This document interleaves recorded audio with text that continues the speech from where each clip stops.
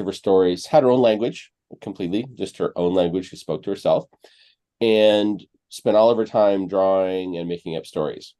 And so that was always her world. And we always like to say that she was animating before she was actually speaking, because she was actually doing stop motion at age 3.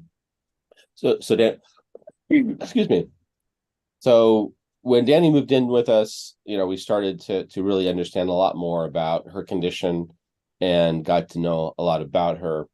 And Sandy would always say, she look at all of her drawings, we got to do something with that. And I'm a little bit skeptical because, kids draw all the time, kids tell the story all the time. So, we didn't really, or I didn't initially see anything that was, unique. And Sandy continued to press and advocate for Dani's case.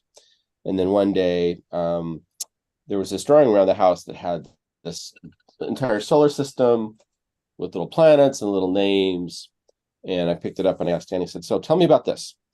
And Dani went on for about 30 minutes on just all the backstory of all the planets and all the characters, and no language delay, no speech delay. And it was like, there's something here. So let's build on this talent that Dani has and really create something that leverages her unique abilities as a person on the spectrum. She was drawing at that time with very basic tools, Microsoft Paint. She taught herself how to draw with Paint. She taught herself how to do crude animation with PowerPoint. And so we started looking at better tools and settled on the Toon Boom Suite, who's been a great partner for 15, 16 years now, for her animation tool set. We started working, excuse me, initially just teaching her the basics, and very quickly she didn't like change. So Dani was actually teaching was fighting back learning Toon Boom. So how did you feel about having to change from what you're doing to Toon Boom? Well, I felt it was a really difficult change, and I struggled with that change. I couldn't understand it. I was like incredibly frustrated, so frustrated. Yeah, it's typical for a lot of people on the autism spectrum to kind of feel a little bit. You don't like change. I don't like change at all. So I worked and negotiated with her, and I said, okay, so give it 2 weeks. Okay, so trust me for 2 weeks, and if you don't like it, then we'll go back to do it the way you're doing it. And she agreed. Do you remember that, Dani? Do you remember that negotiation? Oh yes, I remember that. How did you feel about that negotiation when we struck that deal? This negotiation, well, a little skeptical, but so what negotiation are we talking about? Toon Boom. Yes.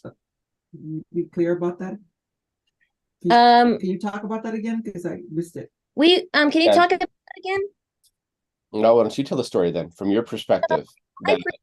What I am saying is that what Patrick is trying to say, when Patrick tries to explain to me to make a little compromise on how to transition from Toon Boom to from Toon Boom, from him from Boom.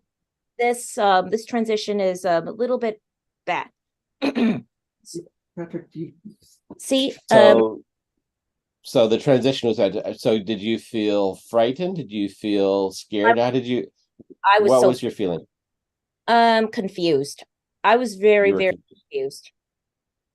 So because you weren't comfortable with it and it was changed, why did you feel that you feel confused?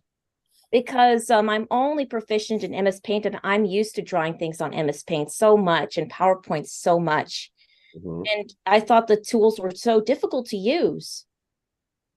And there was a lot more tools there. But again, one of the lessons that Dani learned was to be flexible, right?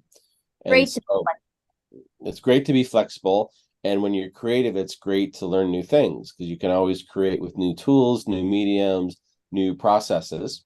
And so that was really the start of Dani learning to become more open about change, and really helped set us along on the journey. So that was kind of where we started. Very quickly, we jumped in with both feet to really support what Dani was doing. Dani was creating drawings like crazy, had drawings all over the house. And so we made her start drawing everything in the computer.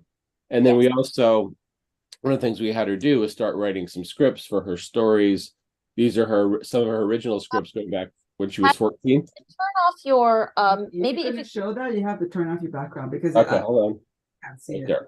I can see it now. Right. So this is some of Dani's original scripts when she was 14. It's a 3-inch binder of script. So we had her start working on creating scripts for some of her stories, because ultimately, if the stories were in her head and not on paper, they didn't exist. And so we worked on really trying to capture those stories, because as we know, a lot of kids have stories, they tell stories, but unless those stories are repeated, they just go away. So the second lesson was you really have to create something tangible from your story so that it lives on, and then you can develop the work. And how did you feel about when you started having to write scripts about your stories and writing characters? I felt a little. Then again, I had the same feeling when it comes to putting everything in a sheet. I was like a little upset because I could memorize things, but then I was convinced. Mm-hmm. Later, I was convinced that I was able to memorize who the characters are. And what about writing? How did you feel about writing when you started? I made you to start to write scripts about your stories. A little upset, because I was so upset because in the beginning, when I had to write scripts, writing is not my thing. Mm-hmm. And why is writing not your thing? Why did you feel that it wasn't my ability? Because at the time when I was 14, I had terrible grammar and terrible writing. Why did you have terrible grammar and writing? Well, it's because it's not my passion. Well, right, but you were what type in school? What were you learning? What type of classes were you taking? English classes. But regular classes? But regular, I only took special ed. Right. So you took special ed classes, and then not only I've taken special ed classes, I transitioned to my English. I didn't really transition from special to regular ed English until 11th grade. Yeah. But how did you feel once you started writing the scripts? Did it come easy for you to tell stories in writing format, or was it hard? Well, eventually, when I start using visuals and illustrations, and when I start writing, it actually became. I was convinced that it actually helps me. And was it enjoyable to write once you kind of mastered that transition, or do you still have to work at writing scripts? Well, for me, I still had to work in writing scripts. But then I was so passionate about screenplays when a good friend of yours introduced me to screenplays and screenplay writing. So I got intrigued about the idea of screenplay writing. Right. And so, as I showed, there are, there's many scripts, and that's a 3-inch binder that's full of scripts with 8 different series. So one of the things that we encounter a lot with kids on the spectrum is they have all these ideas and they have all these great desires, but they don't take the next step. And as caregivers and advocates for our youth, part of our job is to really encourage them to go to the next step and make it something tangible. We know of friends of ours that have been working on this screenplay for 10 years and they've not written a page, yet they're working on the screenplay. They've got lots of great ideas, but the journey ultimately is transitioning from an idea to making it something tangible and actionable. And that's another step in terms of creating your business here in the studio, is you have to take those steps that take it from an idea to something that's more solid and more tangible. So Dani started writing scripts, and we started really developing her series. So we started looking at all the materials that she had, and we started, we live in Los Angeles, which is an entertainment town. So we had a friend of mine who had a friend who introduced me to a producer. And so we started looking at actually pitching Dani's stories as series with the animation studios in town. And we learned very quickly that things move very, very slow, and things are very, very difficult. It takes lots of pitches and takes lots of time to get a series developed. How long, Dani, do you think typically it takes for the industry to develop a series? How long do you think that takes? Develop a series, you could imagine it would take about 2 or 3 years to create an animated series. Mm-hmm. So that's years to develop a series. If you look at a movie like I'm drawing a blank. Rich Moore. What was the Rich Moore story with the rabbit? Rich Moore story with the Zootopia. rabbit. No, it's Richard Williams. Who Framed Roger Rabbit? No, I'm thinking of Zootopia. Oh yeah, it's with Rich Moore, Brian Howard, and Jared Bush as Zootopia. Zootopia. So they actually rewrote that movie many, many times. And so the production of that movie was almost 6 to 7 years. So these things take a ton of time to put together. Now, if you're independently wealthy and have lots of time, obviously, you can invest all your time in developing a property. But ultimately, you have to figure out a way to do that, and also, keep the lights on, be able to pay your rent, pay your bills. And so what we started to do is we started looking at other ways to support the studio, other than just going out and pitching projects. So we started looking at small commercial projects and small commercial pieces. And one of the things at the time was available to us was Craigslist. And Craigslist was kind of the original gig website where people could post jobs and people could post their services and they could apply for a job. So we started posting Dani's work as animator for hire on Craigslist, which at that time, Craigslist for those listings was free and inexpensive. And so we started that. And then I would field the comments and field the queries and the people that had projects and make sure that they understood that, this is somebody that is on the autism spectrum, that I'm working with her, and kind of her style. And if they were a good fit, we would do a project for them. And Dani made decent money, basically just doing animation for hire off of Craigslist. And we did probably 10 or 15 projects that way. And they all helped, us build our reputation, help Dani build her skills. And it was the next step was taking that baby step of putting ourselves out there, doing what's now called kind of commercial animation or animation for hire, and not pitching projects. So we start building out kind of a platform, right? So if you have one leg, something's not very stable.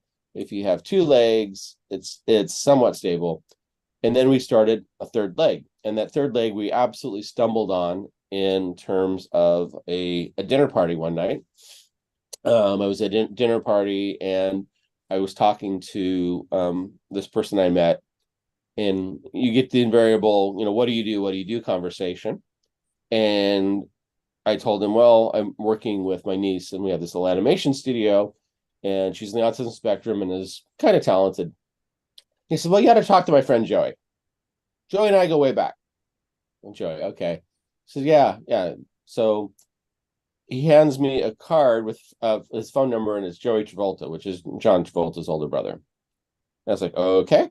So I make the phone call, and at that time, Joey Travolta had a film workshop in Burbank, where he taught practical film skills for live action to transitioning youth and young adults. And so he said, come to the studio. And at that point in time, we were thinking more of production, right? And having somebody that's got more experience in the industry help produce some of Dani's works and get somebody behind kind of what we're doing that has a much bigger name than we have today.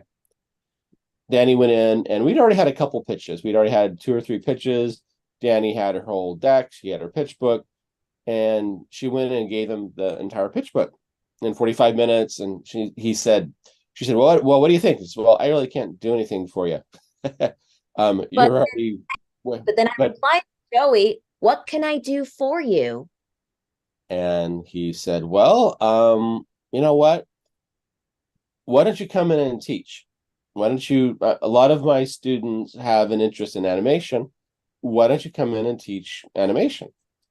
And at that time, Dani was, how old were you? I was 14 years old. Yeah, so 14. And how old were most of the people in this program? Most of the people in this program were like around 18 to like 22 at Joey Travolta's main workshops. Mm-hmm. But however, when I went to teach animation around the country, it ranges from ages 10 to 22. Yeah, so Dani's kind of jumping ahead. So very early on, the next thing that we had in our journey was that Dani started teaching at Joey's workshop in Burbank to adults that were 18 to somewhere up to 30. He said one day, he says, you know, in addition to this program, I also do summer workshops around the country. And a lot of the kids are interested in animation, anime. So why don't you come on the road with me this summer and teach at my workshops? So this was what year, Dani? That was the Joey Travolta's Inclusion Film Camp started in 2011. I started traveling with him. Mm-hmm. And what did we do? And then what we do here is that we start up a curriculum. We teach animation to 3 different groups. I remember the time when I was in Jacksonville, Florida, teaching 3 different groups, 3 different age groups, the 10 to 12 group, and there was the 13 to 15, and then the 16 to 18 group. Mm-hmm. And out of the Jacksonville program today, even, we have a long-term relationship that came out of that camp with who, Dani? With Keaton Bicknell. Mm-hmm. Is one of our good old friends who he does the music. He does some of the music work for my work. And some voice work. We also worked on the animated short film, The Adventures of Pelican Pete, A Bird is Born. Mm-hmm. And then he also does what during the summer programs? He also does a lot of filmmaking, which means he is our film crew. He's part of our film crew to film our animation camps. Mm-hmm. So another lesson is in starting a business that it's not only the business, but it's those relationships and partnerships that you build along the way. So Keaton has been working with us now for 12 years, 13 years, 14 years. Yes, he's been working with us since 2011. So that is, if it's 2011, then that would be around 12 years. Mm-hmm. So Keaton is a long-term relationship. So as you look at starting a business, you're only as strong as the team you build and the relationships you have along the way. So Keaton will be speaking when today? He will be speaking at 8. So Keaton Bicknell is going to be speaking at 8:45 a.m. Okay, so Keaton will be along in about an hour, a little bit longer than that. So coming out of that program, we started to build relationships with Keaton, and we also started to learn that Dani actually could actually teach animation.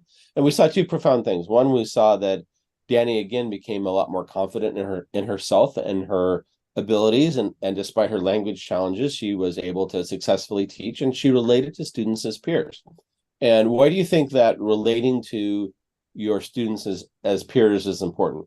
Why do you think that works so well? Why it works so well is that my peers could be able to speak the same language as I am. It's because we all have common interests in animation. And whenever they talk about their animation stuff, I see their memories really show. Mm-hmm. It's like, and for me, it's communicating the same language. Mm-hmm. So one of the things that you mentioned early was having a niche and setting yourself apart. So do you think this is part of your niche in terms of how you teach and your approach to pure teaching? Is that part of your niche? Oh, yes, that is part of my niche. And what I do is that I help. And then whenever a student needs some help, what I do is I explain. I just let the students work and do animation. like their age or do it at their own pace. Yeah. So part of the niche, and there are, lots of different ways to learn animation. There are university programs, there's after school programs, there's all sorts of different ways for, to teach animation. And what sets us apart is that we really approach it as peers, and we approach it, all of our instructors are on the autism spectrum, and so they relate to their students as peers. And so that's a niche. So we found that niche, we've built upon that niche, and that sets us apart from a lot of the other programs that teach animation. And we kind of say, for autistics by autistics, right? Right. Other programs don't have that same approach. And all of our staff and all of our instructors are also on the spectrum, which is very, very important to us, that we're able to really build, within this community and highlight the folks within the community. So that's kind of our journey so far to date. Do you have something you want to add, Dani? So first there was, the first leg was what? Can you repeat that again? So the first leg was, go ahead, Dani. First leg of DaniMation. There's 3 legs you said, right? The first leg was Dani. So the first leg is our own production, which is kind of how we started, and that's how we felt we would build. And DaniMation was really develop our own properties and market those. So that was kind of the first leg. The second leg was and is animation for hire, or commercial animation, where we are building and doing animation for others. So and that also provides jobs for our students. Right. It's all student driven, right? It's all student driven. And then the third component is our education component, which has grown right now to be our largest single component day in, day out, which helps fund a lot of our other things, is the classes, programs, and workshops. And that's the third leg. And right now that's the strongest leg. And as we continue to expand, we'll also do more of our own animation productions. We had a great opportunity come across yesterday to pitch some of our own series. So we're prepared for being able to pitch our own series because we have a strong foundation. The foundation is the classes and the classwork. And day in, day out, that's what keeps DaniMation in business, is our classes. And so we've identified a revenue source. If we look at this as a business and not just our social mission, that revenue source is really what funds DaniMation and allows us to do not only our animation classes, but also allows us to start working towards building out our own content. It allows us to fund doing the marketing that we need to do commercial animation. But the engine right now is really the animation classes, and that's the key part that's funding DaniMation. What about the public speaking and all of that? Yes. Yeah. So Sandy's absolutely right. So, our 3 legs actually is 4, as Sandy mentioned. So in addition to the core animation business, Dani also works as a speaker and speaks to conferences, businesses, and does several of those a year. That also was something that we kind of stumbled upon initially, in that how did Cali come apart? So what happened was that after our success from Joey Travolta's inclusion film camps, we had a contact from someone from Facebook who is from Columbus, Ohio, and her name is Sandra Williams. Mm-hmm. And then we have Wendy Finkley, who was the head of VSA Florida, now called Arts for All Florida. So we got these contacts from different parts of the world that want to do animation workshops. Mm-hmm. Yeah. So this Sandra Williams reached out, and I remember specifically, her code is, "Hi, I want Dani to come to Ohio and teach a couple workshops." And I believe this was in April, May.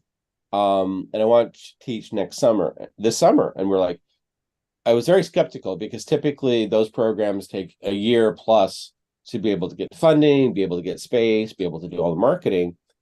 And so I said, okay, I'll reserve the weeks, and let me know when you have everything ready. And thinking that, well, this isn't going to happen this year. And literally 4 weeks later, she came back and said, okay, I have 2 weeks.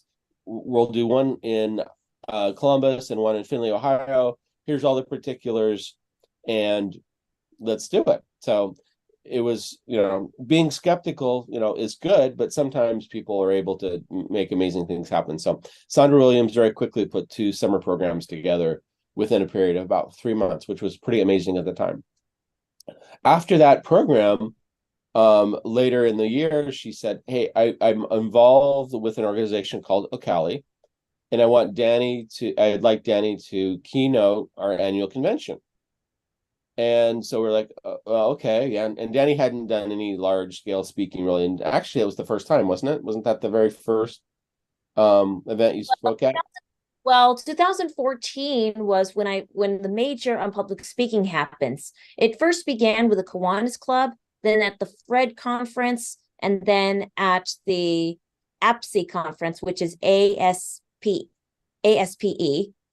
And then we've got Core 10, then OcaliCon, Advanced LA. And OcaliCon is our biggest public speaking event. Didn't you speak at the Girl Scouts thing too? Oh yes, at the Girltopia as well. That was before the major public speaking happens. Well, How old were you about that time? For the Girl Scouts Girltopia, yeah. I was like around 15 or 16. Yeah, so you were 15 or 16 when you started doing all of this, right? Speaking public. Mm-hmm. Yeah. So that part is also kind of practicing your craft, right? And being prepared.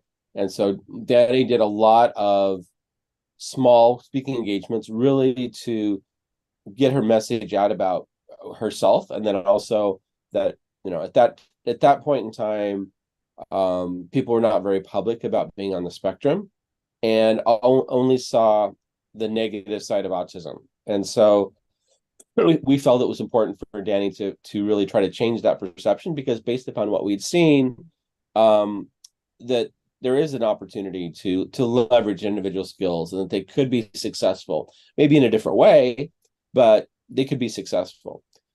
So if you look at that history of speaking, she was building up her practice, she was building up her repertoire. And then when the Ocali event came in, which was the first out-of-town event Dani spoke at, we jumped on the opportunity, not realizing how large the event was. And so when Dani got there, how many people were in the room that day? In OcaliCon? At OcaliCon. Oh yeah, OcaliCon. When I went to OcaliCon in 2014, I remember it was the attendance was really incredibly huge, like over 2,000 attendees. So we went, yep. So Dani went from speaking at small local events of 10, 15, 20, 30 people to 2,000 people, and did a 45-minute presentation at OcaliCon in 2014. Dani did it. Yeah, Dani did that. Yeah. And so if you look, also, go, Dani. Andy, do you remember the time? Yeah, no. That. I'm not a public speaker. It's Dani that's a public speaker. I can't be put up there. It's just not me. But Dani's great at it. So go on, Patrick. Go ahead, Dani. So what do you normally like to speak about when you speak in conferences, Dani? So what I do normally speak at conferences is that I talk about my journey as a person on the autism spectrum, and also address about the importance of autism employment, and basically more about DaniMation, some programs and upcoming DaniMation works. Yes. Well, share her story about how to leverage somebody's abilities and skills and not focus on what they can't do, but focus on what they can do. Right. Okay. So now with that, so again, we're building a platform, and we've gone from 3 legs to 4 legs of DaniMation. So now we have a very kind of a stable company, right? Because we have multiple income streams, we have multiple ways that all support each other. So with that, what happens is you now have, the stable foundation for building a company and growing that company, because you're not only looking at one thing, right? Because if we would have only focused on developing Dani's commercial properties, we would be starving to death, because ultimately it's a very, very long process and you can never bet just on a single horse. So we would not have been successful if that was the only thing we're focusing on. The commercial animation piece, we get projects in-house. We build those, we work on those projects. Those are great to have. They provide jobs to our students. They showcase our ability. What kind of projects? More like animated short films. So I'm talking about animated short films and the books that I published. I've illustrated and published 7 books and premiered 14 animated shorts, a PSA, and a music video at San Diego Comic-Con. So that piece of it, and that's great work to have, basically enforces our capabilities as a studio with some of the short films. It allows us to provide jobs and work experience for our students, but again, isn't big enough in itself to support a large, commercial operation. So that's a component. And then we look at our teaching piece. And so we started doing summer workshops, right? That's when we initially started. And we did summer workshops because Dani was still in high school at that point in time. So we really couldn't do much in high school other than the summer programs. Dani went off to college, and the same thing. She really had to focus on college during the school year, and only was doing summer workshops in Florida and a few other spots. So again, as Dani mentioned, Winnie Finkley reached out in 2014 about launching a program in Florida, and we are on year 10 of teaching animation in Tampa and Miami for the Arts for All organization. So we've been doing that for 10 years. Now, again, I want to focus on a little bit about, the relationship piece. That is a long-term relationship that's paid off year in, year out, because we can always count on, having June as workshops and having them as a customer. So it's important having a business that not only are you, putting yourself out there, but you're delivering, a product that people want, and you maintain a relationship with your customer base, right? That's right. So Patrick, can you tell us what you do for DaniMation? Sure. So my excuse me, my allergies are acting up this morning. So my role in DaniMation is really the guy behind the curtain. So I do a lot of different things with DaniMation. I help with all the technology, so do all of website, all of the marketing commercial pieces, help Dani with more of the advertising now. Initially, I was writing the advertising copy. I was creating the flyers and collateral. Now Dani's taking that part on for herself. I do all of the contracting with various organizations. I do all of the bookkeeping. I work on, all of the commercial arrangements and agreements, and kind of day in, day out, really monitor, how we're marketing our services, how we're performing. I work to help bring students through our marketing efforts, like our free class program, how building out relationships with other organizations, like, we have the relationship with Arts for All. We have a relationship with the state of Pennsylvania. We just started a program in Massachusetts. So I do all of that piece as well to continue to build out those relationships and expand our ability to offer our programs through a lot of different methods. So what is your official title? Well, I used to be CEO, but Dani fired me. She demoted me. Hey. So now I'm a chief operating officer. So I have finance, marketing, and technology. So that's the role that I have day in, day out. Well, I am, and Sandy is the chair and the head of marketing of DaniMation Entertainment. She is the one that is if you can't really see her, for those of you who are streaming, who are watching YouTube or Facebook, Sandy is behind my iPhone, showing to Instagram viewers. Right. And we've got some amazing news that we've got 2 more donations. Look at this so far. All right, bring it up. Yay. Oh. Yay. For those of you who haven't donated yet, we've got the QR code. You can scan the QR code on our DaniMation live. This is our you can scan the QR code or text to DaniMation 2023 to 53-555. So so, and for those of you who are watching from YouTube, I will go ahead and share my screen to show. Let me put it up on the screen for a minute so that it's easier for people to. This is what it looks like. What do you want them to see, Dani? This is I want people to see the face, to see the live view. This is where people get to donate.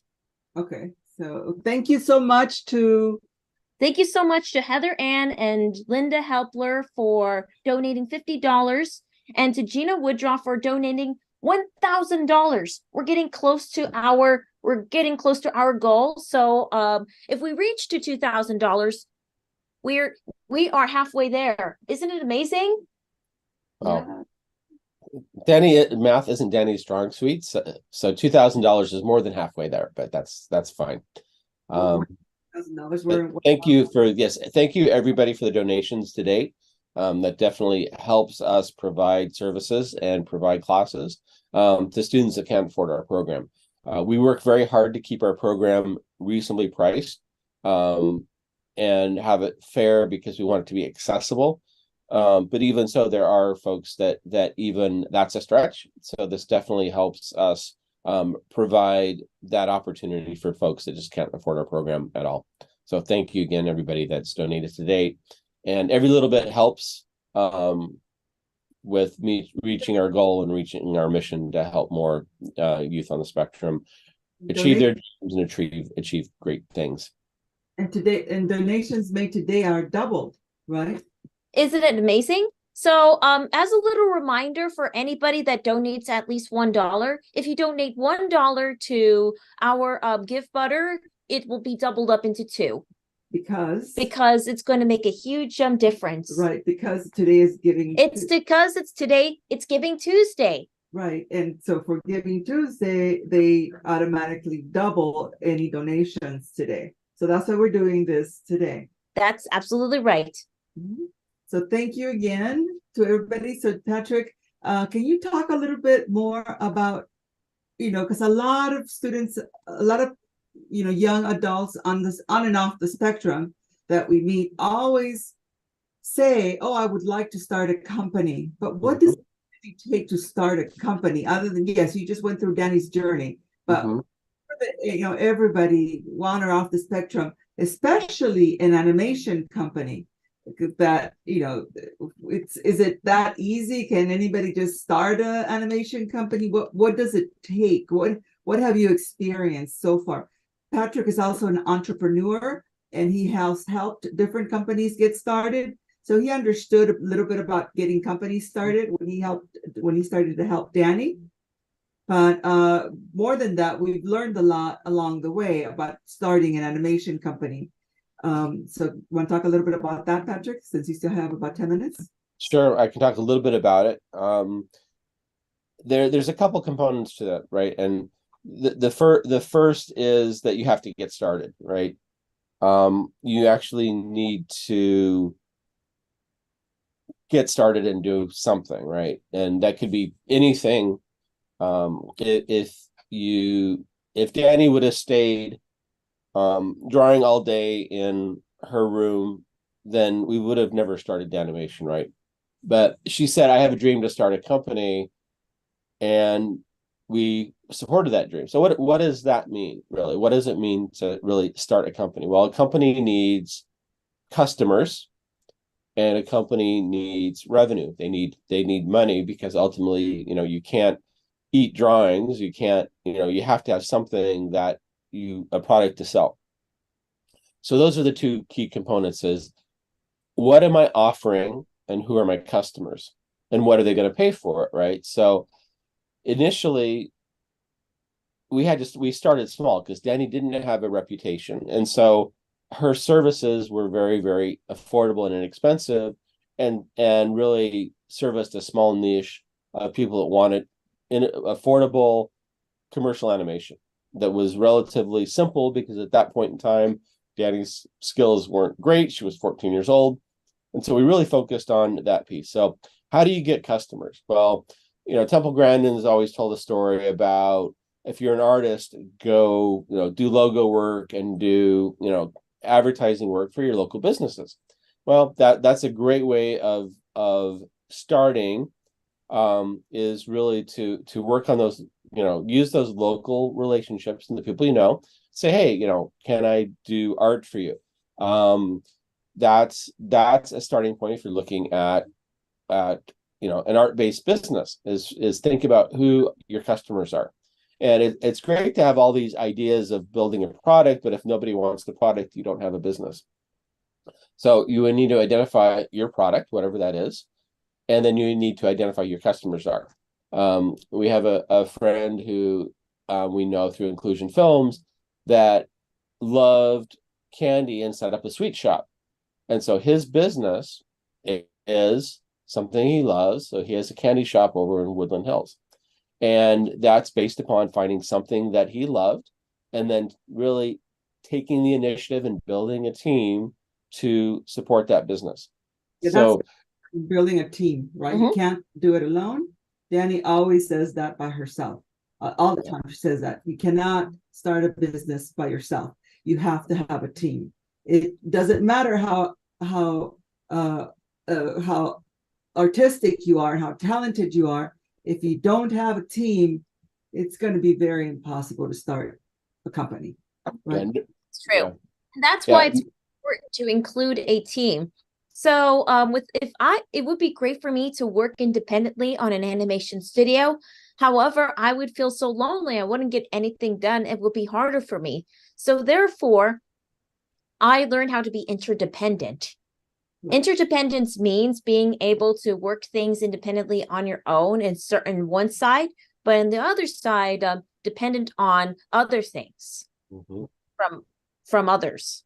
Right. So it's kind of the symbiotic relationship, right? If you've got the rhino and the bird, where they both benefit. That picture in Africa where the rhino has the bird on his nose and the bird is basically cleaning his teeth. The rhino benefits from getting his teeth cleaned. The bird benefits by having something to eat. So kind of that symbiotic relationship. Oh, yes. When you're starting early, and again, you have to, ultimately, money plays a part in this, is how do you fund what you're doing? Does your partners, you contribute one thing, labor, they contribute something else, is it an exchange? Do you have a financial partner that actually is investing in you and your studio? That funding piece is part of the equation, and that always varies on a situation by situation basis. We funded animation ourselves based upon our savings and based upon what we had, and we put our time and a little bit of our money in DaniMation, mostly time.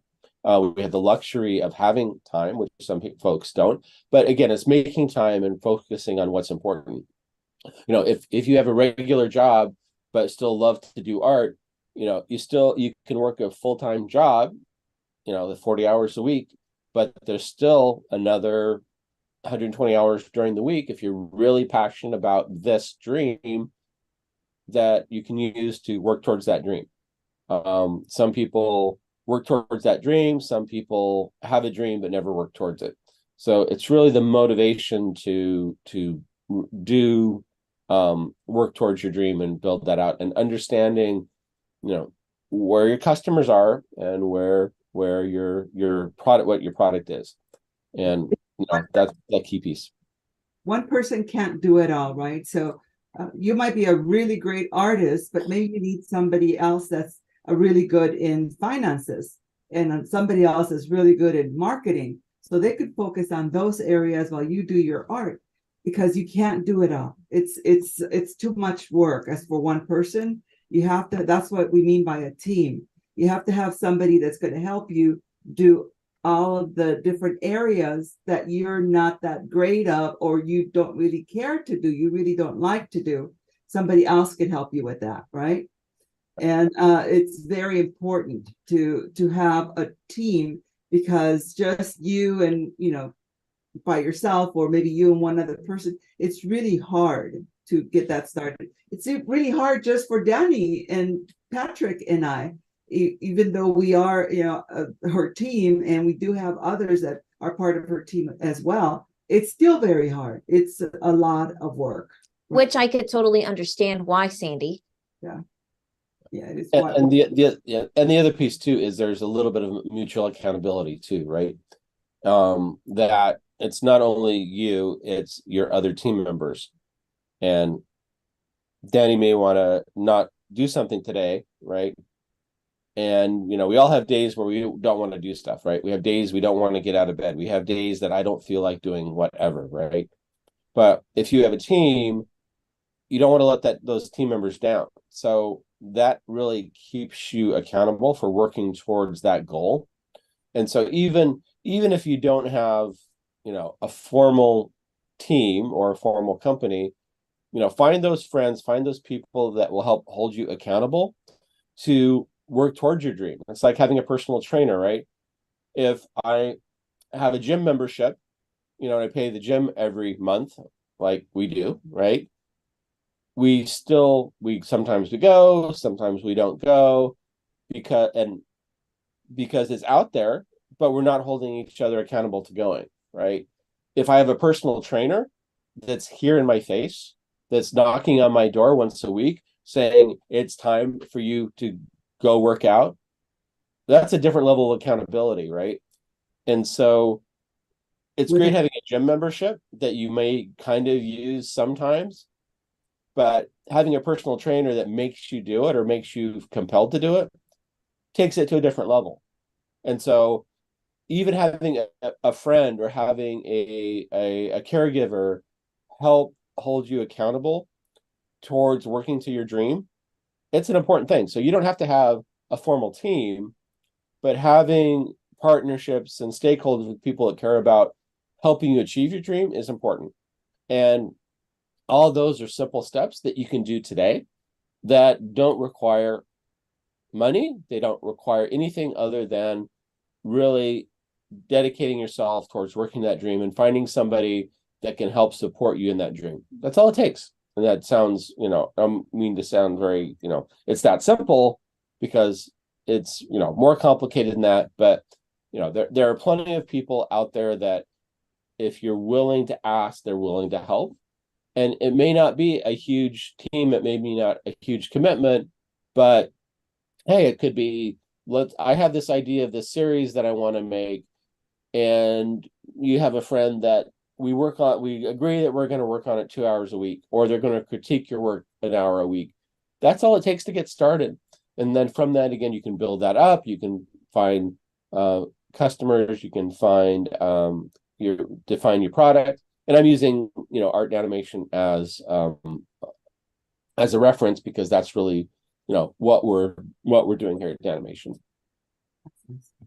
Okay, let me see here. Hang on. Do you have anything? Yeah. So we are like 3 minutes out of time for the do you have anything else you want to say, Patrick, before we move on to our announcements? I would like to show them what I will be doing is that I will be showing them I'll show them the live board again, and then we'll just talk about the announcements. Okay, sure. And then one thing I think, Dani, that you actually change your wallpaper to actually have the QR code on your wallpaper. Cool. Let me Isn't see. that a good idea? We could do that so that it's always up there. You're right. I thought it would be a great idea to do that as well. So maybe I could also change my Zoom background as well. That's a great idea, Patrick. So that's again part of being a partner is Dani did a lot of work in putting this together. I mean, she orchestrated the whole 12-hour program. She did all the trailer reels. She did all the promotion. And, you know, as a team, we're looking at things yet we could still be improving on what she did. So this is one of the things that we're looking at doing to, you know, comment, because ultimately you've got a team of people looking out to meet an objective. So with that, Dani, I'll let you do your board and I will wrap up. And all right, we're going to wrap things up because I'm going to right now just show you the live board again. So if anybody wants to donate, just remember to scan it to donate, or text to donate DaniMation 2023, or text to DaniMation 23 to 53-555. So that is our that's the text. And thank you so much for your donations. Again, thank you, Patrick, for joining us and helping explain a little bit of how Dani got started and how the company, you know, what it takes to start a company. One last thing I like to say, a lot of parents out there want their kids to know that their kids are very talented, but don't know what to do. And they're very busy themselves, you know, making a living. So they can't really help their child to get a company started. You don't have to do it yourself. You could find somebody else to help your student or your child. That's what, you know, I always recommend to parents that have very talented kids but don't know what to do and they're really busy with work, is just find other people that could help them within your community, somebody you know, somebody you trust that could help. Not 40 hours a week, but just maybe a couple of hours a week, it could help, you know. So somebody that knows about business, somebody that could help them get started.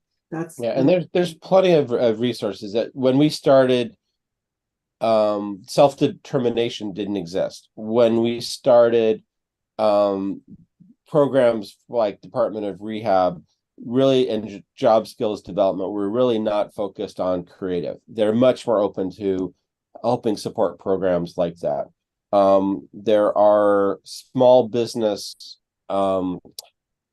resources around the country. In LA County, there's one that's public, that's through the community college program. So look at resources that are available. There's plenty of free or inexpensive resources that help. And you know, if you have, you know, a diagnosis, there are programs now today where you can utilize, you know, your DOR services or self-determination to help support that. So there's plenty of ways other than, you know, friends and family as well. Yes, That's true. So look into everything, but yeah, just allowing your child to be in the room just doing their art all day long and doing nothing else, you know, that's really sad for them, because they really want to do this, but they don't know what to do. They don't know how to do it. So us as parents, we have to figure out ways for them.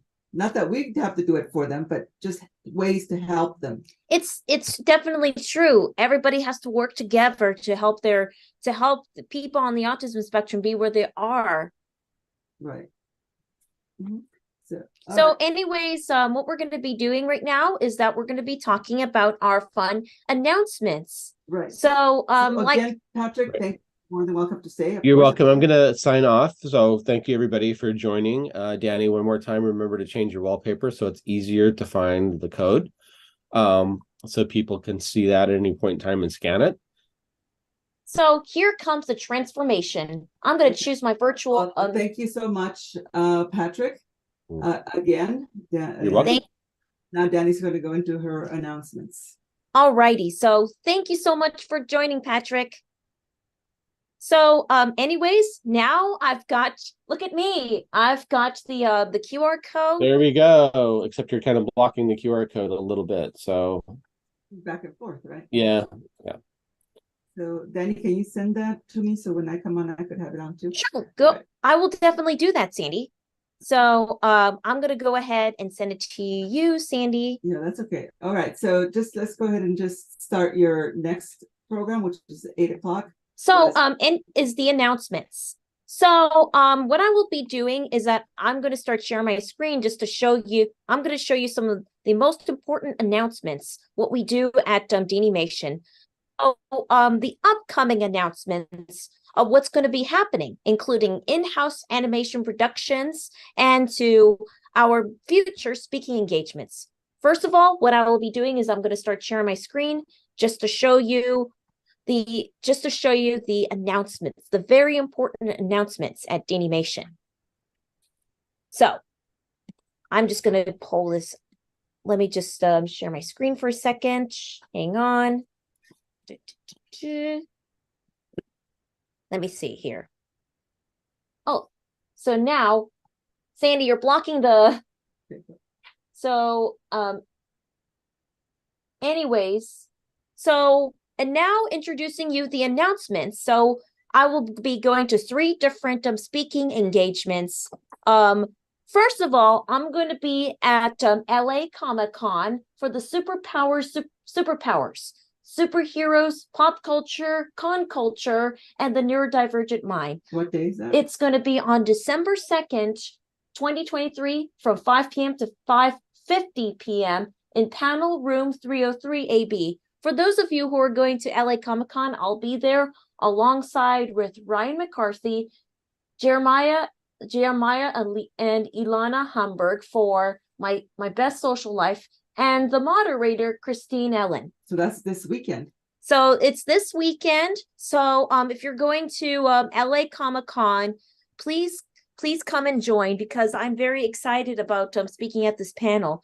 And this is a great. What are you going to be talking about? Definitely going to be talking about what we do at DaniMation and how it relates to going to comic conventions. And what does the superheroes have to do with it? And so what superheroes have to do with it is that I think superheroes what I think superheroes did you already put together your speech that you're still working on it? We're still working on it in the moment. It's not really a speech or something. It's more like a panel with questions. All right. Do you know the questions? They haven't sent me the questions yet, but we will work on it. Do you prefer getting questions, or you'd rather just do? I'm very flexible when it comes to using questions and what we talk about at DaniMation. So then the second announcement I have here is in the beginning of January of the new year, I'm going to be in Hershey, Pennsylvania. So so save the date. For those of you who live in Pennsylvania or going to Pennsylvania, I'm going to be at the Everyday Lives Conference in 2024. It's from January 9th to the 11th. So by the way, January 9th is my birthday. So yeah, you love your birthday time, don't you? Yeah, birthday time before my keynote presentation on January 10th. So you're keynoting. Oh, that's cool. Yeah, it's something really amazing. What's this a conference about? So what this it's an autism conference. Right. And I will be speaking about the Everyday Lives Conference. It's about so it's targeted to educators, parents, teachers, and people and individuals on the autism spectrum that are striving to help people on the autism spectrum turn any of their passion into a career or get them into sustainable, independent lives. Okay. So this is the save the date for the West Coast. This is the East Coast, right? And you'll be talking on what day here? On January 10th. On January 10th. Okay, cool. That sounds. And then of course your birthday. And that's not all. After Pennsylvania, Hershey, I'm definitely going to be at the Center for Autism and Related Disabilities conference from January 12th to the 14th in Orlando. And it will be it includes me at DaniMation, and it's for over 50 other autism experts. And what's this conference about? What this conference is all about, it's run by CARD, the Center for Autism and Related Disabilities in Orlando. So I go to Florida, and Florida is one of the states I go to almost every summer where I teach. But I wish I could teach in Orlando, but I teach in Tampa and Miami. Mm-hmm. So Orlando's next. Well, can you tell us a little bit about the conference? So a little bit about the conference here is that it's another autism conference that talks about that really celebrates people on the autism spectrum. So what's your speech going to be my about? speech is going to be about my story and how we at DaniMation, how people on the autism spectrums learn through animation classes. Oh, okay, that's cool. So who does your, when you do these conferences, who writes your presentations? Well, I do, but I also get the help and I also get some help and critiques from you, Sandy, Patrick, all the others that have better grammatical skills.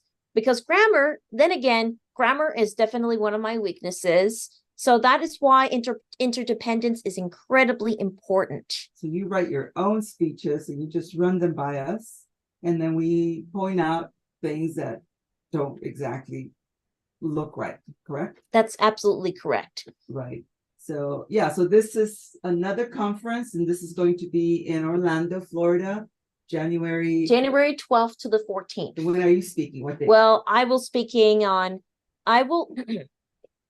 I will let you know if by the time not so you don't know what date you're speaking on yet? I'll actually speaking on Saturday. I will be speaking on a Saturday. A Saturday. Okay. Yes. All right. So that's really cool. That's the next conference that you're going to be scheduled for. And by the way, we are also confirmed for the Arts for All Florida's 2024 camp, which I am so excited about. So we are going to be teaching in June of 2024 in Tampa, starting on the 3rd. So which is something which I'm very excited about. Mm-hmm. So anyways,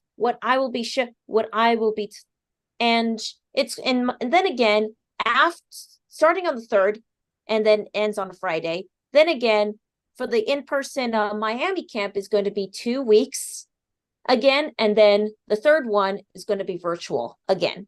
It's right. We're booked all of June, which I'm so excited about. Yeah. And on July of 2024, we have in our DaniMation website, we just confirmed the dates for our next DaniMation Los Angeles animation workshop. And I'm going to start speaking about and then I will be talking about the auction bids later on, right after our guests and right after our speakers reel. So let's just look at the schedule again. Not forget, guys, today why we're doing this is to raise money. Why are you doing this? The reason why we are doing this DaniMation Video-A-Thon is because we are here to raise money to help scholarship underprivileged people on the autism spectrum that want to attend our future animation workshops. Right. So each year, Dani runs across students when she's teaching in person or when they join her free classes that want to continue but can't because they don't have the funds for it. These are kids that are in rural little towns somewhere that don't have too much access, that parents don't know how to get them services and so on. So it's really sad that Dani wants to continue with some of these students because they're very, Dani could see right away that they're very artistic and have a lot of talent, but we have no way of, we have to pay our instructors. We have to, keep the company going, even though our fees are very low. It's still we can't do it for free. So this is why we decided to do this once a year to raise money to help some of the students that can't that don't have the funds to take some of our classes that we feel are very deserving because they're very talented and they showed a lot of enthusiasm. They really want to do it. We want to help them. We want to help them get as far as they can into understanding more the animation industry and how the animation industry works, right? That is absolutely correct, Sandy. Right. Anything else you want to add to that? So, anything else? Why are you raising the money? We're raising money, not just for the scholarships, but we're also trying to raise money for buying some equipment for our students that don't have. Like, for example, some of them really need like a Wacom Intuos to start drawing on the computer or an iPad. Right. Or they're very, they don't have an actual computer. They Zoom in to us for free classes on their phones, or, because they don't have access. So we want to be able to help them out, even if we, this is just the beginning of raising this money. We're going to take this money and try to get discounted software and discounted computers and iPads so that we could give to students that don't have the funds for it. So yeah, all this money is going to be used for great services for very talented and deserving students. So yeah, thank you again so much for everybody that's contributed so far, and for thinking, keeping us in mind to do more donating. And remember, today, anything you donate will automatically double, because it's Giving Tuesday, and that's what Giving Tuesday does. They will match anything that's raised today. So please give us, please, if you can't donate today, that's okay. And anything, nothing's too small. You could, $1, $2, or too large. We're not going to say no to large donations like Gina. Thank you so much, Gina. We're so thankful. We're also thankful to Linda Hepler, who is Peyton's mother. She's a mother of one of our students that we teach, Peyton Hepler. And I definitely am so excited to, Peyton is going to be joining us at 4 p.m. our time. And so that way she can show us our upcoming animation project, right? So we want you guys to see just how talented and amazing these classes are with these students. They do this all on Zoom, which is pretty amazing. It was really funny that when the one good thing that happened through the pandemic was that the world opened up, and now Dani could teach online and reach anybody no matter where they're at. So it didn't used to be that way before the pandemic. You had to be in person because people didn't understand how to do classes online. But Dani did, because she was in university and she was taking hybrid classes, which meant online, half online and half in person. So when the pandemic hit, Dani automatically changed all her students online, and they were all at first confused, right, Dani? But then they eventually get it. Yeah. I get to see the miracle that happened with the Spec Saturday animation workshop.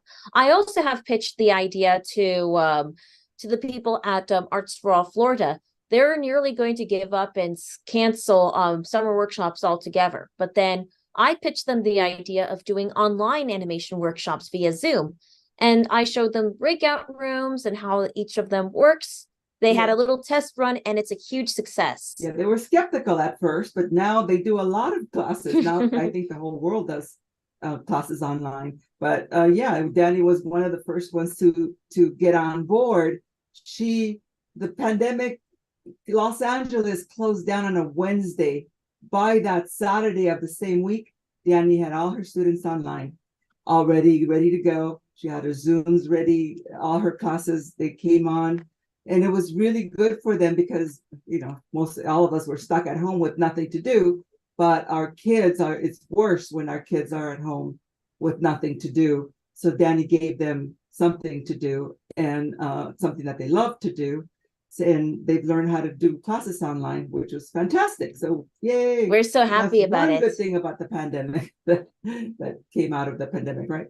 And I'm very happy that the students, and also, even though the animation industry's landscape of due to capitalism and stuff, the animation productions are becoming scarce.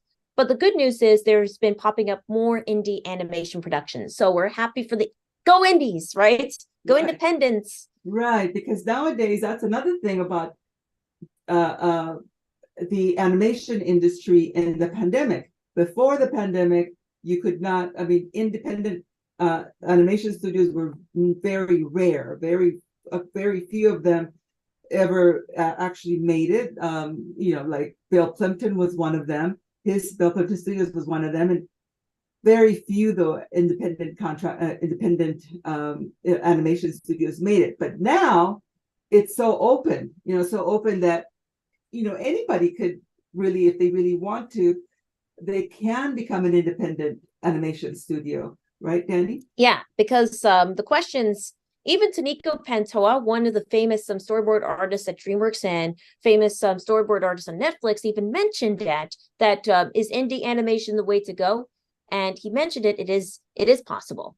Right. So anyways, what I would like to show you, for anybody who hasn't seen the schedule yet, what I will do is pop in the schedule. So let me just go ahead and share my screen just to show you what the schedule looks like.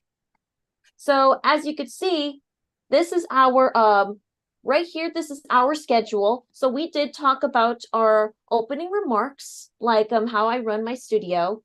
And this is our current time slot for right now. So in about 10 minutes, we're going to have we're going to have our first round of our guests. So we're going to have 6 guests in our first round. Then I'm going to have a one-on-one animation class with a student named Ty, which means it's going to be your first time ever of how I teach the class. And then after Ty, I'm going to be doing a Toon Boom animation demonstration, which means who's coming on at 8:30 then?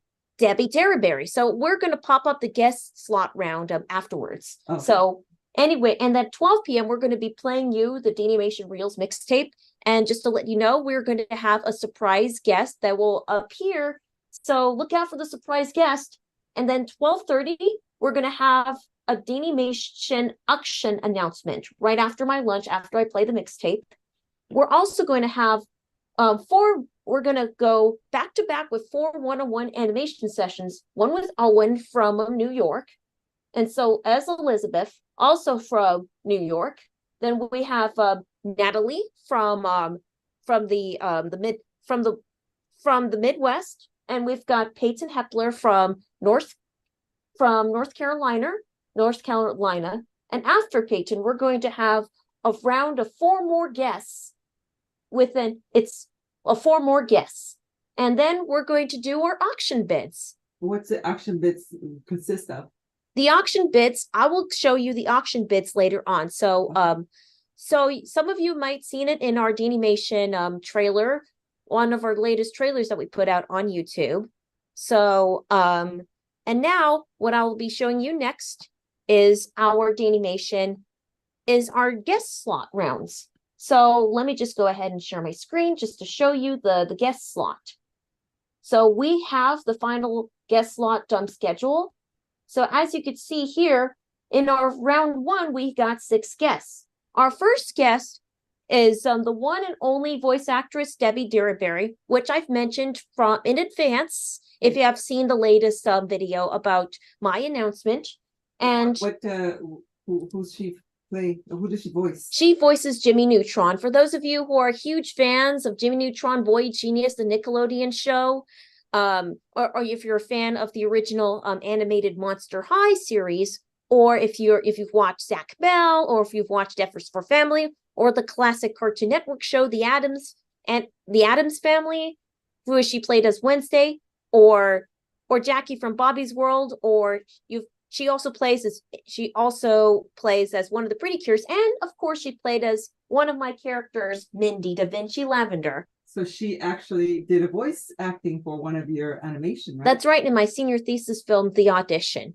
And I could be playing The Audition just to show how much, but mostly Debbie and I will have a conversation about how she teaches animation classes and ask her about how did she get into... And she also teaches animation classes. Voice acting classes. She teaches voice acting classes, and when you teach a class, a group class, she will come on and teach a voice acting class for your students. And she's going to be coming in about 8 minutes, so which I'm so excited about. Right. So after Debbie's talk, we will have another guest named Keaton Bicknell that will come in at 8:45 a.m. He's our music. So as Patrick and I mentioned earlier in our in our introduction, Keaton Bicknell we'll just have our conversation about how we first met each other at Joey Travolta's Inclusion Films and how we worked together on several of my other short films like Air vs. Doom, The Adventures of Pelican Pete, A Bird is Born. He's also a musician on my senior thesis, The Audition, as well. He also worked on several other works like The Home Office and Supernatural Supreme. He's been my great musician for some of my DaniMation works. Then after Keaton, we will have Devin Morrissey. He's also a star on Love on the Spectrum US, also as a supporting character. If you have seen Love on the Spectrum US, then you might recognize him. He's the one who says, cheers for those people on the autism spectrum going through leaps and bounds, finding love. That's when I have cheers with Devin. And he's also a good friend of mine. We've known each other since Joey Travolta's Inclusion Film Camp at St. Mary's College. Then after Devin, we'll have a filmmaker and my latest friend, which I met from the World Animation Summit, where I was volunteering, Nathan Hacker. He is he is an aspiring stop motion animator and filmmaker, man of many hats, which I will talk to him. We will ask questions about how he does stop motion, all this. And then after Nathan, we'll have Jason Weisbrod and Garth Herberg from Spectrum Laboratory to talk about their programs and talk about one of their latest short films that they released called Boys Don't Wear Dresses. Which you were a big part of all the animation on that film, right? That is definitely true. Yeah. And you did all the animation. You had all the students that we were working with, you were teaching at the time, help with doing all of the animation for that production. That is absolutely true. And we will also have our DaniMation, and in addition to that, we also will talk about Schlitzie, One of Us, which actually screened at the Harmony Gold Theater in the beginning of November, which it turns out to be really good. It turns out to be a huge success for the first screening. And then afterwards, we're going to have our DaniMation students, Zoe Ramos and Luca Paczyrski. Zoe is one of my best known students that I taught from Spec Lab since she joined the Spectrum Laboratory's Spec Saturday animation workshops. And she's also the animator who did the Indiana Cheese Muncher, which first premiered at San Diego Comic-Con in 2019. And Luca from Vienna, Austria, is currently working on an animation project on Toon Boom Harmony, and it's about a penguin, who visits Earth to visit the last Earthling, which is a frog, a frog that just tries to make a friend with the penguin. Right, and so both Luca and Zoe were students and now are helping with you and helping you with teach, right? That's right. They're now becoming instructors themselves, right? And then for now DaniMation, which is fantastic. Oh yes, and now for our round two, and then after the after Peyton Hepler's schedule, we will have a round two. Our round two includes Debbie Derryberry's good friend of hers, Daniel Ross, who voices Donald Duck, and one of the McDonald's mascots, Grimace. For anybody have tried the Grimace shake from McDonald's?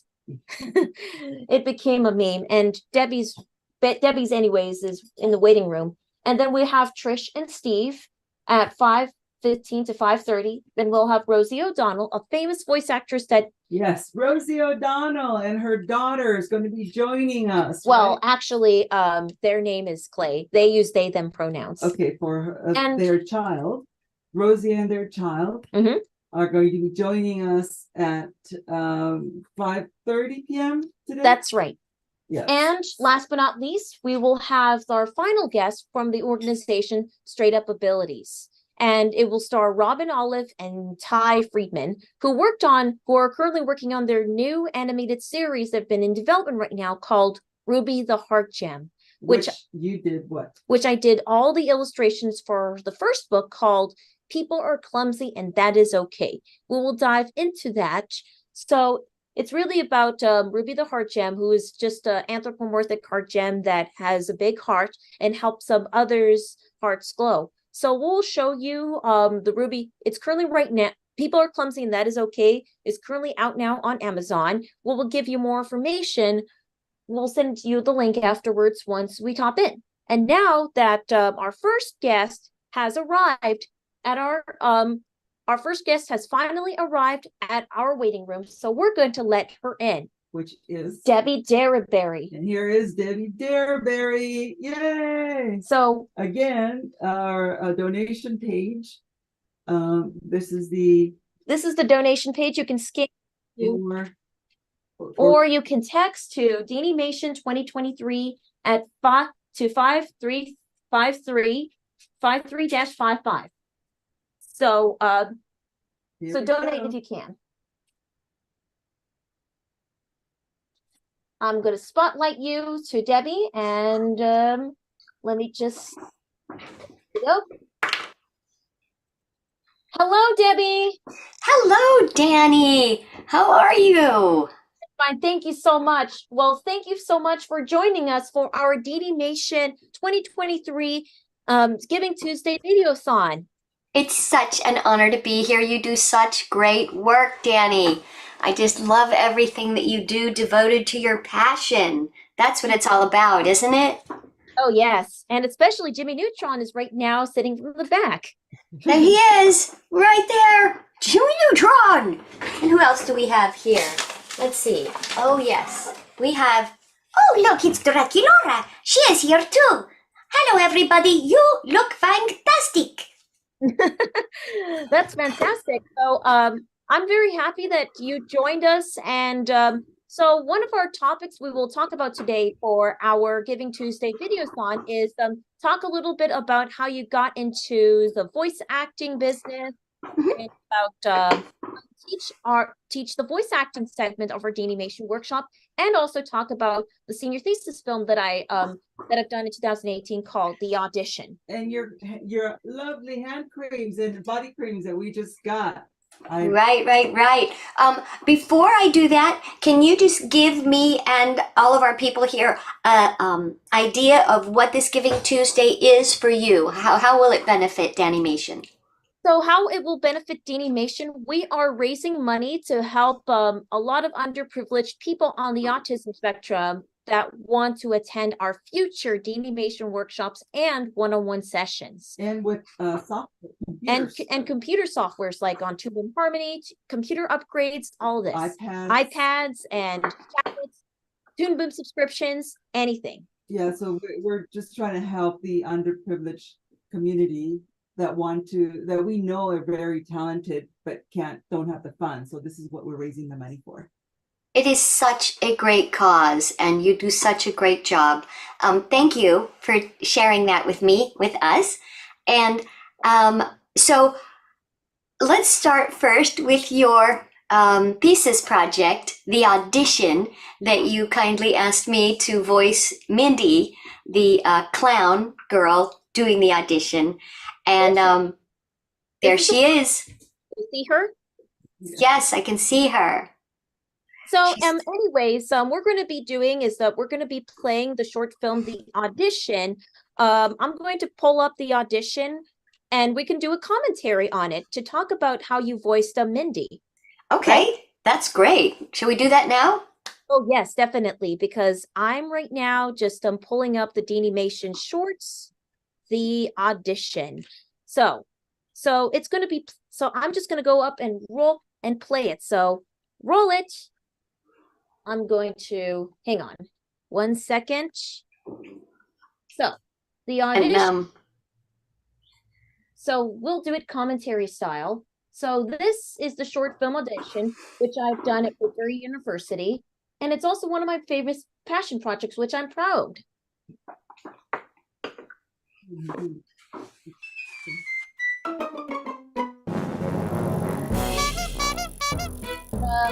It won't stop. And that's Mindy riding her unicycle to the circus. Do that. Oh, dear. Yikes!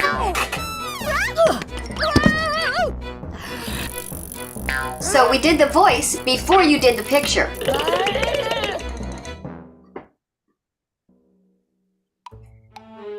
I have As you can see, I have Let's buzz him out. No. Next contestant. I hope my audition will go better than his. Gotcha, Tiny.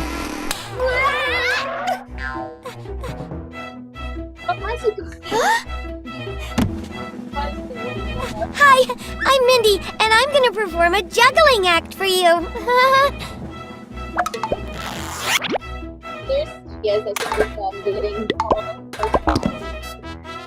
So just so you know, I can't hear you at all, Dani.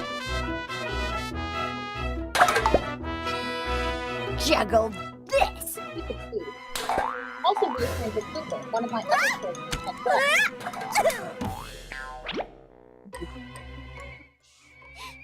So can you hear me now? Yeah, a little. But anytime the movie's talking, you don't talk. I mean, I can't hear you. Well, as you could see, I can also pause for just 1 second for some parts, right? Well, yeah. I can hear you now. So as you could see, we have our character. So these are the 3 judges, and this. Danny, how did you get Debbie to voice this for you? Way back then when you were just a student. How did you know Debbie? How What I do know? you, Go ahead, Debbie. Remember how you guys met? So what we first met each other when we were at Comic-Con, San Diego Comic-Con in 2013 Comic-Con, when I was like going to, and I first. Highlight only you and her. Okay, sure. I'm just gonna go ahead and so that is the audition. So you can watch the audition on YouTube anytime. So anyways, so how we first met is that Debbie Derryberry and I have first met each other. We're in Comic-Con in 2013, and you had your own booth.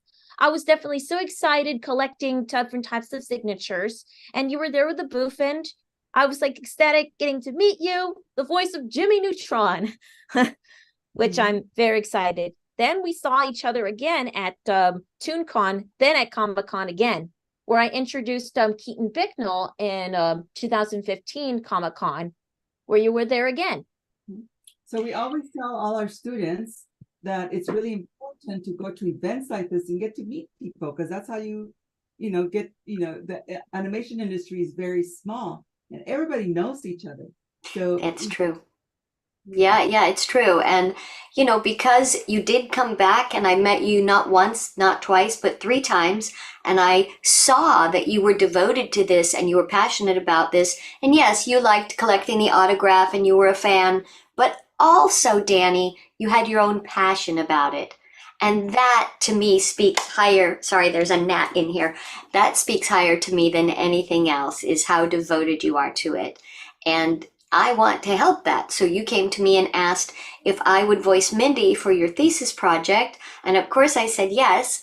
And because it was over time, you have shown me how devoted you are. And that meant a lot to me. And I wanted to give that back to you. So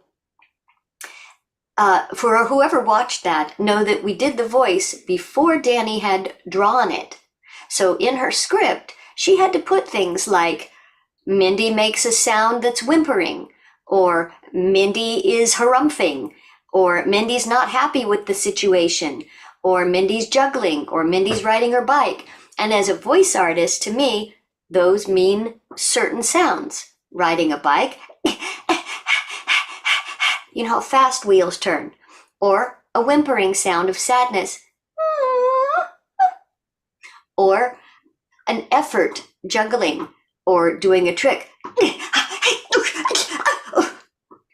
And those are what I could bring to it as a voice artist. And then she put them into place with the pictures. And I think the animation is fantastic, Dani. Thank you so much. Although my animation skills have improved after I've done my senior thesis back in 2018, everything has improved, and I've learned more about some animation than ever before, looking back. Yeah. And you had asked me how I got into voice acting. I'll just kind of briefly say I was a pre-med student at UCLA, but I was always playing guitar and writing songs and doing harmonies. So I decided not to go to medical school. Instead, I went to Nashville to be a country singer.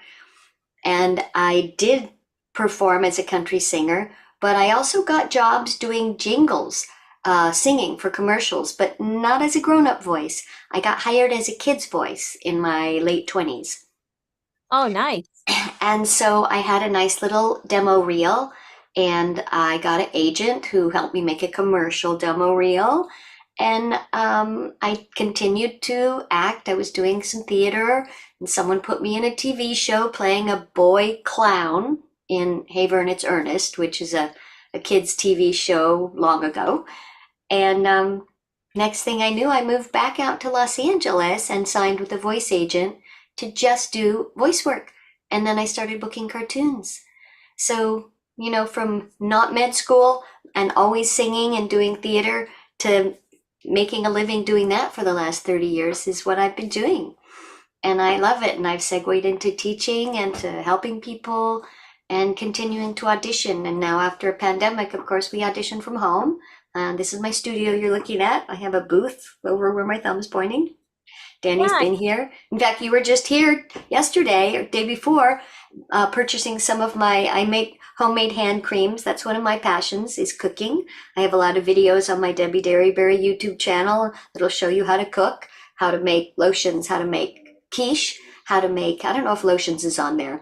I show you how to sew on a button, all kinds of recipes, how to make an omelet. I love doing those sorts of things. It's my passion to be creative, and that's what I do. And we love the creams. The creams are amazing. This is the third year in a row that we get them, and we're bringing out. In fact, you can see some of my containers right there. I have containers full of my tubs and oils and waxes and scents. And I'll be going to my kitchen after this and making up some new batches because a lot of people want them for their holiday gifts for their teachers and their family. And I put only really good ingredients in it, and it makes me happy. Yes, makes everybody happy, especially like celebrates more than one holidays. Yeah.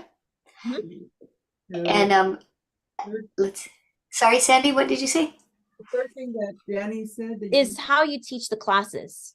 Yes, if anyone wants to be in a class, they can go to my website, which is debbiederryberry.com. Maybe Dani can put it in the chat there, or maybe I can put it there for everyone.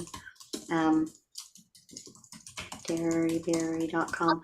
And if you scroll down to the bottom of my page, there's a little spot where you can put your name in, and you will receive notifications if I teach classes. I teach virtual voiceover classes for beginners. I do some advanced classes. I coach people individually in voiceover. And, I do them when I can. I just got done teaching 4 classes in a row for the holidays to try and give people a really low rate during this time of year. And that was really satisfying.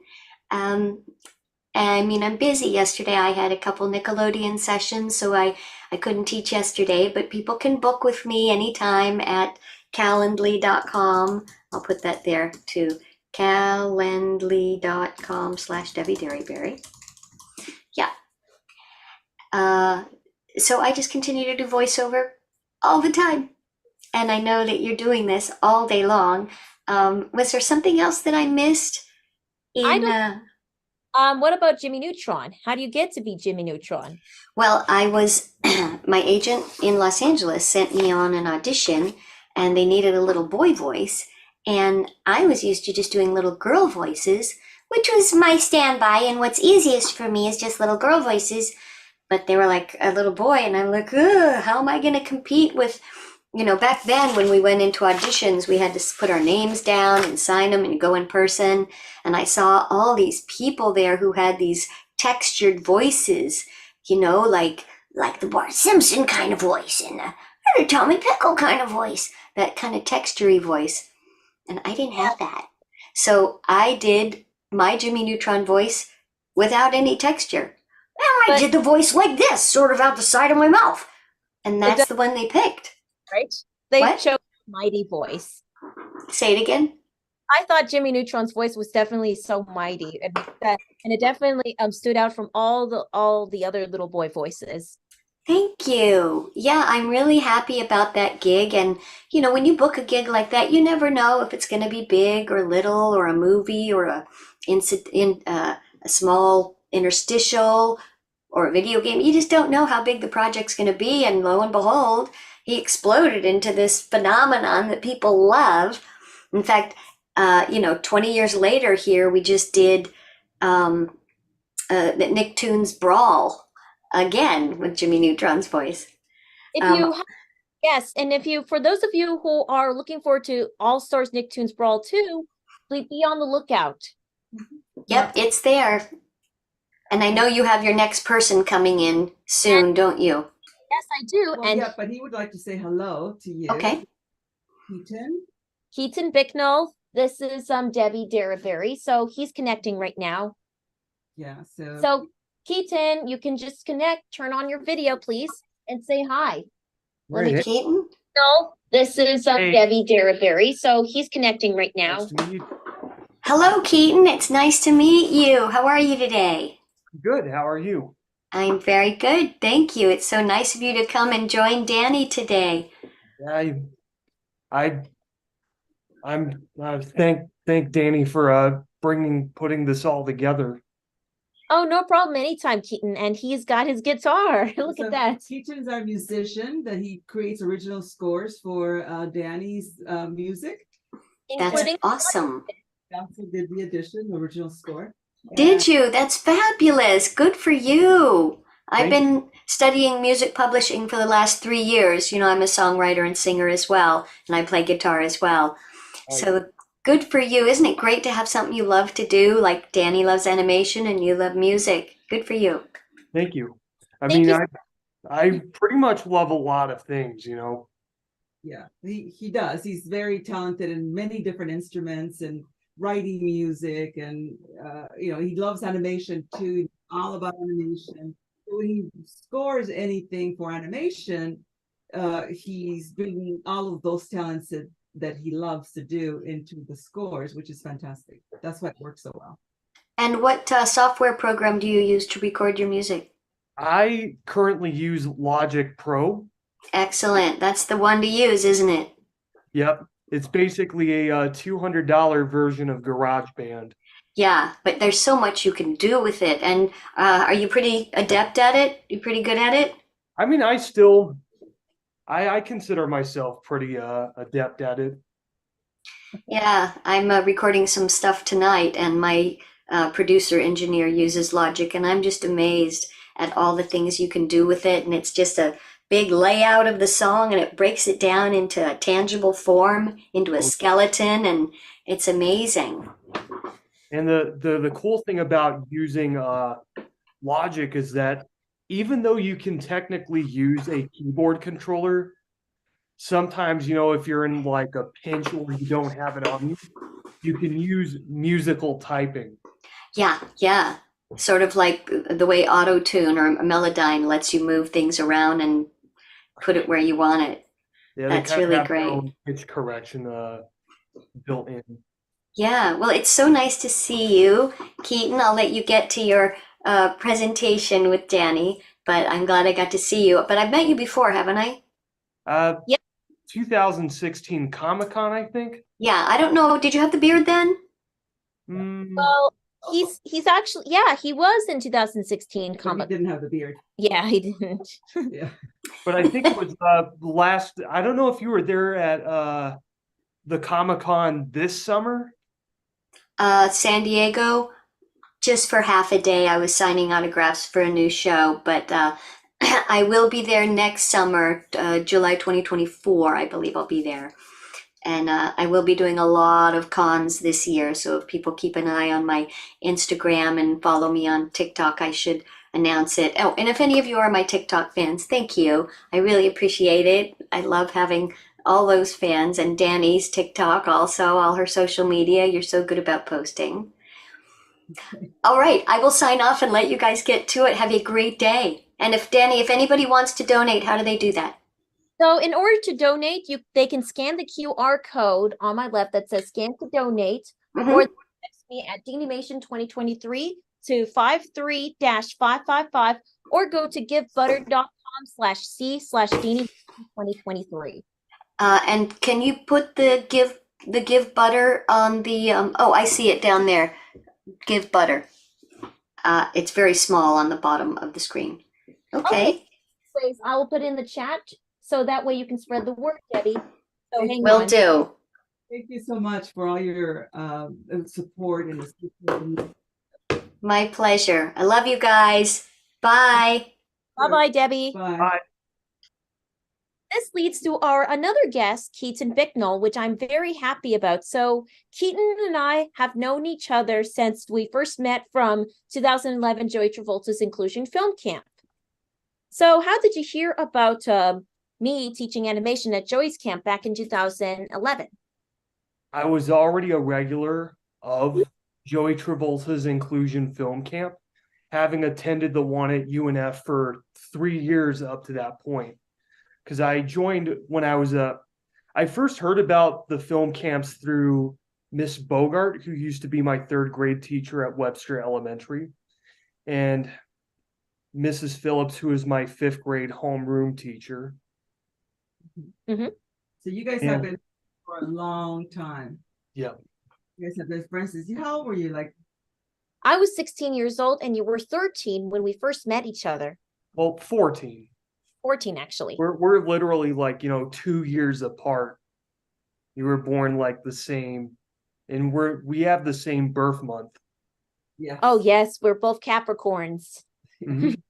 Yeah, and you guys get along so well. You love animation, and when you and Dani are together, that's all you guys are talking about animation and music and composing for the animation, and it's such a nice friendship that you guys have. Oh, yes.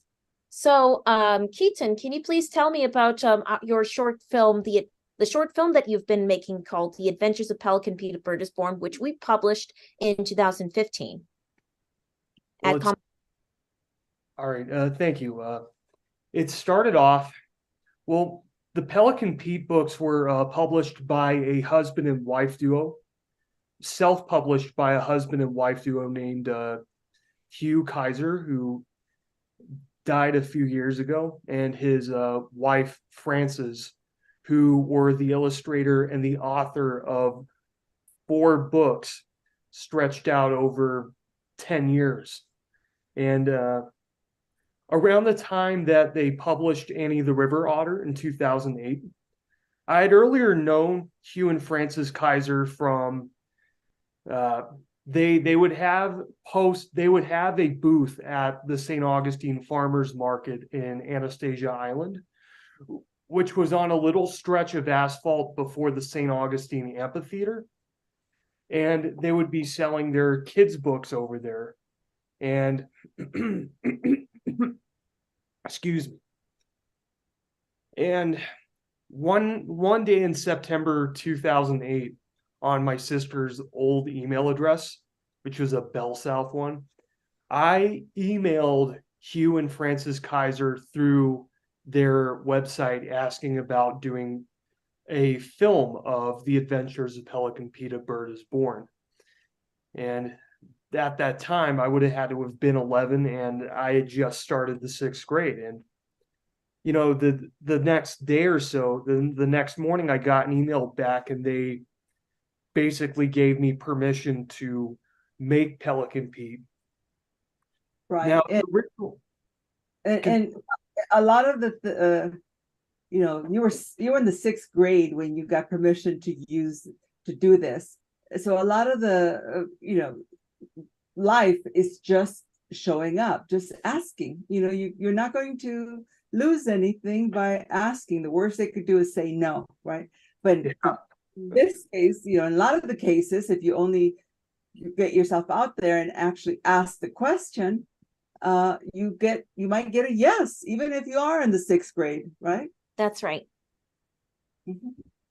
And it was good that your dad helped you film the film, the live action part, because your dad at the time was a camera guy for for John Travolta, right?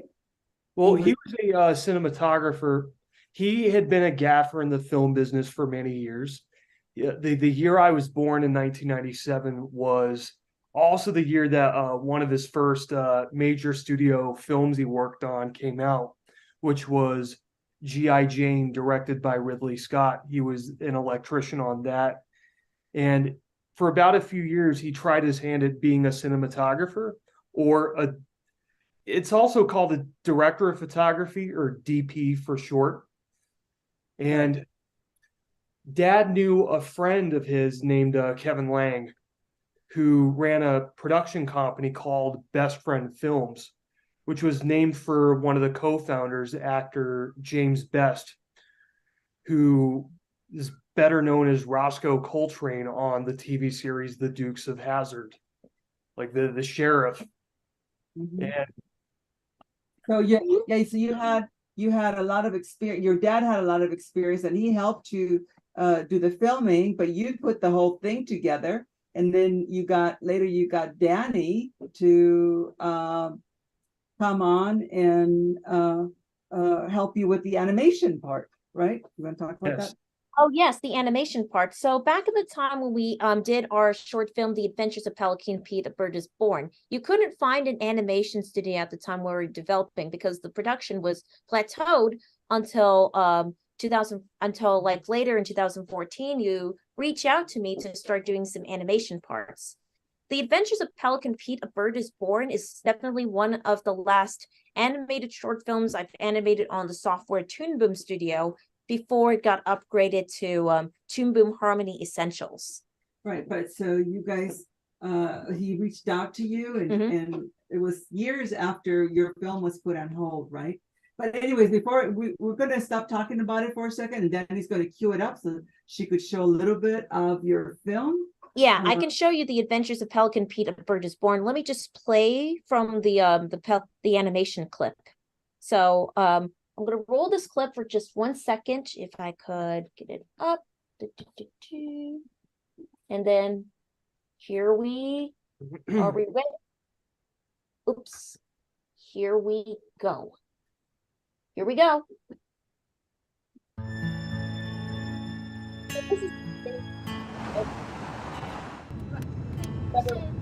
Was in 6th grade. And that's Hugh Kaiser himself.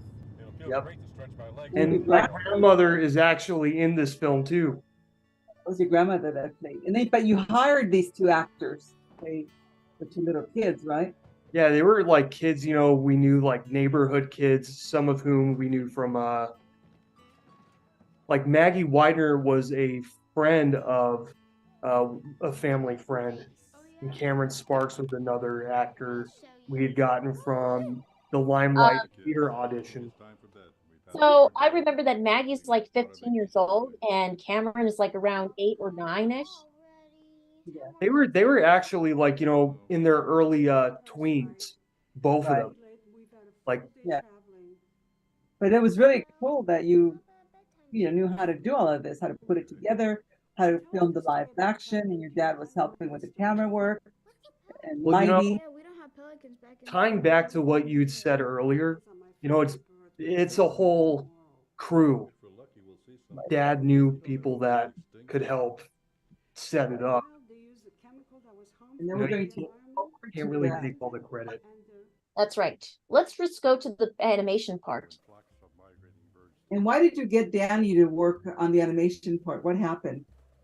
Well, it was after one of my first gigs with Dani was the Card USF Animation Gets Real camp, which was one of the first of the camps Dani did outside of Inclusion Films. And actually, before you were actually the voice of Moon from one of my 4th animated short films, Airburst Soda of Doom. Yeah, that's right. You know, I did that also. Thanks for asking. Thanks for reminding me. And as you can see, some of the trees are textured. I've used Corel Painter for some of the backgrounds. So as you could see, what's happening in the Adventures of Pelican Pete is that some of the back, I applied these backgrounds and textures and then import those to Toon Boom Studio. That is an obsidian cat, by the way. And that's why you never let your cat outdoors. Oh no, the eggs are Yeah. won't return So, anytime soon. eat the birds. Give 'em away with a doom. Yes. Or they'll end up, you know, And they'll let me end just, up snatched by a bird of prey. so as you could see, this is Pelican Pete, what it looks like with a baseball cap. So you could see the whole short on Dani's channel, right? That's right, on the DaniMation Entertainment YouTube page. Right. But this is how it became. This one, Keaton was very young when he started. Dani was also young when she started working with him on doing the animation part, right, Dani? That's right. And now we have, And now we have our other guest, Keaton. I mean, and now we have Pelican Pete. So Keaton, we're going to bring in Devin. If you could just, Devin Morrissey. you remember? Yeah. Hey, Devin. Hold on a second. Devin's chiming in. So we'll add him to the spotlight. Hey, Devin, it looks like you came from the North Pole. Why, thank you. I most definitely did. It's currently below freezing at the given moment, and I'm surprised that I'm not wearing more layers than that. You remember Keaton? Hey, Do you remember Keaton? No, Yeah, I don't think we it have. does. Only through social media, I think. Hi, nice to meet you. nice to meet you. I loved you and Dani on Love on the Spectrum. Oh, thank you. Did Thank season you. 2 just air? Wait, what? Yeah. Wait, I thought, didn't Netflix air like Love a of new season? Yes. Yes, Well, it's season one. That was season 1. Season 2, people are gonna have to wait and see what happens. Right. I'm way out of the loop. Will air in January for sure. But Keaton was also part of Joey Travolta's camp. That's how Oh my God. Shout out to Joey. Right. And Dani made a lot of connections through Joey's camp, Keaton, yourself, so that she's still in touch with and works with now, right, Dani? That's right. Uh-huh. All right. So So we've Okay. got, I've been having some text messages, conversations with Debbie saying that her donation came. okay, yeah, but we can talk to Debbie a little bit later then. Mhm. Let's just get this started. Okay. So anyways, Devin and I have first met each other back in 2012, where you 10 were years. 10 years. 10 years. Uh-huh. Crazy to think of how time flies, Dani. Crazy to think of how time flies. You were so young back then, and my hair was so much longer than that, like Taylor Hawkins type of hair. Kim, did you want to play a real quick little sound music because you have your guitar there? Because Keaton is a composer. He composes all the music for Dani's animation. We were talking, so we didn't really have a chance for him to actually show us that he's got his guitar, and I really want him to show how talented he is. Nice, So- nice. Go ahead, Keaton. The floor is yours. okay. Let's play. I don't have the thing plugged in. Oh, well, then oh my gosh, that's never a good thing when it's not plugged in. Right. But That's like rule number 1. Always make sure that your guitar is plugged into an amplifier. Rule number 1. Rule number 2, make sure it's in tune. I'll show you a quick like Logic thing I'd been doing a couple of months ago. Nice. Okay. See what we do, share sound.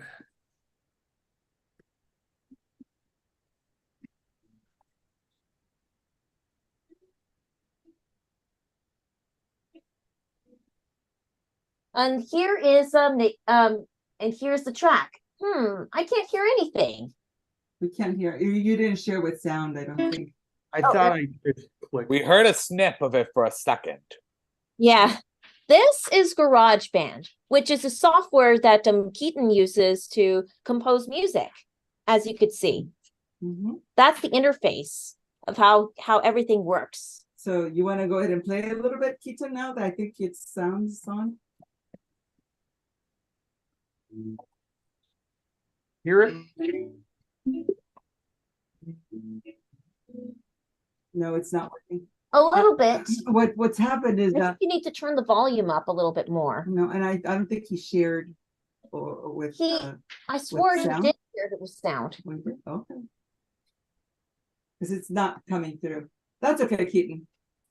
We know how amazing you are with all of your work that you do for Dani, all of her films. You always create this music. You even did the music for SIGGRAPH, right? I did some stuff for SIGGRAPH 2023. By the way, look at look at this. Do you see supporters? Woo! Now we're talking. Now we're talking. Thanks, y'all. Every donation that you can give to DaniMation for Giving Tuesday, even if it's just, let's say, a penny, worth it.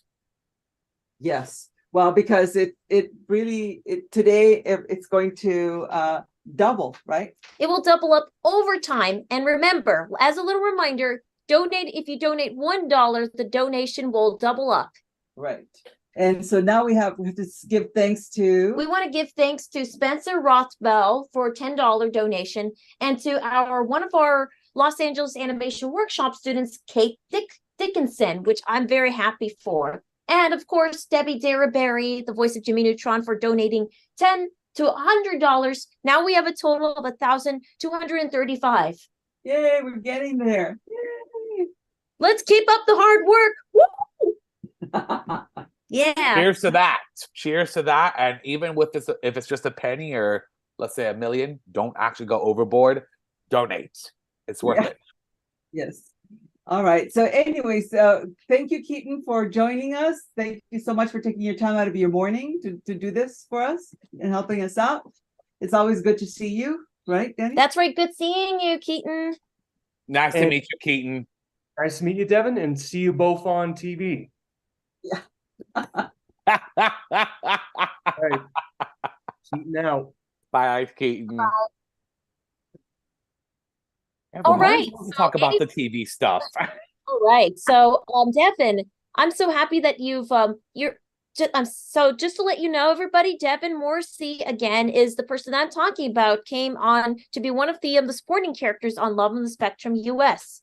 So, Devin, how did you feel like being part of Love on the Spectrum US, and how did you learn about that? Oh God. Well, first and foremost, it was you that asked me to go on the show with you, because literally you're like, I don't know who I'm supposed to talk to about this stuff. And we were looking for love at the same time. I was looking for love off the show, and I am taken by the most wonderful girl in the world, Andrea. If you're watching, hi, baby. And basically Dani approached me and said, hey, I'm going on the show. They want someone like a friend to talk to. Would you be interested? And I'm like, all right. It was really easy to do. So we shot that about almost a year before it premiered. So it's amazing how fast, it kind of went, and now how it all of a sudden it blew up into this sort of powerhouse phenom that it is now, especially since it came over from Australia with the original show, and then to be a part of this US version now, it's so monumental, and it was such an awesome experience. Even if it was just a supporting role, it was just like, whoa. That's all I say is whoa. Yeah. So what's your experience of being part of it after it came out? Did you expect it to be so large? Honestly, coming from a supporting cast member role, I knew that the focus was going to be on the 6 main cast members, as it 100% should. Everyone gets their chance to shine in. For Dani, Abby, Sabode, James, Kaylin, and Steve, this was their moment to shine. And to see them all get the opportunities from the show was super, super, super amazing. To watch things that have happened to me since the show aired, I'll be honest, I did not expect it to happen at all whatsoever. For some people to recognize me from the show, I'm just like, wait, what? Shouldn't you be recognizing her or the other cast members? Like, come on. I mean, I'm not that vitally important, but I mean, hey, I'll take it if it makes someone's, journey worthwhile or someone's day worthwhile. Friendships are very important, especially when you're trying to find love and, Yes. somebody to talk to. That's very important.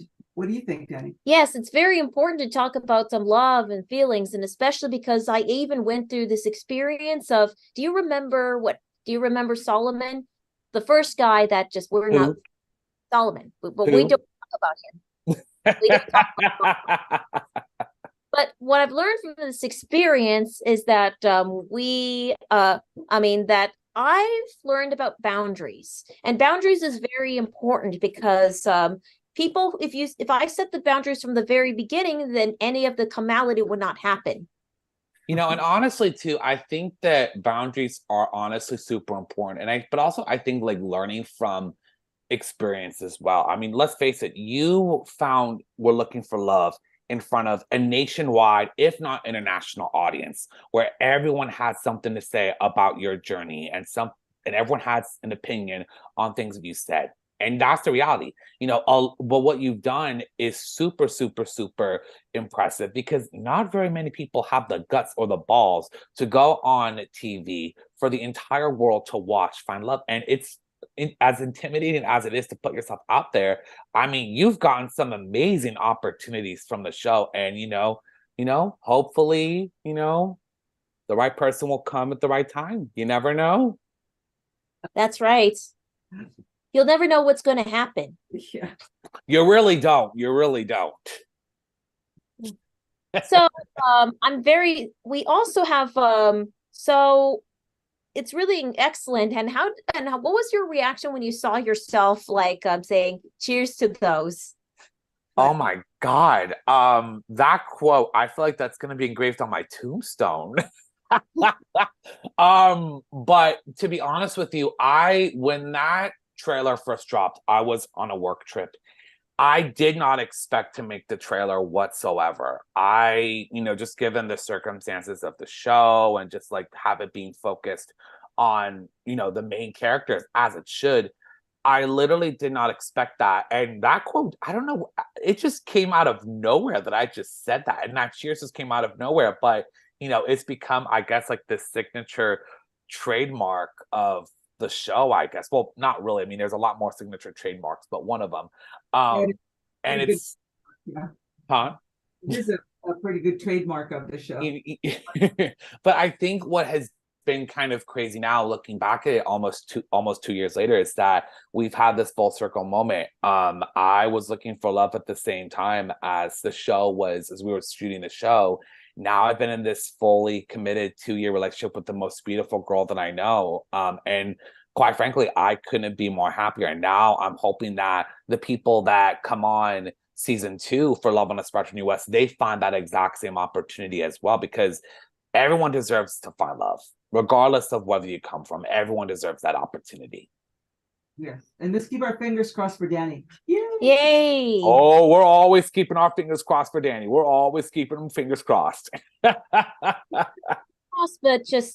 we are confirmed for season 2 of Love on the Spectrum US, coming out January on Netflix, which I'm definitely excited. It's gonna be a big too.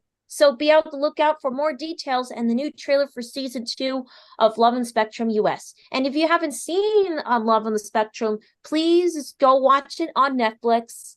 It's definitely critically acclaimed and it's Emmy Award winning. Who's going to be on it? Who's going to be on it? We shall find out. We'll see. Yeah. And you might see some newcomers coming into the season 2. Mm-hmm. And absolutely.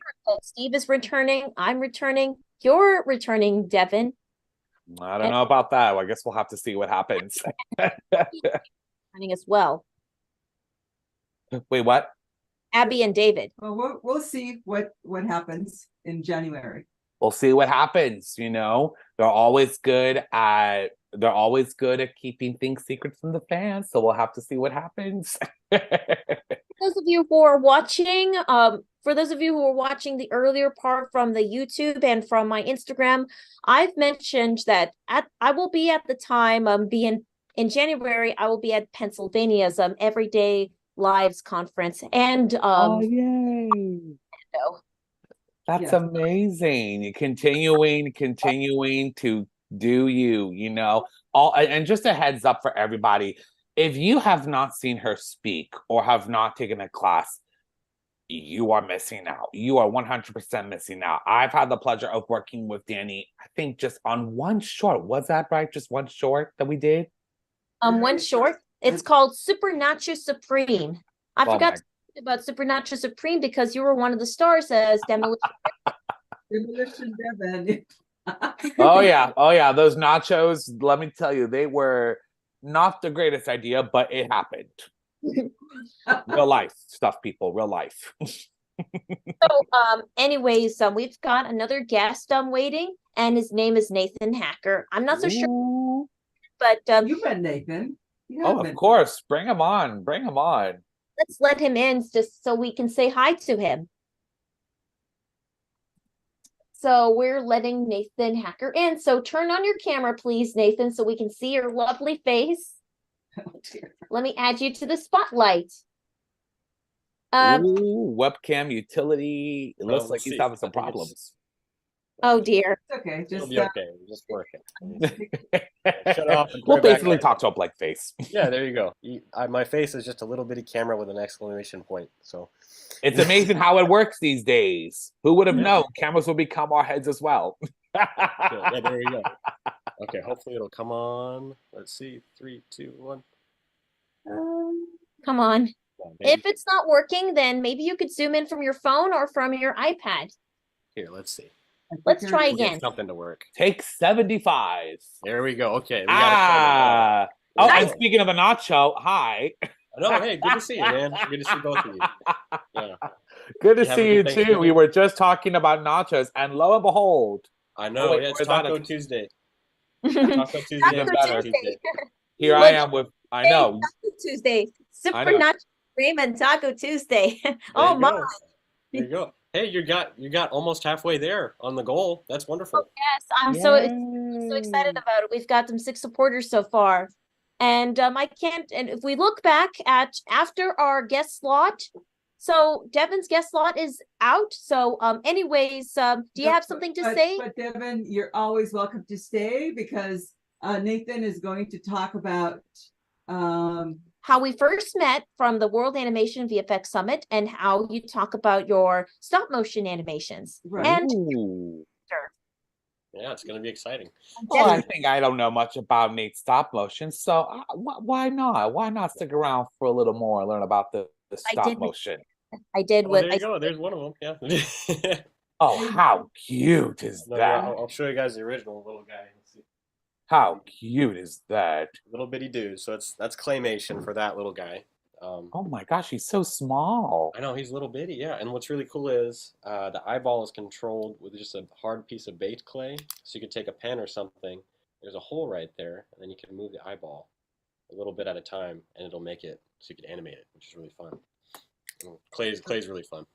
Doing 2D animation, Dani, I think is the hardest form of animation. So the fact that you and your students can do it is amazing. I can't do that. I don't have the patience for that, I don't think. I know. I tried once doing DaniMation, Nathan, and I gotta tell you, but that was like years ago, and mine was just like. Yeah, mine would be way worse. Mine would be way worse. And that was me being an intern all those years ago. So yeah. Wow, that's fantastic. Okay, Nathan. So, tell me how you got into stop motion animation and some of your huge successes. Oh, well, thank you. Well, similar to you, Dani, I've always kind of been into it. I never remember a time where I didn't want to do animation, which is kind of funny, you know. So it's just my uncle would feed into me all the time and give me stuff to watch like Aardman Animation or Wallace and Gromit, and I'm like, wow, I really want to try this. So he'd get me clay, and then little webcams and stuff, and then trying to do animation on my own, and then just experiment, you know. Just like you, when you take pictures and then get them printed out and like flip book with them, you know, that's really awesome. I still can't believe you did that. That's amazing. Oh yes. But so it's just really fun. Then stop motion was the gateway for filmmaking to me too, in live action, and the two worlds are pretty similar. So crossing over wasn't too bad. And then now I do CG animation mainly every day. We're working with Unreal Engine. So once you know what the principles of animation in one degree, you could go into other animations, other mediums. So that's really cool. And that's what I'm really excited too. Yeah, what were you saying, Dani? So maybe you could just talk deep a little bit about the Pinocchio short that you Yeah, entered competition with for yeah, Guillermo del Toro's Pinocchio. yeah. That was fun. That was a competition for Netflix, and they were putting on a thing for the new release of the Pinocchio. And me and some friends got together. We did the stop motion over the course of a couple days, and it was a mixture between live action and stop motion. And so everybody worked really hard. We got it done in a week, and then through Dani, Dani invited me to the Annie's, and she's like, "Hey, Guillermo del Toro might be there. Maybe you could meet him." I'm like, "Oh yeah, maybe. It'd just be cool to see him." And then lo and behold, we're going to eat, and we turn around, and he's sitting down right there. So me and Dani had the opportunity to talk to him, and he was really interested in the film that we all made, and he sat down and watched it right there, and his face was just lighting up, and he's like, "Wow, wow, this is amazing." So that was a pretty surreal experience, and through Dani, that was the only way it was possible for me to meet him, and that was a wonderful opportunity. And I actually have a question for you, Nathan. Did Guillermo del Toro give you any words of encouragement coming from that, from his experience? Because let's remember, he's like a two-time Oscar winner. He won for The Shape of Water for Best Picture, Best Director, and on top of that, he won for Pinocchio, which is the film that we're talking about. So did he give you any words of encouragement considering that, this stop motion film that he made of this classic folktale won an Oscar? I know, it's pretty amazing. He deserves all the accolades he ever got. He's such a kind guy. And he did give some words of encouragement to both me and Dani, which was very exciting. He watched the little film and he's like, "Wow, what do you want to do?" Blah, blah, blah. I'm like, "Well, direct and other things." And he's like, "Wow, you should talk to so and so." And he's like, "Just keep making films." And he was very kind. He's like, "We'll get you on the next one." So I don't know what that means, but you never know. It'd just be cool to keep working with really kind people. And everybody in animation is super kind anyway. So I haven't met a jerk so far, unless I'm looking in the mirror. So yeah. So the current jerk is the new executive of Warner Brothers Discovery. Okay. Mm. Well, that's okay. Well, thank God I'm wearing Disney and having a Grinch cup. Well, hopefully people change, and they could get kinder too. But animation's so fun. I think everybody's so kind here because we do stuff, and it's like really bringing happiness to all ages. Like little kids to older people, and that kind of, you have to be hopefully a kind person to really do good. And since then, been doing a lot of CG animation and motion capture. So I get suited up almost every day at work in the motion capture stuff, and I can move really weird and do weird facial expressions. So it's good to be a weirdo, I guess, because now I get to have a really fun job, and it's just a lot of fun. I've been able to be baby chickens, bulldogs, like Frosty the Snowman. There's a thing for Universal Studios Japan coming out soon for a concert over in Japan, and I was the Frosty the Snowman. So it's just goofy stuff, and no day is similar, which is amazing. And if you guys get bored easy like I do, animation is the perfect field to get into because it's different all the time. And going between different mediums like 2D and stop motion and CG, it really helps my brain. So it's a great ride. It is a great ride, and especially when you have creative. It's getting your creative juices flowing, which is a benefit about being part of the animation industry. And you're absolutely right, Nathan. There are some pros and cons when using different mediums.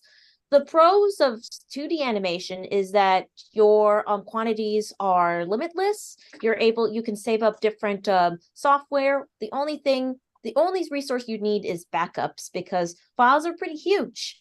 Even for 2D digital animation nowadays, that's the disadvantage is it's much more time consuming compared to CGI animation and stop motion. The pros for stop motion, which you are currently at right now, is definitely it's much easy to use, easy to control things. You create the puppets. The disadvantage is resources because if you have seen the recent news of Aardman Studios running out of their clay materials, that's one of the disadvantages that they experience. And for CGI animation, the benefit is that the animations are easier to rig, though the disadvantage is that creating the rigs is time consuming, and it's a different niche compared to 2D animation, which are more flexible with CGI. There's different compartments. Modelers, you need to have a modeler to do the model. You need to have a rigger. And as an animator, you could just take the puppet and rig the character, and it's so much easy. Yeah. That's true. And now it's even getting easier too with software like iClone and Character Creator. It's insane because now there's pretty much a one-step basic click for rigging, and you have your character rigged completely, and you're like, wow, I could just drag and drop an anime with it. So You could send the link in the chat for yeah, this software. yeah, So, it's wonderful. and also one of our biggest concerns is the rise of AI, because AI could think. I remember seeing one of these senior thesis short films from Sheraton saying, but that's how animation works, unless computers are smart enough to work on their own, right? Yeah. That's AI, which is a big concern, because we don't want AI to take over all of our jobs. The message using AI is, you can use AI to enhance and make our jobs easier, but don't let AI conquer us. Yeah, I agree. And I think of it just as a tool. I don't know how you guys stand on it. It's kind of scary because it could do a lot, but to me, it's never going to replace the creativity of a human. And so it could be used as a tool by humans, but you look at the scripts that it's writing and the animation it does, and it's kind of janky. You're like, okay, you still need to have a person to. Yeah, our writers and our actors are super important. And, you know, that's the reality with the whole AI revolution right now, is we need to keep things done by actual humans. And something that I think, what I love what you guys brought up earlier, is that animation is always changing when you think of it. We now live in a world where for the longest time, you know, back in, like, let's say when animation first started, it was just 2D animation and you had the lengthiest process of all time. But now, you know, there's so many different options.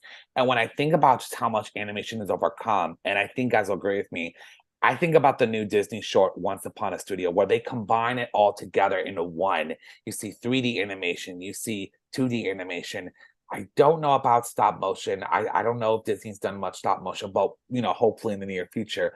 But it's incredible when you think about how much animation has evolved over time. And especially now with animation, how that's even expanding even further. Yeah, it's insane. That is true. And Dani, your students, oh, sorry, what were you saying? That is definitely true. Yeah, and your students are amazing, Dani.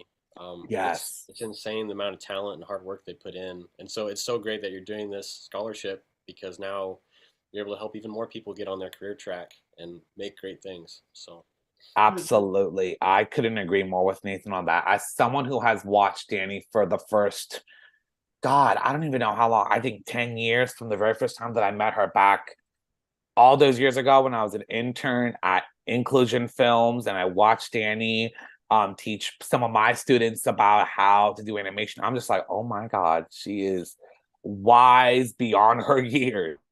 And knowing just how many students she has taught over the years, from the Bay Area to LA to London to Florida to Pennsylvania.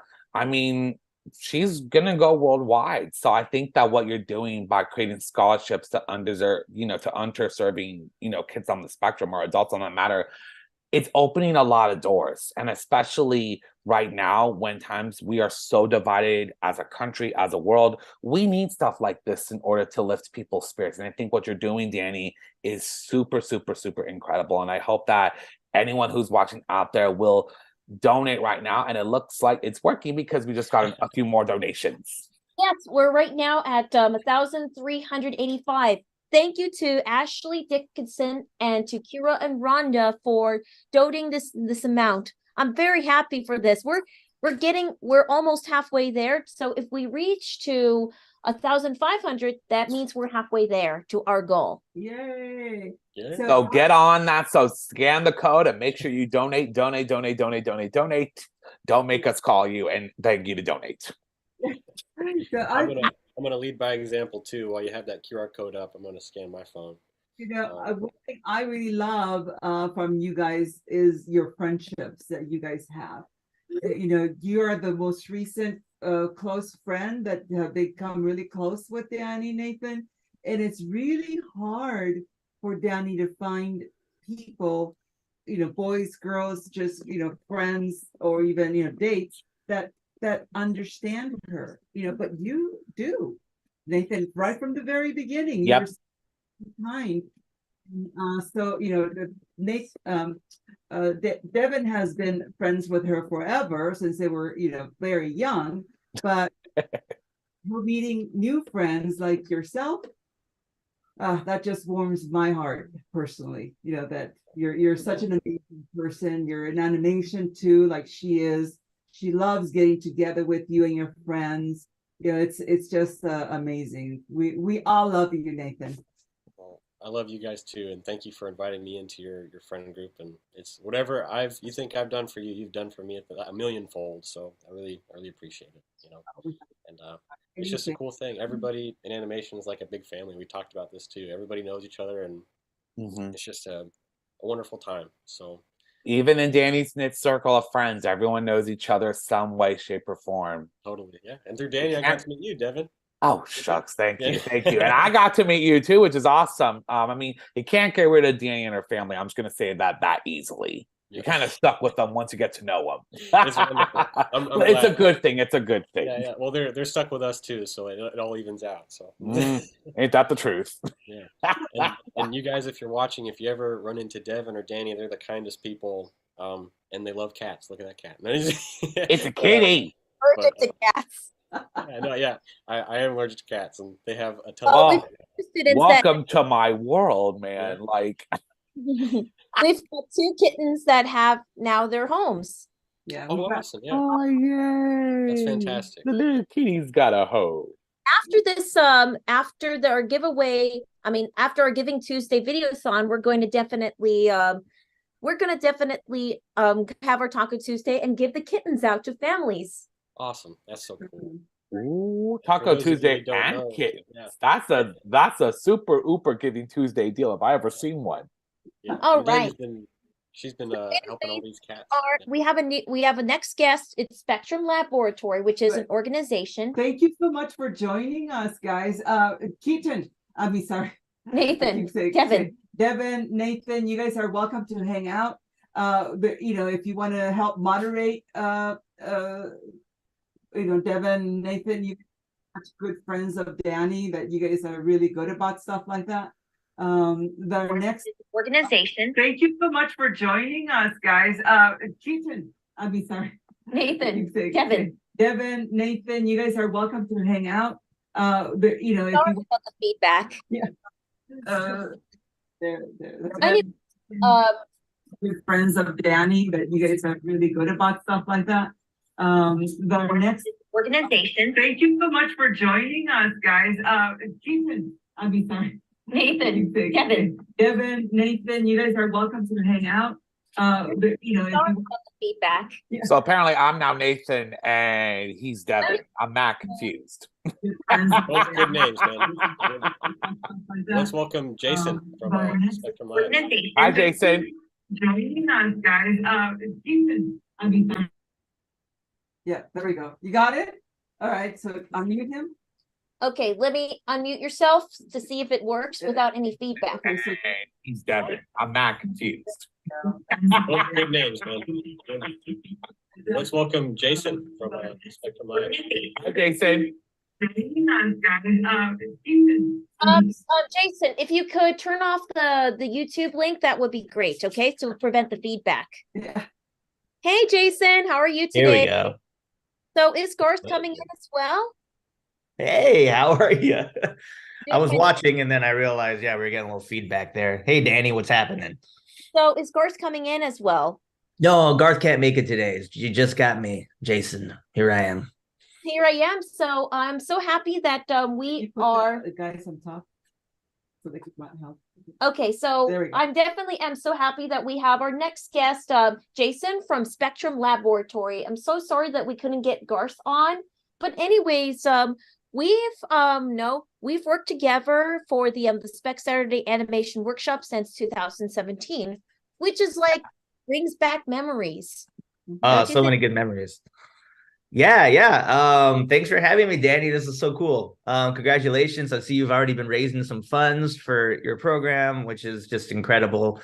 And we started working I was involved with the autism community for years and years and years, and I would always see you at events and we'd chat. And then as soon as I started Spectrum Laboratory with Garth in 2015, we just had a film and music program, but I always wanted to, I was like, we should bring Dani in. We should try to find a way to bring Dani in. So yeah, I guess it was 2016, I think, actually, when you first started teaching with us. I believe so, right? I think it was like, because 2015 was our first year, and I think you came in the second year. So yeah, I think in 2016, we Spec Labs hired Dani to run DaniMation and start like a animation class on Saturdays. And you were there for 4 hours. You taught a beginning class and an advanced class, and we just had a blast. And we made all sorts of crazy, awesome, creative projects, like some music videos and some shorts, and it was really fun. And I think we ended up working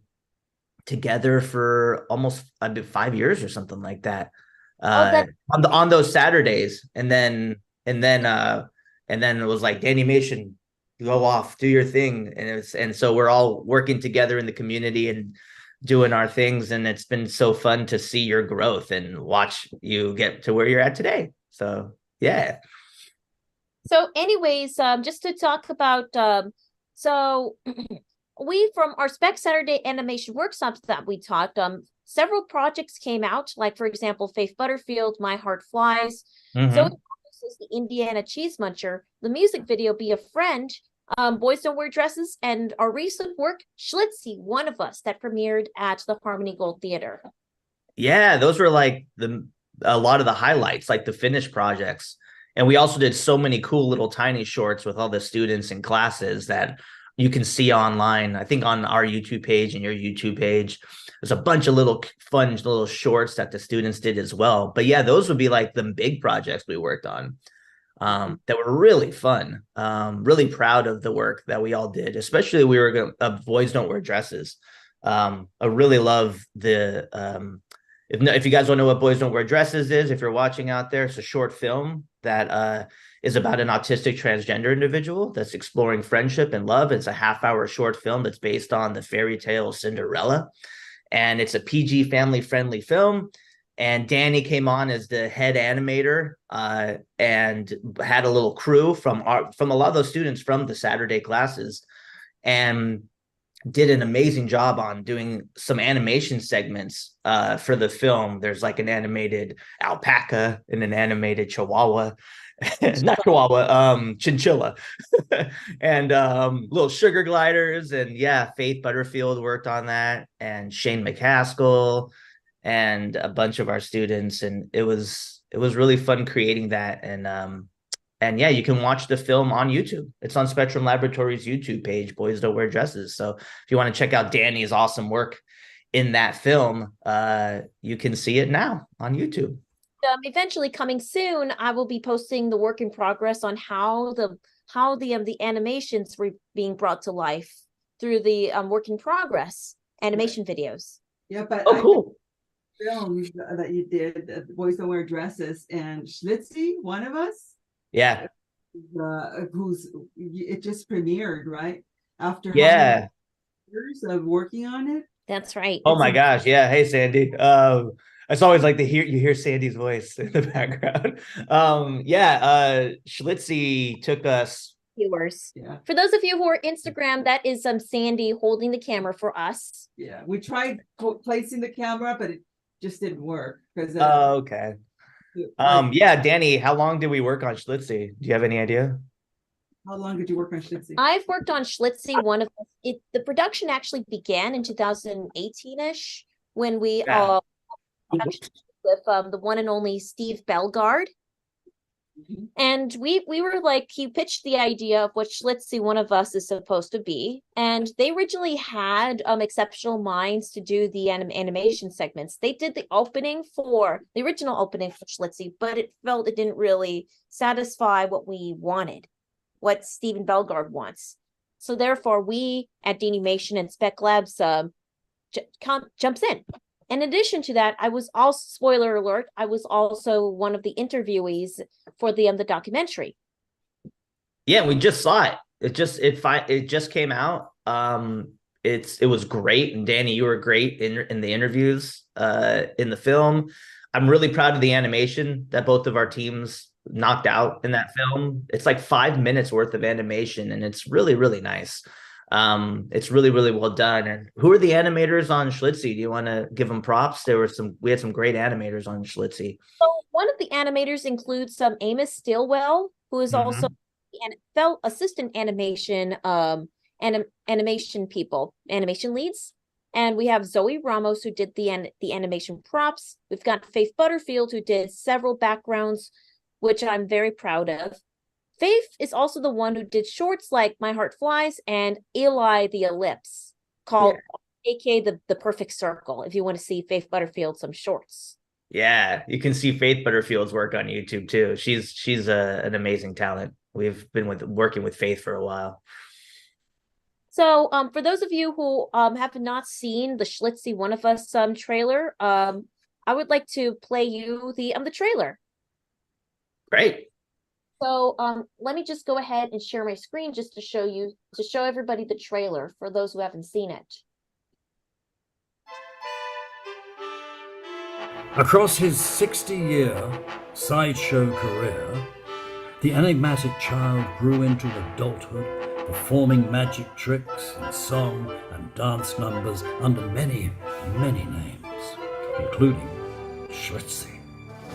He will always be one of us.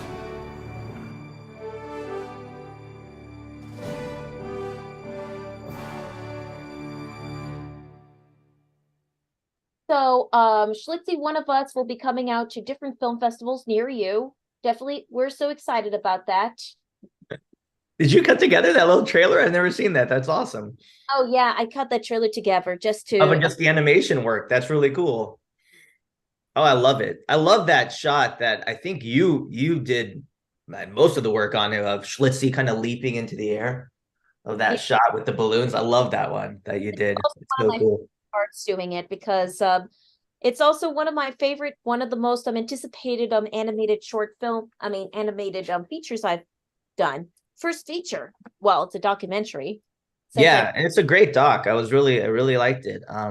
Great message, really good interviews, and then our animation, I think, really Steve, the director, was saying how much he loved it because it really tied the whole film together. It was like a great way. It added so much to the film. So it was really a nice compliment, and he loved the work we did. And so, yeah, I'm also very proud of it.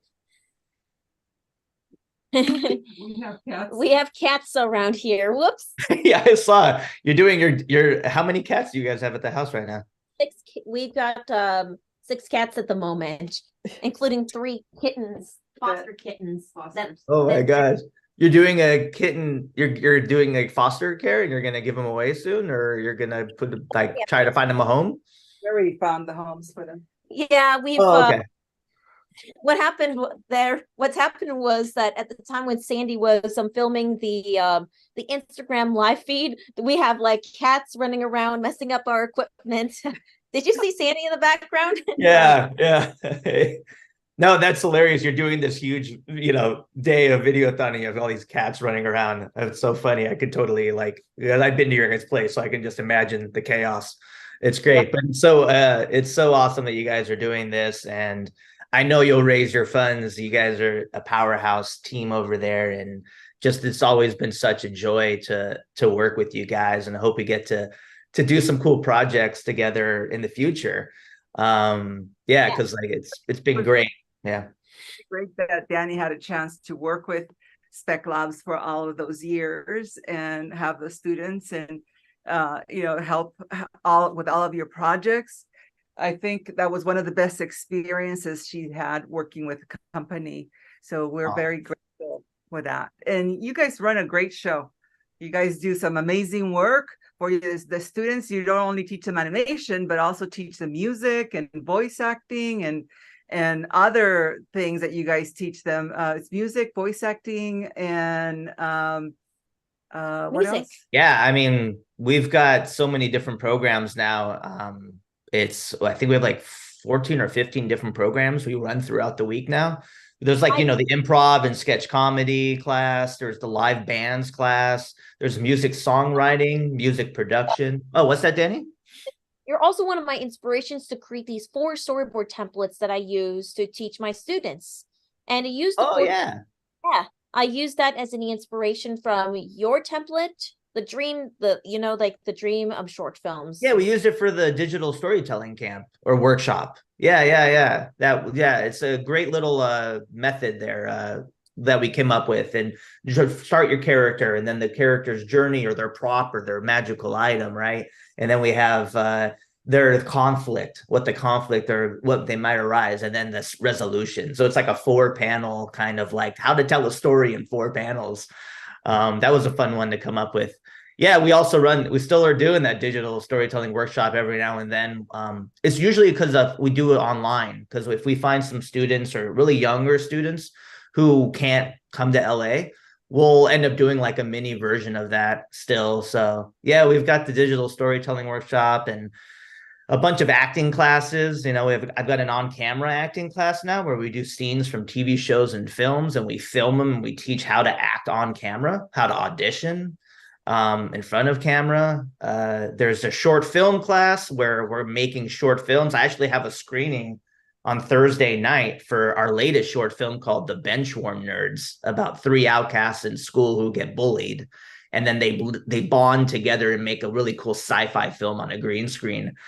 That film is going to be going to film festivals next year. So we're always creating a bunch of cool projects, but then also what you guys come to and support a lot are events throughout the year. We just did Speckoween, which was really fun. We had our bands play. We did live comedy sketches. And then Tom Kenny, who you know very well, Mr. SpongeBob SquarePants, he came with his band, who you love. I've been to Tom Kenny and the High C shows dancing with you. Their band played at our show, and it's so much fun. So yeah, I mean, whoever's listening out there and you want to come to see some great events and hang out with me and Dani, and check out speclabs.org. We always have cool events going on, and check out DaniMation's website. You guys have always so much stuff going on and running around town and being at different events and conventions, and it's just we're doing awesome work. Yeah, for us it's mainly focusing more on animation, but for you guys, everything else that goes over with animation, which I thought I think that's kind of one of the reasons why it was like it was a great way, because we're focusing more on like acting and voice acting and music production and that side of things. And we never wanted to be like an animation studio, which that's your dream, Dani, is to be an animation studio. So I think what's really cool is like we're all supporting each other and supporting Dani in this mission of an animation studio. And Spec Labs is doing like all this other stuff. So I didn't want it, like, it felt like it's great for you guys to go off and do that, because that's not thing that Spec Labs doesn't want to have an animation studio, but we'd love to support Dani's animation studio. So it seemed like such a great kind of And if you guys need any help with animation, we're still here for you guys. And we've got our other animation Zoe Ramos. Okay, that's okay. Zoe. Hey, Jason. Hi, Zoe. It's been so long. Good. She was one of the students at Spec Labs first. And then she was Dani's student for several years. And now Zoe is our intern. Which all right. So she's going to get paid this time. Instead of her paying us, we pay her, because now she's learning to be an intern. Right? And we've got our other guest named Luca from Vienna, Austria as well. Okay, just hold on a second with Luca. So go ahead. Oh, very cool. Zoe, that's so awesome. Congratulations. Thank you. Yeah, so Zoe's just going to join us in as Dani assist, just show how she helps out, and so on and so forth. And Luca, our student from Vienna, Austria. We first met from the let me see, PSIF, which is the Palm Springs International Animation Festival. Right. He was 9 years old when we first met him, and he became Dani's student. And he been working with Dani for a long time from Austria, and Zooming. But he has gotten so good that last year he came to England when we were teaching there, and he was our one of our instructors. He was helping with instructing some of the students and so on. So now he's actually going to be instructing in person in either Florida or here in the live. Both of them will eventually be instructing in person when we do the in-person classes, helping Dani as assistants. So this is not fantastic. You want to say hi, Luca? Yes. Hello. Hi. Yeah. Hello. So Luca is multilingual. I'm so proud of him. He is he speaks like 5 or 6 languages. Of course, he's from from Vienna. Everybody speaks many languages in other countries other than us here in the US. But so he speaks lots of languages, and he plays the piano, and he's a great animator. He knows Toon Boom now. Amazing. He's really doing a fantastic job. And Zoe has been training with us, strictly training to work with students for the last 4 months, maybe, Yeah. So but with Zoe, she's one of them that we're going to have to work on some better equipment for her. Yeah, soon. because Zoe is one of our students that need better equipment. Right.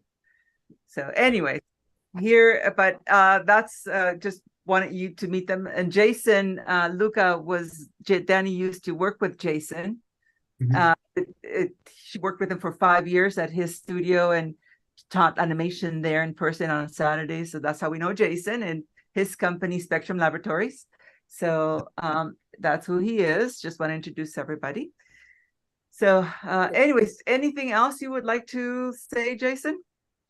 No, I just I think we said some really great stuff. I'm running off. I got to go teach classes, but I'm working on some audio for this short film we're screening on Thursday. So I got an 11 o'clock. So I'm gonna jump off. But I might want to stick on just a little bit because I want to hear a little bit from Zoe, because I just wanted to say hi to Zoe. It's so good to see you. Thanks, Zoe. Thanks for coming to Spec and Ween. It was so awesome to see you there. You're welcome. And I just want to say it's Dani, all the work you're doing. I love it. Let's continue to knock out some cool projects in the future. And support each other's missions, and Spec Labs and DaniMation getting out there and doing great work together. Yeah. All right, thank you. And for those of you who are still watching, if you haven't donated yet, scan to donate or text to DaniMation 2023 to 53-555, or donate online at givebutter.com/c/DaniMation 2023. So that's another way of doing it. We're getting up there, and remember, any dollar made today is doubled. Okay, with Giving Tuesday. So this is why we're doing this today. So we're getting close to our goal. So if we raise 3,000, it would really be 6,000. We're going to definitely.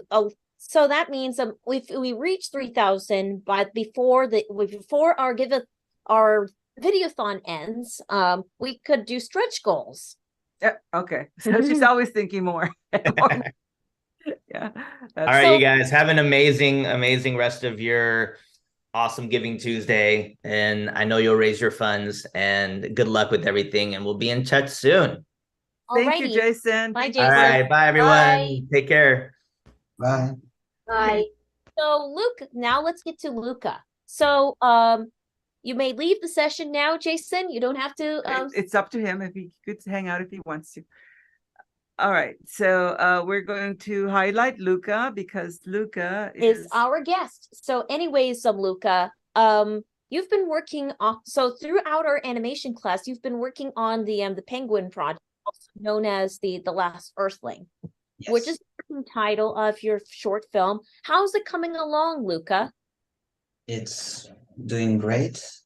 I'm making progress. I'm making progress on my drawing. I'm learning, and I'm trying to improve. And I'm getting more time to make my animation. Well, hey, looks like we've got another status, which means I'm going to do another screenshot to show you the next status. So The Ramos family.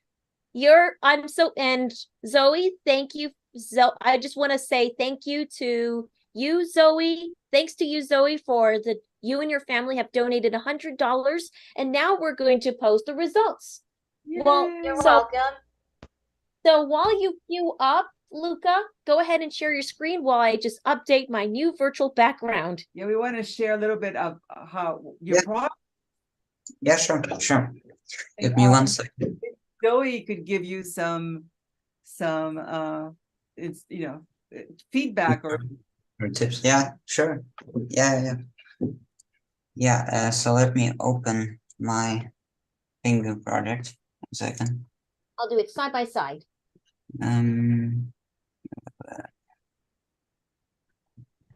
Open.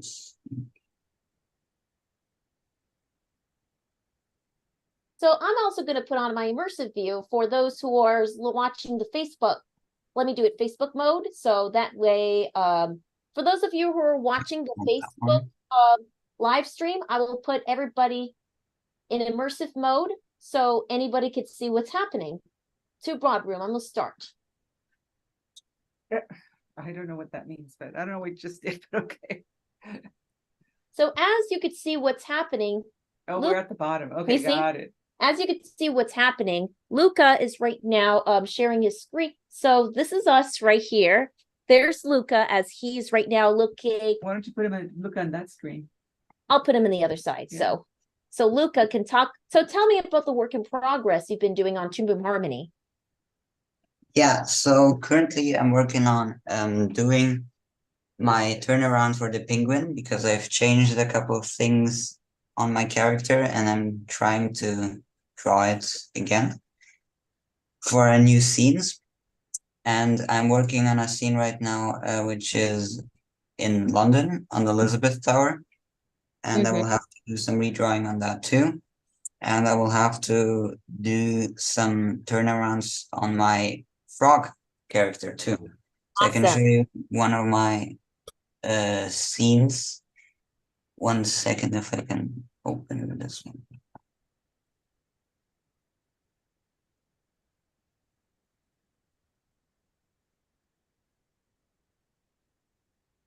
So when I will finish my turnaround for the new penguin design, I will reanimate the penguin walking a bit more realistically, and I will finish off this background. This is a cut view to the main view of the scene of the Elizabeth Tower. I can show you some other scenes too. Let me just find 1 second.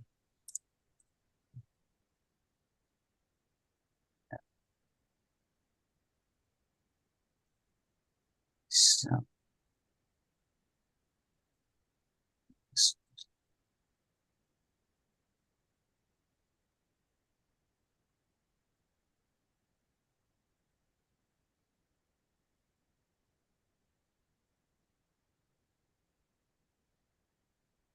this is another scene I've made with the penguin and the frog.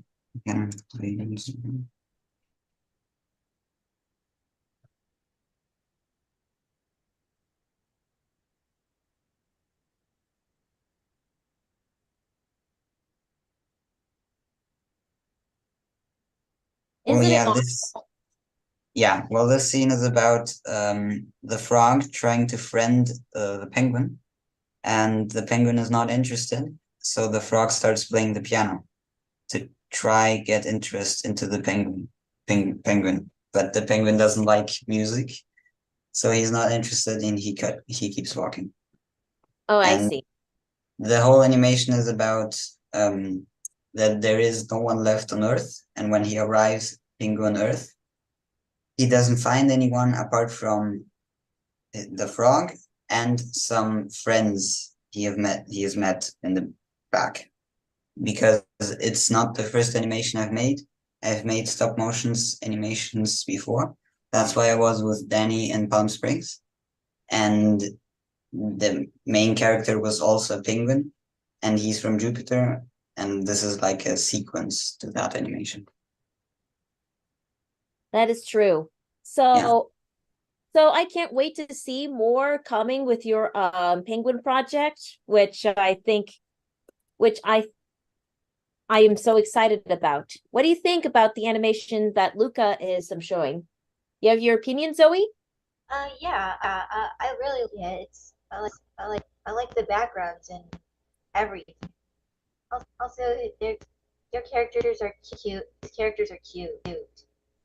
Yeah. So, Dani, do you want to talk a little bit of how you showed him the animation part? The animation part? Sure, I can. So most of the animation parts I've seen from Luca, he's right now experimenting with master controllers at this point.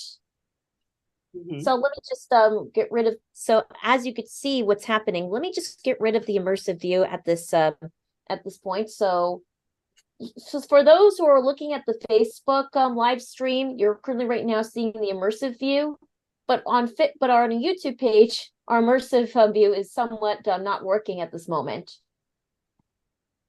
Okay. So, all right.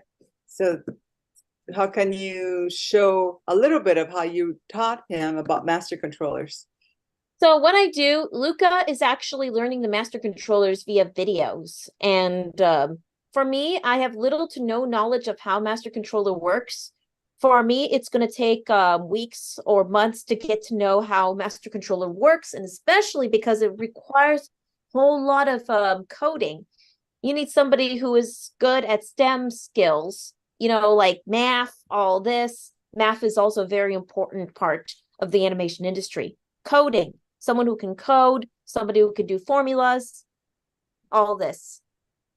Okay. All right. I'm gonna have to take some time for it too. But you're getting really good at it already. So maybe when you and Dani work together again soon, when you come to Florida or LA, you could show her how to do master controllers. I hope so, yeah. So the student becomes the teacher. Right, Dani? Speaking of our one-on-one session, Ty Thompson is going to be coming in anytime, any second now. We're going to be having our one-on-one animation session. So Luca, you're welcome to stay for the rest of the one-on-one animation session. I'm excited about. All right. So this is an actual student, and you're going to be showing, teaching your student the animation. And so your audience gets to witness your actual class, how you teach a class to a student, and how Zoe sometimes helps out with the class. And Luca, you are, if you are welcome as a trainee yourself, as an intern yourself, you could, if you want to, because we didn't plan for you to do that. And I don't know what else you have scheduled. I know it's really late in Vienna right now, right? It's like the middle of the night. Not yet, but soon enough. Yeah, it's a 10-hour difference. So yeah, it's getting late. Yeah, so you're welcome to stay as long as you like. But now what time is Ty supposed to be here, Dani?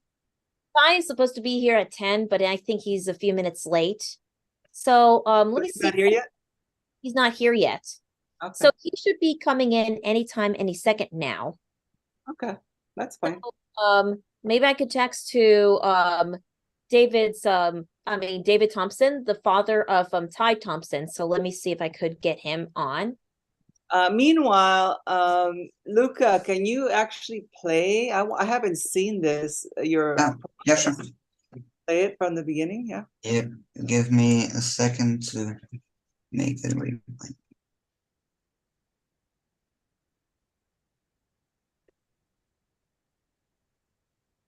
I'll have to definitely make that a bit shorter.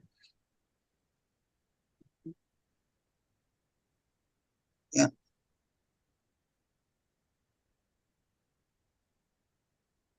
Wow, I really like how you changed the backgrounds. Your style has changed so much from when you first started.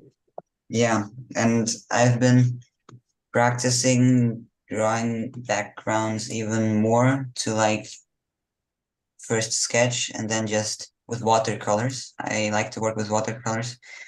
So I'm just trying to practice the backgrounds. For example, an hour ago, I made this background sketch and I want to color it with watercolors just for practice. Nice. And I've also created some characters for fun and just made them also for just knowing my style better, trying to find my style, because every scene it somehow changes a bit.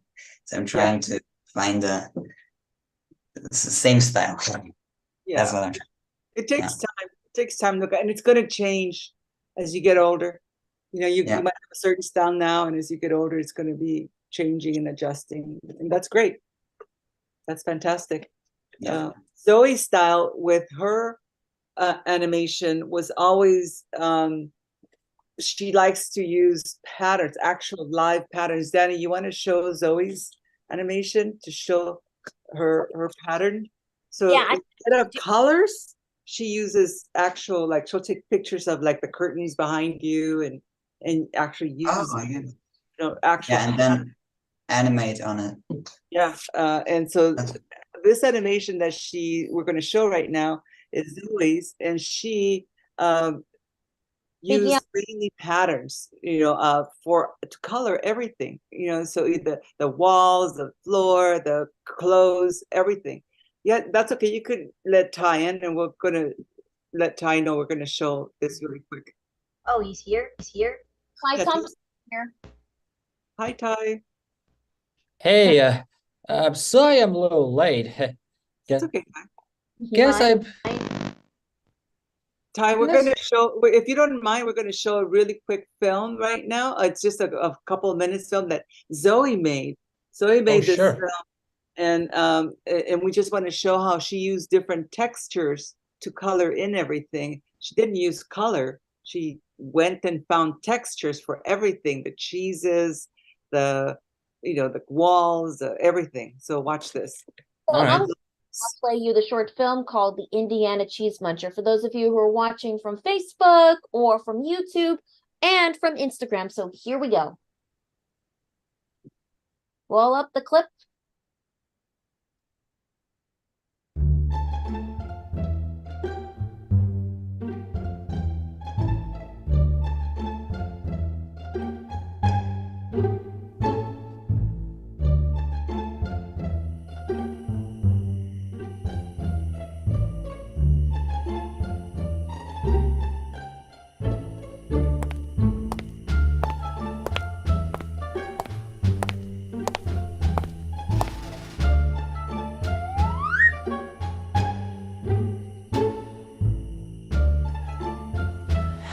That's strange.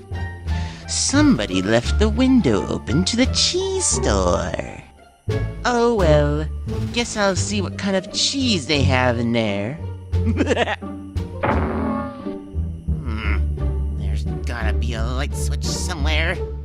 Oh, there it is.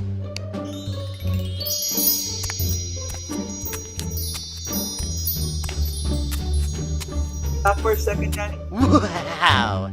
Now, this store must have every... A lot of these cheeses were actual... Well, you want to talk about it, Zoe? Yes. Sorry, could you repeat that? I'm sorry. The textures for the cheeses themselves in the background, it's not really colored. It's actual pictures. Is that right? You took pictures and you imported them? No, I didn't actually took pictures. I just go on a Google search and just type whatever texture I want, and I just take the image and put it in a separate file. I go back in Toon Boom and use the add texture button in the palette properties. Mm-hmm. Which I thought was what made her film different from everybody else. Keep going, Dani. Let me just go ahead and continue the type of cheese from America and Europe ever. This gives me an idea. That's it! What you need, pal? Hey, stop there. See that even the Listen, back, the jeans, shirt, it's all texture. So go ahead, Dani. I need you to do me a favor. I'm thinking we should... Eh? That sounds like a great idea. I'll go tell my pal and we can get started. Got all the stuff we need? Yep. Everything we need to pull this off. Great. Let's get started.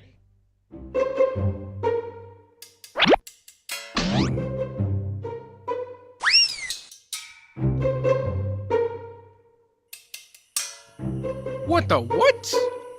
Why are the lights on in Jeepers Cheezers at this hour? Time to investigate. Freeze, mister!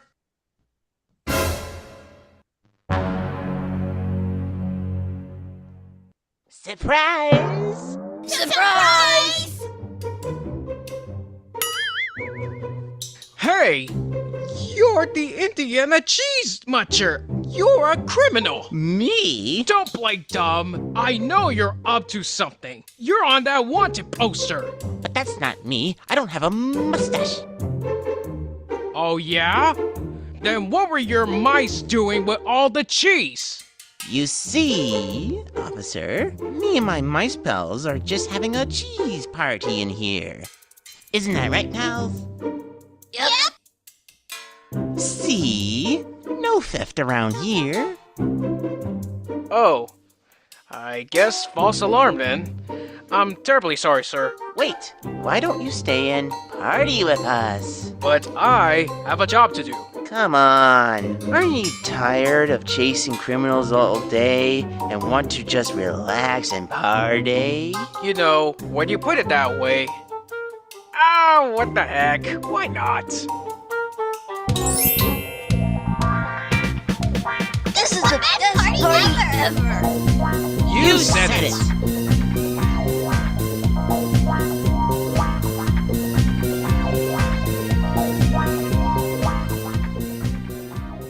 You could see in the credits that these are by people on the autism spectrum. We have Shane McCaskill of the Indiana Cheese Muncher, you yourself, Zoe, and Faith as the mice, and Brandon Rodriguez. They're all from Spectrum Laboratory. Yeah. Nice. Yep. And I did all the editing and compositing, all this. And Jason and Garth were the ones who does the voice casting. Yeah, it was great. It was a great project to do with you, Zoe. But yeah, so talking about backgrounds and text and doing different colors and so on, there's many ways to experiment with that. You know, Zoe came up on doing that all on her own. She just decided that's what she wanted to do and started getting textures from the internet, like she said. So that's yeah, really... because inspiration, my favorite childhood show on Disney called the Charlie and Dad uses that animation style, and I figured, hey, not that many animators use that style, so I decided I think I want to use that one. Yeah. So anyways, sorry to take some of your time, Ty. Thank you so much for being patient. We're going to now get into the class with Ty. And Dani, it's your class. You Alrighty then. So take it away. I will. All right. So anyways, everybody, so you're going to see, for those of you who are watching Instagram Live and on Facebook and on YouTube, you're going to see a live animation demonstration. So anyways, Ty, let's just go ahead and click on your share screen for me, please, so we can get this started. Oh, okay. Which? Yeah, just show us what you've been working on right now. Where is that? I couldn't find. All you have to do is go to Files, open Recent. Recent. Okay. Okay, Odit Magic. Yes, let's click on that one. That one? So Ty, did you see the trailer that I posted on YouTube, Facebook, and Instagram that I featured your animation in the trailer? How did you feel about seeing it? Me? I didn't see it. I thought, really? Yes. So this is the current animation that we're doing right now. Let's go ahead and press the play button. And see, this is an actual animation test that Ty and I have been putting together. So right now, this is, as you could see what's happening, this is an animation of his original character, Odette, the Swanicorn. Yeah. Let me press remote control. So what do you think about the animation process so far, Zoe? Yeah, it's looking really good. So for those of you who, thank you for remote control. As you could see, what I can't wait to show you how much the different phases that we've worked on with. So first, we began as a little thumbnail. You see? Mm-hmm. First started out as a thumbnail, which is just a rough idea for our key poses. And our phase one, we added some more in-betweens with just the basic shape only. That's what I've been teaching Ty what to do. Start with the basic shapes before you add parts and appendages there. And there, what Ty did is that he added some appendages like the beak or bill, if you call that, if because she's a swan. She's part swan. Cool. Yep. Her ears, the wings, all of this. We apply a phase two on it. Then we did a little bit of outline cleanup. You see, this is what it looks like in its cleanup phase. Then we kind of did some corrections. And on our next cleanup phase, we began to add we started to add some color. And the moment that you've been waiting for is we're going to start adding some special effects to this animation. Is that right? That's right. That's right. All right. Let's just go ahead and click on your stop share for a second, please, Ty. Stop share? Yeah. Let's go ahead and scroll up. Go ahead and scroll this up. That's awesome. We're going to go ahead and add another frame. We're going to call this magic. And for those of you who are seeing me live on Instagram, this is how I teach a class. And here is where you get to see how I teach the entire class here. So what I will be doing right now is I'm just going to go ahead and show Ty where the character is adding the magic. Maybe where the magic begins. Oh, go right here with the magic layer. Can you go at least to frame number 30? Go to frame 30 on your magic layer. I think in the first part of the magic, let's just use the magenta. Go ahead and use the magenta. Okay. Also add another color because we're going to especially add the magic part. So let's go ahead and double click on that. And we're going to go to gradient. We're going to add a nice gradient because we're applying some magic effects to it. We double click it and we're going to choose a slight pink tone there. And what we're going to do, if you want to add another color, you click on the side of one of these little houses. Yeah. Just move it to the center. And then click on the blank area where you can add another house. Actually click there you go. Perfect. Now let's just make this a little lighter. Nope. Go back to the pink. And then we use the little lighter. Let's just make this a little lighter. That's awesome. Now we're going to adjust the alpha down a little bit more. That's really good. Let's go ahead and select that. We're going to adjust the alpha a tiny bit. There we go. And the last one. There you go. Now we've got our unicorn magic. We're going to rename it magic. That's good. And then we go ahead and close it. And for this part, we're going to use the brush. For our brush, we're going to go ahead and start, this is where she starts unleashing her magic.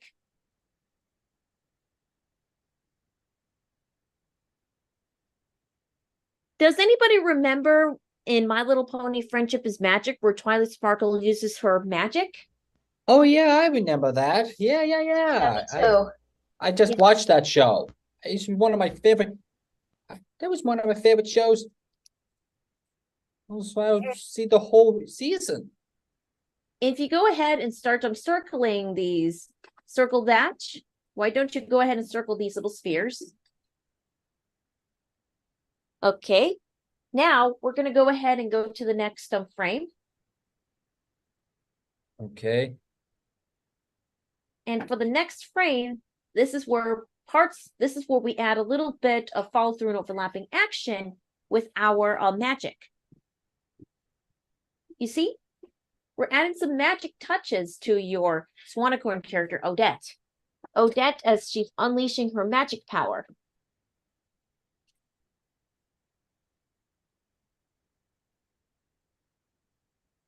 Isn't it amazing how Ty could follow my instructions with the power of annotations? Go ahead and color, use the paint bucket and circle everything. Go ahead and do that. Why don't you circle it like if you're using a lasso tool? Awesome. What if you actually change the... I see the problem because there's some. Yeah, some of those are like not connected.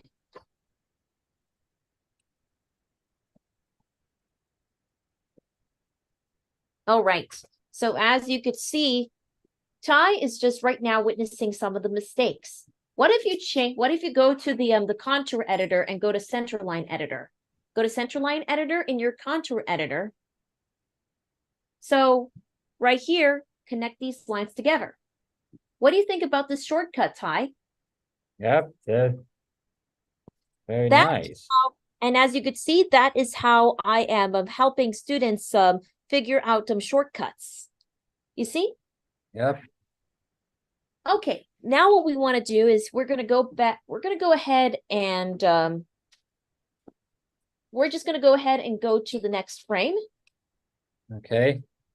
We're also going to turn on our onion skin to see how the magic is being made. So the magic can also, just to let you know that some of the magic can be can have a little residue here and then maybe a little swirl there.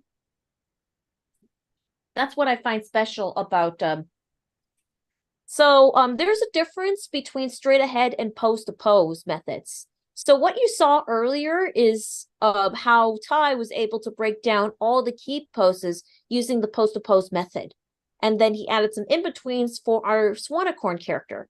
Right now, we are doing our magic straight ahead because using magic or any of the special effects like fire, water particles, or any explosions, or any of the clouds of dust or tornadoes can be done straight ahead. You see? So this looks awesome.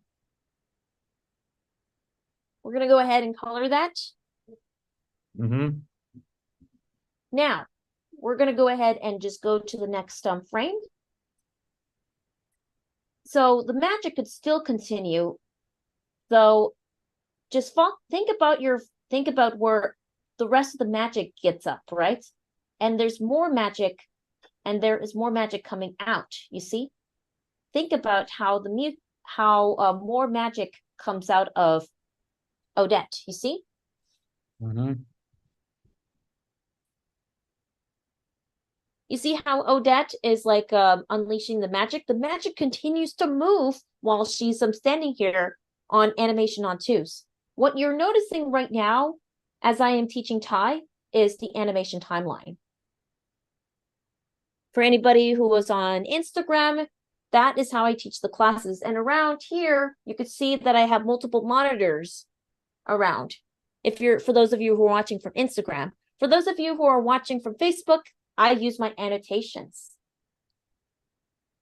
That's amazing.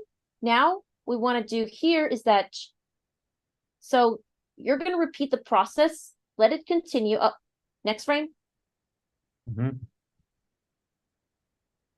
Now that the magic has been moved to the other side, we're going to make it curve a little bit. Do you see?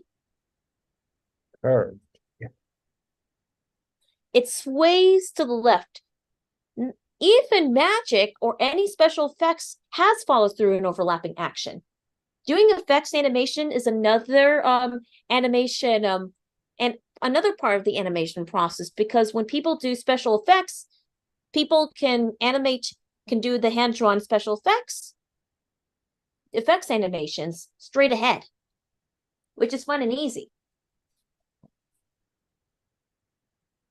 Go ahead and start them. You just use the paint bucket as if you're lassoing them. You could just color everything all at once by lassoing and circling them. That's perfect. Now we're going to go to the next frame. Repeat the process.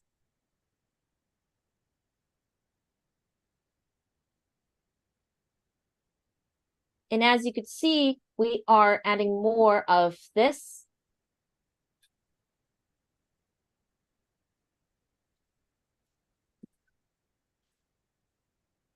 That is how Ty is currently following my instructions by using annotations. You got that right. And I've seen a lot of people from my DaniMation Club Discord watching it right now. So for those of you who are watching from our DaniMation Club Discord server, just say hi in the chat. And do spread the word about our Giving Tuesday. That is part of what we do at the Giving Tuesday Video-A-Thon right now. So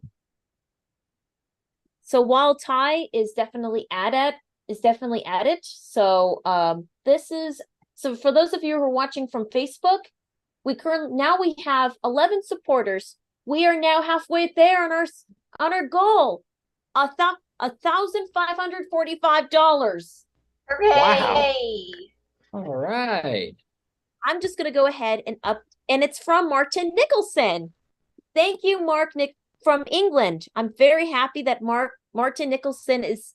So just to let you know, Martin Nicholson is the father of one of our other students from London, England, and his name is Adam. Adam, what I teach every Sunday at 8 a.m. Pacific. What I do is I teach Adam the one-on-one sessions. So looks like this turns out really cool. So now the magic is going to unleash, right? This is where Odette is going to unleash the magic. So I'm just going to go ahead and meanwhile you're at this point, I'm going to start updating my virtual background. So hang tight here. I'm so happy we are halfway there to our goal. Very happy. So if we could be able to get this done, if we could be able to get it done a half hour by the time before our Giving Tuesday Video-A-Thon ends, that would be fantastic. There we go. That's awesome. Now we're going to go to the next frame. That is where the magic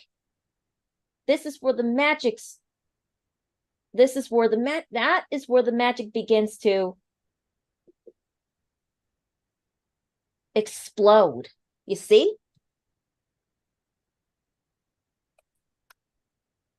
All right. You see? You know how unicorns unleashes their magic when they anticipate, and then the magic begins to do a powerful explosion.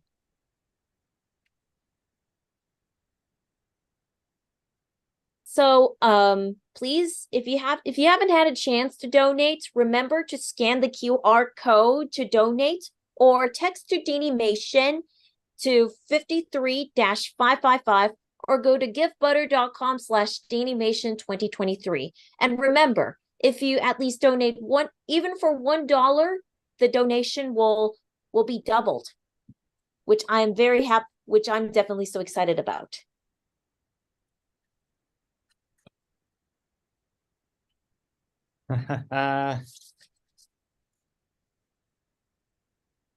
And for those of you who are watching the Facebook feed, I'm going to show what's happening right now at this moment.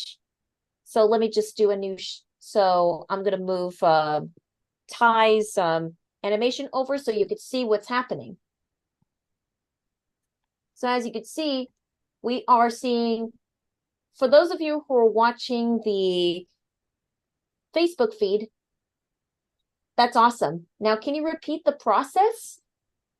Maybe you can use the onion skin to repeat the process of the attack. Go to the next frame. Let's see if you can go to the next frame for me, please. I am. All right. So in my annotations, let me just use my annotations again. Annotate. Make sure it continues to like fire. Maybe a little bit more of that residue coming out from the fire. All this, the magic fire. All right.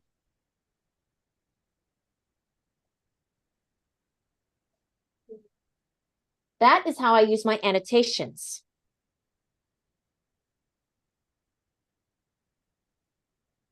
You could see it going on as Ty is unleashing his, as Odette is unleashing her attack. See how Odette is unleashing her attack right now?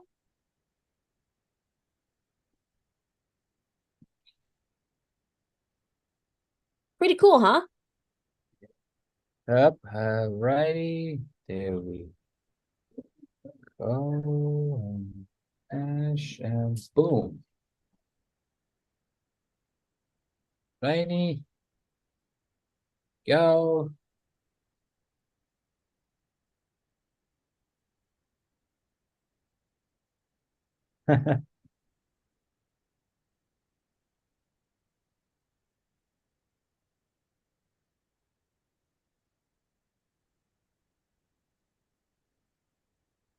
That is awesome. Well, next.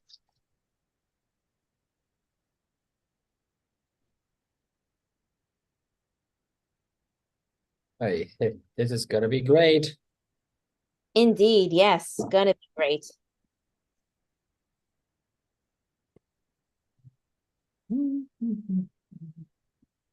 Go.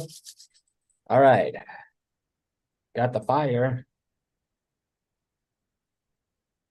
Now let me see. All right. So now you're going to repeat the process, maybe a different pattern. Maybe you could try doing a different pattern as it just keeps, but remember, when she's unleashing her unicorn fire attack, just make sure it continues while more of the residue from the attack could also be like sprouting out. So you see?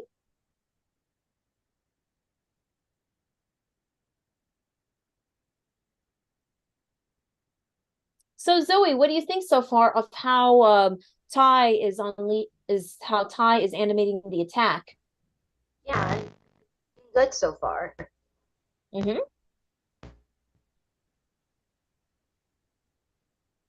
Keep up the hard work, Ty. I will.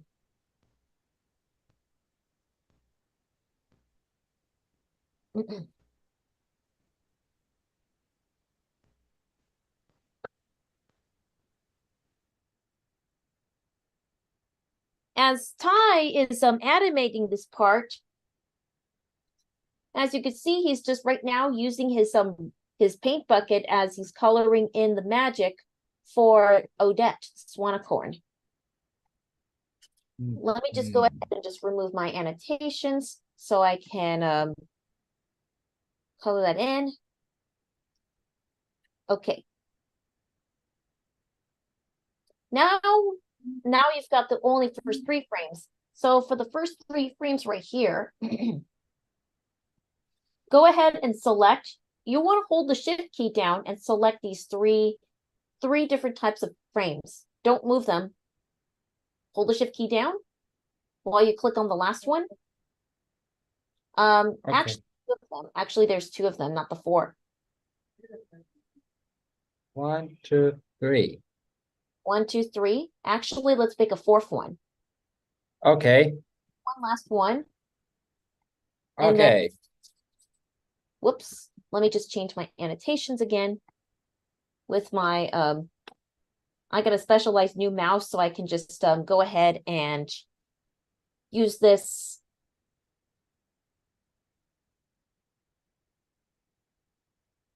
I've got a new, I've got this brand new mouse, by the way, so. Oh, oops, geez.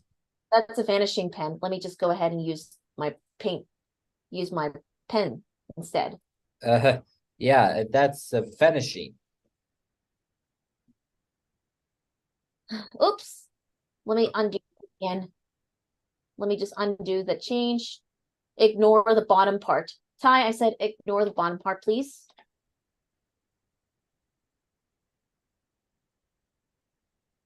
And as what's happening, and as you could see what's happening, our character is, we're right now working on the 3rd frame, which we're going to start. Our 4th frame is where we have the attack still going on, you see?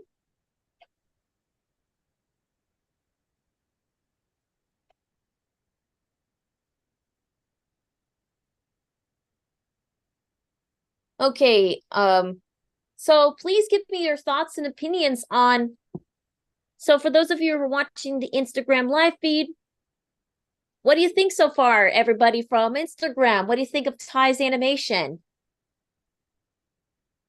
Isn't it amazing? And for those of you who are watching on the YouTube mainstream, I've got heck yeah, oh cool. I love these comments. I get these amazing comments from people who are watching the live stream.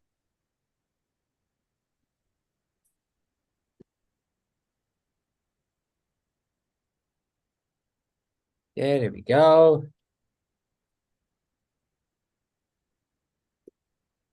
Okay. Oh, Yep. yeah. Mm-hmm. Yeah, okay. And 4. Now what? All right. Now go. Okay, don't select the first one. Let's just select the only 3 of them. Got it. Awesome. Now what I suggest doing is you're gonna hold the control key and then click. If you're when every time I teach my students, like with Ty, their computers are completely different. You want to go to create cycle. Create cycle is right there. Create cycle. Go up where it says create cycle. Oh, try again. Right click, create cycle. Oh, there it is. So for that one, you want to create at least like I would say 6. 6. And then okay. Let me just remove my annotations. Let's just go ahead and reset the view and reset the view first. And then we're going to go ahead and play it for everybody. Press the play button. Actually, let's just start from. Awesome. What do you think, everybody? Hey, look at that. Cool. Nice. That's one amazing special effect that we're doing with Odette's attack. Yeah. So, so Zoe, what do you think so far of any critiques on Ty's animation with the magic special effect that we applied? Yeah, I like the magic effect, but I think we should put a glow effect on it and some glitter. Oh yes, we could include the glitter there as well. And Sandy, what do you think of what Ty's been doing? It's amazing. It's great. So anyways, speaking of special effects, we're going to show you how I help people do special effects. So if you press the plus button on the magic, press the plus button, you're going to go down to effects. And you want to go ahead and add a glow effect. You see? Add a glow. Glow. And for the glow effect, it kind of looks funny in an open GL view, but if you press this blue daisy, that's what the render view looks like. You don't necessarily say anything in the render view. The next step I suggest doing is double click on glow. And you wanted to use source color. Use color. Use source color right here. And as you can see what's happening, you're getting to see Ty's magical path. You can also increase the radius on the blur type. Let's change the radius to 5. Alright. Enter. And we're going to bump up the intensity to 2. Enter. We click on close. So in order to play, we click on the render and play button. The render and play button is only used when we use special effects. Let's see what it looks like now. Can you do your news share for a second, please, Ty? Sure.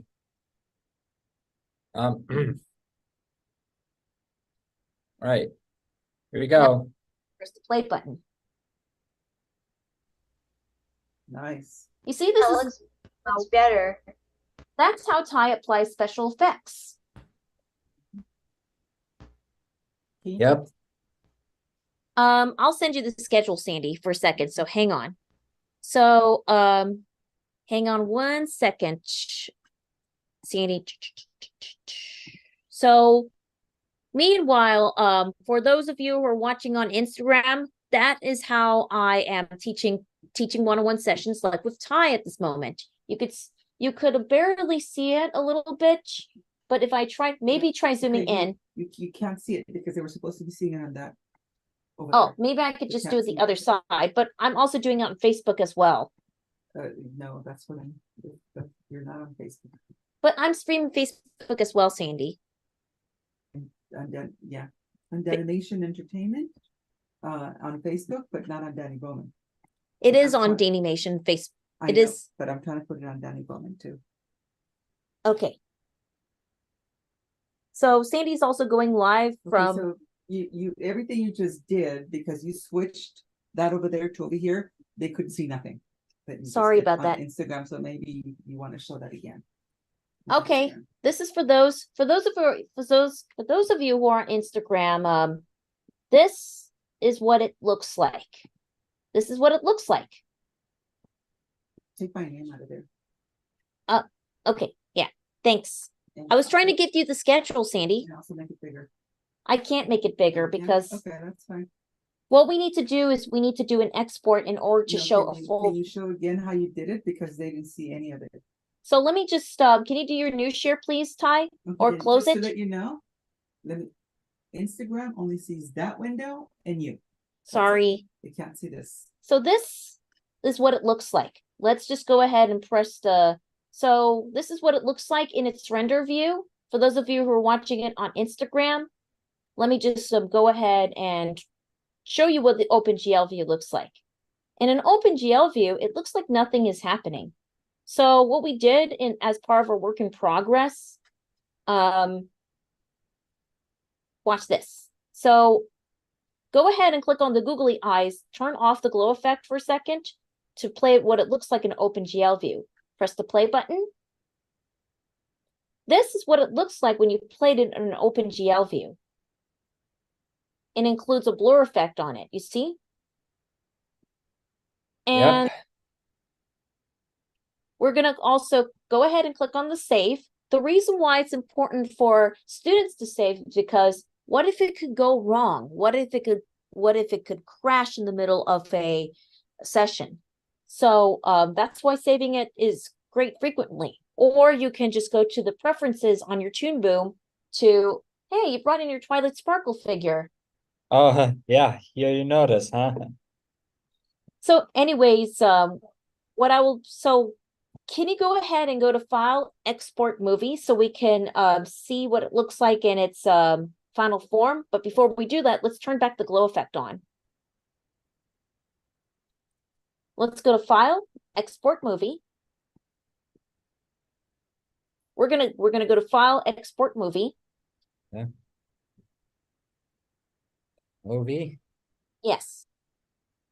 And then we're going to go to Browse. We're going to call this Odette Magic Test. We're going to do Odette. We're going to call this Odette Magic Test because this is the name right here. Let's go.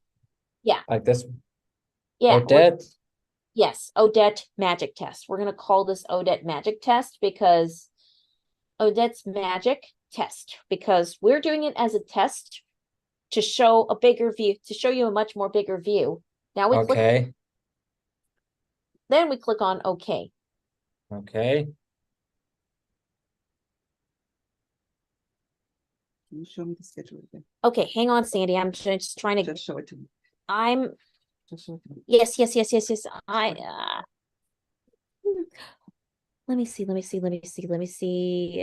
is it? There it is. I found it. Oops. Danny, here. I'm trying to hang on. Come on. Here are all my drawings. You have too many cameras going here. Or put it up there. Put it up there or up here. Here you go, Sandy. And go Let me back. turn my zoom back on. Okay. Okay, so right now, okay, anyways, let's just go back and let's just go ahead and locate your exported movie. Find your exported. Did you find it? Yes, I found it. Okay, good. Now, can you do your new share and show us the final export? What it looks Just like, audience? it's just a minute. What was? We'll what take is it? No. Let's see. It's in your desktop. You exported it in your desktop. This desktop, huh? Ah, there it is. I want to know who's going to be at what time. Not this. Oh, that. Let me try this again.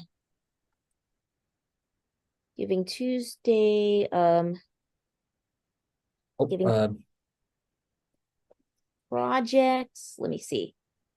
So this is what it looks like in its final export. We forgot what we forgot to do. You know what we forgot to do is we forgot to we need to do another export again. But at least everybody's got to see what the final export looks like. So let's go back to your Toon Boom Harmony again. Are we gonna export it as GIF? Yeah, as an animated GIF, we could do that. Yes, that's a good. Oh, I think I see the problem. This What? because I did it accidentally. Oh. Oh. Okay. There we go. That's the problem. There we it's because we forgot to, let's go to File, Export Movie again. File, Export Movie.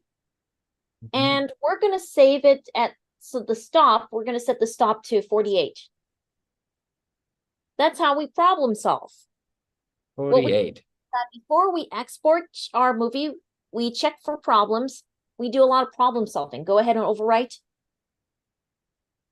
Just wait. Now you can go ahead and start doing now you can play a test for everybody.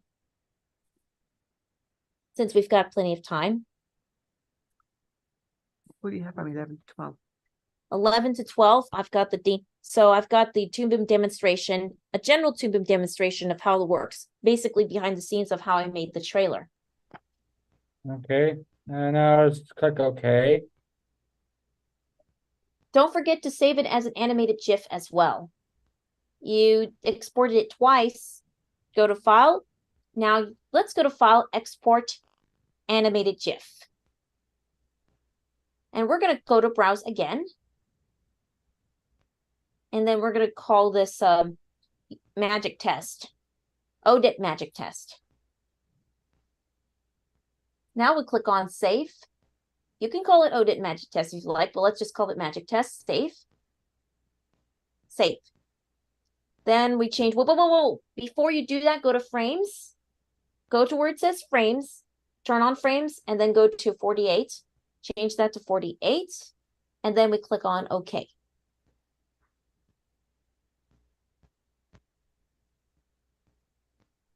There are two different ways there are more than many ways to export it into different formats from Toon Boom Harmony.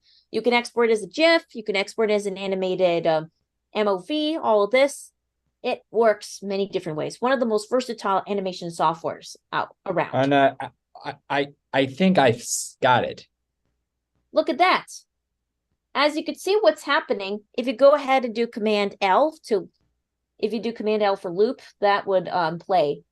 So as you can see what's happening, go ahead and press the play. Oops. Can't. Okay, let me see. You're trying to help. Yes.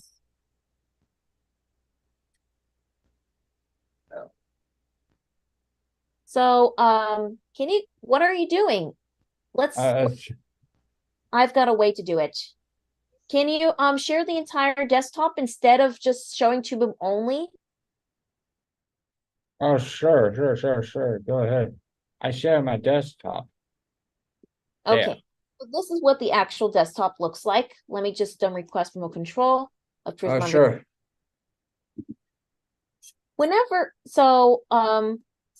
Sometimes I request, as you can see what's happening, sometimes I request the students remote control, and sometimes I assist them. I'm going to go to view and we go to loop control. Oh, that's where the loop comes from.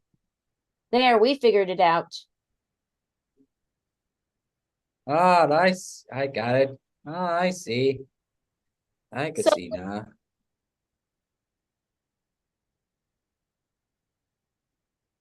So as you can see what's happening, we have Odette the Swanicorn unleashing her unicorn magic. Which I'm very proud of the fact that you could be able to do any animation like this. We go for those of you who haven't seen the animation process of what Ty did, we break down from like basic shapes to like adding appendages like the wings, the ears, the mane and tail, and the beak, and how she anticipates before unleashing her attack. You see, what you also notice is that you also notice that there is a smear frame as well. Let me just show you a smear frame. Smears, sometimes it's really good to add smear frames because it's not just, when it comes to feeling the animation, it's not just about seeing it, it's about feeling it. So this is what it definitely looks like. So let's just go. So I'm just gonna go. Let's go back to Toon Boom Harp. Cough, excuse me. So this is what it looks like. And now what we're going to be doing next is that why don't we just also add a little bit more of we can add a blur effect as well on our smear, because it kind of looks like, go to effects, we go to blur. You can actually add, the coolest thing is you can actually add smear for any smear frames. You can actually add a keyframe for any smear frame. You see what I'm doing is I'm adding a smear frame. And you could set the stop motion keyframe. So go ahead and double click on the star right next to blur. Wait a second. We're going to change it from, and we're going to move up the Bezier. So you can actually just move up the blur effect by just increasing the value.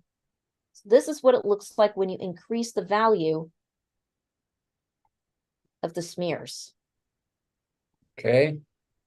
This is how you increase value. This is one way of increasing value. You can actually increase the value by 5. What if it happens? Look, You see what's Uh, happening now? You're uh-huh. So what it is, it's a little advanced. This is also known as a Bezier editor. So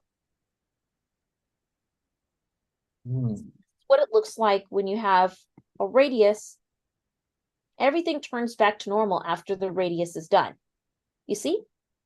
Mm-hmm.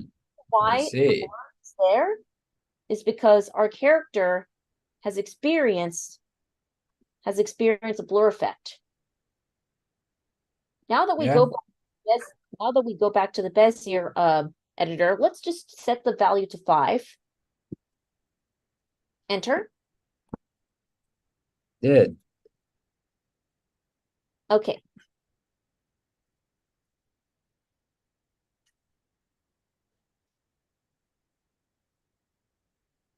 You see what's happening. Now our character has returned back. One little critique I have here is why don't forget to add the eye shine for Odette. Remember? Eye shine. The eye shine on Odette. Sure. Another thing I give to students is critiques, like what I'm doing right now. The character would look so much better if we add some eye shine to this character. That's why we're doing some minimal changes and fixes there.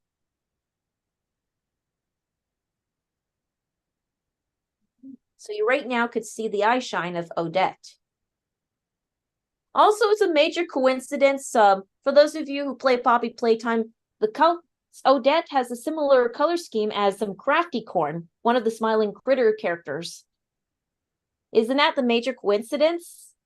Yeah. Oh wow, I have no idea.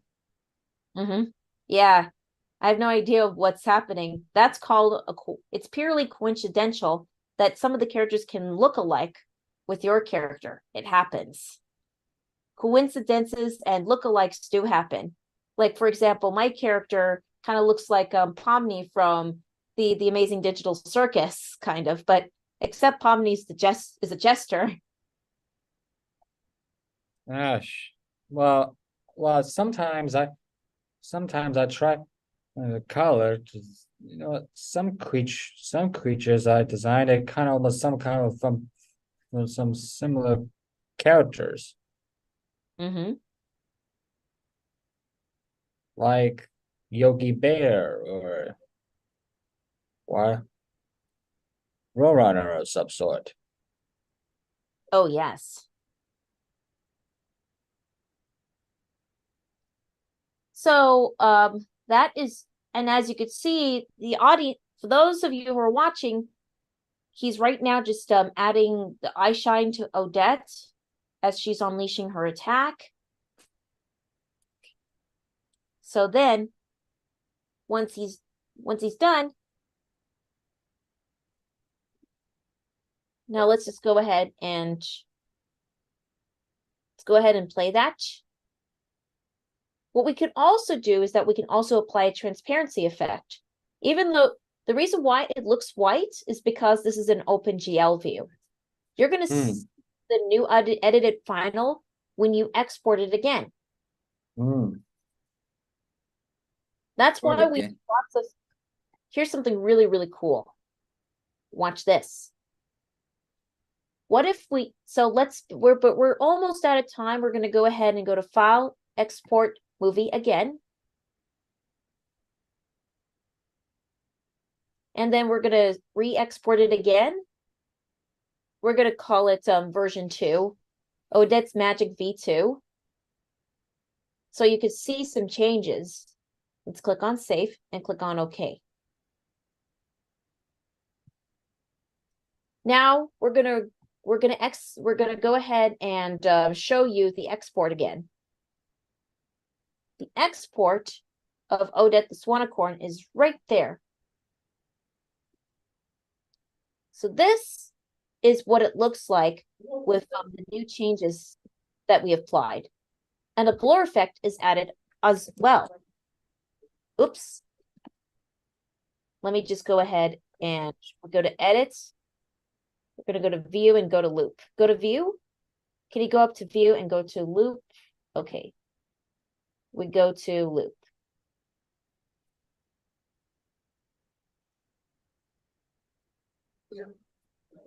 Now we could just feel we could feel a smear way better than ever. Not only that, we also added the some eye shine and magic effects. You see, that is how a one-on-one animation session works. When we do every time we do our one-on-one sessions, we give them some brand new updates.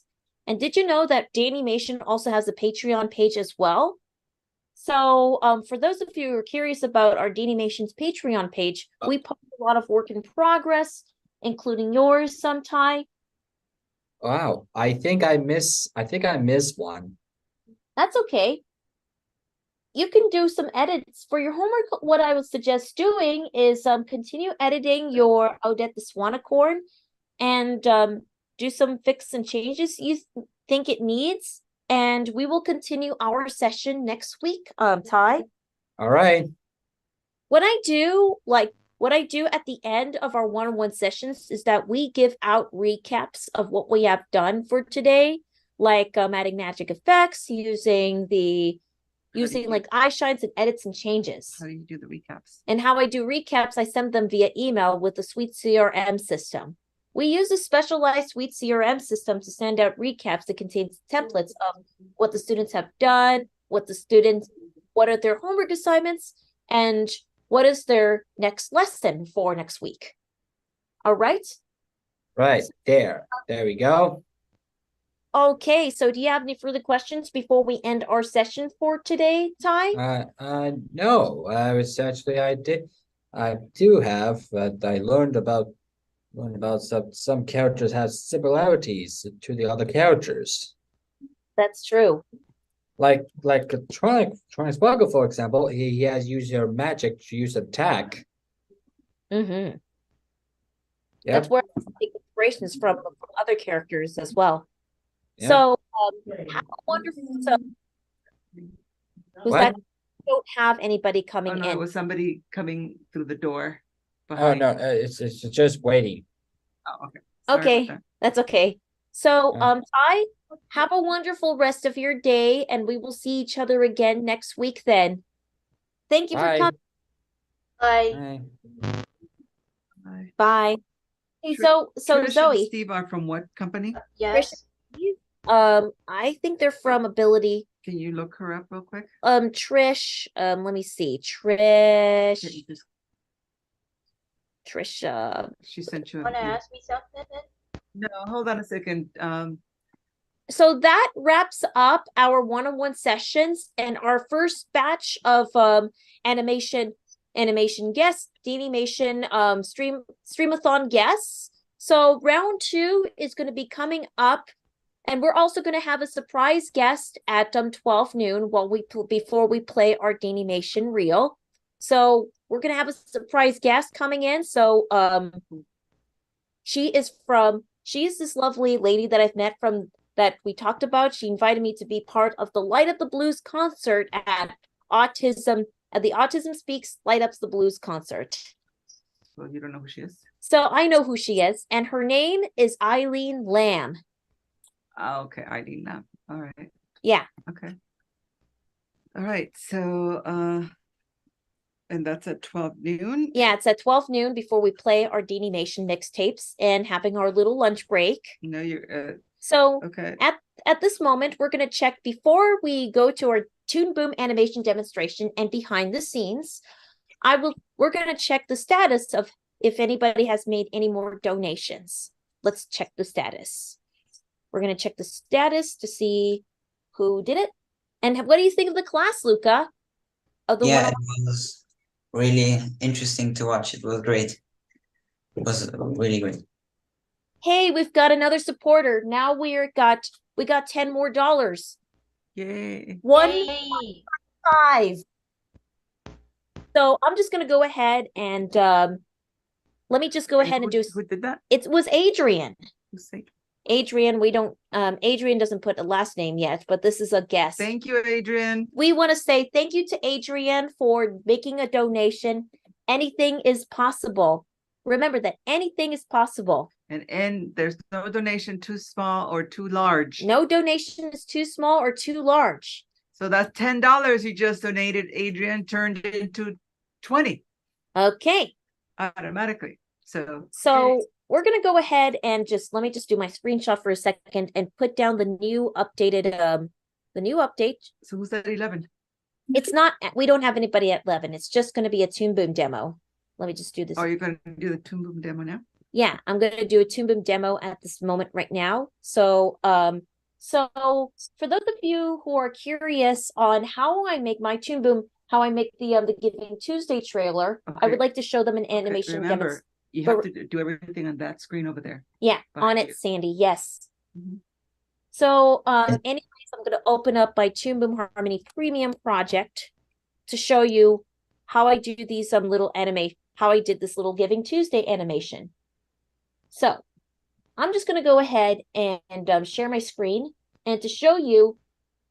Remember that little Kiko, the flying fish fairy that flies around? So, anyways, this I'm just going to go ahead and get you in. There we go. So, can anybody see it? I can. Yeah. Okay. I just wanted to say, Dani, that I have to go now. I have to go practice some piano, but I had a really fun time watching your one lesson and having fun. Luca. Thank you for sticking around. We'll Thank you. See you tomorrow. Bye-bye. Bye. Bye.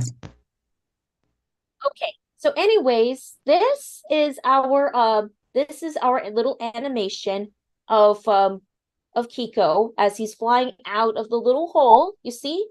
We know our fish fairy guy friend, who is our mascot of this year's DaniMation the Stream-A-Thon. Okay, so live video ended here. Try again. Yeah. Sorry, we've been having technical difficulties with our Stream-A-Thon on Instagram because our Instagram stopped. Part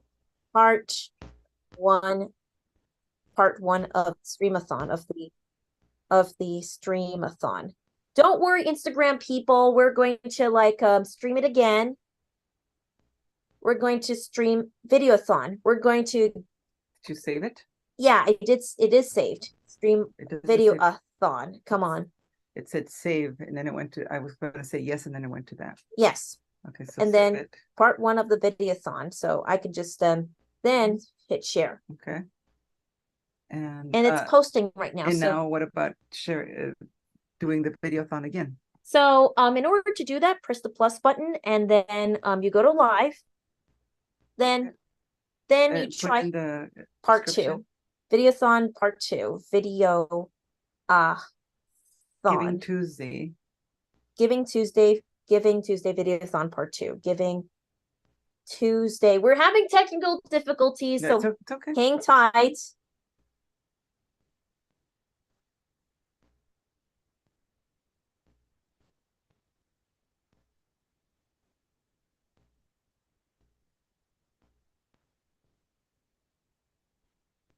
There we go. So update details, and my phone's running out of battery, so I've got this in the bag. So let it charge, okay? Okay. And now what? Keep it charging. So is it on? Yes, it's now. Press the live button. Press live.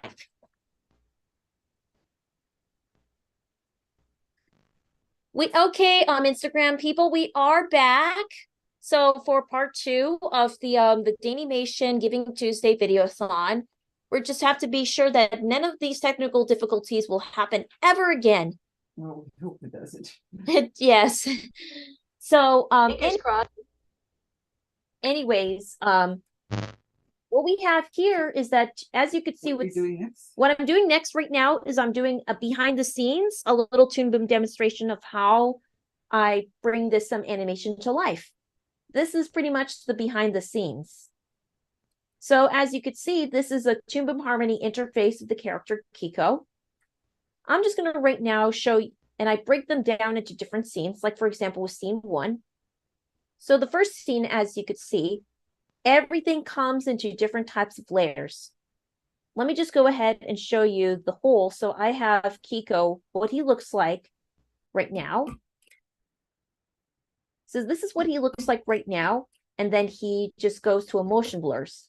If you know what motion smears are, smears happens in a quick and light speed. So this is what Kiko looks like in his final form. And I can't wait to show you some of other form of Kiko, his early stages. So let me see if I could find some of the early stages of Kiko when he was I also have the CTN. I also have the other let me see if I can go grab and get it. Let me just go to open. I also have the CTN demo somewhere if you could see some more.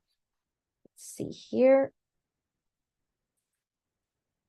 Okay, so now I'm going to go to open recent. This is an animation I originally had for the CTN demo. So I saved the Kiko document and saved it as part of the CTN demo. This is what it looks like in its early stages. Any quick question? 5:45 to 6 p.m. is Robin? Yeah, Robin Olive, the last one. So this is what Kiko looks like in his rough stages. So here's how he began. So I was coming up with some rough stages with the hole. So I did a little hole. So what I did is I did a little hole down there where Kiko's peeking out from. So this is the early phase of how I did Kiko. It's Robin Olive and Ty Friedman. So this is Kiko in his early phases. First, he started out as these little wire frames. You see? So that's him in his wire frames. Then I add another tie down, which is his wings. I added his wings because his wings are animated on ones. You could see before I started to put some wings there. Then I added the next tie down, which means Kiko in his rough sketch form. I just like to use color coding and use it different colors depending on how I do animations. There's Kiko as he's joyfully emerging out of the hole as he's ready. Now this is what it looks like without the sketches. So I turned that off. So it took me straight up abilities, straight up abilities there. So as you can see, Kiko is just right now popping out from the hole like this. And then I add my little outline phase. This is Kiko in his outline. So I add all these little outlines, but some parts of it were missing, like his pants. That's before I added more of his pants. Then I added more than his wings then I added his wings. So as you could see, I just did the wings, but the blur effect is the exception. The blur is added as if it's colored, you see? Then I decided to do some more of the cleanup. Here's more of the cleanup. Here's much of a cleanup phase. That's before I added the wings. And then I started to add more color, you see? I started to add the base color, which means Kiko's eyes, his gills, and his t-shirt insignia that represents Pisces, the fish. That's the zodiac sign Pisces. Kiko is the Pisces, so that's a sign. Then I can't wait to show you what he looks like in color. So this is what Kiko looks like in color before. That's pretty uncanny. So let me just turn that on. So you see, this is Kiko this is my coloring phase. This is what the coloring phase looks like with Kiko. What I did in order to separate Kiko's coloring from his hairstyle, I add the blue stripes. You see? Then the wings are colored separately. Then I begin to add his color. Then I begin to add all the coloring. That is before I did all the shading. You see? This was originally done during my CTN the animation demo that I did at CTNX. Let's do it again. Okay, 3, 2, 1. Sorry about all the technical difficulties we're experiencing. So let me start this demonstration all from the top. Let me start the demonstration from the top again. So this, I'm going to show you some of what Kiko looks like in his early phases. I'm going to go ahead and turn on these little googly eyes. We're going to do the we're doing it for marathon. We're just so I forgot to mention that we're still doing the DaniMation Giving Tuesday Video-A-Thon. So for those of you who are streaming from YouTube and Facebook, that is fine. And those of you who just who watched the earlier part 1 of the Video-A-Thon, we decided to bring it back. So right now, this is what Kiko looks like in his early phases. Can you share this over there and let's talk about this a little bit more? Let's just talk about this. Oh, sure. This? You mean here? Yeah, I want them to see that over there. Oh, that. No. Bring Kiko over here. Yes. And leave that the way it is and not talk about what's behind you. What's behind me right here is we're halfway there when it comes to our amount of funds. So this is us. This is where we're currently at right now. 1,555. Isn't it amazing? We're halfway there. And we're Giving Tuesday in order to, why are we raising money today? The reason why we're raising money today is because we are raising money to scholarship underprivileged people on the autism spectrum that want to attend our future animation workshops. The money will also go towards funding for equipment that we're going to give to students, the animation software they will use for future animation workshops and one-on-ones. So because a lot of our students are very talented, but they don't have the access or the resources needed to further their dreams. So this money, all of the money we make today, all of it, we're not going to keep any of it, is going to go directly to scholarshiping students if they need equipment or if they just need classes, right? That's right. You want to talk about that? Yes, it's going to go towards classes. And as you could, and Zoe Ramos is one of our students that would need a new computer and some new equipment. You see? Say hi to the audience, Zoe. Hello. Don't worry, my dad's looking for a new computer. That's great. I'm so happy that your dad's looking for one, and possibly we can give you some upgrades to the software and hopefully help you reboot your other animation project that you've been working on for a long time. Yeah, the Princess and the Squash, which has been in production hell for like I would say maybe like 3 years. So I don't know. I don't really keep track of time. Well, we've been in develop. It has been in development since 2020, while the pandemic was still happening. So leave it in production hell forever. Mm-hmm. It has been in hold for so long. So until your dad gets you a new computer, we can continue on our animation production and finish Princess and the Squash eventually for San Diego Comic-Con next year. Okay. I might make to change the story though, I think. I'm so glad you did. We can actually just do these with these new changes and some new updates. So anyway, yeah, sure. Anyways, let's just continue on the CTN demonstration. Excuse the mess because Instagram suddenly just shuts down its live stream.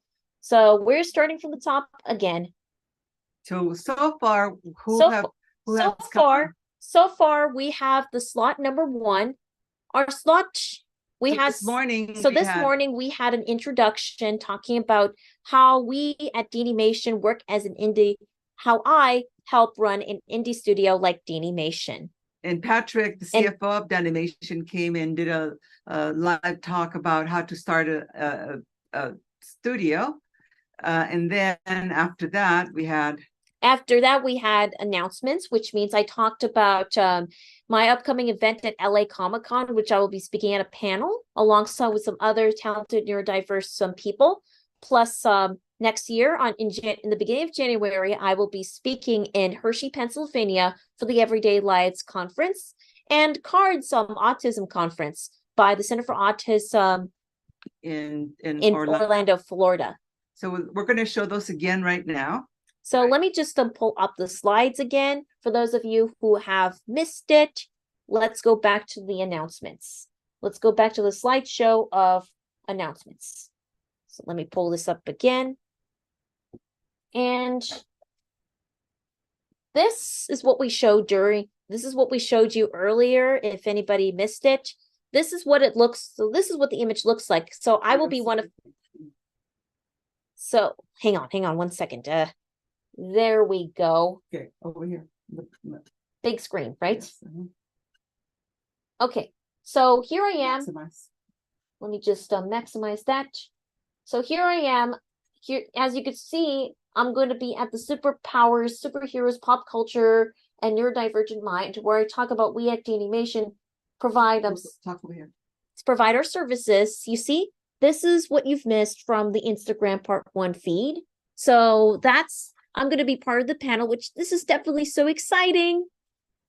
This Friday, for those of you who are going to LA Comic-Con, this is the panel this is the panel that something that you don't want to miss out. So I'm here with what are you going to be talking about? Going to talk about superpowers and we at DaniMation. Superpowers, superheroes, pop culture, con culture, and the neurodivergent mind. And it's also stars with Ryan McCarthy from Ryan McCarthy Productions, and with Jeremy and Ilana Hamburg from My Best Social Life, with moderator Christine Ellen. And next year on from January 9th to the 11th, January 9th is my birthday, by the way. I'll be 29 at this time. Well, I will be speaking I will have a keynote presentation on January 10th, which sounds so exciting. And it's going to be about how we at DaniMation, it's about how we do peer mentoring at DaniMation. Same goes with our other conference in Orlando, Florida, which is for the Center for Autism Related Disabilities Conference, which it's going to be from January 12th to the 14th. And I'll be speaking on the Saturday of this event. So excited for all three of these events coming up in these years. And Arts for All Florida has confirmed the dates. We're all booked for June. All of June is booked. All of June is booked for Arts for All Florida. So excited to be going back to Florida. And we've confirmed our dates for the July Los Angeles Animation Workshop as well. So those were just the announcements that were made this morning that anybody showing up now might have missed. And anyways, we're going to go back to our Toon Boom demonstration. Okay, so then again, let me just do my new share. Let me just go ahead and stop the share and do a new share, and we'll show you more of the animation demonstration, more of the behind the scenes. This is more like behind the scenes of how I do this work, how I brought this work to life. So you just went live on Facebook? Yes. Your personal Facebook, because you've been live on DaniMation Facebook. But the personal Facebook, now I'm also live on personal Facebook as well under Dani Bowman. You see? Welcome everybody who are watching my personal Facebook page. Yeah. Now you want to make those announcements one more time for your Facebook followers? Okay, for my Facebook followers, for those of you who are on Facebook, let me just share my screen for a second. Let me just do my new share. Hang on. Okay.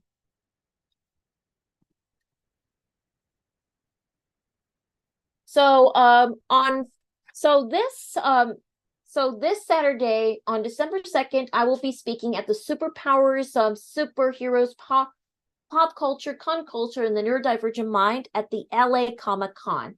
Here's me alongside with Ryan McCarthy and Jeremy and Lana Hamburg for the Best Social Life, moderated by Christine Ellen. So this is where? This is going to be in Los Angeles Convention Center on December 2nd from 5 p.m. to 5:30 p.m.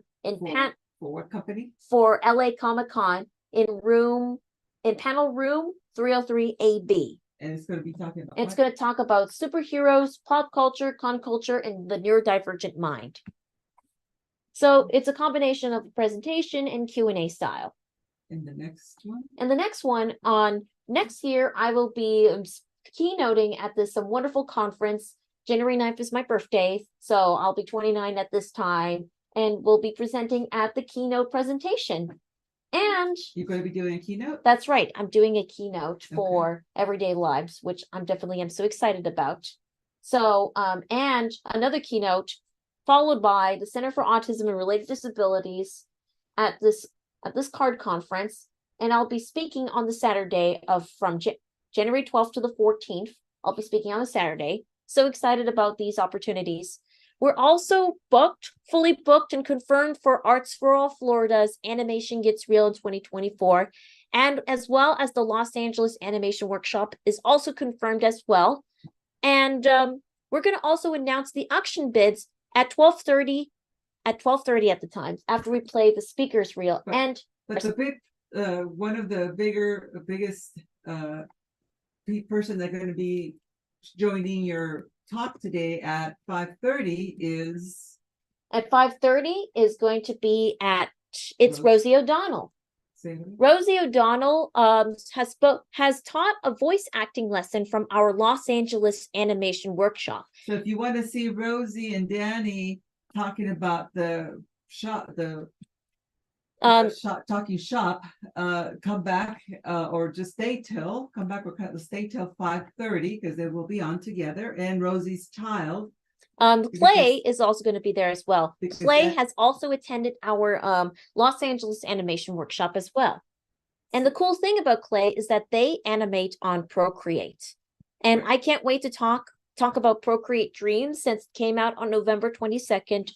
So Jake is going to be coming on soon to talk about Procreate Dreams in about 10 minutes. And yes, in about 10 minutes. Are you sure Jake is coming in at 11:30?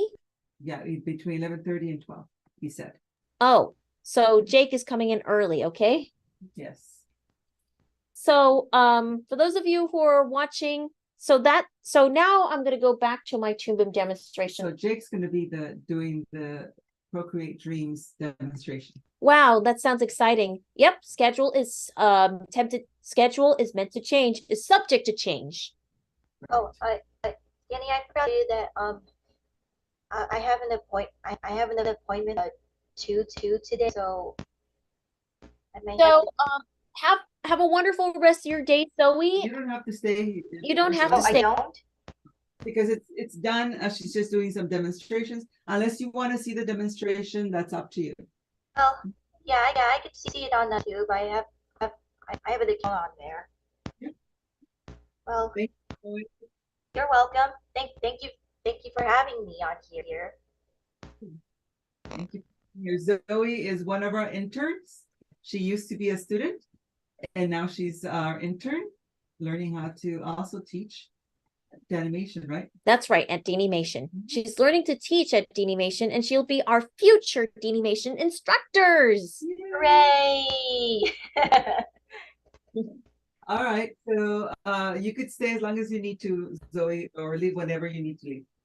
Okay. Oh, okay. Well, I'm gonna go watch the rest of the live stream on YouTube.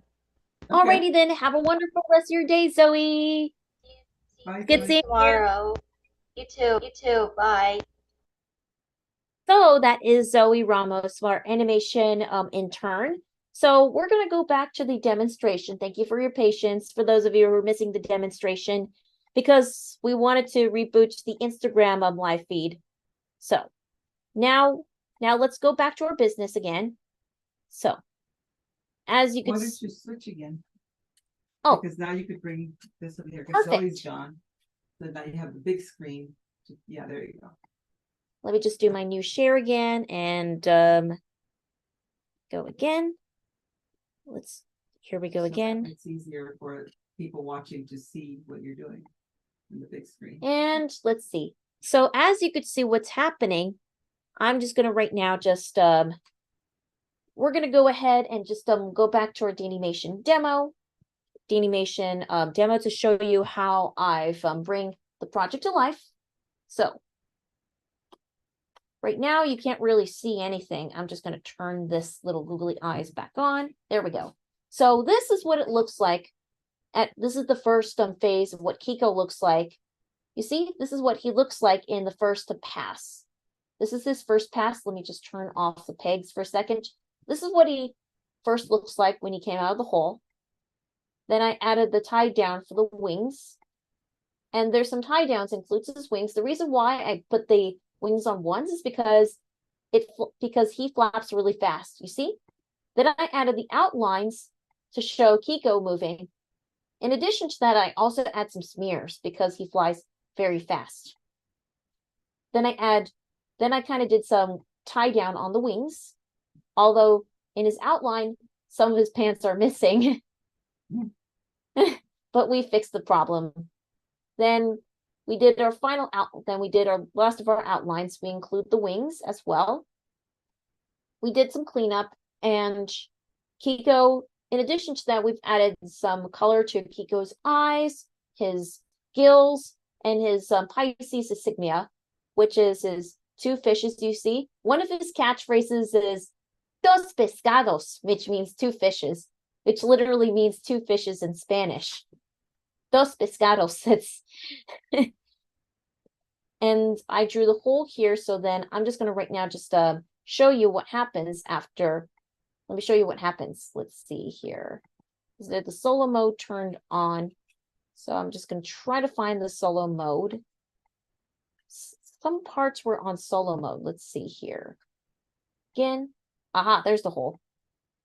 No wonder why I couldn't find it. This is what Kiko kind of looks like in his final color phase. So that's Kiko in his final coloring phase. I eventually even added the shading part. You see? This is what he looks like in his final phase. So that's his final animation phase before I added some special effects. Now I can just go ahead and I can just show you I'm going to show you the Giving Tuesday file, what he looks like. I just also created a scene. So what I did is I used the template, and now this is what Kiko looks like as he's coming out of the hole in final. I applied some special effects, which includes the little stars. You see the stars coming out of Kiko as he comes out. The residues of stars came out.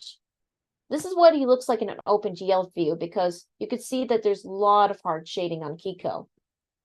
But when I turn on my render view, this is what he looks like when I turn on the render view.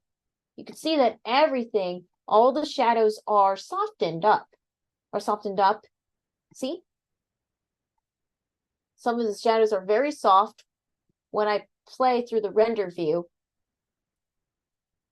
And for the next part, I can't wait to show you. Let me just go ahead and go to my next set of frames. This is Kiko as he's flying in high speed. So I'm just going to show you how I break this down. I'm going to turn on my solo. I'm just going to go ahead and just turn on my solo mode to show you. This is what Kiko first started out. This is different compared to the first animation that you saw. How I broke it down has more parts. That one, on the other hand, is super fast. So there's Kiko in his final outline. So then I add Kiko's final color in his outline. Then I add the trail as separate. Everything is animated on once. And this, except for the stars, the residue of the stars are much slower as you can see what's happening. A lot of these frames are on ones while the stars are animated on twos. So this is what Kiko looks like as he's flying across. Then I just reused what's remaining from scene 2. And then I kind of used some motion keyframes to make Kiko fly around as it forms into a heart, the Giving Tuesday logo. I'm going to zoom in for just 1 second. So you see, as you can see what's happening, Kiko is leaving a residue of the heart. I also apply some transparency effects. So when I go down to our star, if you go down to where you see the GT heart, Giving Tuesday heart layer, what you're seeing in the Giving Tuesday heart layer is that I added a transparency effect. You see that little star down below where my cursor's pointing? A transparency effect.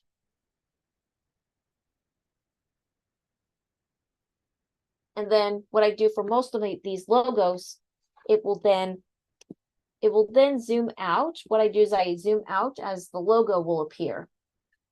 So what I did is that this is just a raw export, but then I just put it together on Final Cut, or other cases, DaVinci Resolve. Afterwards, the heart begins to shrink and it reveals the DaniMation Giving Tuesday special. So this is the original logos, what it used to be before we changed the name. Call it DaniMation. It used to be called DaniMation Cyber Monday Giving Tuesday Special, but we decided to simplify it, calling it the Giving Tuesday Special. So this is how I demonstrated how I did this little animation of Kiko doing a loop-de-loop. What you're also noticing that Kiko is doing these weird little deformations. I applied some bone deformations on Kiko as well. If I just turn this on, you could see, as you can see what's happening, these are the bone deformations of Kiko. See in green, the parts in green, these are the deformations. I use a lot of deformations as Kiko morphs as he's changing. The coolest thing about it is that I can be able to stretch him, move him, change him around. He's so, wow, so squishy, isn't it? Pretty squishy, isn't it, right? Sometimes I would have to squish him a little bit more as he's moving up. See? As he's moving up, sometimes I have to squish him a little bit. And when he loop-de-loops, you see there's that little animation error there. Sometimes I have to squish him a little bit more so he can squish. You see? This is another special effect called the squish effect or little smears. It's like a form of a little smear. It also counts, you could say that it also counts as a smear effect as well, because Kiko is performing his loop-de-loop as he's forming a heart, as he's forming a little heart. Mm-hmm. So then, go ahead. So this is what he looks like as he goes into a loop-de-loop. I use these little rigs. So that's why I apply what I learned from using deformations and using cutout and using traditional animation. What I do is I use both. And if you're ever wondering how I made my trailers, so the first software I use is DaVinci Resolve. Let me just pull up DaVinci Resolve just to show you how it's made. So yeah, this is the first trailer that I edited, DaVinci Resolve. This is what it looks like. This is what DaVinci Resolve looks like. So as you can see, this is my DaVinci Resolve timeline. And this is how you edit your this is how I edit my animation. Or and your students' animation too, right? You see, this is as you can see right here, this is my sound, and sometimes there is the DaniMation voice I include.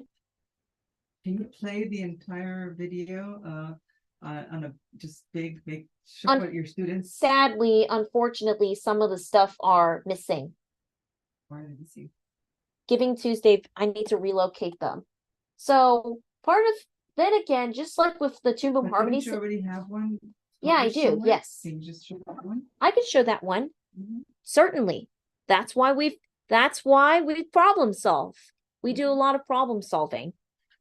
So I'm just gonna pull up the final trailer. So not the trailer that I've done recently, but did it during the Black Friday, did it during Thanksgiving. So I'm just gonna go ahead and pull up the trailer. Let me pull up this trailer just to show you what it looks like in final. This is what it looks like in final. In this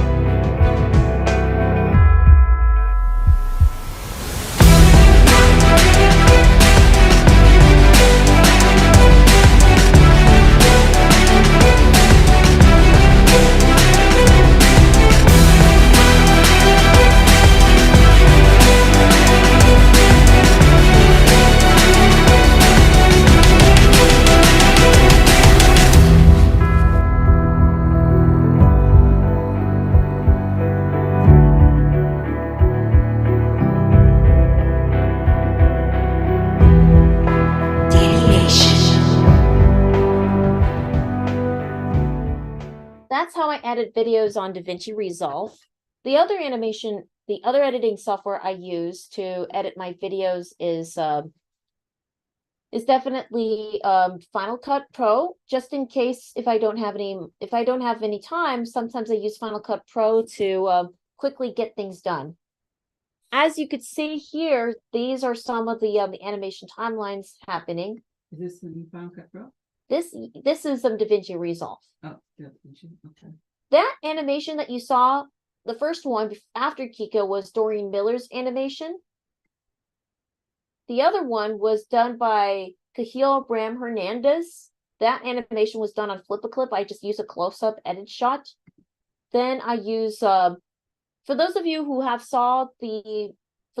are seeing my one-on-one session with Ty Thompson earlier, that's the character called Odette the Swanicorn as she emerges out from the magic.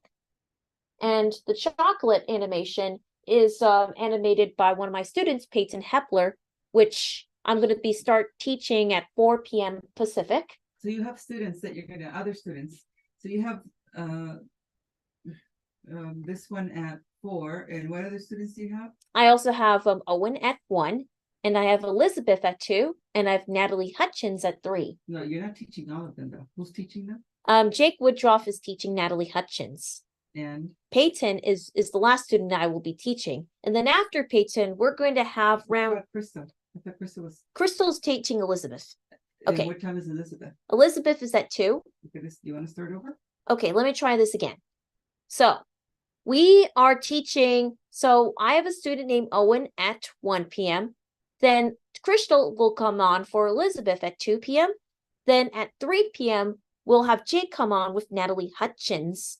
And then 4 p.m. it will be me and Peyton. And then afterwards, we're gonna have a slot. We're gonna have a guest slot round 2, which means we're gonna have 4 more guests coming in, and then 6. For the 4 guests. And the 4 guests are we have Daniel Ross. For those of you who don't know who Daniel Ross is, he's a good friend of Debbie Derryberry. He's the voice of Donald Duck, and he's the voice of the McDonald's, one of the McDonald's mascots, Grimace, a good friend of Ronald McDonald. If you think, every time when you think of Grimace, what the first thing comes up in your mind is the Grimace shake. I even made myself a Grimace shake a couple of months back, so a vegan kind. So anyways, the other guest is going to be Trish and Steve, new guests coming in, and then we have Rosie O'Donnell, the voice of Turk from Tarzan.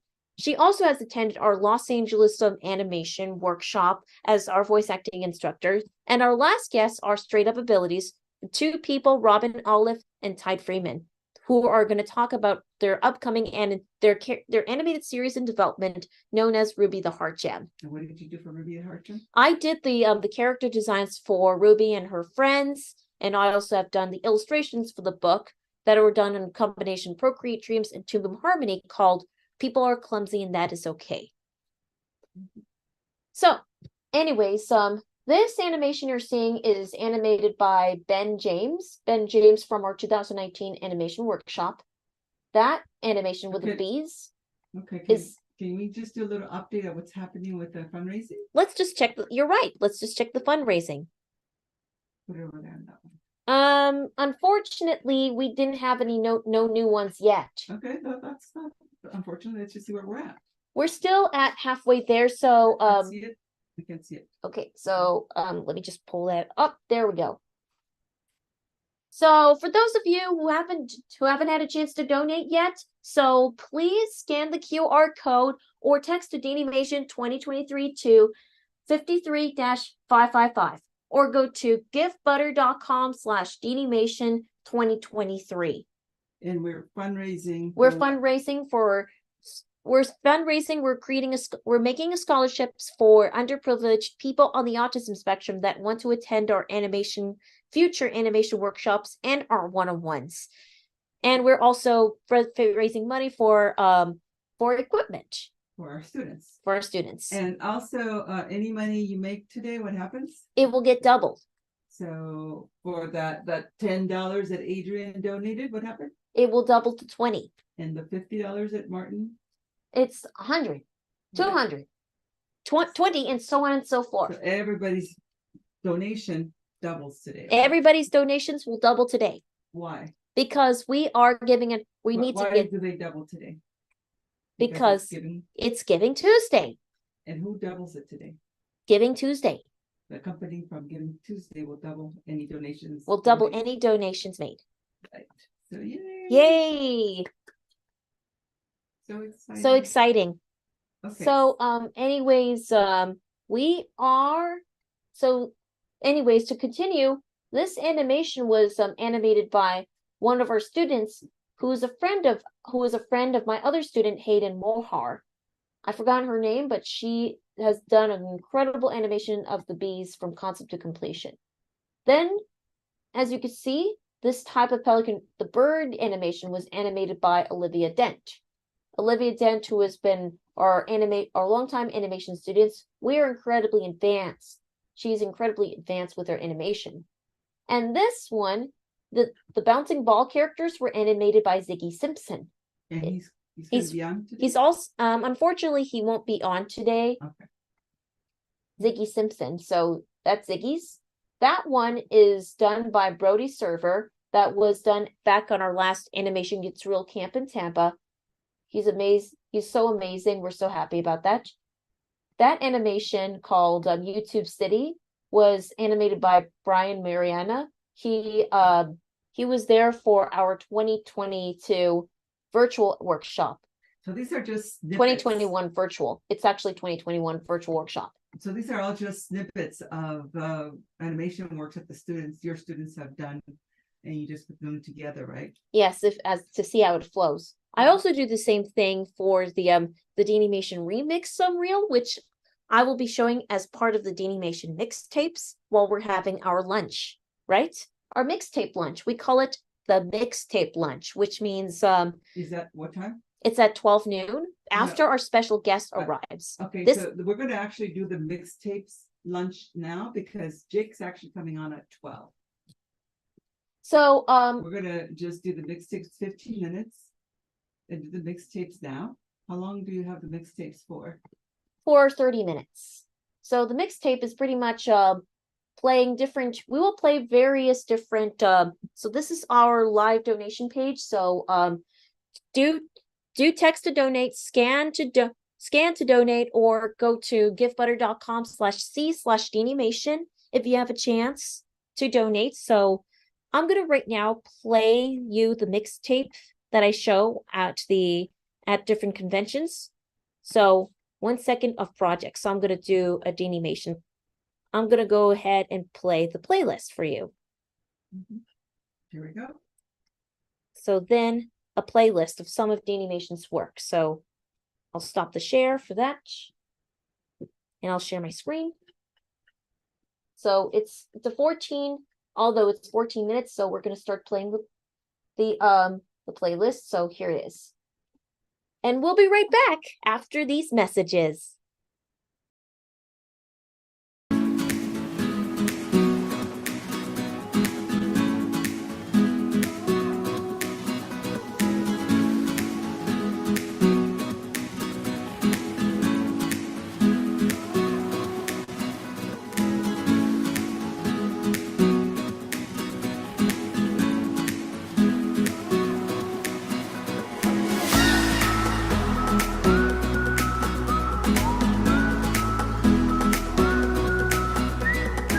Welcome everyone to the DaniMation Summer Animation Workshop, everybody.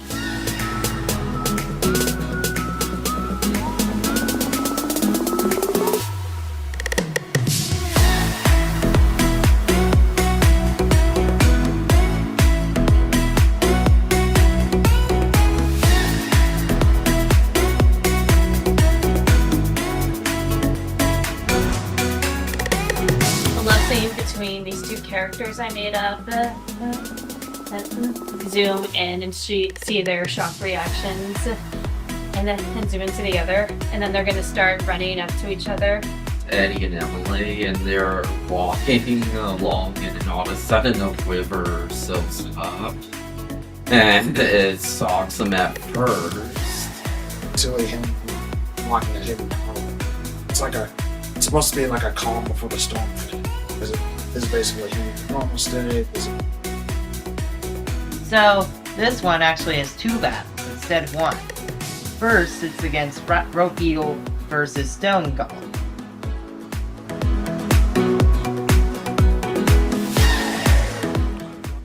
What's that?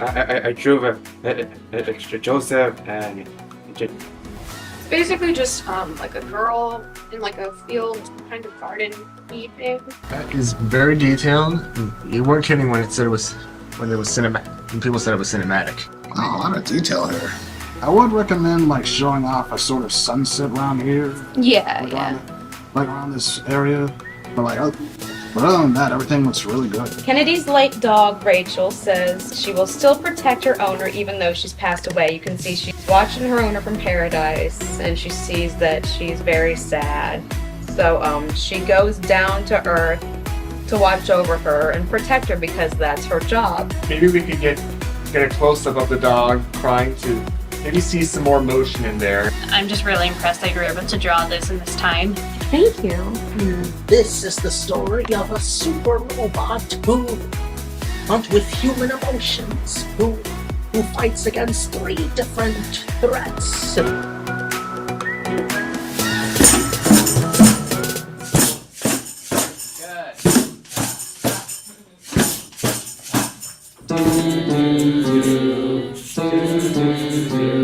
Alright, now listen to this one. You have a question? Yeah, boom, boom, boom, boom, boom. And then we have the snare, which is the ka. Ka, ka. Volumes up high enough. There you go.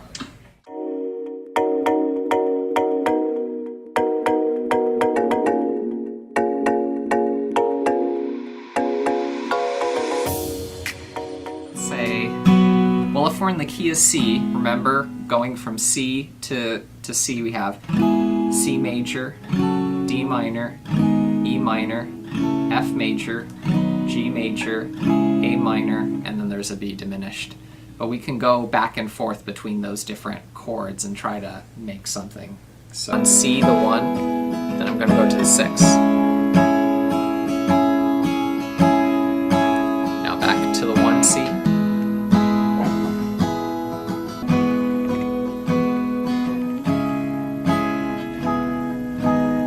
Find the right chord progression that could kind of fit it.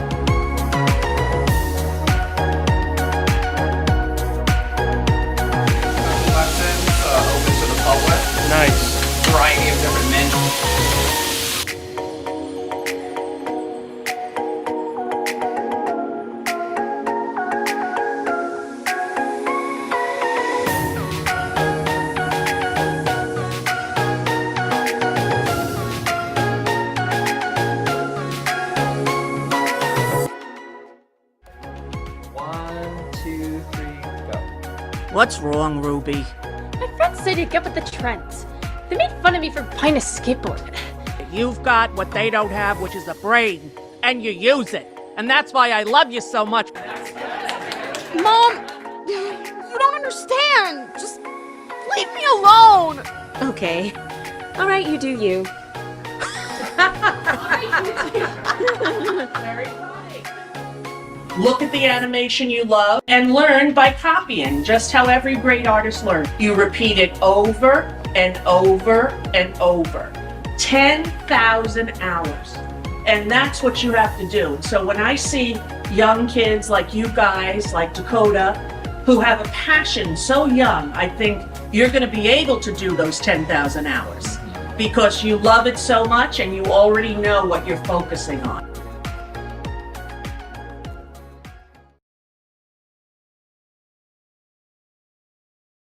Well, what would you do with a brain if you had one? Do? Why, if I had a brain, I could while away the hours, conferring with the flowers, consulting with the rain. In my head, I'd be scratching while my thoughts were busy hatching if I only had a brain. I'd unravel every riddle for any individual in trouble or in pain. With the thoughts you'd be thinking you could be another Lincoln if you only had a brain. Oh, I will tell you why. The ocean's near the shore. I could think of things I never thought before.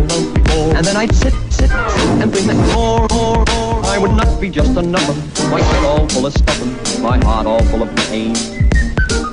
I would dance and be merry, life would be a ting-a-dairy if I only had a brain.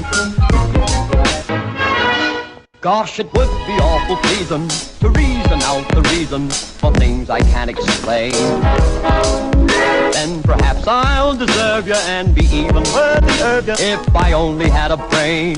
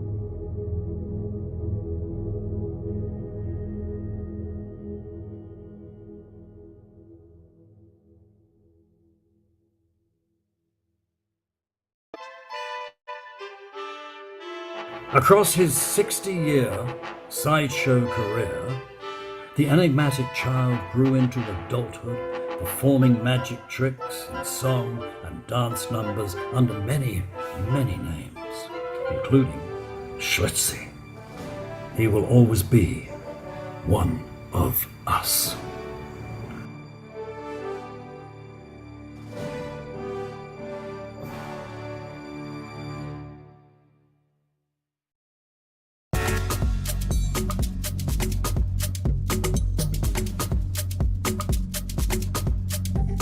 I love Dani's film. I give it a thumbs up. I love Two when you thumbs have up. the same voice. If I had another, I'd make it 3. How does it feel like being nominated? Well, you know, and nice to see you again, because we've worked together. Just then, Armageddon happened. Okay, cool.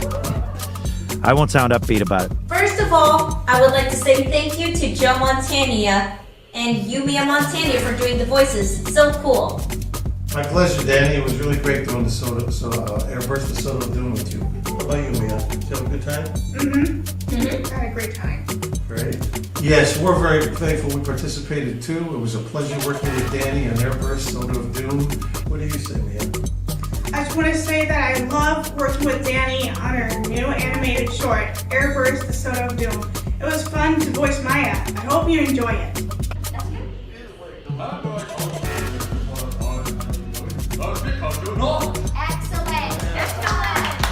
Well, goodness. Hi, Brenna. Hi, everybody. Danny. Like a real laugh. What does the laugh sound like to you? I gotta get back to my shift now. Brilliant. So, what you did there when I asked you to have a crush on her, you immediately made him stutter a little bit and be nervous. Plug, just ta-da! Yeah. Hi, hello. Yes, I'm a thing. I like being a thing. Let's do the gold definition again. What's wrong, Ruby? My friends say to get with the trends. They make fun of me for buying a skateboard. You've got what they don't have, which is a brain, and you use it. And that's why I love you so much. But just like anything you're trying to learn, you repeat it over and over and over. And that's what you have to do. So when I see young kids like you guys, like Dakota, who have a passion so young, I think you're going to be able to do those 10,000 hours because you love it so much and you already know what you're focusing on. Yes, Kate?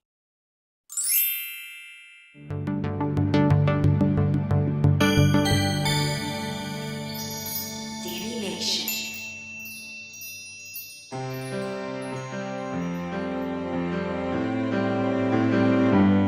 Are you hungry, little guy? Here, you can have my sandwich.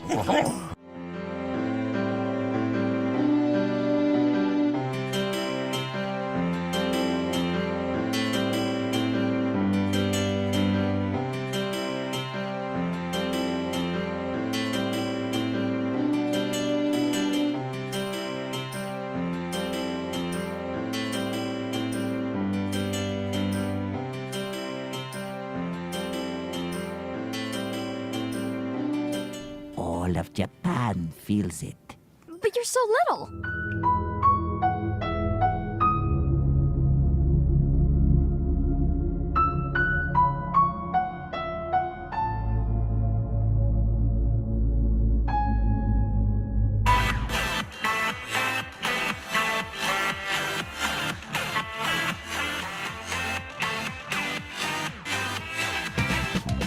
This is the best party ever! You said it. Yay! Thank you very much. Oh, sounds like the beginning of a beautiful friendship.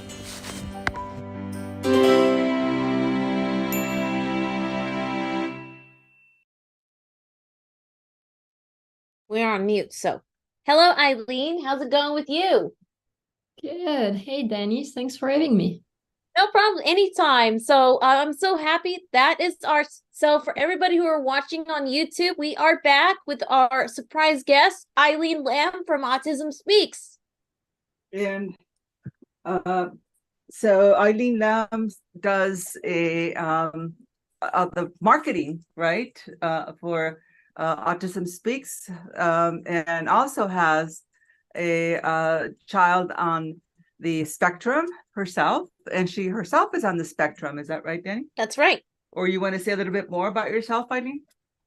Yeah, I mean, you got it. I'm the director of social media at Autism Speaks, and I'm on the spectrum myself, and I have 2 kids on the spectrum. Boom! For all of you guys that say, oh, Autism Speaks doesn't employ anybody with autism. Yeah, they do. Actually, they do, yes. Yeah. Yes, we do. Like we always say with Autism Speaks, things are changing. They did make mistakes in the past. Yes, but they are trying really hard to, change everything now. So that is the current wave of Autism Speaks. So everybody Dani always does all her research on everything. She's always up to date on everything. And she knows exactly what's happening with Autism Speaks, right? Mm-hmm. So I know we're probably going to get a lot of haters over that, but that's okay because it is what it is, right, Dani? So that's definitely right. So, anyways, Eileen, we've met back earlier this early a few months ago before before April? It's right in April, yeah, for Light of the Blues. Oh yes, that's before Light of the Blues. You also, and I just really wanted to say thank you for inviting me to be part of the Instagram Q&A session, which I was like so honored to be, which I was very honored and proud to be part of, and part of your podcast episodes. So tell me more information about the podcast. Yeah, so Autism Speak started a podcast for autistic adults, and it's hosted by two autistic adults, myself and my co-host Andrew, who's also on the spectrum. And really, with this podcast, we wanted to give a voice to a variety of autistic adults, because there are a lot of autistic adults out there, but nobody is the same. Like, I'm different, my autism looks different than yours, and it was important for us to give a voice to as many autistic people as we can, so they can share their stories and their diagnosis journey and their strengths, what they struggle with, and yeah.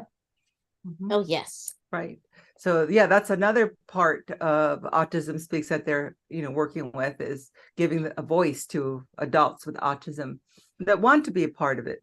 Because there's a lot of negativity out there. What really is hard, I think, that a lot of young adults on the spectrum, once they learn something, is really hard for them to unlearn it or change their mind or look at a different view of it. Once they have made up their minds about one certain thing, they kind of stick to it. And that's what's happening with a lot of autistic adults that are older, not older, but Dani's age or you guys' age. You grew up with all of that, the bad stigma from Autism Speaks from years ago, and now they're adults and they don't want to change their mind. They just kind of, this is the way it is, and they're still so horrible company, and they're still trying to cure us and all this other things, but it's not true anymore. Maybe at one point a long time ago, it was, but it's not anymore. So things have changed a lot, and we just wanted to talk a little bit about that. I know we're probably going to get a whole bunch of flack on that, but yeah, let's just go ahead. You want to talk? And I hope it doesn't really affect the Give Butter donations. That's okay. That's okay. It's because it's all about the autistic adults that the Autism Speaks people we're addressing here, and this is just about. Thank you for bringing me back, Dani, for that. But it's this podcast, Dani, or this event today. Dani, Giving Tuesday is all about raising money for underprivileged people on the autism spectrum that want to take our animation classes. We help them provide not only the workshops, but also some equipment that they need to take our classes. Right. That's what this fundraising is all about. We decided to do it today because it's matched by Giving Tuesday. So it doubles all of the money we make, which is really cool. And 100% of it is going straight back to our students and to scholarship them. So yeah. So that's what this is all about. And because Dani meets a lot of students when she does classes, with the free classes or even the in-person classes. Sometimes she meets students that are really amazing, but can't continue classes because either they don't have the right equipment, or they if they're taking the free class, they live in a rural part of the United States and don't know how to get funding, and they're underprivileged and so on. So it is really sad because a lot of them are very talented and we feel really bad for them. So this is why we decided to do this once a year for them, to raise money, to scholarship them, and give people that wouldn't have a chance, or young adults with autism that wouldn't have a chance to experience some of Dani's teachings, to just have them experience it and see what they think about the animation industry. Do they really want to be in it? And if they do, how do they get into it? That's what Dani works on, right? So that's what this is all about. That's why we're raising the money today. Oh, yes. So anyways, you want to talk a little bit more about yourself, Eileen? Sure. Yeah. I mean, a lot of my life is autism because, like I said, I have two sons on the spectrum. One of them is nonverbal. He has level 3 autism. He has very, very challenging behaviors. One of them is pica, which is a compulsive urge of putting non-edible items in his mouth, and it's really scary. And there's not a lot of awareness about it. You don't hear about those challenges as much on social media. So I use my platform, the Autism Cafe, which is my own blog, to talk about these challenges. And on the other side, there's me who's on the spectrum, but I'm a level 1. I have lower support needs, and so does my other son. So the challenges are a lot different.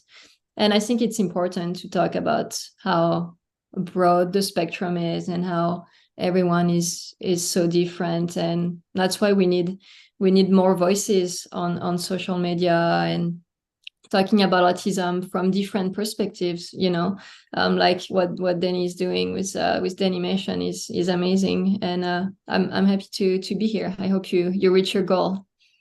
All right, thank you so much. Yeah.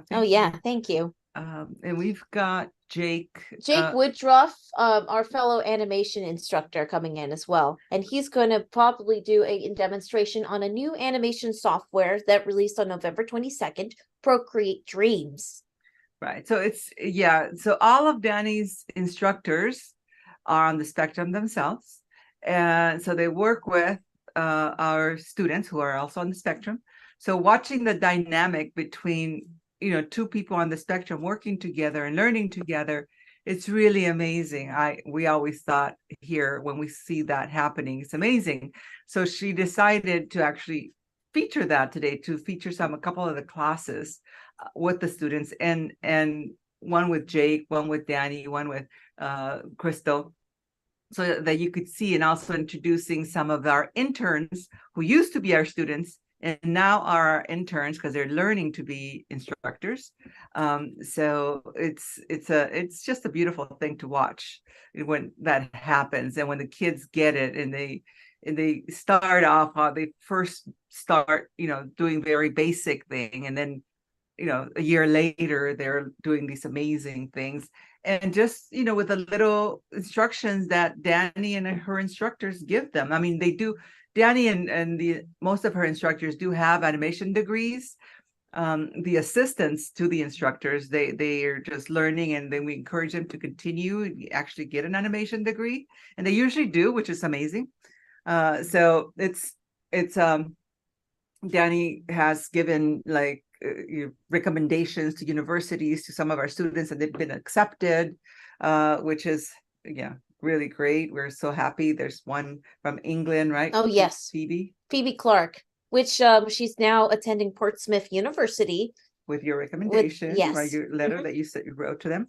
And also she was an instructor working with us for a couple of years, but before that she was a student, and then became an instructor, and then we encouraged her to further education. She applied for university and she was accepted. So now she's at university full time. And we have several students like that. So we're very proud of all of them, whether they go to the university route or they want to continue doing classes with us and taking, classes like this. Either way, they could still be instructors. We could just show them how to do that. So yeah, we're very proud of the work that we do with the students and how far they come in, and we're amazed all the time of how talented they are. And it doesn't really matter where on the spectrum they are, whether they are level 1, level 2, level 3, because we do have some level 3 students. And it's really funny because people think, well, they're level 3, they're high needs, so how could they do anything? But then they do. Then they show what they could do, and it's like, whoa, they could do that. And then you think, well, they can't understand Toon Boom. How could they sit there for an hour and learn Toon Boom? But then they do, because it's something they really want to learn. And as long as they want to learn it, they will learn it, no matter where on the spectrum they are. They have to want to learn it, though. That's the trick. Yeah. How do you So like teaching, Dani? So what's the question again? How do you like teaching? Is it fun for you? Yeah, it is so much fun for me, and especially because I get to know every single student on the autism spectrum, what their backgrounds are, what their creative talent is. Everything's a surprise. yeah. Yeah. So we're very, very happy, but also very happy to work with you, Eileen. Dani is really excited when she gets to do something with you. She loves working with other like-minded, individuals on the spectrum that, are just doing, fantastic work with our community. So, and you're one of them. So yeah. Yeah, we always love working with you too, Dani. It's great. Yeah. All right. So that Dani's trying to have her breakfast right there. Well, actually, I had breakfast earlier. So This that's is your my lunch. Yeah. Okay. This is She's drinking her lunch. Yeah, because I make these wonderful. I use cost protein shakes. Just Yeah. to. Is there any alcohol in there? There's no alcohol in it. I just use blue spirulina for the coloring. Okay. Blue spirulina. I get it. Anyways, Jake Woodruff is. Yeah, let's admit Jake. Maybe he would want to say hello to you. I don't know if you know him. No. He's my help instructor from my DaniMation workshop. So let me just ask him to start video and say hello. Here we go. Hello. Hello, Jake. How are you today? I'm good. So I don't know if you've met Eileen before, Jake. She is She's the head of marketing from Autism Speaks, and she's the one who okay. to her podcasts. And I was also part of the Instagram cast, which means people get to so I get to answer people's questions, the Autism Speaks Q&A on Instagram, and I was part of Light of the Blues. So she and Dani were partners in crime at Light Up the Blues. They were just like two little peas in a pod running around. Oh yeah. And I think that's cool. His mom was the one that was with us, Eileen. Yeah. My mom attended that. I see really that. So, Eileen's on the spectrum, and she's got 2 children on the spectrum herself, and she does a lot of talking about that on social media and her kids, and does a lot of work with our community, which we're very proud of. That's great. Jake's also on the spectrum, and well, I don't want to talk about it for you, Jake. You want to go ahead and Yeah, I mean, so I was diagnosed when I was about 4 years old, and I had to repeat first grade of elementary school. And just there's a lot of ways that I've kind of struggled here and there with learning and different things, like being very focused on things I was interested in. And my mom works in community service. Our business that my mom's had for over 30 years works with adults with disabilities to live independently, like in their own home, and manage finances and other ways that they could live on their own. And so back when I was originally diagnosed, my mom has had experience with people with autism, right? But it was, back then it wasn't very clear that there was a spectrum, right? So she kind of assumed that, okay, autism is this. And because I didn't have all of those symptoms, or because I was able to do certain things, that I couldn't be on the spectrum. So kind of just years went by, and, there's certain areas that I excel in and stuff like that. And it wasn't until later on, when I discovered more about like what autism is, that I accepted it. And I guess for a long time, I just felt like I was a loner. There was something that was kind of wrong with me that I just need to kind of whip into shape.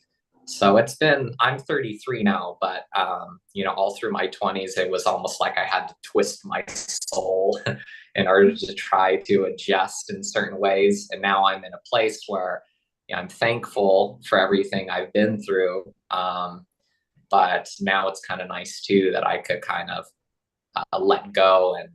And you know how they say sometimes when you meet new people, where just be yourself, and if they don't like you, it's kind of like a natural filter, so I try not to be hard on myself if I have any challenges with social interaction or anything like that. So yeah, I've grown a lot, and I enjoy working with other people who are kind of similar. But his superpower, he's got many superpowers, but one of them is music. Music and animation. So he knows how to, he's all the instruments and knows how to create fantastic music, and also loves animation like Dani. That's why he's one of our instructors. But in animation, what he loves to do is character designing. And I kind of in elementary school I saw Pokemon, and I wanted to move to Japan and be a Japanese animator, and that was like my obsession. Well, speaking of from Japan, Sean moved to Japan. Do you remember Sean Casey, our fellow instructor? Yeah. Mm-hmm. Yeah. But go ahead, Jake. Yeah, I was just saying that, I'm fascinated with Japan. That was my focus as far as the type of art I want to learn. I mean, I like to draw in different styles and stuff too, but that's what made me want to become an animator. And I went to school for it in my 20s, but I kind of got burnt out. I kind of lost a little bit of my ability, I guess the fun of it. For a while, it almost felt like, instead of creating something on paper, it almost felt just like a blank page. And so I kind of got burnt out. And I stopped drawing for like 6 years, and I shifted toward music. And so kind of through my 20s, I was focused on music for a while. And then when I was like 26, 27 is when I realized that I can do both, because anime was coming back around. When I went to school for it originally, it was kind of looked down upon as like a fad or whatever. And that was hard because I knew what I like to do, but everyone was telling me that I shouldn't be doing that.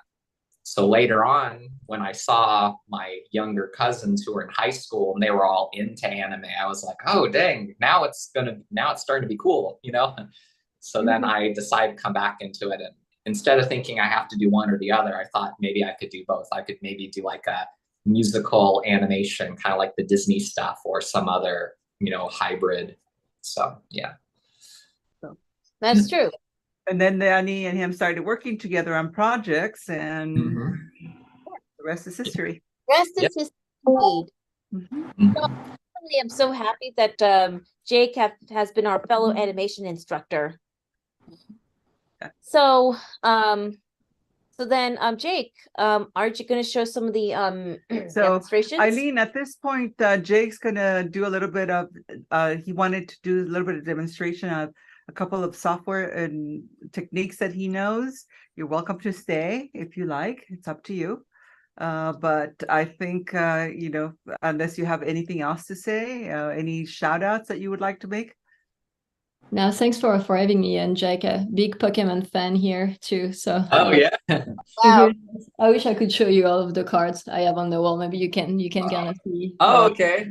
Yeah, I could see it there. I get them graded and everything. My son is really into it, my autistic son, so it's cool. Yeah, I will be watching the live from my phone now then. Thank you for having me. For coming. Yeah, thank you. Bye. Eileen, bye-bye. Bye. All right. So I have about maybe 10 minutes here because I'm about to go out and get a haircut. I have a 12:45 haircut appointment.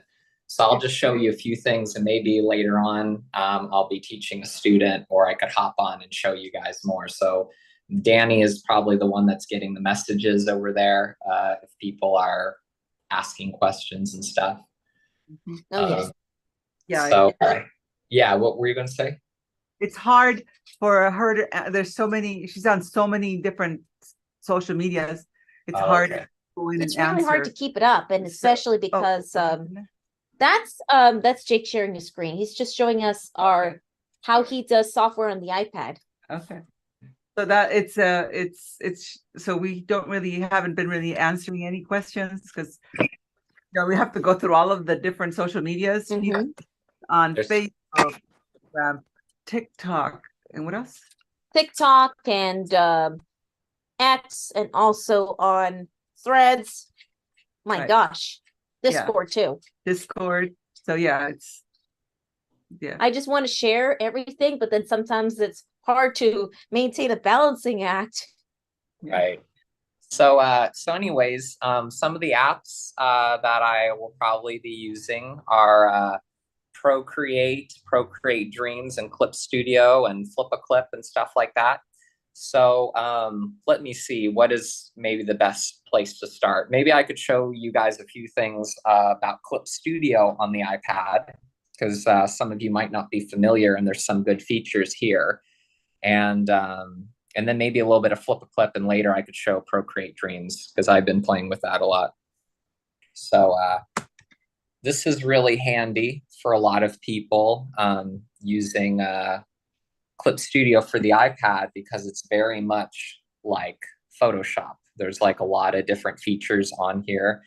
And this was something that I was messing around with earlier, but I went ahead and set up a 3D model.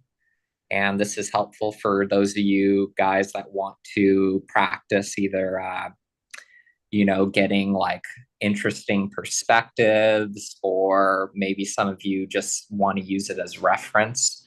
But first, maybe I'll just go over a few things. So one of the things that I like to try to show a lot of my students early on is kind of a technique that I've learned, over time, because, I think a lot of us look at Instagram and we see a lot of these really good artists, and oftentimes they'll just start going straight into drawing like something that looks perfect.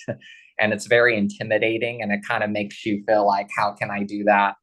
And oftentimes it almost seems like the answer you get from more people is they just say, well, they've been doing it for 10 or 20 years. And it's like, and that's doesn't seem to be very good advice, because it just makes people feel like, oh, it's too late, I should have started earlier. But one of the things that I like to show to kind of, I guess, help everyone feel confident in their ability to draw is to kind of think of drawing like sculpting, where you just sketch something very rough, and then so when you're sketching, it's kind of like you're in creative mode, where you're just putting lines on paper. You're kind of like if it were Play-Doh, like clay, you would be starting off with a lump of clay, and then you go into fixing it and molding the shape of it. So there's two ways that I like to do that. So say, for example, I'm just going to sketch out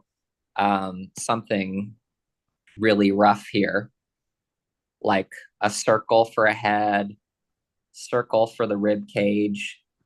This is kind of like a stick figure mannequin that I'm doing, and I'm doing it very quickly. Oh, by the way, a further update, we're right now at 1,585.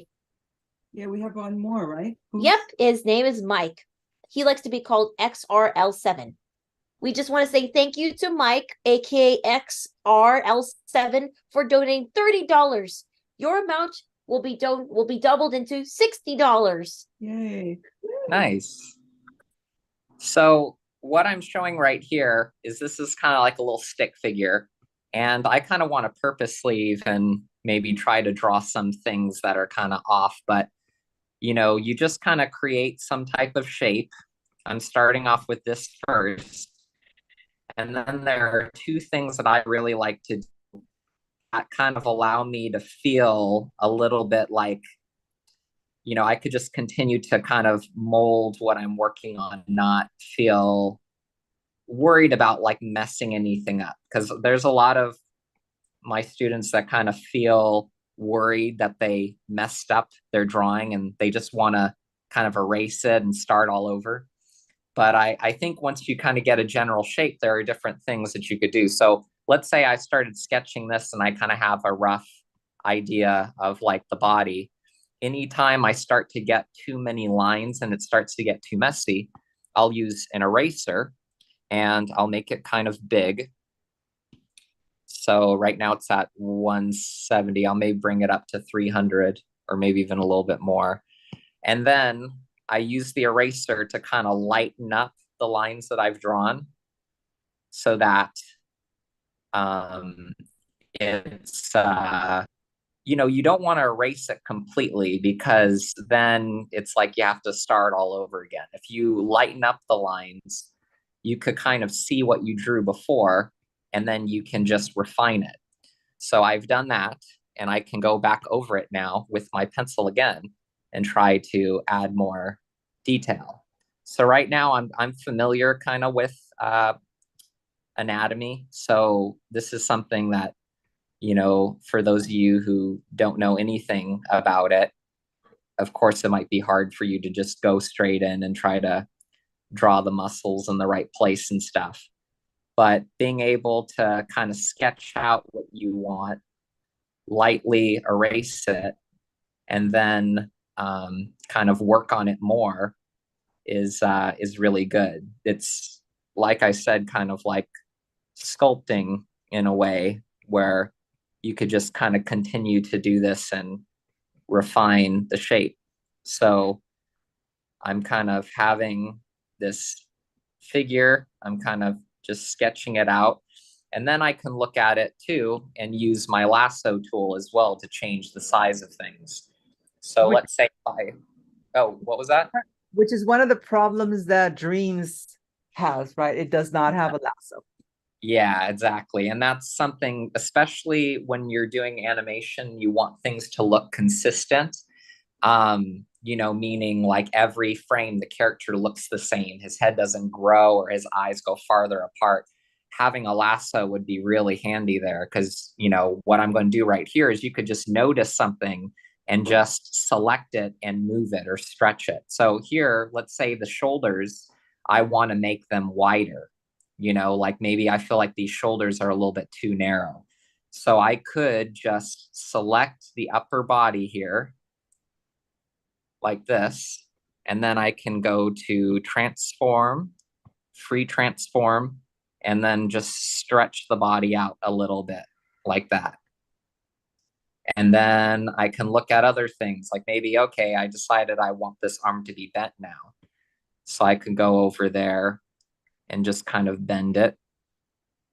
And even, you know, you can do some of this work and just get it in the right place and then go back to using your eraser to lighten up and redraw it too. Because it could look, yeah. Which is one of the reasons, you know, Dani was testing out Dreams, Procreate Dreams, and I was like, what, it doesn't have a lasso? Yeah. It's gonna be hard. Yeah, Exactly. Procreate Dreams is able to add a new update that includes the lasso tool to like move parts when you're editing a drawing. That would be incredibly amazing. That would be much easier. Much easier. It would bring everything back. Yeah. Yeah. So I think they have to be getting the message though, because I have been seeing kind of everywhere people have been talking about that. Where's the lasso? Where's the lasso? Even if I try.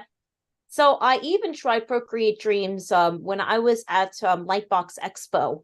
Yeah, and what do you think? I thought it was incredibly amazing. I tried it at Lightbox. I even made a DaniMation logo sequence. I even did some animation tests. Even my student Peyton Hepler did an animation test on Procreate Dreams. She did a loop of one of her characters frying bacon and eggs while the camera zooms out. Which is, you know, I think you're right, Jake. Everybody's finding out that it's hard to not have a lasso. Yeah, right. It's everything back to, you know, the light table days. Right. Yeah. So yeah, there probably are some benefits to, you know, maybe working that muscle that you have to just erase it and redraw it again instead of being able to move it. But it definitely does save time. And I think sometimes just make it a little bit less stressful. It's like a good learning tool. So here, you know, you could just keep going and looking at it. And then I also like to flip the canvas. So you can do this in a few different apps and softwares. On mine, right here, I can go to flip horizontal.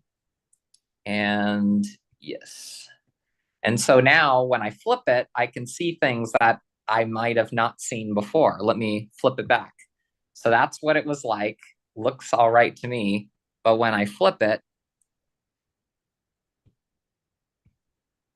I kind of notice there's some things where, you know, there's certain areas that look kind of flat or whatever. So I could just continue to use my lasso to grab things and move them around a little bit and use my eraser again to lighten up some areas and redraw them again.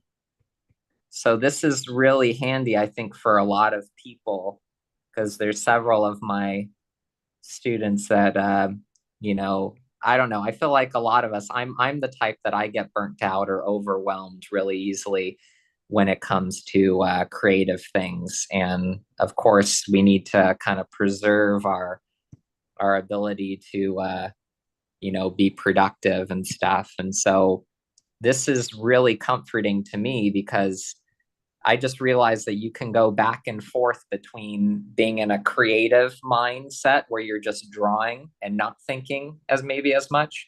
And then when you switch to going over and just fixing what you've drawn, you know, so it's like you're in creative mode or you're in fixing mode.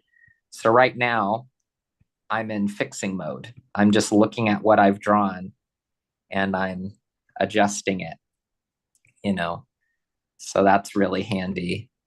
And you can just keep going over this and you can try to draw things, imagining them like they're 3D shapes.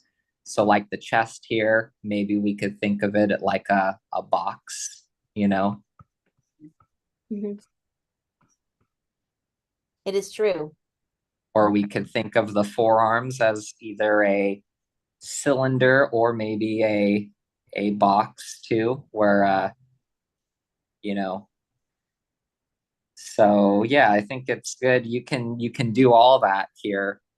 Maybe even, you know, you can go ahead and maybe just draw light lines that kind of go across the body just to help you imagine the form a bit better. And you can always go back and erase it and keep drawing. So it is kind of like molding, I think.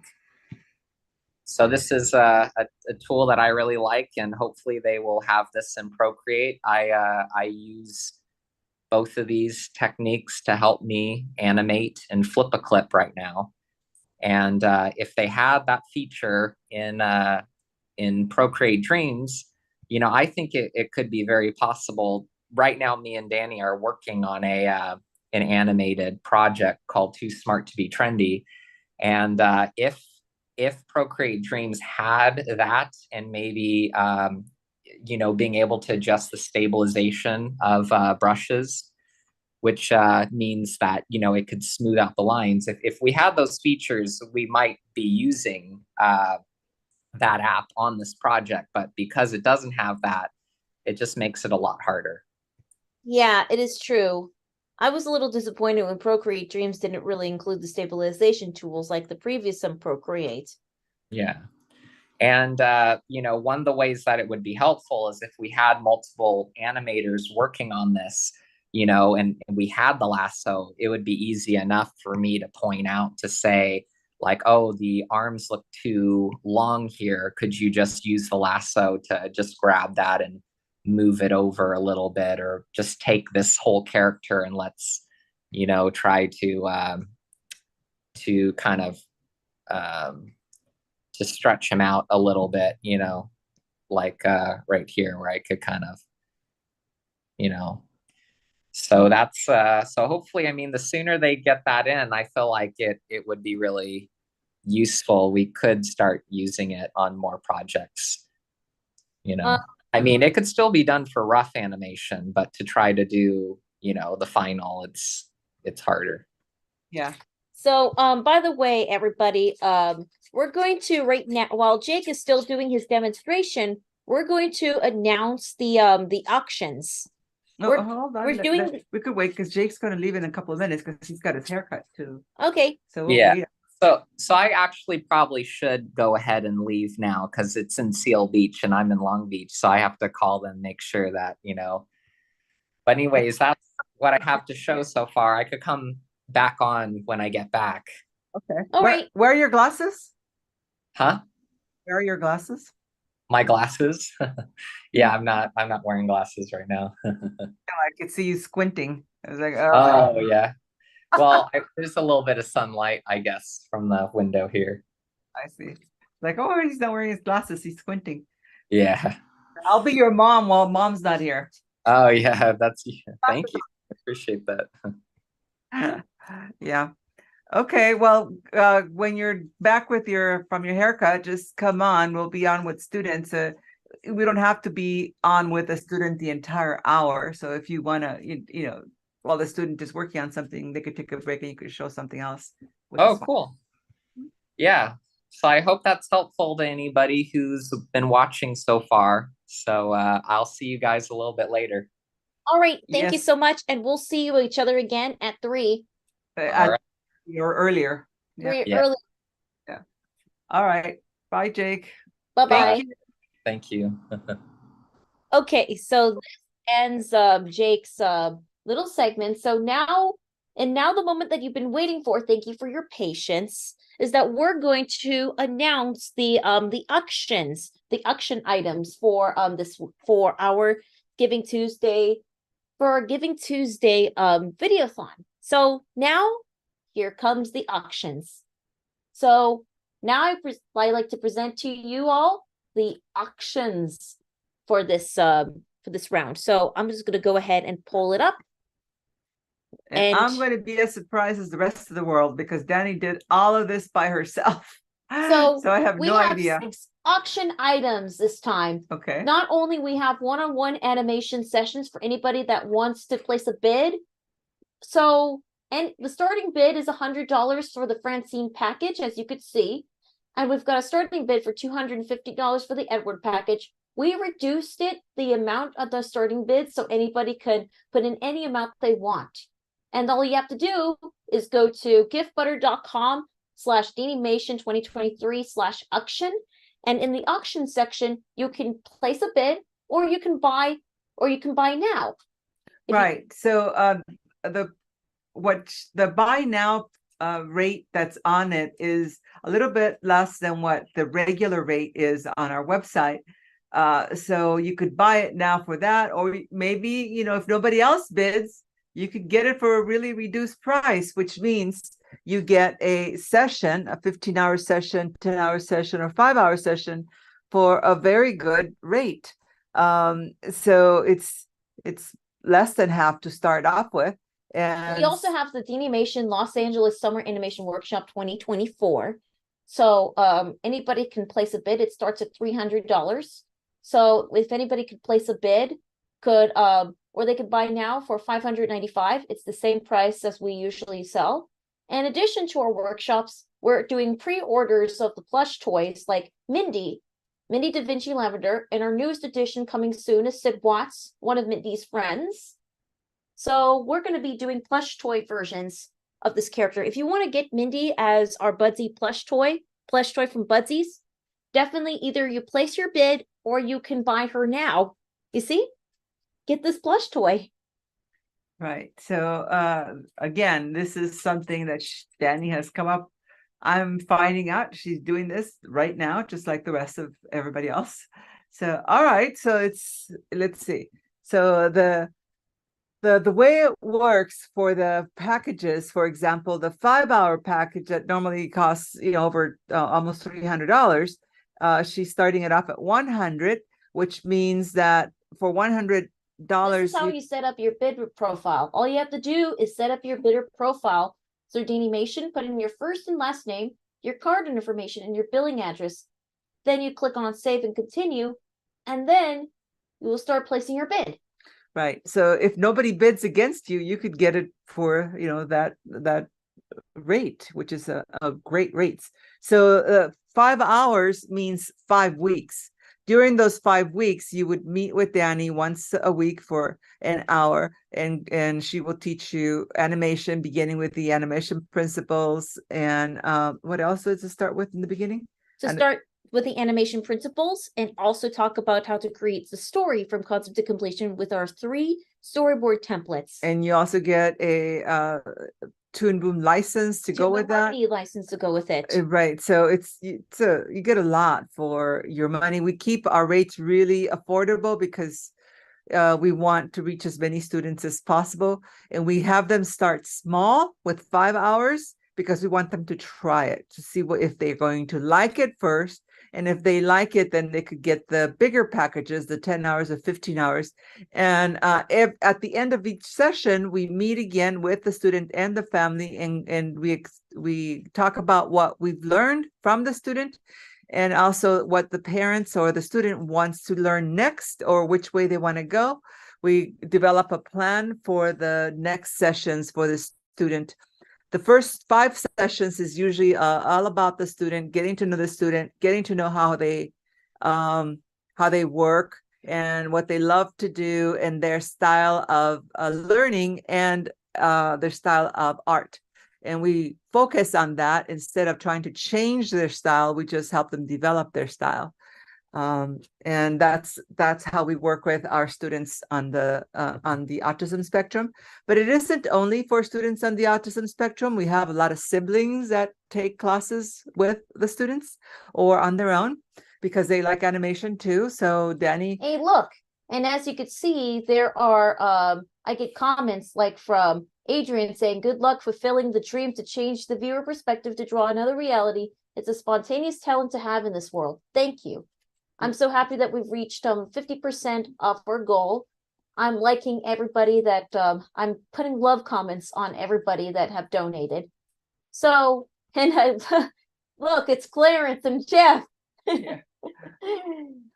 Right. So that's something that is this from what? From our Giving Tuesday? Yeah, that's Spencer Rothbell who did that little comment. No, right. But you're looking at what This website is is this? This is givebutter.com/2023. This is what the actual website looks like. You have seen the live display, but we've also have our DaniMation Giving Tuesday website. This is what it looks like. Yay. All right, so we're right now at 1585, which is a little bit more than halfway, which is amazing. We are so excited, to continue our Giving Tuesday. But remember, the funding, even though this is only the beginning, we have till 7 p.m. to end our fundraiser for tonight.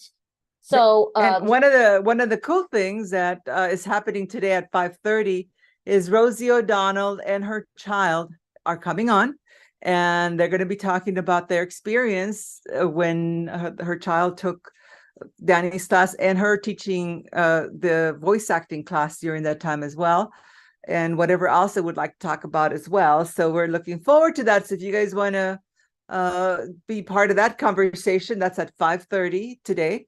But that's a little bit later on. Between now and then, Dani's going to be doing a couple of more students and working with them and showing you how each student is very different. You met Ty earlier today, and you're going to meet a couple more students there in the different levels that they are in, level 1, level 2, level 3. Well, speaking of, I should bring in the schedule. Right. This is their schedule right here. Right. But it doesn't matter what level they are in, because if they love what they're learning, they're going to learn it and they're going to be good at it. And that's what we've learned. And it's amazing for me to see kids on the spectrum or young adults on the spectrum teaching young adults on the spectrum all about animation and showing them the ropes pretty much of what they know and how they've learned and how to get into the animation industry and what they need to do next and all of that. It's amazing. So you'll have a chance to take a little look at that. Oh, did we just get another supporter? Where? DaniMation rocks. Oh, Erica. We've got Erica. We've got, oh my goodness, we've got 1,660 supporters. Yes. Erica, thank you so much for your donation. $75. Yay. Say you're going to be the guest star of the show. Well, actually going to have Erica join in. So I'm going to send a message to Erica. So she's going to be joining in our, she just bought a ticket. So we're going to send her the Zoom link.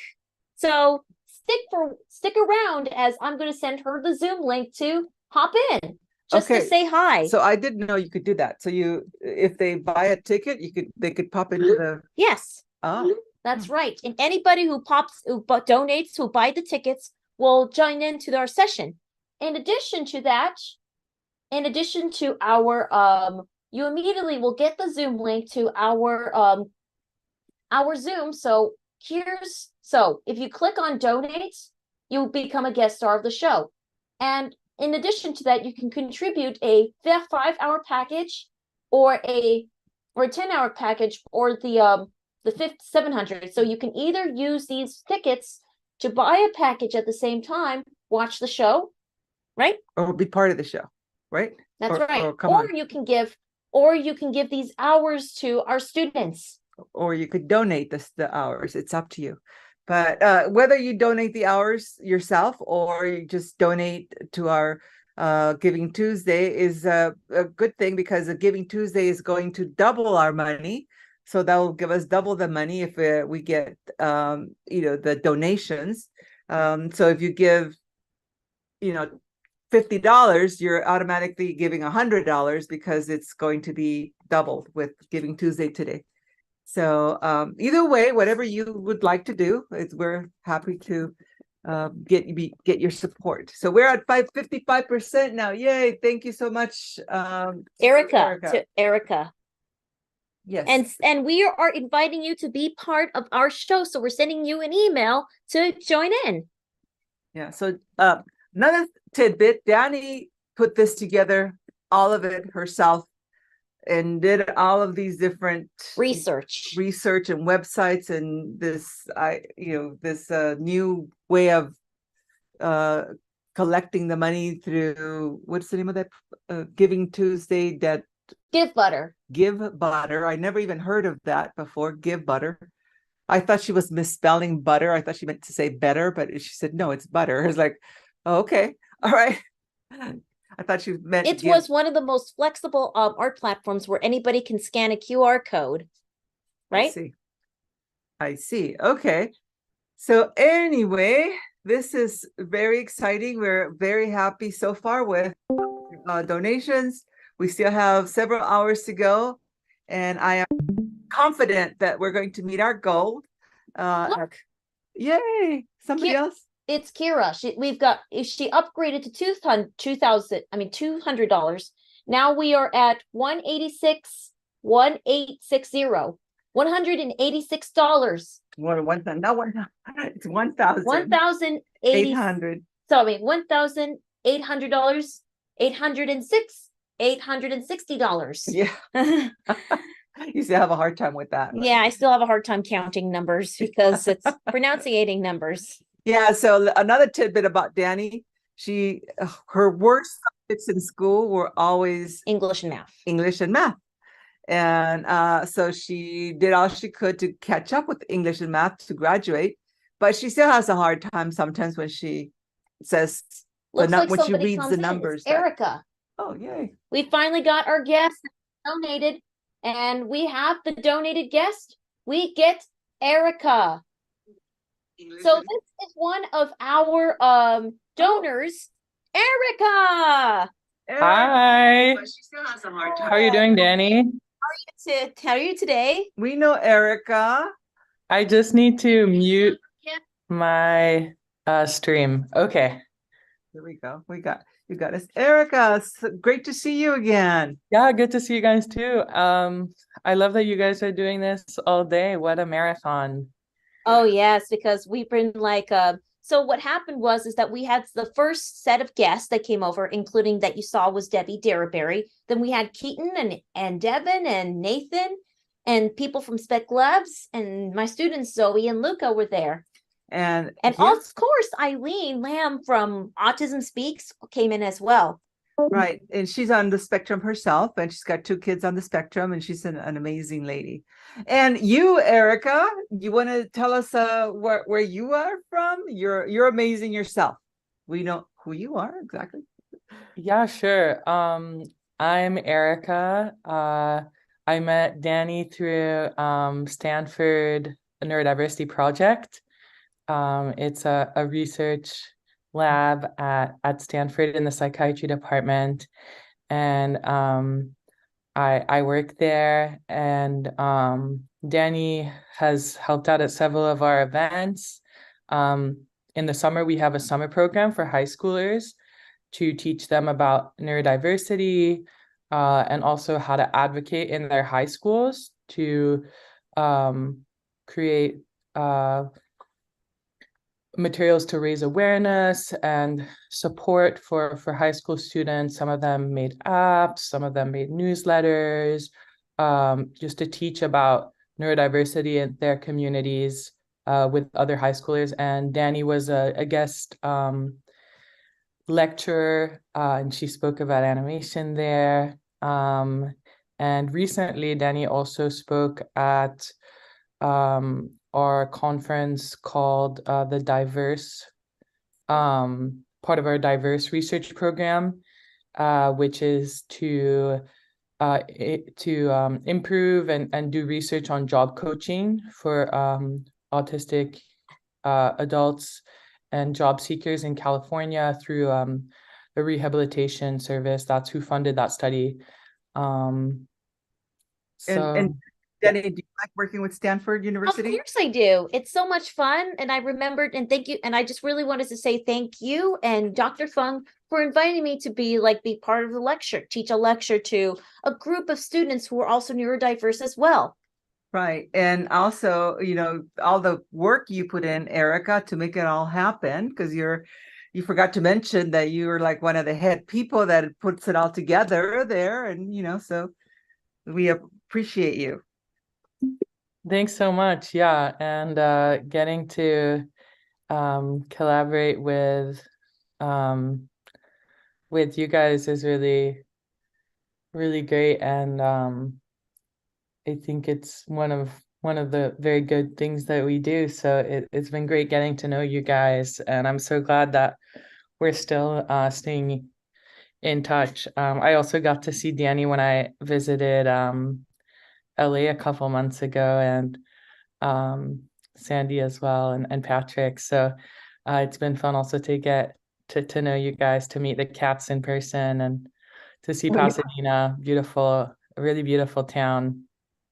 Mm-hmm. Yeah, we stayed out way too later than we expected, but it was a lot of fun.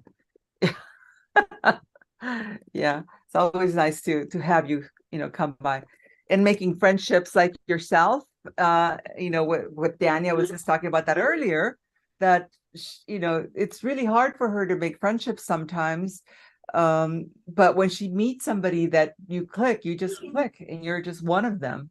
So we're really thankful for the friendship that you and her have. Yeah, me too, Dani. Thank you. How do you feel about it? I felt like it's really great connecting with America. We've shared lots of common interests. Remember when we had dinner at Santorini? Yes. Yeah, you two were like two peas in a pod, and Patrick and I were doing our own thing. You guys were doing your own thing. So it was great. I love it. Yeah, and you need to come back soon. Definitely. I'll let you know next time I'm there.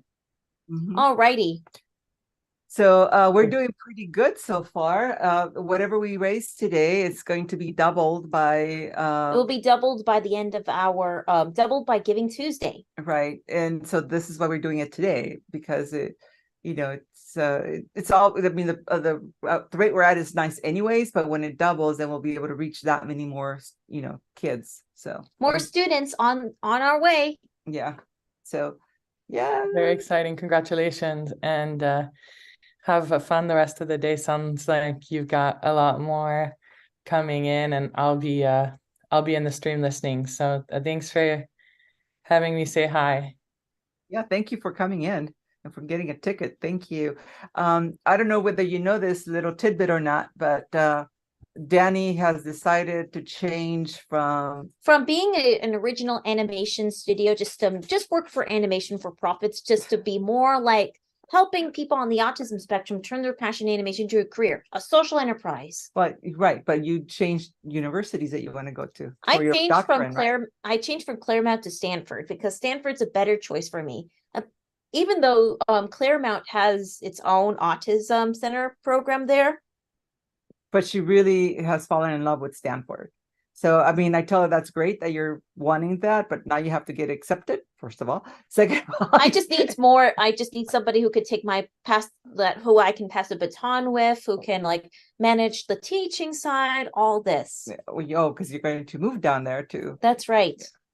We'll see about that. But she's really thinking about that, just as so that she really wants to just be part of the whole everything you guys are doing over there. So anyways, we've got a next student coming up, our next one-on-one session with a student from New York, and his name is Owen. He is right now with his okay, she just left. Okay.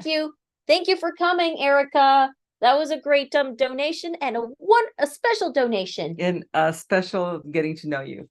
All right. See you again. So anyways, so for those of you who haven't donated yet, you can scan the code to donate on your left, or you could text to donate at DaniMation 2023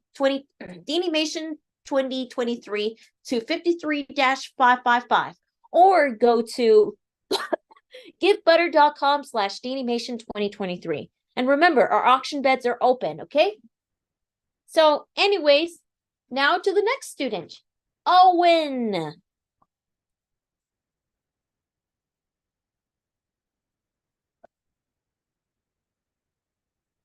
So Owen is this young little boy who's like 9 or 10-ish.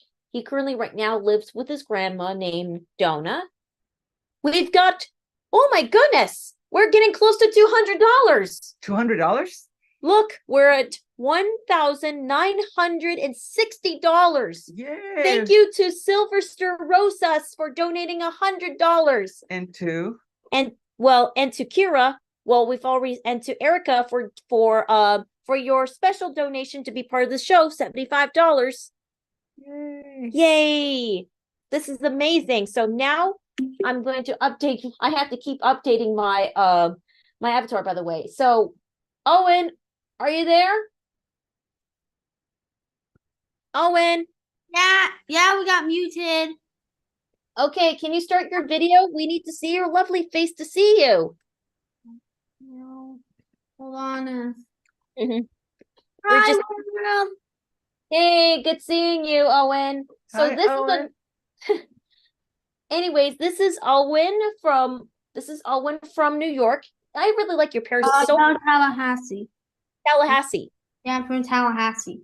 Tallahassee, Florida, actually. Sorry, I mean Tallahassee, Florida.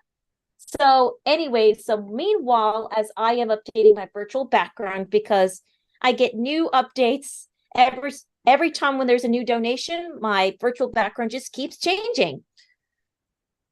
So Dani is doing a little the Giving Tuesday Video-A-Thon. It's called a Video-A-Thon, Owen. She's just having people watch what she does.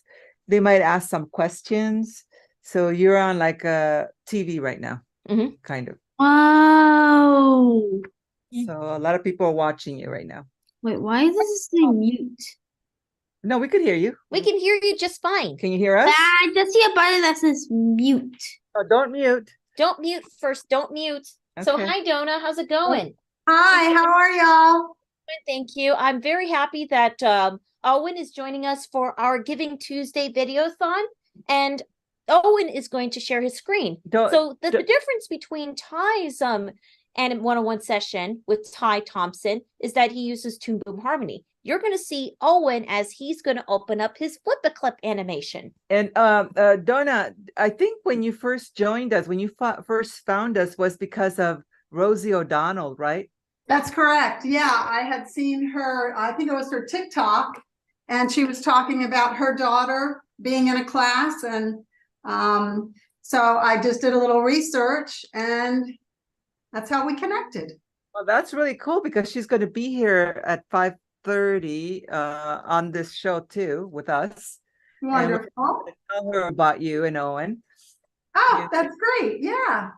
So you're welcome to, come on, or be part if you want to say hello. So okay, thank you.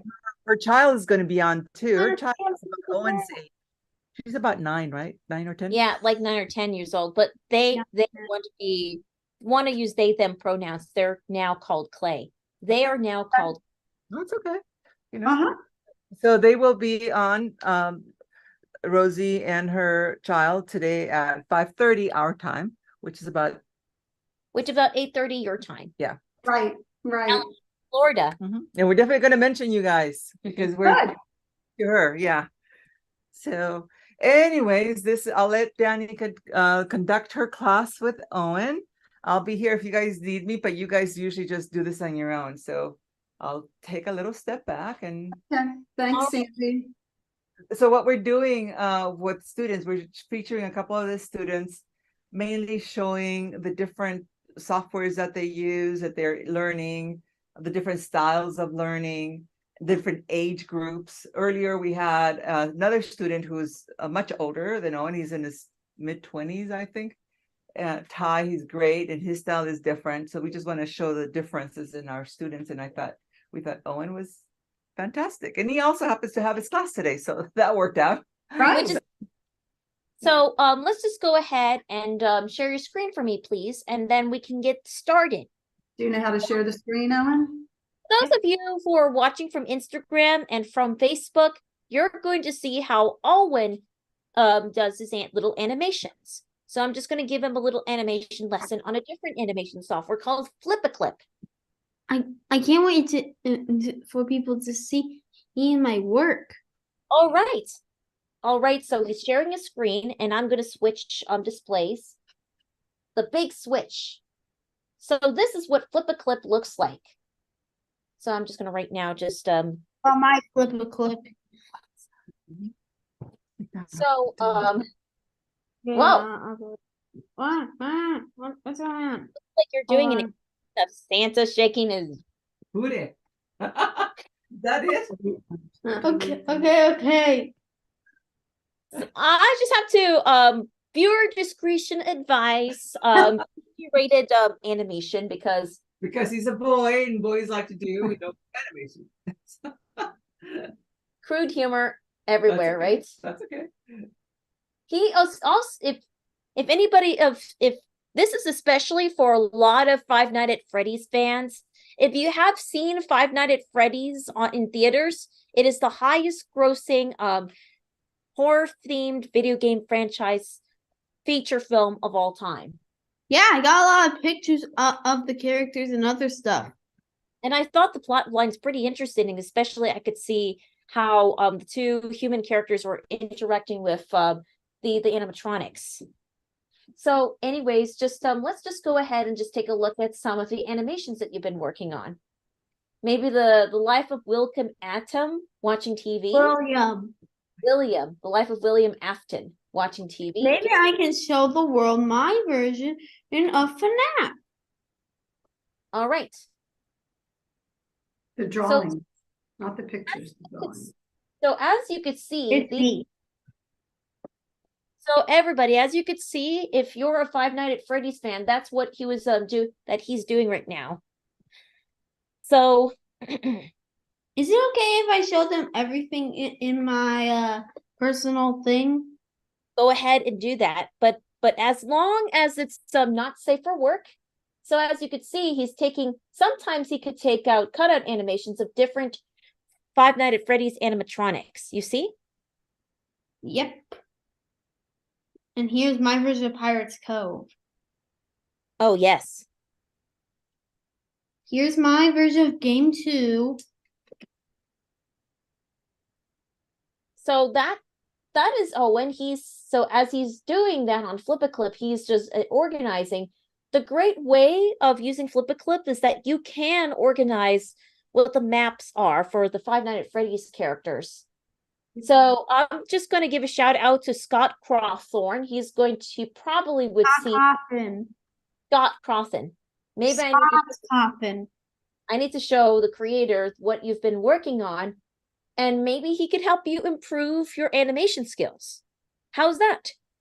Yeah, that would be awesome. I would love to work with Scott Cawthon. Yeah, because he might show you the way on how you could become his apprentice.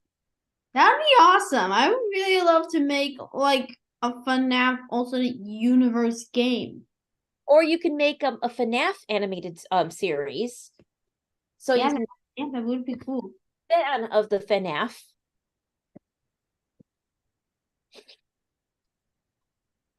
So what's this character? You draw a lot of Ben 10. You also use Ben 10 characters as well, which I could see. Yeah, I did.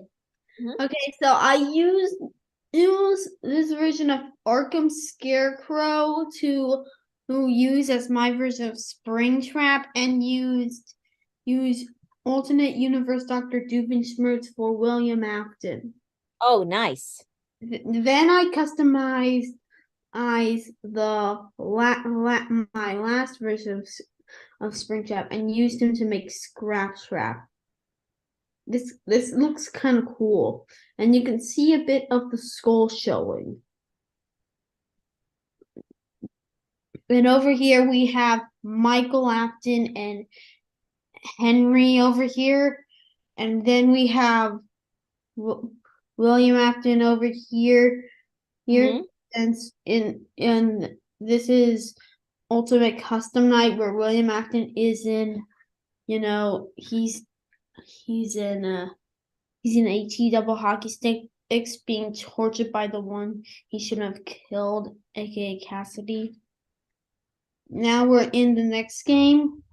I used Kid Ben 10 from Omniverse and this guy Metal Cannonbolt for the two main characters, Gregory and Glamrock Freddy. I used Super Iron Kyle for Monty, and I also used Glitch Trap for Vanny. Then I customized my version of Scratch Trap even more by using pieces from other pictures, like Two-Face from the Dark Knight trilogy, and some pieces from Burnt Trap. I think it's really good with it because you can see like a bunch of bones and organs. I even made my own version of the Blob, and he has a bunch of eyeballs, and he's super scary. So, anyways, Owen, maybe you could just show off some of your finished animation works, other than just these pieces and images you collect. Things you've animated and drawn yourself. Here's one called Gurky Turkey, after the FGTV character. Yeah. That was from last Thanksgiving. So yeah. Also, if you're wondering why I made the thing from the egg brown, it's because it's poop. Oh my gosh. And here's Jack-o'-lantern of Doom. I think you'll get the reference at the end. That was from the past holidays. So you're also doing a Christmas one as well, with Santa shaking his bottom, right?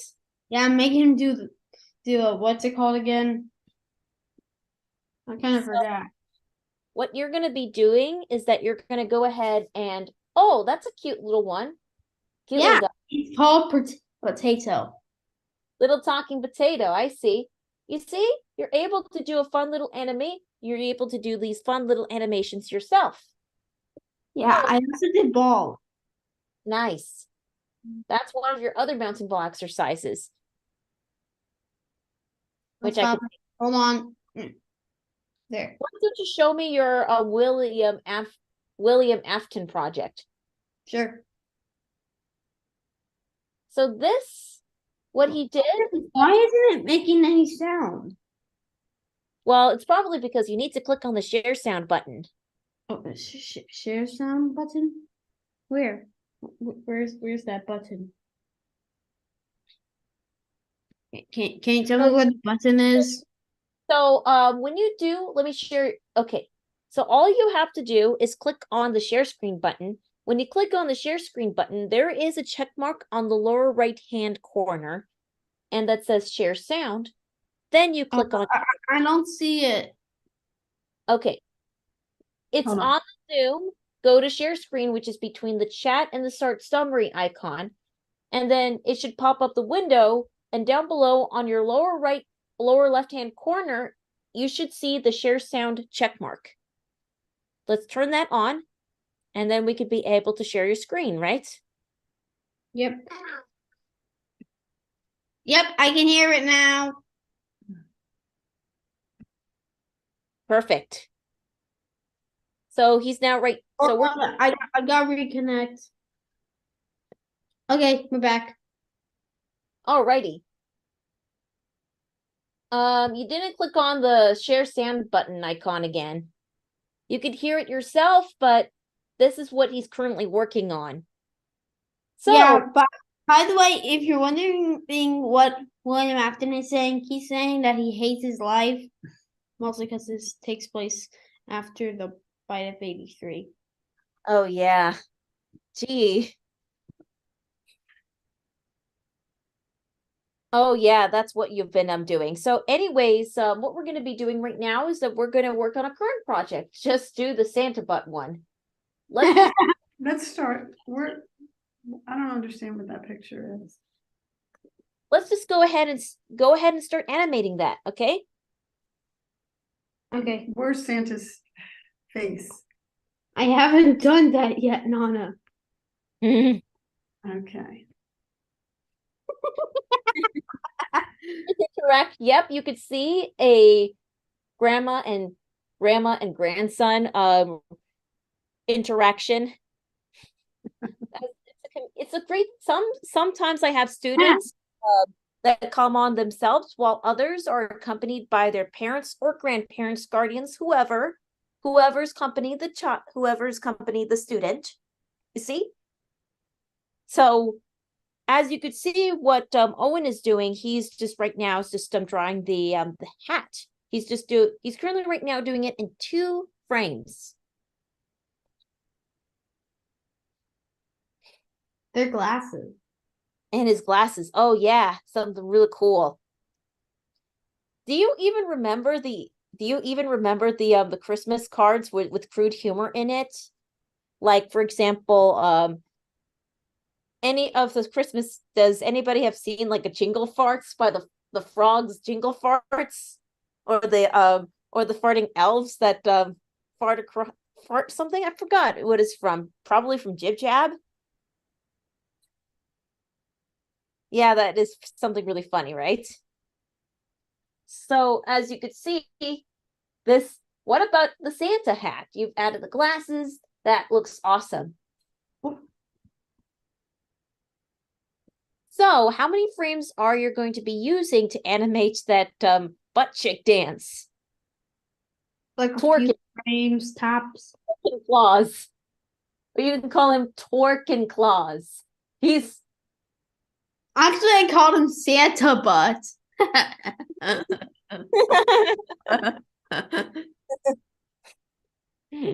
I'm trying to do the Booty Scooty from Teen Titans Go, but with Santa. Oh yes. If you have seen the Teen Titans Go to the movies, it's a very iconic if you haven't seen it, it's a very iconic movie adaptation based upon the Cartoon Network famous series Teen Titans Go.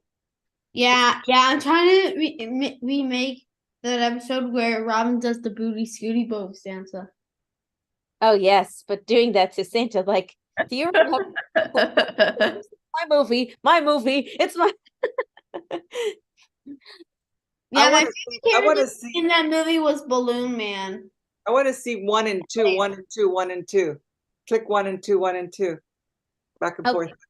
Back and forth. Scrub 1 and 2, Owen. Scrub on it. Oh no. Okay. All right. You don't want to turn on the onion skin, Owen, so that you could see where he was at next. Yeah, turn on the onion skin. There we go. And now it's easier to go to frame number 3. Hold on, I need to redo the butt. I need to make it look like that his butt was flying.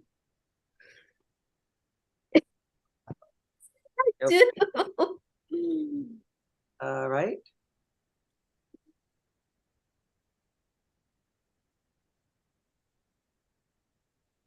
Now it just looks like a pancake, but I can deal with it. Yeah. You know, about all these all about the goof ups that students have done when they're trying to do something. Right. Well, I've got another important announcement. Guess who did it again? Who? Wait, hang on a Britney second. Spears? Britney Spears did it again? Hey, Or what? well, I'm just, oops, wrong background. Here we go. So I'm just going to add image. I think my background was cool. How do I get one? Well, I usually take these little screenshots every time when we have this, there you go. Ta-da! Now we have a total of $2,010. Yay! Wait, is this for charity? Yep. Yes, it is. We're raising money so that God, it was about charity. yeah, so that other kids that want to learn animation and don't have money, we could help them. We'll help them so they don't have to pay for classes if they don't have any money. So, Yeah. So that's why we're raising this money to help other students that want to take her classes. Just because of that, I'm gonna make a heart with a smiley face, an adorable smiley face. Okay. Oh my. That little smiley face, the heart. I could see the heart with a smiley face. Little heart. Wow, I see that. So what you're seeing right now, for those of you who haven't seen Owen's one-on-one session yet, right now, Owen's doing an animation segment on Flip-A-Clip. This is the animation software that I also teach. Flip-A-Clip. Flip-A-Clip is usually used for beginners who wants to get into the animation, but just need the skills to start with and needed foundations. And here's Owen just doing this, doing the shaking claws. Chicken butt claws? Yes. You just can't crack me up. Santa butt. Oh, the Santa butt. Okay, got it. Santa butt is coming to town. Santa butt is coming to town. Santa butt is coming to town. Yeah.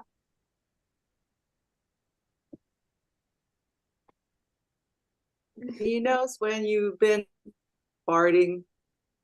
He knows when you've been pooping. So you better be good for goodness sake. Oh, you better watch out. You better not poop. Your pants. This is so funny. You're funny.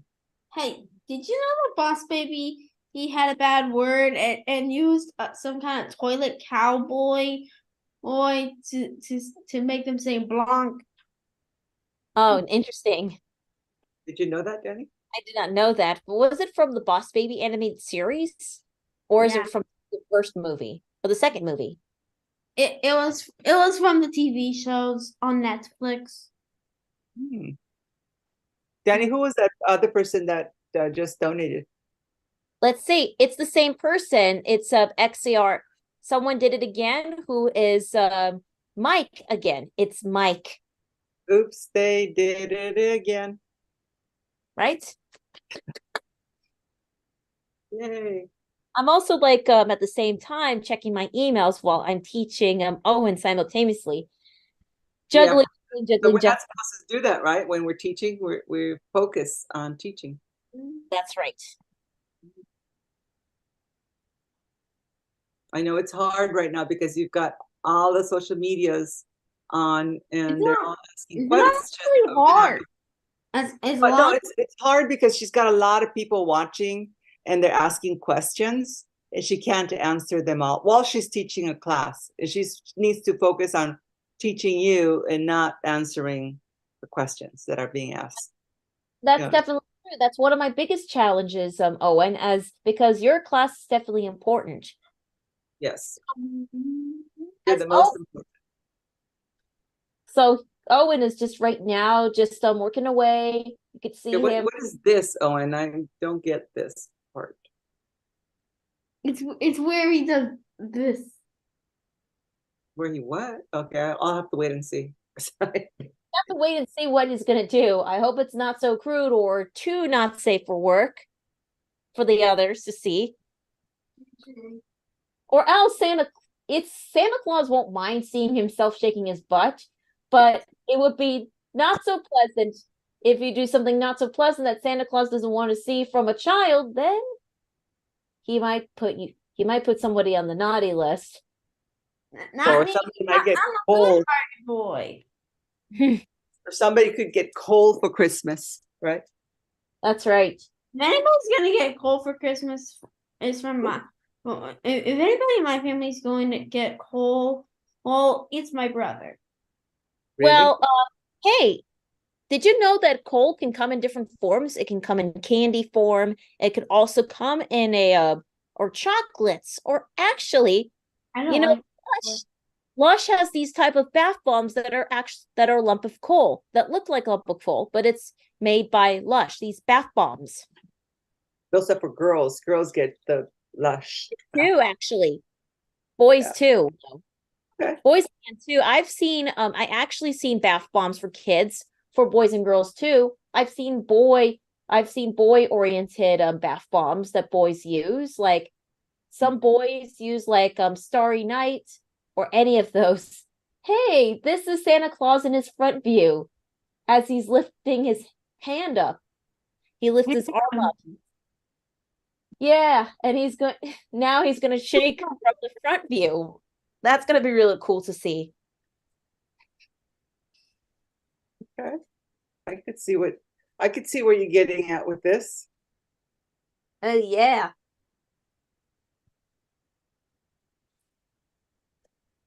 So the first sessions that we work with students is mainly getting them to love animation.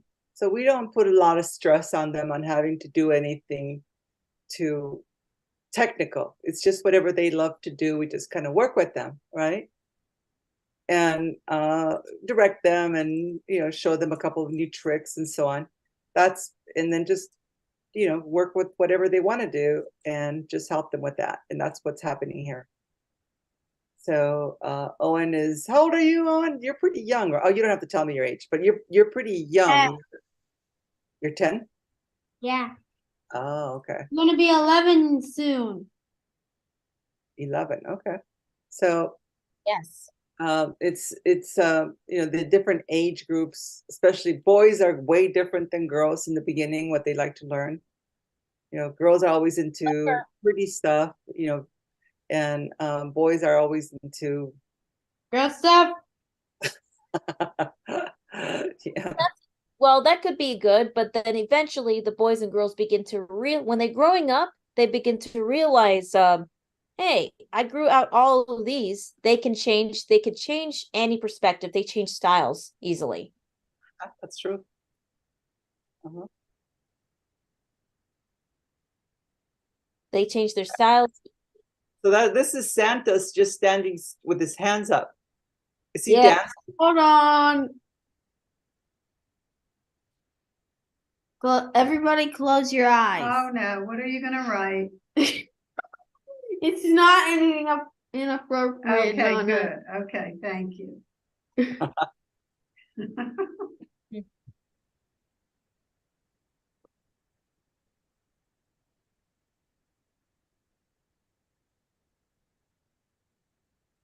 Yo, yo, yo.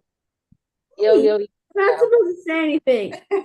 Is this so live? yo, yo, yo instead of ho, ho, ho? He's doing yo, yo, yo. Right. Okay. Yes, he did fart apart. No, that's from me. Hold on. Okay. Hold on.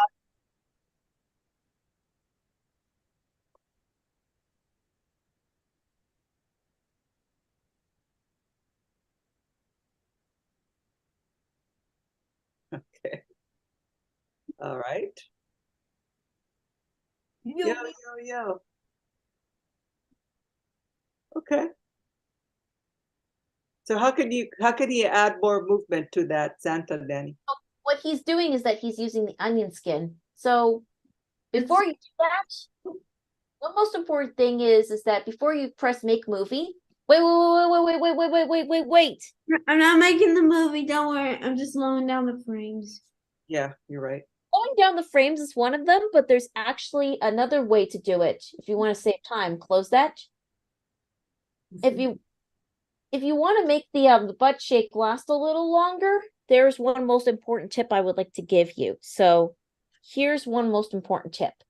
I'm just going to go ahead and what I will be doing is I'm just going to go ahead and use my annotations. So if you go to the three dots up here, you should go to where it says the frames viewer. Frames viewer. And with the frames viewer is that you can actually double up. Whoa, what are you doing? What are you doing? I don't know what to do, so I'm seeing. So you're gonna press your finger on frame number 1. Click on frame number 1. Try again. Let's go to the three dots again. You want to press and hold it. You have to hold it first. Hey, let's try again. Bad. Hold on. Maybe your grandma. Oh, there you go. Perfect. Now tap on number 2. Number 2. And then press copy. Which is where? Where's the copy? And then we're paste forward. We're going to paste it we're going to paste it 9 times. 1, 2, 3. Keep going. 4. Actually, it's on 9. I meant 9 times, No, Pasted it 9 isn't. times. Not, yeah, there you go. Now we did it 9 times. Okay. Is this enough? Well, let's just see what it looks like and see if you want to add more frames. Let's play it now. Actually, I don't think that this was just supposed to be a start. Santa's starting to shake his butt, so. Okay, well, let's go to close it and let's see what it looks like. Because we could always delete it, right? If it doesn't work. Yeah. So there you go. So now go back with the back arrow again. Okay, now Now it just looks like a chicken. he looks like a chicken. Yes. That's the reason why we're testing things out, right? Yeah. Wait, you forgot the rest of Santa's shoes. You forgot about the rest of his shoes, right? I'm still working on it. Okay. Working on Santa's shoes, right? Yeah. Okay. I forgot to hold.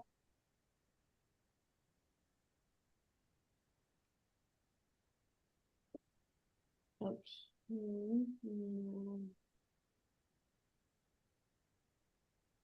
What the? Why are these here? Oh my goodness.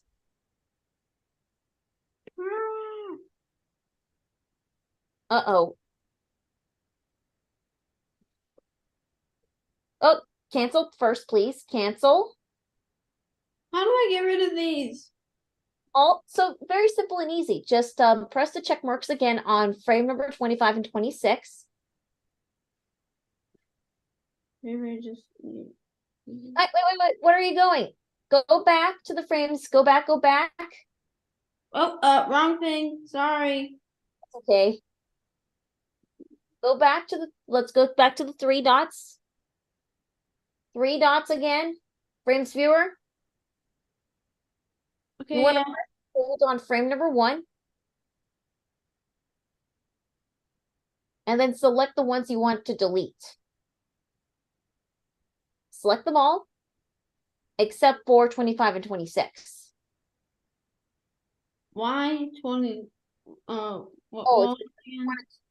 You want to keep all the other ones. So tap 2, 3, 4, 5, 6, 7, 8, 9, 10, 11, 12, 13, 14, 15, 16, 17, 18, 19.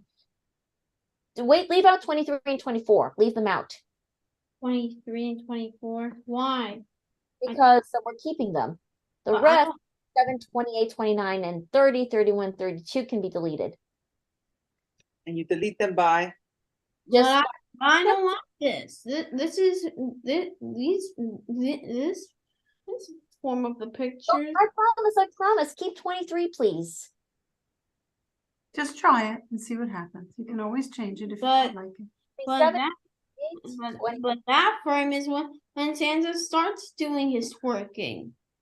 I know that, but that's select 27, 20. Oh, you selected 25. Sandy, not yet. No, I didn't say that yet. Sorry. How's that? Trash. Remove. Remove. There we go. Now we've got original frames. You see? You're back to your original frames. Mm-hmm. Now it's time to do. So you could always create more, like make copies of the ones, choose the ones that you want to make copies. If you want it to last longer, if you don't want it to move so quickly, you just make copies of them. And then you need to press the copy button first before you do that. Select 5 and 6. Select 5 and 6. Don't delete 3 and 4. Just leave out 5 and 6 only. Yeah, I was going to only eat the first two. And 6. Select 6. It won't let me. Tap. There you go. Now press the trash can. Now, what I would like you to do next is select number 4 only. And then press the copy button. See the copy? Press copy. And then paste. There, you see? That was close. Yep. You got it. You see? You see, that's how you follow. That is how you listen and follow my instructions. That's awesome. Okay, so how do we move these? Move what? Okay. So if you Move want to move these, let's go back to the frames viewer again. them. Undo, please. Undo. Let's go back to the frames viewer. Okay, frames viewer. Wait, I think I get it now.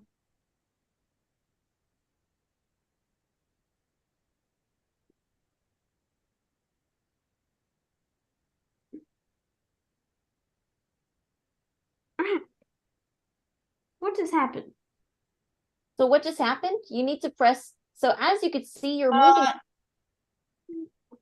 I meant, how did I just leave it? There you go. There. Now you can leave the frames viewer by pressing this. Okay. Now go ahead and press the play button. See? Why do I keep getting on here? Well, it's because you're sliding it. You're not being very careful about some sliding things, right?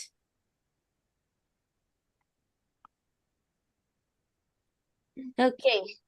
I need to do one more thing on here. All right, that's fine. Why does it keep happening to me? All you need to press and hold. It's about being careful. Okay. Press the copy button.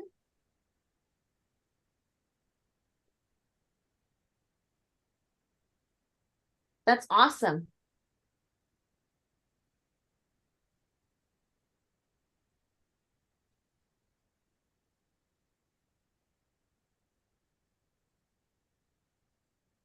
So that is how you move the frames on Toon Boom Harmony. Sorry, I mean Flip-A-Clip. That's how you move your frames on Flip-A-Clip. You see? That's weird. There should be more versions of these. Oh wait, there is.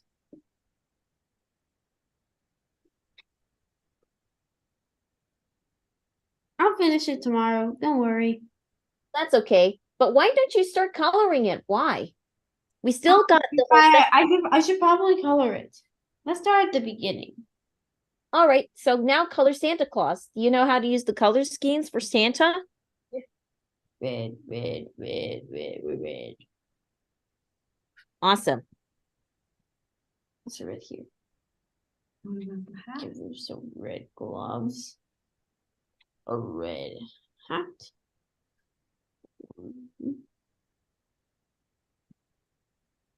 Now I just got. I'll give him some skin. A little tan for some reason.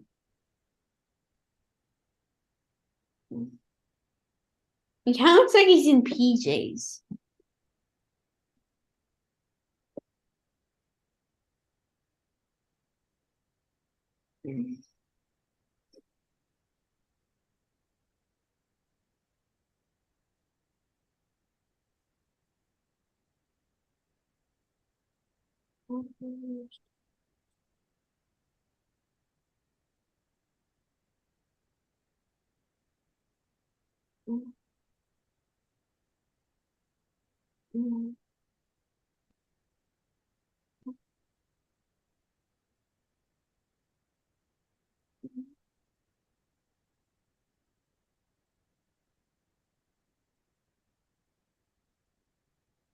And as you could see, he's just so now you're trying to find the right colors.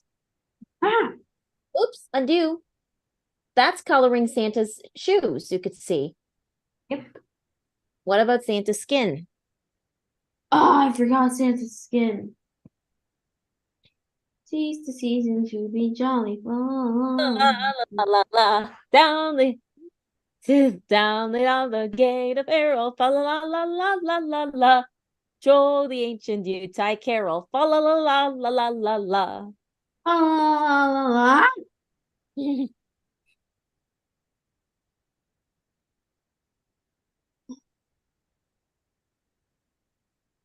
Are you keeping your palette so that you'll have the colors for the next one? Keep up the palette.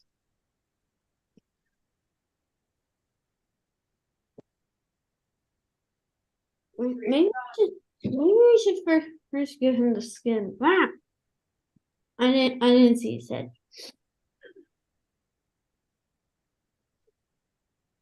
Yeah.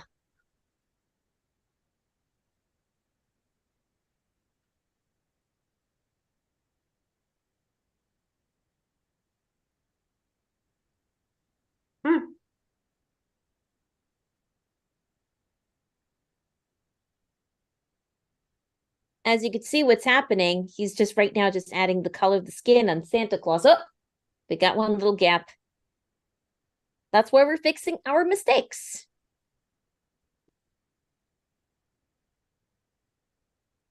Uh-oh, undo for... What? What is it? That's okay.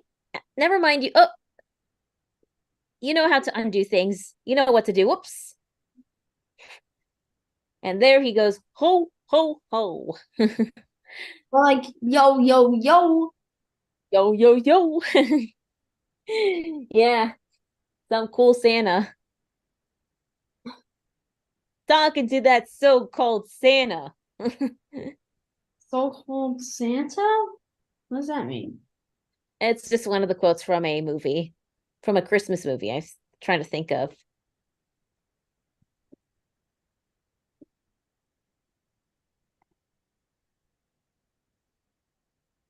Right now, we currently have 13 concurrent views, and we've got 13 likes on our live stream from YouTube, which I'm definitely am so excited about.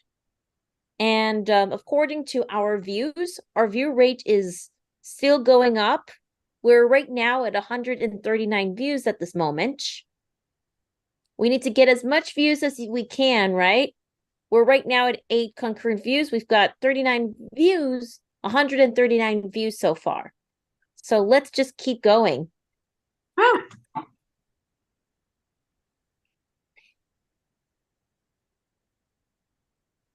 And people are already spreading the word. A flipping club? No. of the entire Giving Tuesday Video-A-Thon. So as you could see, oh, don't forget the rest of the boots. Where's the boots? Here's one little trick I could just show you. So here's one little tip. You forgot Santa's boots, the other part of his boots. Face. Yeah, you can add his face too if you like.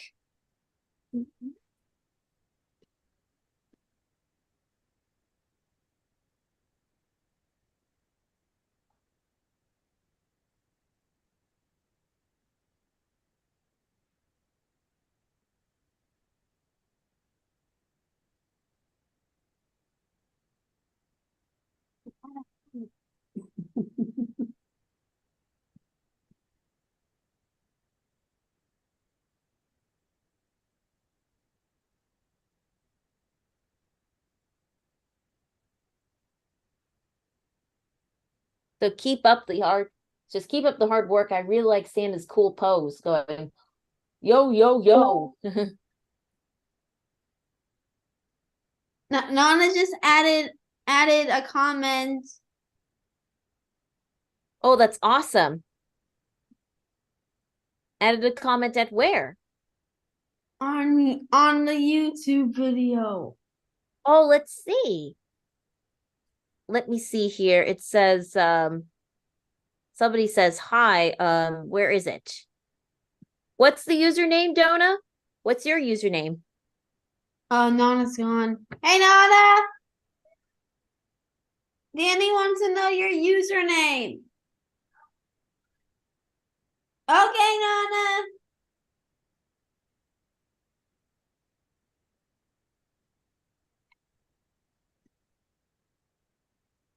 Hey, you know what I want to do if I ever get a chance to have I didn't a make a YouTube comment. channel? I was just looking. Oh, that's why. So I think your Nana is right now watching your live stream. And as you could see, you're just right now coloring Santa Claus. As he's going yo, yo, yo. That's a fun way of saying ho, ho, ho. Yo, yo, yo. And it's yo, yo, yo instead of ho, ho, ho. Hey, well, guess who just dropped in the donation?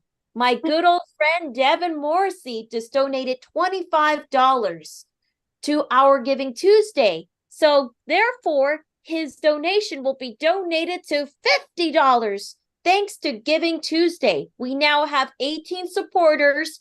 Now we've got $2,035, which we are definitely so excited about. So you can either scan to donate, or you can go text to DaniMation 2023 to 53-555, or go to givebutter.com/DaniMation 2023. And for those of you who have missed the auction announcement back at 12:45, we've mentioned that we're running our auctions, and we're going to do our auction announcement again at 6 p.m. Pacific time for those of you who wants to make the auction rounds. Right. So the reason why we're raising money for this, we decided to do it on this Tuesday, Giving Tuesday, because Giving Tuesday matches whatever we donations we get today, and all the money that we're collecting today is going to be to help underprivileged youth take classes with Dani, because we get a lot of students signing up to the free classes, but then they don't have enough money to sign up for some of the classes, because some of them are from like little rural areas and of the United States, so they don't really have the funds. So it's always a shame that, because we see their talent and how good they are through the free classes, we only wish that they could continue. But if they don't have the funds, then they can't continue. So we're raising the money to help students do the classes. And also, if they don't have the computer, so if they don't have an iPad for Flip a Clip, or for example, we could help them with that. Maybe get some used iPads and send them out to students that want to take our classes and they could do it through the iPad. Like we're doing right now with Owen, right, Dani?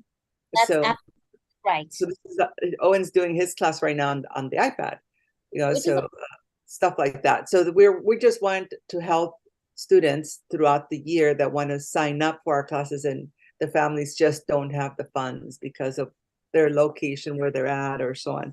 So that's what this is, raising money is all about. We're going to give 100% of everything we make to our students, and it's just going to go straight back to the students and scholarshiping them to take classes with Dani.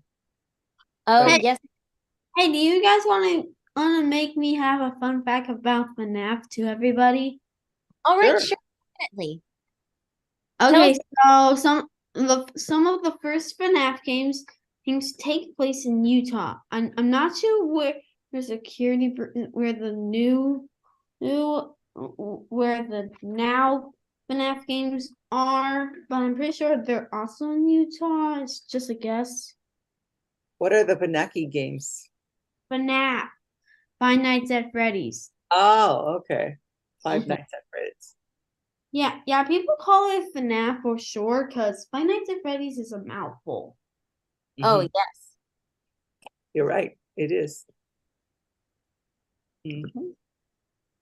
All right. So this is amazing. I want to see it played. Can you play it for us? Okay, go ahead and press the play button for everybody. Wait, where are the rest of his boots when he was coloring? I've also noticed an animation error with Santa's gloves. And his hat. Where's his hat in that one? Yeah. I'll get to it. Don't worry, I'll get to it. Ball here. I forgot to be on pen. That's okay. And what you could do here is that you could just start re-add his hat too. And his face. I got them classic meme meme glasses. Pretty cool. Now I'm just going to go ahead and change my virtual background once again, since we've got a donation from my good old friend Devin Morrissey. It's good to have a good friend of ours supporting us. Now, here it is. So it's $2,035. Wow, that's a lot of money. Thanks to Devin Morrissey for doing this donation.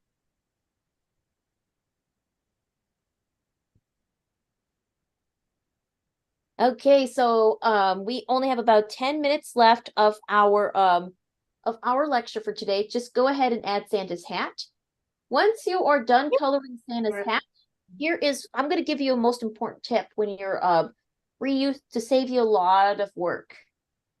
So can you go ahead and zoom out?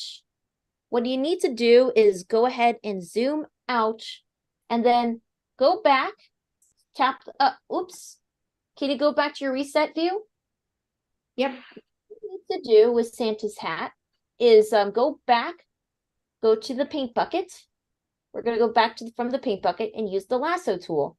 And you're going to select Santa's hat. What are you doing? I'm trying to use my animations here.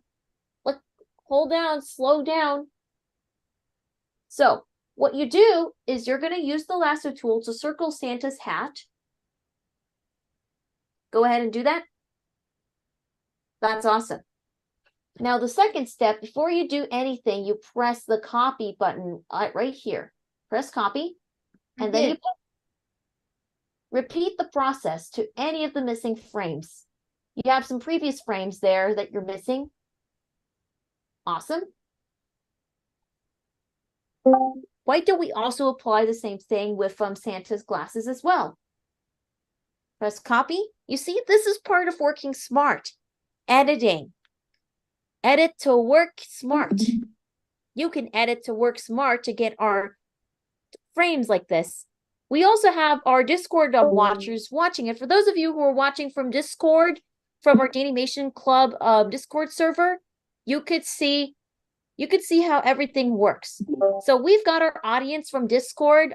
We've got Elizabeth Walk, also known as Lady Genesis. and Vanessa Weiss from Canada watching Owen's. My name's Elizabeth Walk. Elizabeth Walk, sorry. Elizabeth Walk, sorry. What happened to my audio?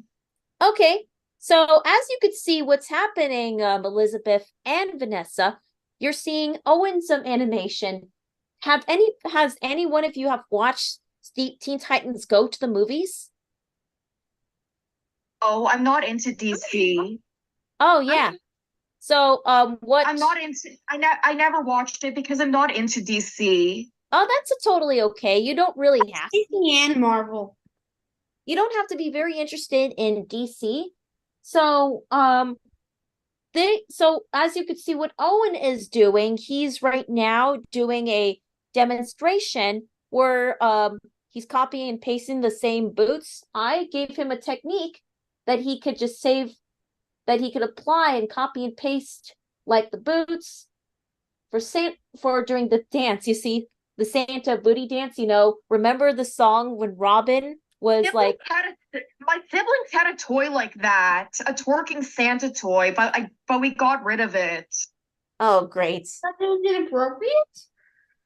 They twerk and the toy played the song Fireball. I forgot who made that song.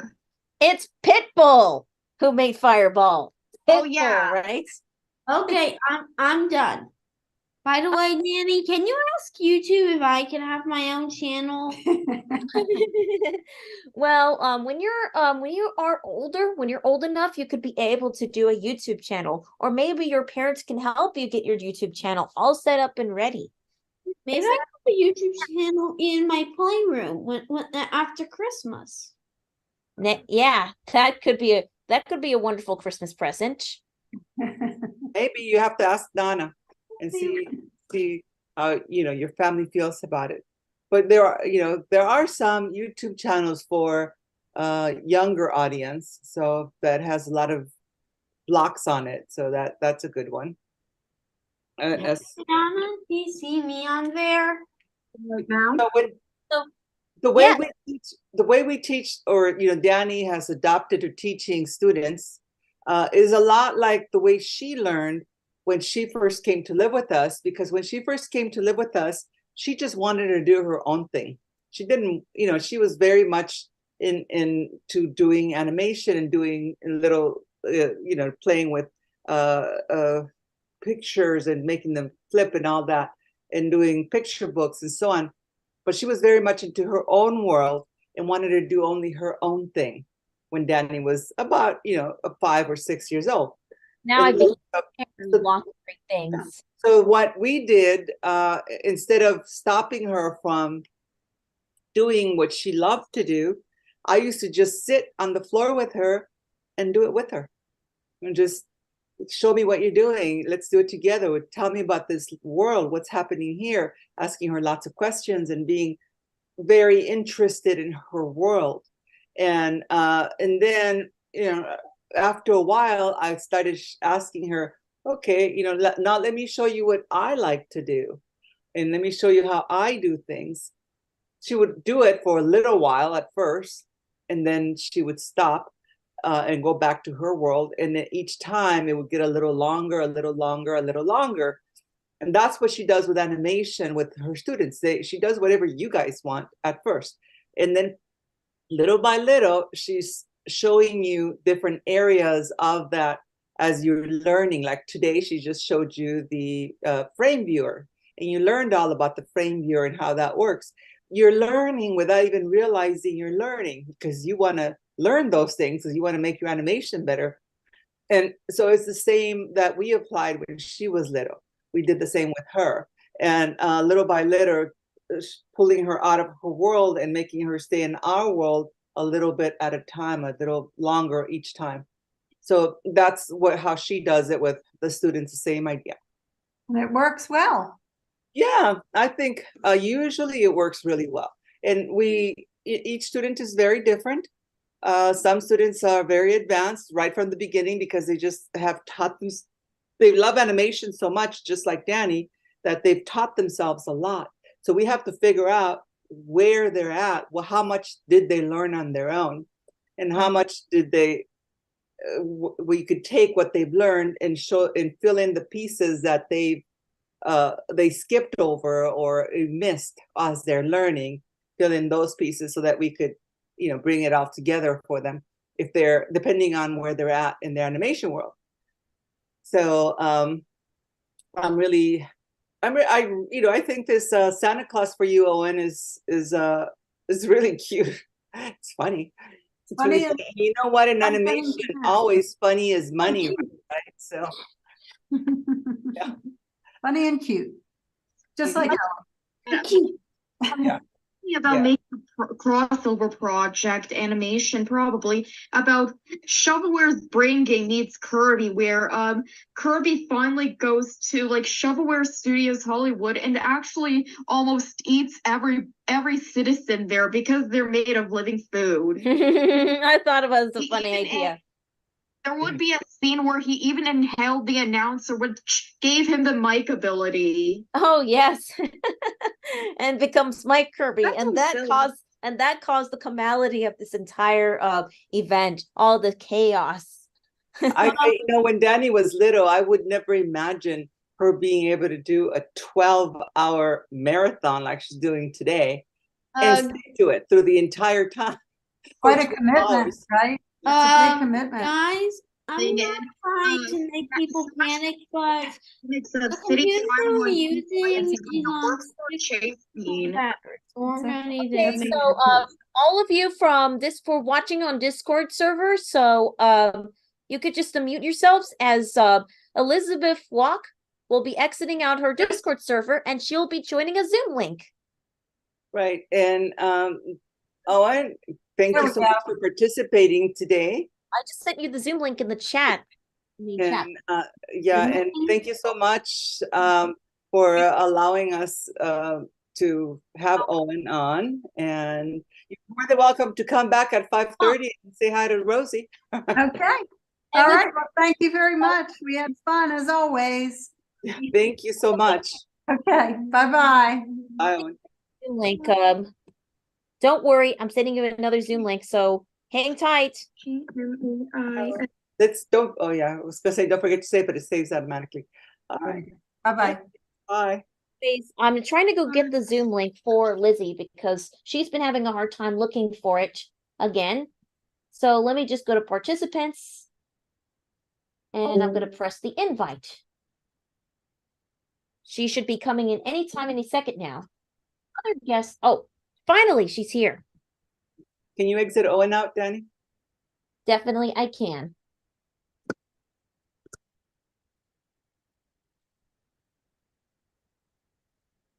All right. Hey, Lizzie. Hi. How's it going with you? I'm good. I'm just trying to, this isn't on my computer, but I'm drawing, I don't know, it's a comic making fun of this one really, I guess, opinionated DA user. I'm not trying to bully him, but he feels like he's more trying to insult his critics. Because if you don't know, he says he deactivated the comments on all his posts that he makes. No. I mean, he said he was getting harassed by people, which I felt bad and I said sorry, but if you look at some of his posts, which are very political and even make pretty bad points, I'm sorry if I'm getting off topic. That's okay. So unfortunately, Crystal is not gonna show her face because I don't know if she's gonna be comfortable with live streams like this. Oh wait, we're on live stream? Yes, we are. I shouldn't have said that. That's sorry. okay. Well, that's okay. But since your instructor, Crystal Padrone, is already here. I can't believe I forgot this was on live stream. That's okay. And by the way, we've got Peyton's granny just donated another $25. It's going to be doubled into. So we've got 19 supporters now. We are right now at $2,060. Bravo! Yeah. Yay. Crystal, you're not going to turn on your camera today?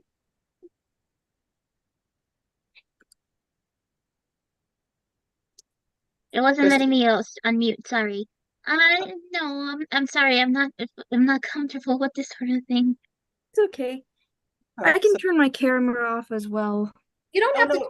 Can't. No, Lizzie, you can't turn your camera off because we have to see what you're doing and stuff like that. But Crystal's going to are you working on Toon Boom? Is that what you're They're doing? working on Toon Boom. Yes, we work on Toon Boom. Okay, I so was doing like a fan like animatic of something. It's a short but sweet one. Okay, but anyway, Vanessa, we're so going to for everyone, let's introduce Crystal and Elizabeth.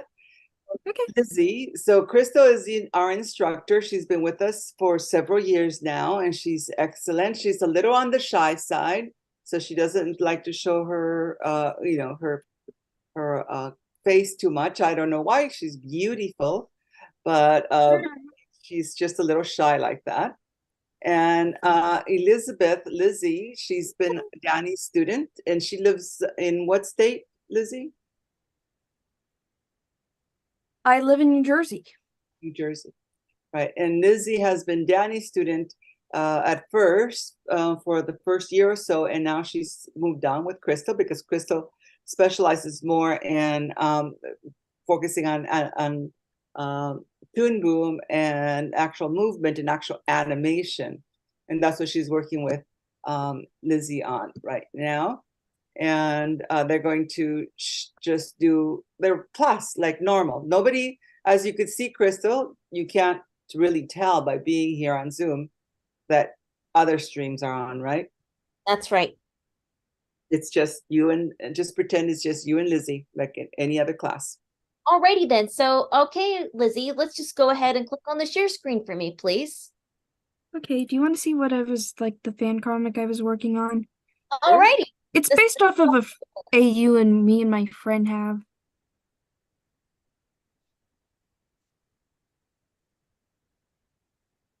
So the greatest thing about Toon Boom is that you could still do graphic arts as long as it tells a story.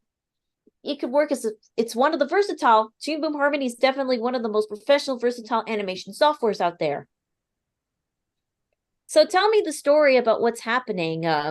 Oh, this is actually based off of an AU me and my friend have. Mm-hmm. That sounds interesting. Basically, it's like a ship AU where I guess it's like the Kirby characters, but as like monsters and stuff, you know, like.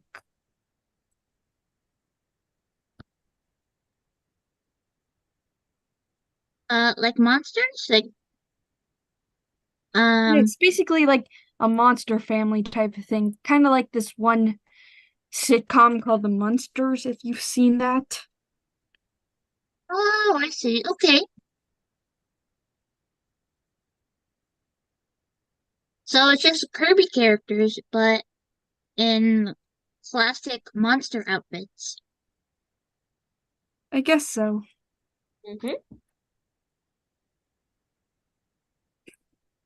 Meanwhile, I'm just going to take a little quick break and I'll come back. So I'll keep the virtual background open. So I'll be right back for just about 15 seconds. I also have like an original series that I want to work on. So cool. Anyways, I got to get back for a moment. So I'll be right back, everybody. Bathroom break. Okay. All right. I can show you like the original series I have in mind. You wanted to take a break from your heroes and villains story? No, I'm going to show everybody it. Okay. Just hold on. No problem. I'm trying to like work this out. I might make a pitch Bible on it, but A pitch Bible takes a lot of effort. But if it's something that you really want to do, then why don't you go ahead and try it out? A lot of things you have to implement in a pitch Bible, like a basic summary of your story, characters, how the world works, and the environment and all that. And you have to make it sound interesting, because a pitch Bible is something that you have to pitch not the to one I people. wanted. Oh, just take your time and finding it, okay? Okay, transfer. Here it is, lemons.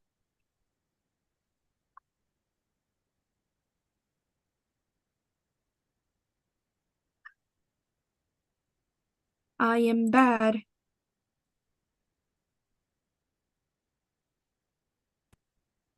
But these are the characters. They are.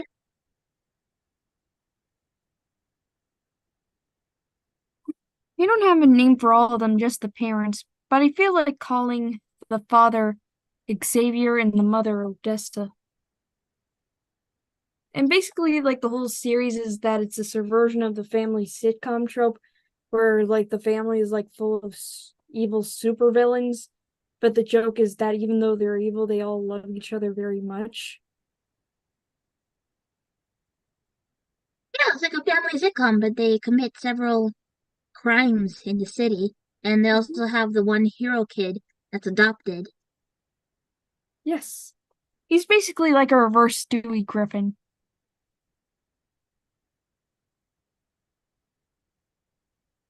Yeah, it makes him interesting because he's like the one outlier in the family. Did you have ideas on how you wanted to name the kids? I was going to call the twins Howard and Ariel, but then after looking up what Ari means in Philippines, it's actually a bad word. Well, I didn't know that at all. Yeah. Ariel is the name of a Disney princess, so it can't be that bad. Yeah. It could be rhyming names. A lot of twins in media have names that rhyme with each other. So let's see. There's like, let me think about a couple. There's Penny and Lenny, or what's another one? Let's see, Sherry and Sherry Terry. and Mary. No, Sherry What? and Terry from The Simpsons. That's another one. That's another example.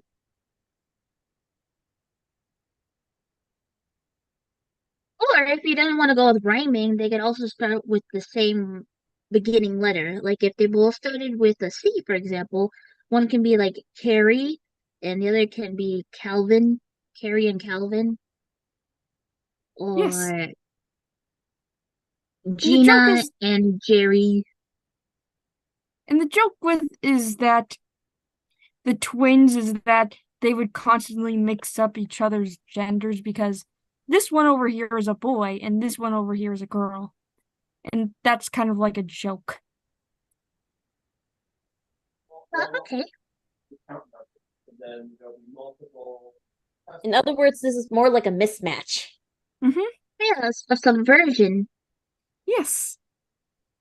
They are very close twins, though.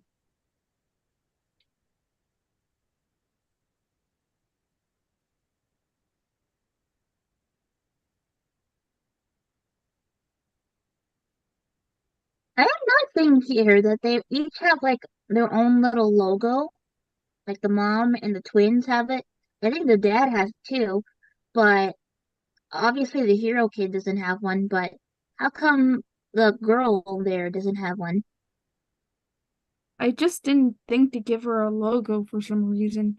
I feel like it wouldn't fit her theme.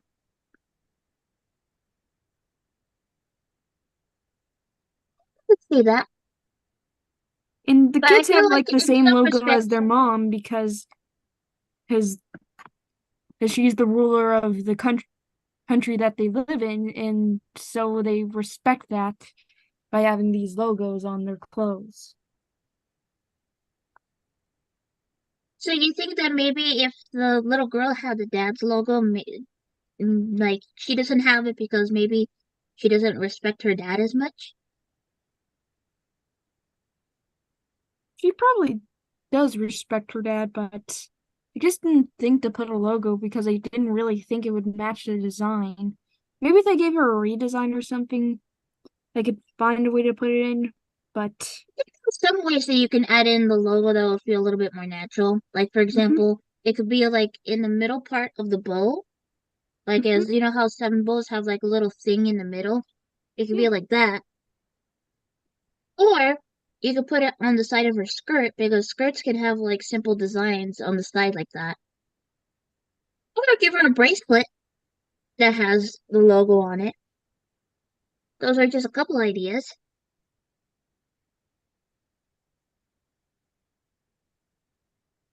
I guess I can try this. Anything else? Another necklace. Well, yeah, those are just a couple ideas that I had in mind. If you wanted to try one of those.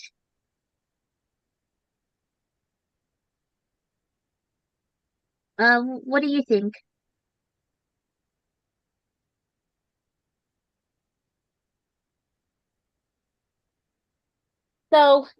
So right now, as you could see, everybody, for those of you who are watching from Instagram, Facebook Live, and YouTube, you are noticing how Crystal is teaching a class with Elizabeth Walk. This is more about character design. I really love the explanation and idea that you wanted to create, Elizabeth. This could be part of your animation portfolio. Oh, great. I think this is a good way to put it on. Oh, nice. So now the twins have something from the mother, and the little girl has something from the father. And if the hero kid ever gets something from either one of them, who knows? Because it seems it makes more sense to leave the logo off of the little boy because he's a lot more standoffish as a hero kid in a family of villains. Correct. So he'll be much more independent. Yeah, I feel like the twins are the ones that look more like their mother, while the little girl is the one who looks like her father. That's exactly what it is, especially with the hair. The twins have all three of them have a little bit more of the. Well, I was gonna say they had more of the dad's color, but nah, it seems more like a proper combination of both. So there's that. I think. I think these are solid enough as they are. Did you think of Can you think of any other changes that you would want to make to them? No, maybe, like, I don't know if I could do this, but maybe.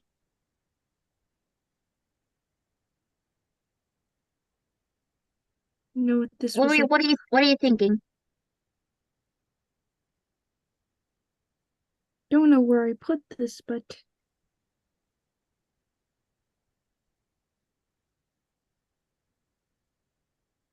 here's an idea. Maybe I get rid of this and make this What exactly are you doing? Are you gonna replace the logo? No, I'm going to make it more coincide with her brother. Oh, okay. By making it a pin. That's a pretty nice idea. It already looks pretty good as a shirt, but I think it could also match well, but with the brother, by the both of them having pins on their shirt. And with that, you could also leave the shirt open for a different kind of design. Like maybe the girl has a particular show she likes or a band she likes. Could be a logo or something like that. To make it look more like exemplify her I think Calvin and Carrie should be their attitude. names. Calvin and Carrie, okay. We can go with that. Just so you remember, be sure to write them down on the side. Okay.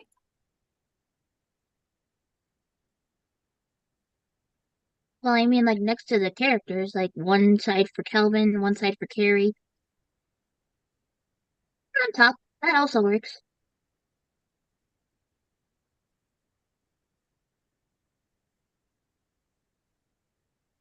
Yes, I can draw like. Yeah, let's fill in the shirt with something. Oops. You're all good. Take your time.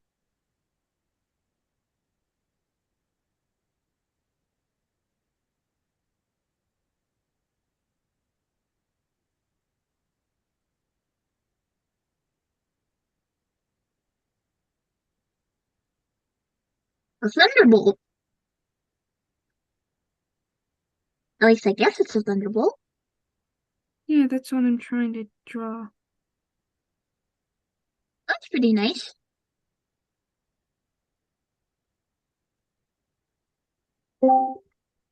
Looks like we've got another person from Discord joining in.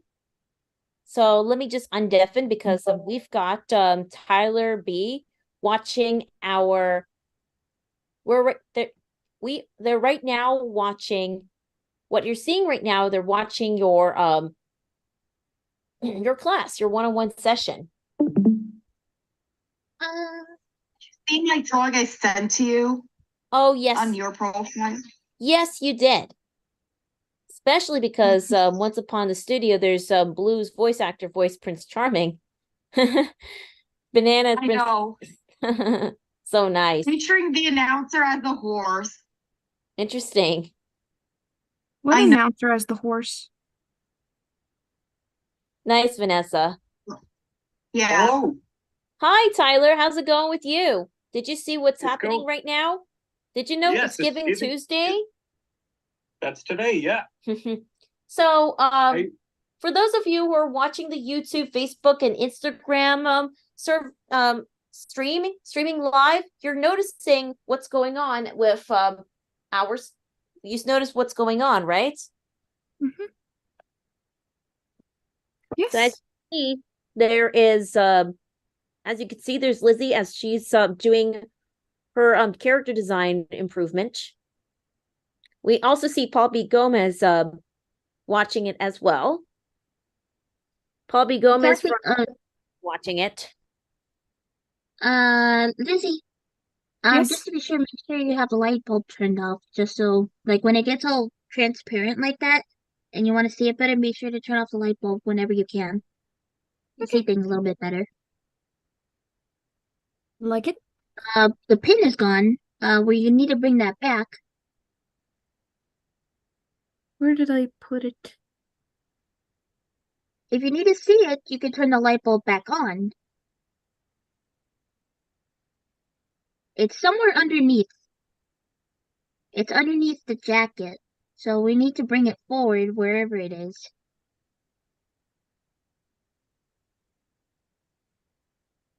Need to undo a bunch of this. Sorry. No problem. Take it and put it to the side. And just recolor the jacket. Opinion. What movie you're talking about, Elizabeth? What movie? I'm talking about the movie Wish. It wasn't a great movie. Well, even though I really love the art style and the techniques, it looks amazing. Though, and you're absolutely right. I'm just afraid that Wish would be another Disney box office flop. Which I respect people's opinions. Box office flop since I have a weird opinion on it. I'd rather watch Elemental instead of that. Yeah, Elemental is going to win the Academy Award for Best Animated Feature. I predicted the future. Yeah. So Elemental was my favorite. I really liked Elemental. Oh, that's cool. I have a weird opinion on Wish. Wish. Yes, it is way better. Hey, Danny, did you see for Inside Out too? This is going to be a really strange opinion. Yes, I did. Wish reminds me a lot of Chicken Little. Not because it's like bad or something. It just feels like history is repeating itself. Oh gosh. Like, me and my friend just noticed a bunch of weird similarities with these two films. Like, both were Disney trying to try a new style. Both were like received really poorly. Like, and both might be really important in the future. I know that's really weird, but if you think about it, like,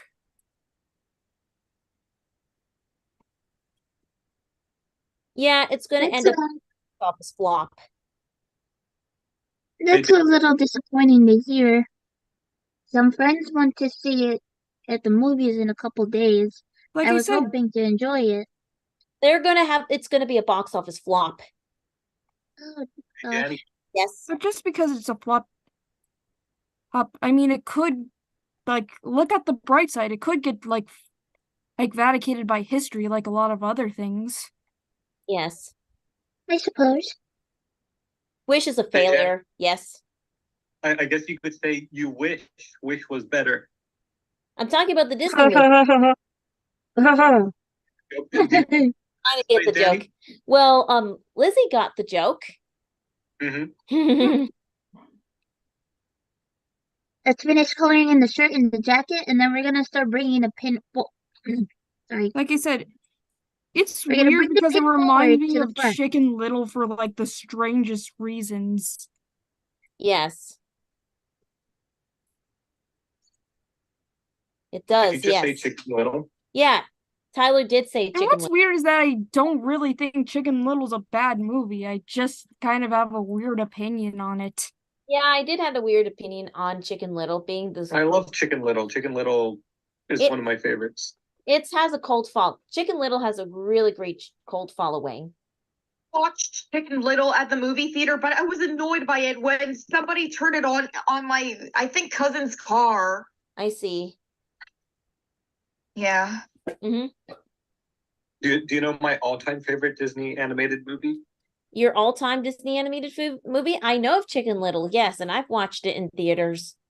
No, it's a different one. Little. What is it? Chicken Little. Have you ever heard of My Peoples? My People? Let's see what I want you to do next. I want you to select the pin, right? And I want you to right click. Hold on. Okay, we got. Yeah. I Because was gonna ask you to arrange, but it looks like it's already been brought forward to the front, so it's okay. we got to stop. Turn off stopped. the light bulb for a second. Shut up, slow. Okay. Yeah, that looks a lot more complete now. What do you think? Is there any other changes that you wanted to make?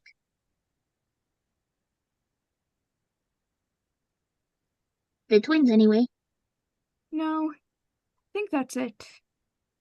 Really? I think it looks pretty solid. We can leave it off with that then.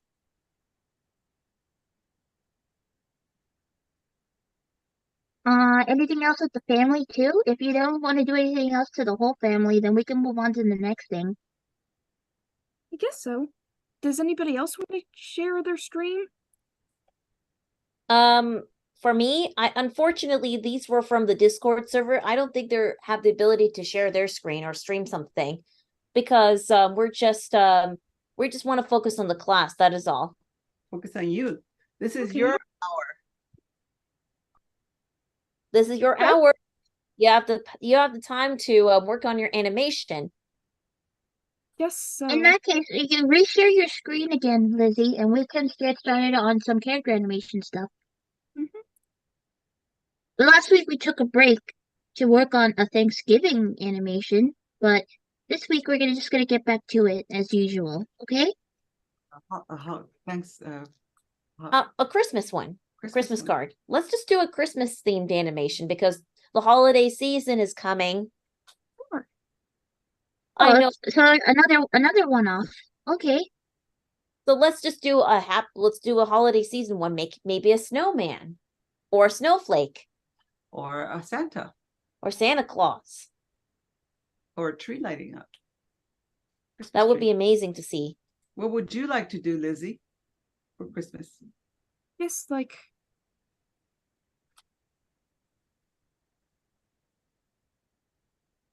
maybe it's like a SpongeBob reference. Santa's coming tonight, tonight. Santa's coming tonight. Just do something. So, Krista, why don't you help her instruct her what she says she wants to do? A Santa's coming tonight.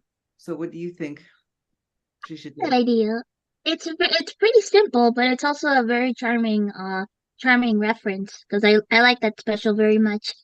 But I do want to ask you, Lizzie, did you want to draw the characters from SpongeBob, or did you want to do like that SpongeBob reference with your own characters? SpongeBob reference with like one of my OCs, I guess. Well, not. I don't think it would be one because remember it was a whole crowd singing that. So, well, we don't have to do like an entire crowd. We could probably pick at least either 3 to 5 people I'm to going draw. to think of one of my OCs to draw. Well, Okay, I'll let you find some references first. Okay, I'm just trying to find some here. I'm going to draw. well, we've got 2 more donors. We've got Awesome. We've got $10 from Adrian and $100 from Laura Janit. Now we have $2,170 total. Yay! Good. Thank you so much for your donations. And remember, your donations will be doubled I guess by September could be one of them because she's like, I guess, a very hyper-energetic girl. I'm Ooh, going to break out Santa's coming tonight, purple tonight. background. Santa's coming tonight. Santa's coming tonight, tonight. Santa's coming tonight. So the reason why I take these snapshots is not only I am like, oh, shoot. Sorry about that. We're streaming it from our Facebook Reels as well. So for some strange reason, our phone just knocked over. So while we're at it, so I'm gonna right now just update my virtual background again. Now that we've got 2 more donors. Yay! How many donors do we have in total? 21. 21 donors. Woo! Here it is. Oh, her head is sideways. Ta-da! You see? Yeah, that's because like September's like a very cartoony character. I kind of inspired her by, I guess, like the show Uncle Grandpa. That song, Uncle Grandpa. Every time when I think of Uncle Grandpa, that is very, very catchy. Uncle Grandpa. I sing to myself, Uncle Grandpa, Uncle Grandpa. That's very fun show because especially the name Uncle Grandpa sounds funny. Yeah, it's a weird show, but speaking of Uncle Grandpa, the creator of the show actually had a show that was like a variety sketch show for Disney that didn't cut out. I would recommend the pilot because I feel like it deserves to be a show. Maybe if it gets popular enough, maybe they'll reconsider. You mean Watch Now Kapow? Yeah, you seen it? And it's the only Disney XD show that was produced by a third-party animation company, Warner Brothers Animation. Okay, that just feels surreal. Oh, yes. Sandy's right now using her iPad just to check out the live stream. So for those of you who are watching this live stream, remember, so sometimes remember to donate at by scanning the QR code or text to us at DaniMation 2013 to 53-555 or go to givebutter.com/c/DaniMation 2023. And where is all the money going? All the money is going to go towards our Giving Tuesday or nonprofit. And your money will be, and remember, if you donate $1, it will be doubled up to $2. And that's all thanks to Giving Tuesday. It will be added all up. So let's go back to the main program. As you could see, we have Elizabeth walk as she's right now just adding the clothes.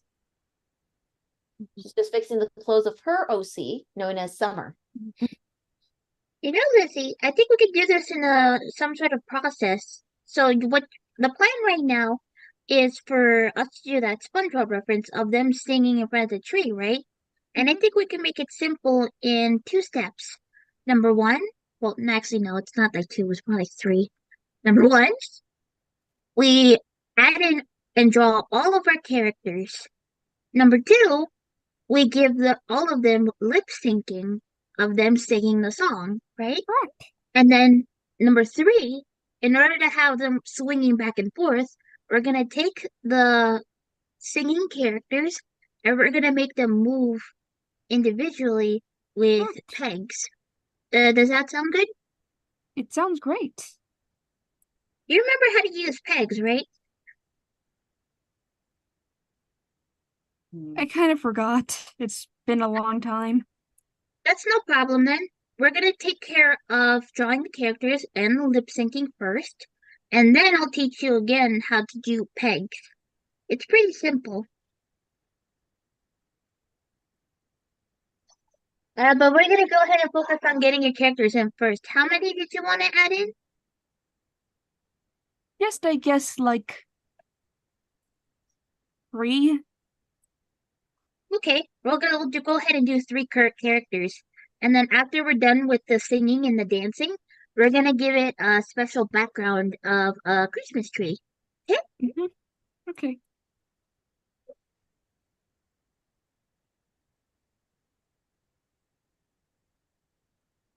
So you're almost done with number 1. What's character number 2 gonna be like? I guess a different, like, original character I have. Okay.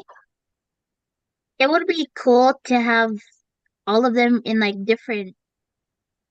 from different stories that you have. Like I imagine this character is from like story number 1, and you make it pick a character from like story number 2, like a separate story that you have. Like one of your villain characters or one of your hero characters. The amount of viewership has increased to 164. We currently have a total of 164 views on YouTube. We have 8 concurrent viewers, and our average view duration is 22 minutes and 37 seconds. And we've got 7. Nice. Keep up the hard work, everybody. Tonight. Santa's coming tonight.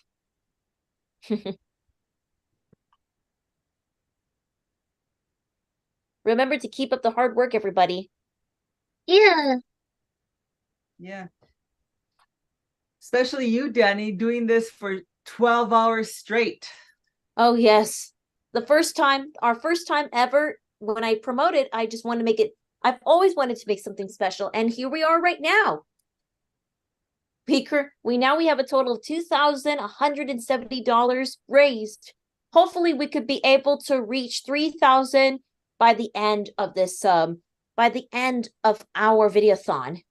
And what are you going to do with that money? What Well, is DaniMation going to do with that money? We will use it for scholarships for people on the autism spectrum that want to attend our animation workshops. There are plenty of talented people on the autism spectrum, but yet don't have the access or the available software or hardware to use to take our classes, or don't even travel. Also help our students travel to places like San Diego Comic-Con, plane tickets from anybody who are outside of California can go to there. But why would we send them to San Diego Comic-Con? If they have a short film showing, right. In rare cases. Others will be more like goes towards software equipment, like iPads, Wacom tablets. Well, I don't know about Wacom tablets, but the little Intuos. Intuos as well. Right. Wacom Intuos. Oh, we're gonna see. But mainly is to scholarship students that are very talented and want to take your classes, right? Also, to keep in mind is that all employees from all companies are welcome as well to donate. Anybody can donate, even major companies too. Right. Anybody could donate. Whether you're from a business, whether you're an employee at Disney or Nickelodeon or at any animation studio, anybody can donate. Yeah. Oh, Santa's coming tonight. Santa's coming tonight. Santa's coming tonight. Santa's coming tonight. Just trying to think. And this is like a trying to random find another character design, right? Mm-hmm. What This is like a random OC I made, and her name's Yuzukai or something. She was like an elderly rabbit. Oh yeah. That sounds neat.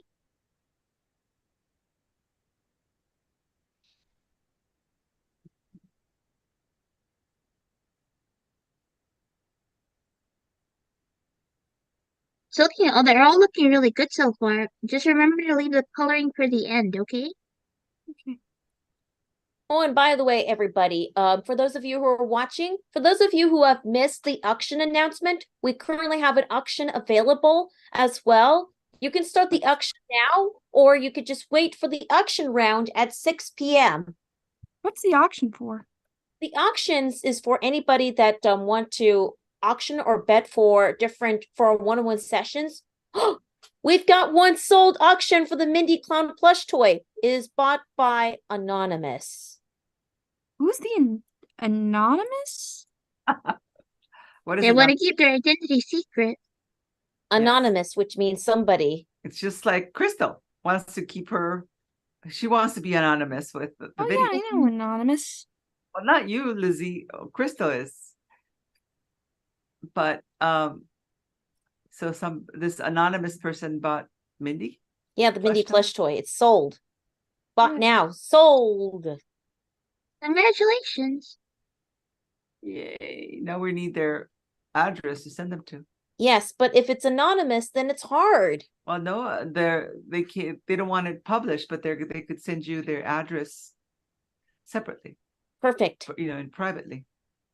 So they've bought the Mindy plush toy. Anonymous has won Mindy Da Vinci Lavender plush toy from Budsies. We've got the $200 sold out for Mindy. So your second so the Mindy plush has been sold, which I'm very happy. Somebody bought it. I'm happy. You're gonna part with Mindy? Ugh.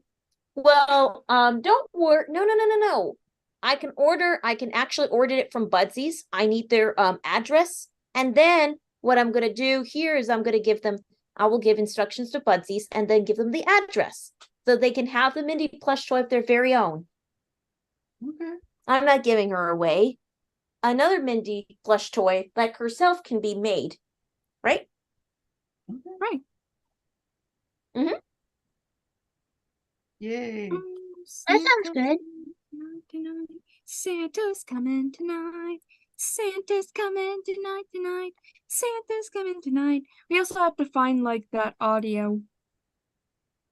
Wow, we've got another one. Go ahead and look for it for you.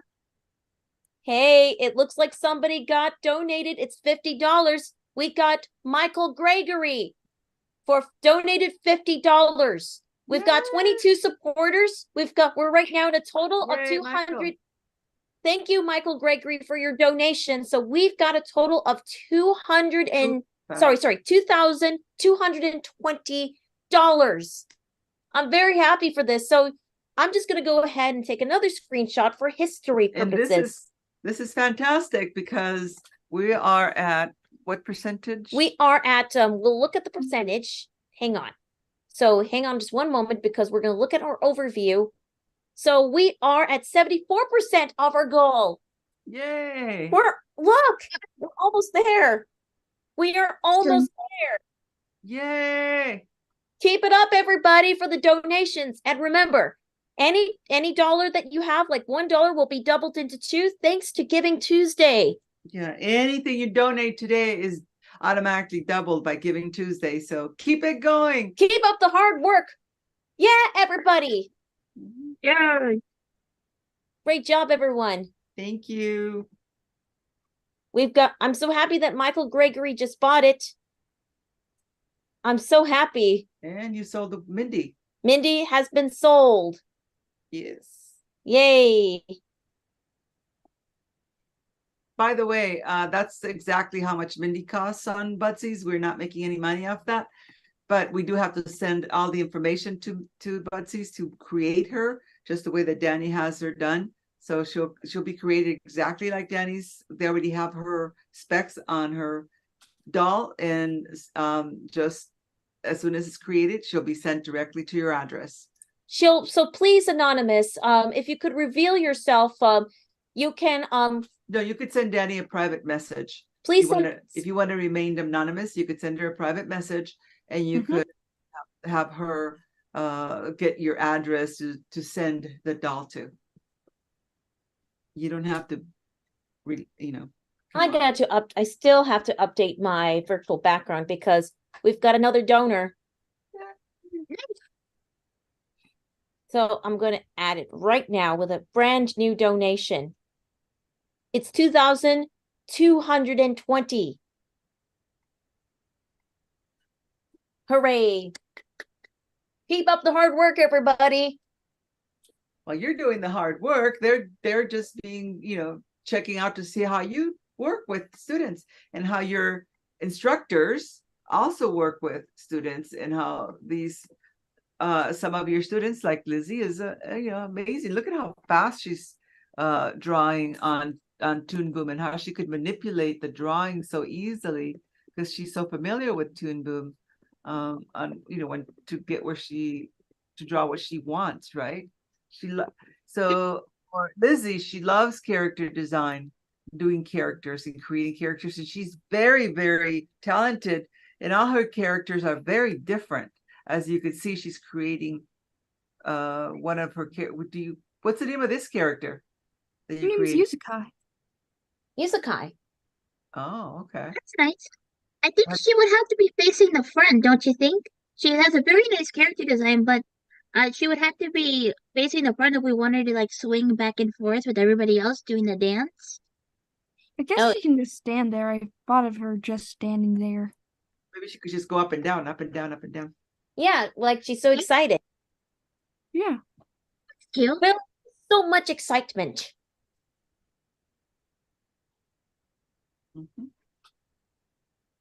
Like instead. Well, since the Mindy plush toy has been sold out, I'm going to also add another character, Kiko plush toy, to our auctions. Wow, that's a new one. You've never done Kiko before, so that's. I'm happy that Mindy got sold. We're going to add another item.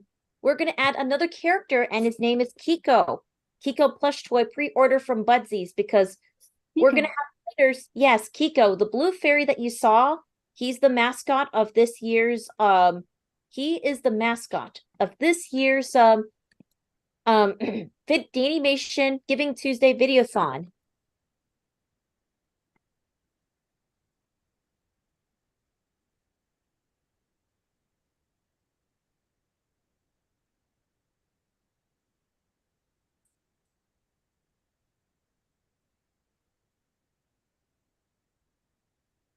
So Kiko is definitely another one that we could do. So I'm just going to go ahead and put a picture of Kiko somewhere. So I'm just going to go ahead and get Kiko. Hang on a second. Take a little snapshot, and he will be added to our auctions. Oh, Sandy, we also have some extra t-shirts as well. We're going to add those as our auctions as well. What t-shirts are you talking about? I'm talking about the leftover t-shirts from the Los Angeles camp. No. Oh, never mind. Those are from the Los Angeles camp. If next time we could prepare in advance and actually make Kikos for the event. I mean, make t-shirts for the event. Oh yeah, we're doing it as gifts. So I'm just gonna go ahead and go get Kiko from the trailer. Let's see here. Oops. Betsy, I'm going to be sending you over the audio, okay? Okay. Just busy with this, sorry. No problem. Okay. Hopefully this works.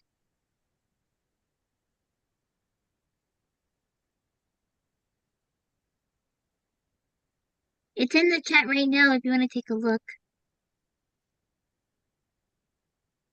I think I saved it.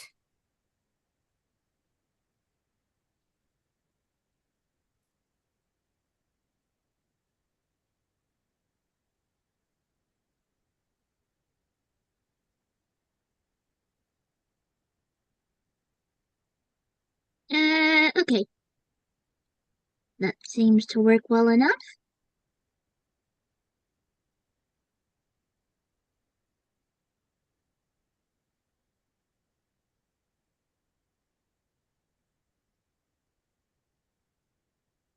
So you're almost done with character number 3. What's the number 3? Number 2. What's the third character you were thinking about drawing? It's another one of my like OCs that aren't really made for anything. Okay.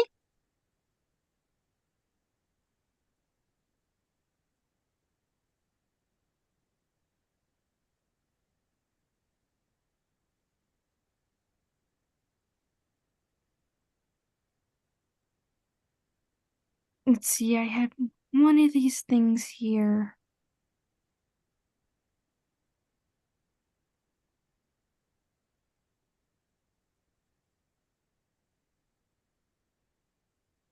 Oh, how about this one? And this is not Xavier. This is a totally different character, believe it I or can't not. see it right now. You're only sharing the Toon Boom screen, not the whole screen, okay? Okay, I'll share whole screen then for you guys to see. And this character over here isn't Xavier. This is actually a totally different character, believe it or not.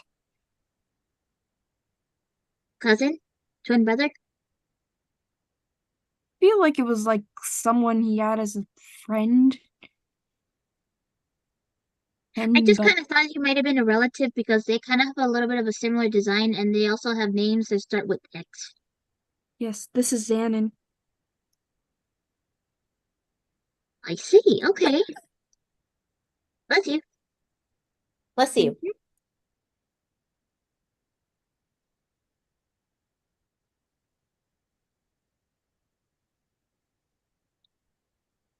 I just really like how the characters are looking like this.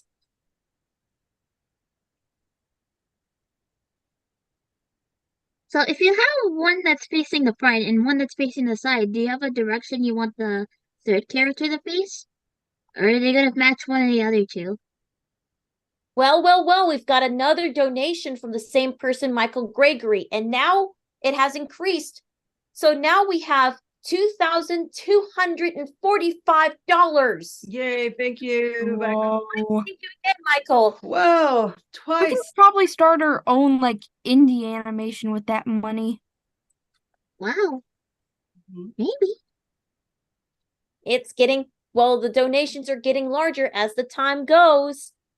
Hurry, everybody. So hurry till you donate till we reach our goal to $3,000 before 7 p.m., everybody. 7 p.m. Pacific. So you can stand and don't. So we've got another person named Jake coming in, and he's going to be with our next student named Natalie Hutchins. Yeah, but he's also going to do a little demonstration on a different software to show Lizzie and Crystal something a little bit different and see what you guys think of this other software. I'm not sure which one he's going to show right now, but he'll let us know and let us know if He's familiar with Clip Stereo Paint like I am. Or he's probably trying out Procreate Dreams because that's something new that came out. Right. Yes. It's the one. I think he's going to let us know in a second. Which one? So, what are you doing? I'm sending the reminders to Natalie and her mom about our next time slot. Okay. Did you want to let Jake in? Yes.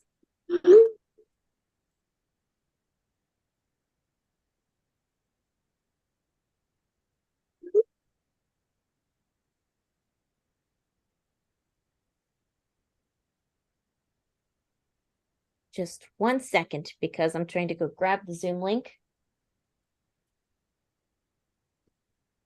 Copy that email and send it over to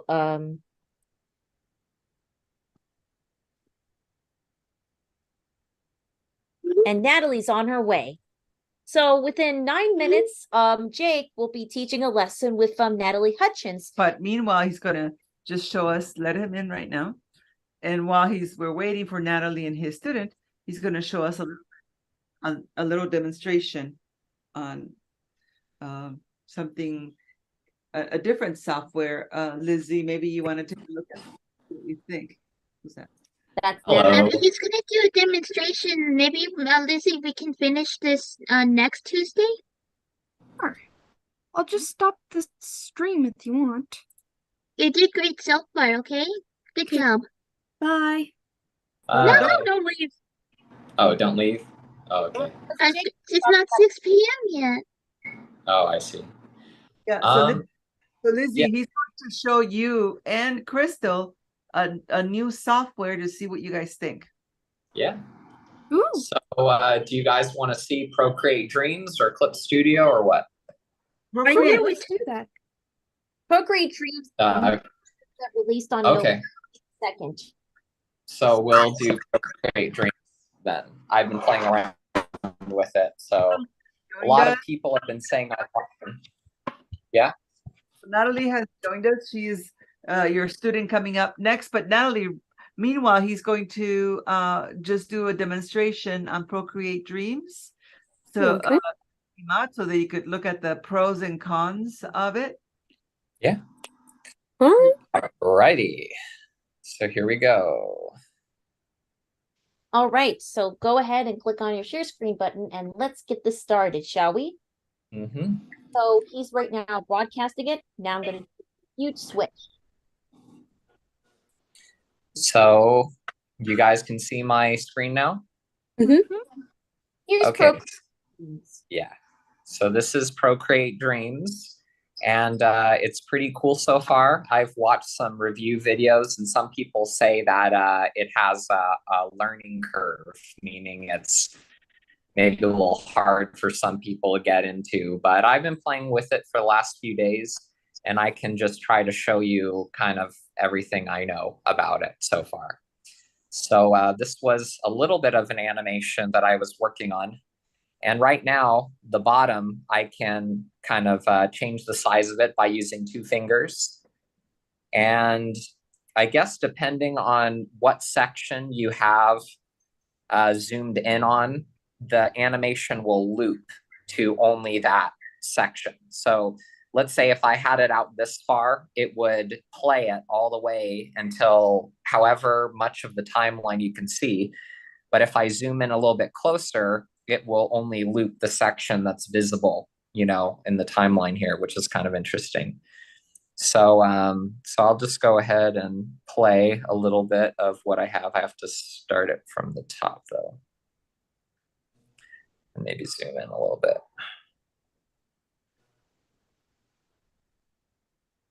So this is kind of what I have. And then when the little marker goes to the end of my screen here, it starts from the beginning again. So if I zoomed in even a little bit more, it would, so I cut it off a little bit. Mm-hmm. So yeah, it's a pretty nice software. And what I did was, right now there's no lasso tool. So yeah, for selecting things and being able to resize them, which is really handy. So right now you kind of have to just be able to draw and use your eraser in order to get things looking right. So we could kind of look pretty, you know, closely here. Grab the, actually I have to see if, maybe I have to reconnect my Apple Pencil. There we go. Okay. There we go. So we grab this little pink marker here to be able to scrub through your animation and see how it moves. And, you know, we can basically, if you want to create a new track, let's see, if I can hide some of these by clicking this little check mark next to the layer, and I named each of these layers. But if you click the check mark, it'll turn that off. So I have each of the line arts. I think I might like this more, to be honest. You said you don't like it? No, I do like it. Oh, you do like it. Okay, yeah, it's pretty cool. Yeah. So I could turn off each of these pretty easily and turn them back on. So I'll turn off my colors first. So I have kind of each thing on a separate. I have my shadows and stuff and my colors on one layer, and then I have my line art on another layer. So this is what I have. And pretty much, and I have these 2 other photo references for me to look at, just to help me with my drawing to make sure everything looks the same. So let's see, if you have any questions for me while I'm working on this, you're welcome to ask. Otherwise, you know, I'll just tell you kind of what I remember about it. But okay, so as I said, you could turn these on and off. by clicking that little check mark right there. You can zoom in and out of the timeline using 2 fingers. And if you click and hold on something, it gives you some options. So you can rename your layer. You can highlight it, which means add kind of a color, like a color tab, so you can see the difference. Blending modes, that's like you could do the multiply or different types of blending modes so that it makes your layer kind of see-through, so you can see kind of the layers that are below it. And then there's tracking options and stuff like that. So there's a few things here. But if you click on the pink one, let's see, if you tap on that, this is where you get some of those options like they were showing in the videos, where you can kind of like, you can move something, like maybe move one of your pictures, and so I could start something. So let's say move, I go to move. So this is right here in the corner, this little drawing that I have. I can have it there, but then move further into the timeline, tap it again, move, and then I'll go to move and scale and maybe move it over here. And then that should, if it's done, yeah, see? When I play, it moves it across the screen. Oh, okay. So it's kind of simple. So basically when you click on this little pink thing right here, that's where you can, you know, move things across the screen or change the size or change the hue and stuff. And then you have this. So let me see if I can click on this. If I click and hold on it, then I can delete that. And then move it back. I don't know if you guys hear some screaming. I'm at my apartment and it sounds like somebody's outside yelling. But, Is this only available on like iPad, or can you get it on the computer? I think it's only the iPad right now. Oh, dang it. Yeah, but let's see. So I'll get into animation then for this. So I had multiple layers here. Right now, these color layers are basically my very clean lines, but I'll turn those off for now and I'll show you kind of my rough animation. So I have a few of these. This is kind of what I started with. And I don't know if something's in there. Oh, yeah, there we go.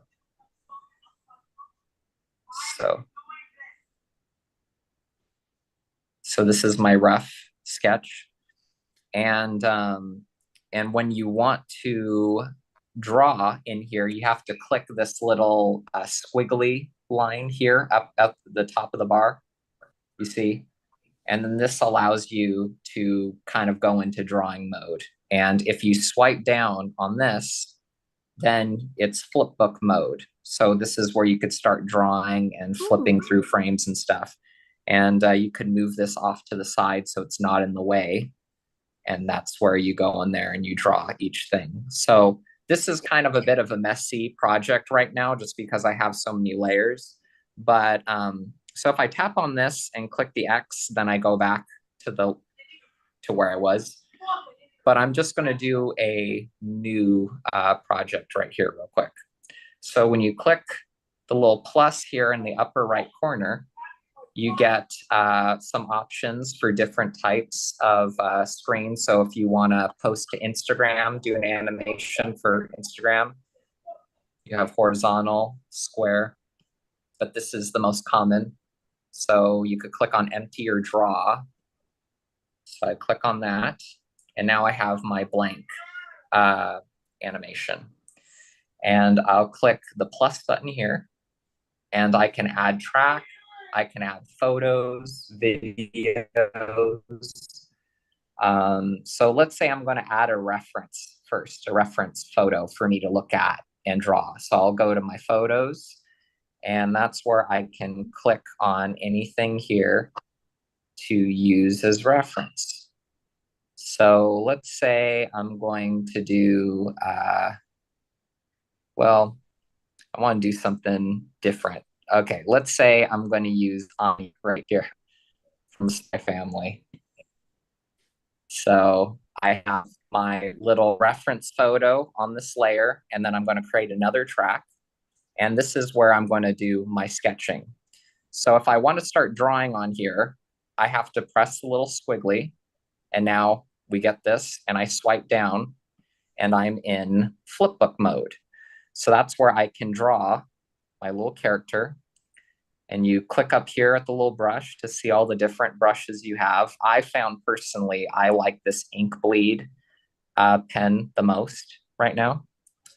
So you can do a little sketch of a character, little legs. Now, as I said earlier, we do not have the lasso tool, which I really like to use because, you know, you can easily change things if you make the head too big or something. So, yeah. So let's just say that this is just a very rough that you're doing of the character. And I like to use the lasso, but one of the other things that I do often is use my eraser tool. So you can go to your eraser here, click on it, pick what type. I'll pick a soft blend eraser, and then I'll lower the opacity on it a little bit.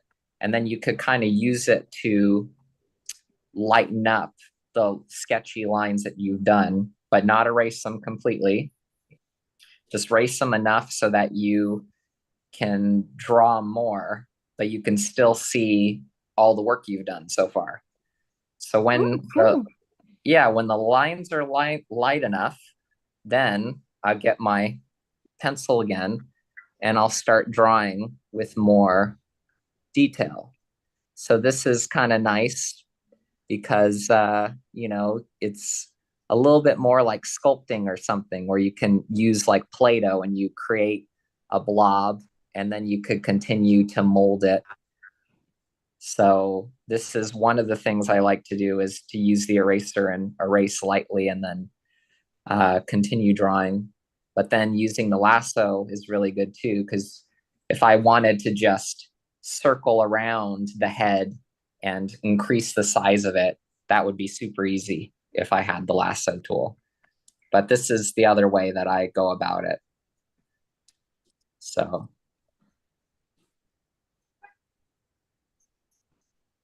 anyways, when you're animating, you don't have to be too detailed. So I can just kind of get the general shape.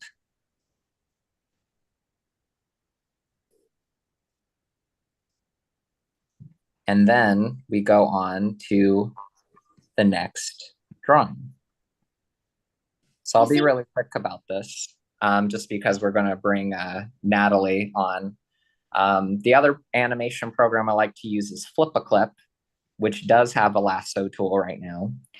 But so anyways, this is like a rough of Anya. And now for the next frame, you can just swipe over and this is your new frame that you could draw on. But if you want to turn on the onion skin, a lot of people said it was kind of hard to find it.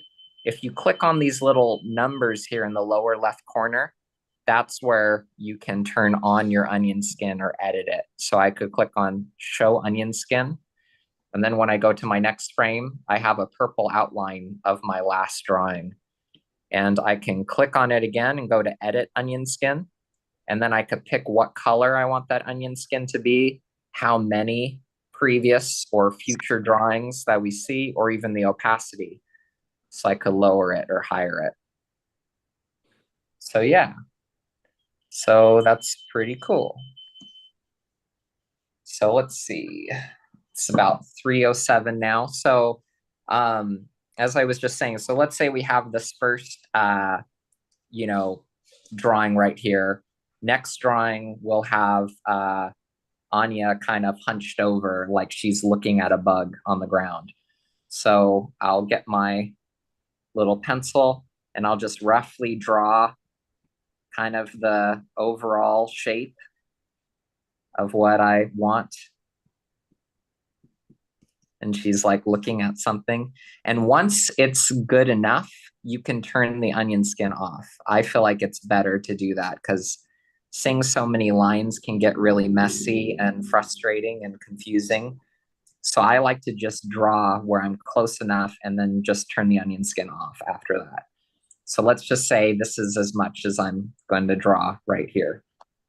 So now turn the onion skin off, and I can always just flip back and forth between the drawings and use my imagination a little bit to help me kind of remember, you know. So I have this, get my eraser, erase over the top of it, lighten up those lines. And I still have my reference over here that I can look at. Zoom in a little bit. So if I tap on this, click the X, it takes me back to this. And I think I'm going to move this over a little bit, this drawing. Now, one thing, I don't know if it's a glitch or not, but sometimes it feels like this gets really small. Sorry, that was like an ambulance. Oh, yeah. Speaking of an ambulance, well, just to let you know, what you've noticed is that we now have $2,320. That's a lot. Thank you, Nate, for donating $75. And according to our YouTube live stream, we currently have 184 views, 18 likes, and our average view duration is 22 minutes and 3 seconds. In our highlights, which sounds so really exciting. Everybody's watching it. Everybody's spreading the word about our DaniMation, our Video-A-Thon. And That's great. By the way, while we're on live stream, could I advertise my DA account? What? What did you say, Elizabeth? I wanted to like advertise my DA account because we're on. Sure, you can. So, if you want to look at Elizabeth Walk's DeviantArt account, I'm going to be providing the link in the YouTube chat. So go ahead and put your YouTube link in. Put in your DeviantArt link in the chat. Well, I'm sharing right now, and so I'm just You letting. can just type it. You can type it in the Zoom chat so that Dani can see it, and then she can put it in her YouTube chat. I don't have it with me right now. Well, Crystal, you actually just sent me a sample SpongeBob SquarePants at the internet. Oh, I didn't send. I just sent that for I sent that for Lizzie for her animation. That's awesome. Great usage of references. So what do you think so far? So my students, Lizzie and Natalie, what do you think so far on the end? It looks really great. What about you, Natalie? Do you have any thoughts? Yeah, it looks good. I just wish it had a lasso tool. Yeah. It's really handy. Yeah, I wish it's still new. It's still new, so maybe they could add it in a future update. They probably will. That's what I was thinking. I actually have a figure of her. Maybe you could use that for reference or something. That would be incredibly amazing if the lasso tool to like do something on Procreate Dreams. That way we could be able to like lasso, move it around, all this. Yeah. So just for those of you who wanted to afford Procreate Dreams, remember, it's only $20 for one-time purchase only with free updates. So you can get Procreate Dreams and try it out. It's available now on the App Store in the App Store for the iPad. Yep. So pretty much as you could see, you know, I noticed that my head was a little bit smaller in the other frame. So I had to use my eraser instead to maybe try to lighten it up and change the shape instead of just being able to use the lasso. So it takes a little bit longer, but you'll still be able to get there for now. So yeah, anyways, now let's go ahead and get to Natalie. So so Natalie, what do you want to work on today? Do you want to use Flip-A-Clip or Procreate? Doesn't matter to me. Whatever's good with you. Yeah, let's go ahead and go to Flip-A-Clip then, because that's an animation software and we can go over some of the same stuff. Okay. that I was talking about. So I'm going to go ahead and swipe up on this and just show real quick, flip a clip. So, and we're going to have Natalie share her screen in a little bit. This is very similar, you know, as far as the way you animate. I have a little character right here that you know, Adorable. but yeah, he's a chef and he's made of vegetables. So yeah, so I'll go ahead and create something new. So for those of you that, you know, anybody who's watching, we create a project by clicking the pink button. I like to click on the little paint buckets to have a plain white background and then test animation. Okay. And so this is the layout. We have paintbrush, eraser, and the lasso tool.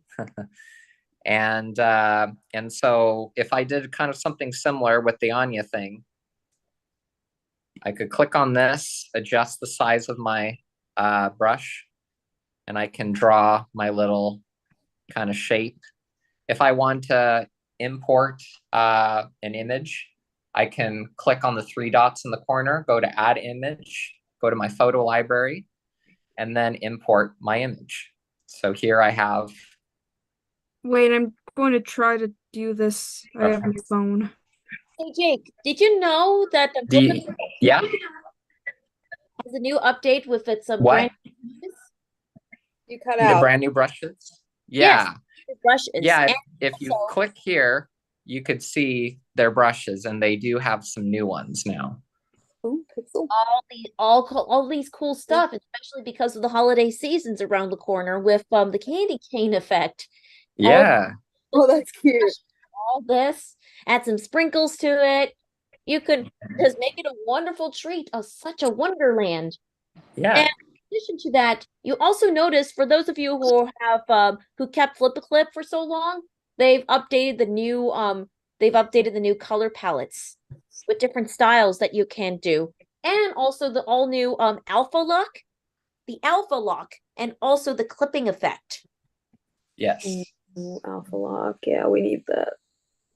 So as I was saying, you know, you have your drawing, and here in the lower right corner where there's 3 little rectangles on top of each other, that's your layers.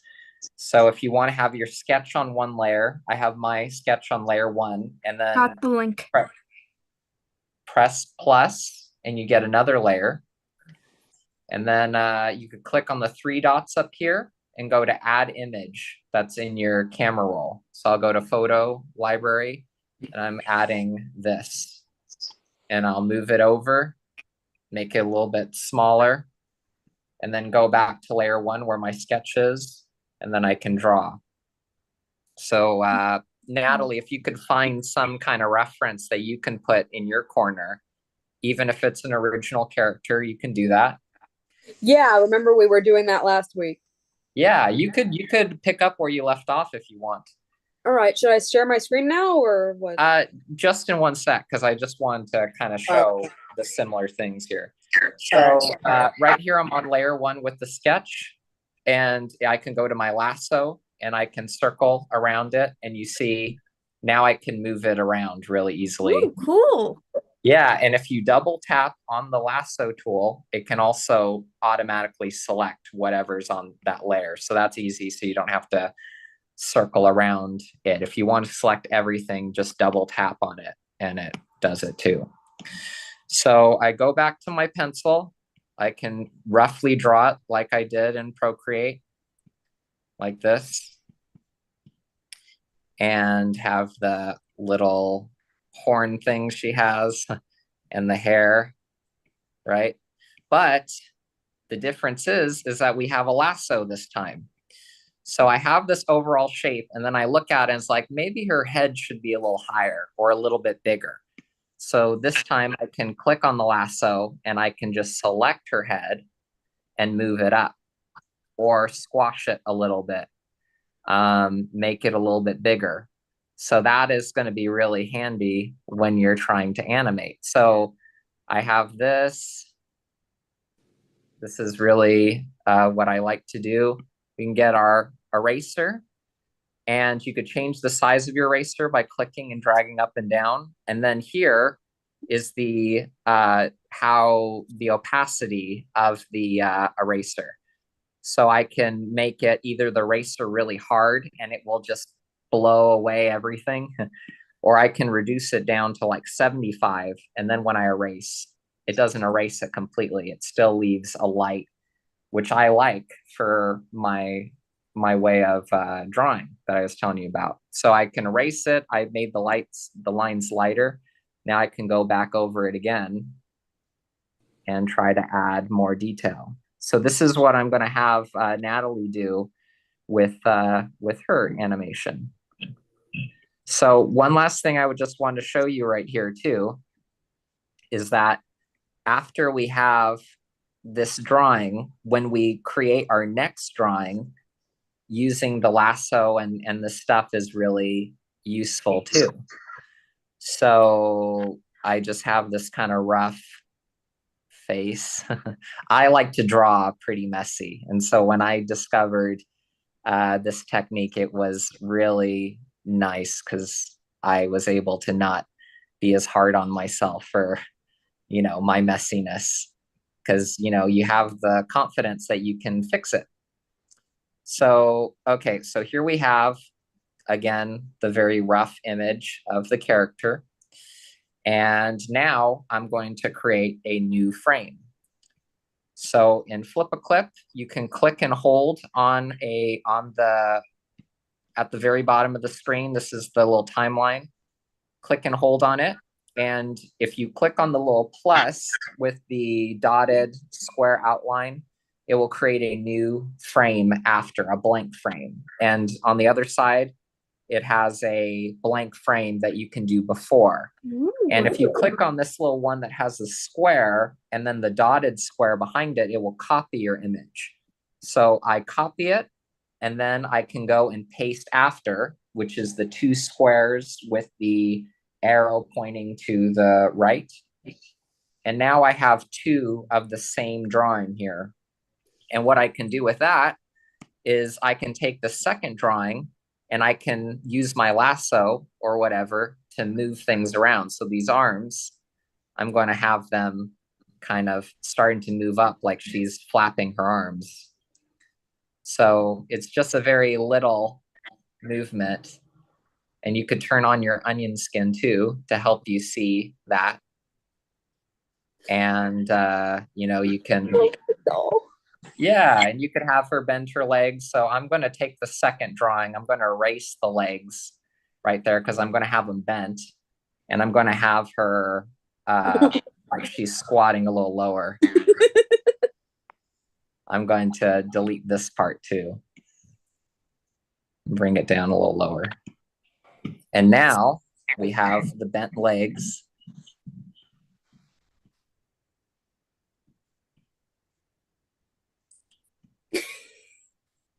Is this funny? It's cute to me. I don't know. It's just her little face. Yeah. She's dancing. Yeah. She looks like I don't know if you've ever heard of the game Drawn to Life, but she looks like she would be a character from. Oh yeah. Got the ears and the eyes.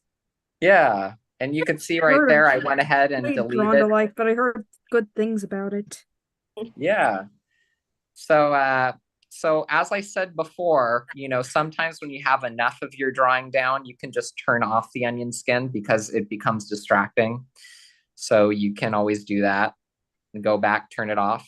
And I'm going to the second drawing and I'll go ahead and, you know, erase or lasso the eyes and delete them by clicking the little trash can here on the side. And then I draw her eyes closed, you know. Maybe like this. Or I could have them where they're kind of squinting. Right. She has like in the in the anime, the little creepy face. So again, so right here, use your eraser, go ahead and lighten up everything that you've done. And then you can go in and be more detailed and refined. So going in there, you know, still wanting to look at your reference and trying to draw more neatly. And then you could draw the little dot for the nose, work on drawing the eye very detailed. All right. So you guys get the idea. All right. So now let's go ahead and finally get, you know, Natalie to be able to, you know, do the same process with her own. All right. So let's go ahead and share your screen, Natalie. I can't wait to see progress. And by the way, we also are talking about our short film that we're in development right now, Too Smart to Be Trendy. We work in progress at San Diego Comic-Con. Oh yeah. Yeah, that's nice. Let's see your Flip-A-Clip work in progress. We haven't gotten that far yet. That's okay. Oh, brother.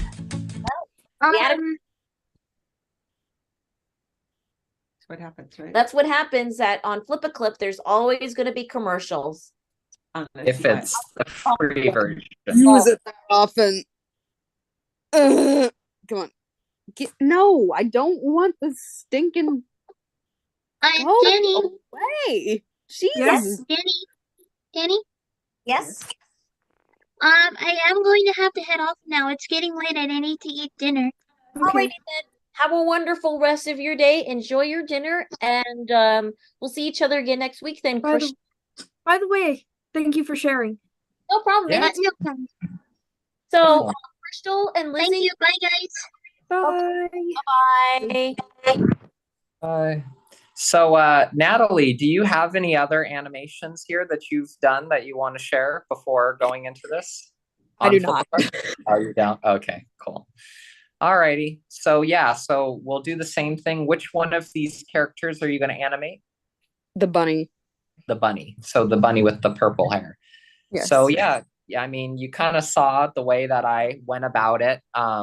You know, it doesn't really matter. Like, I guess sometimes I like to draw with a thin pen just so that I can, you know, because the thicker pen is very dark, you know.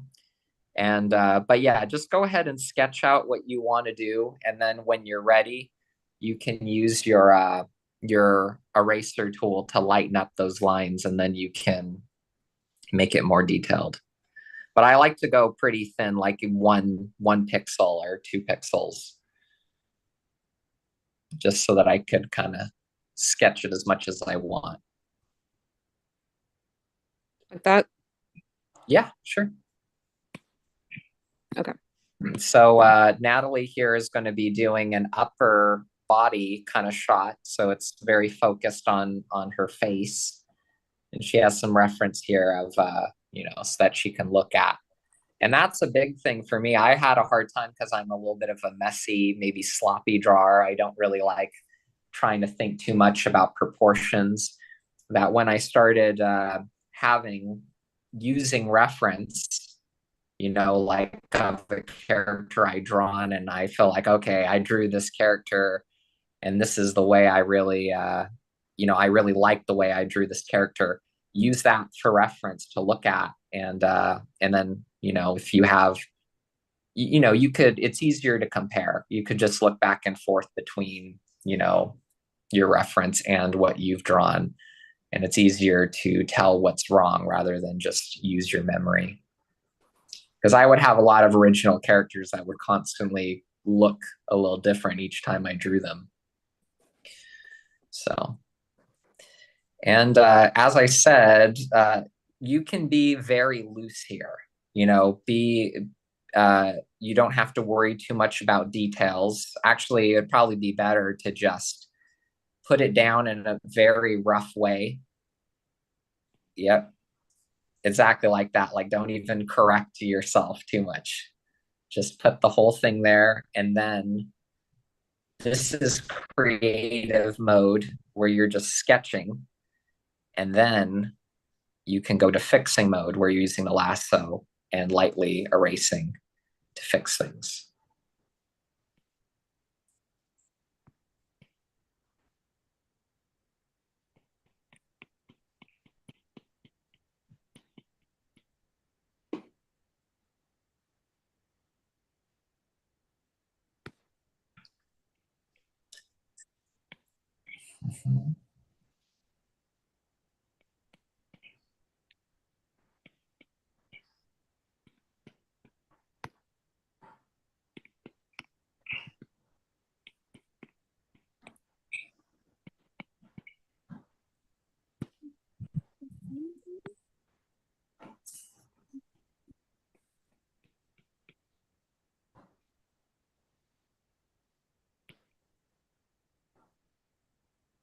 Nice. And go ahead and draw the neck and the rest of the shoulders and other stuff.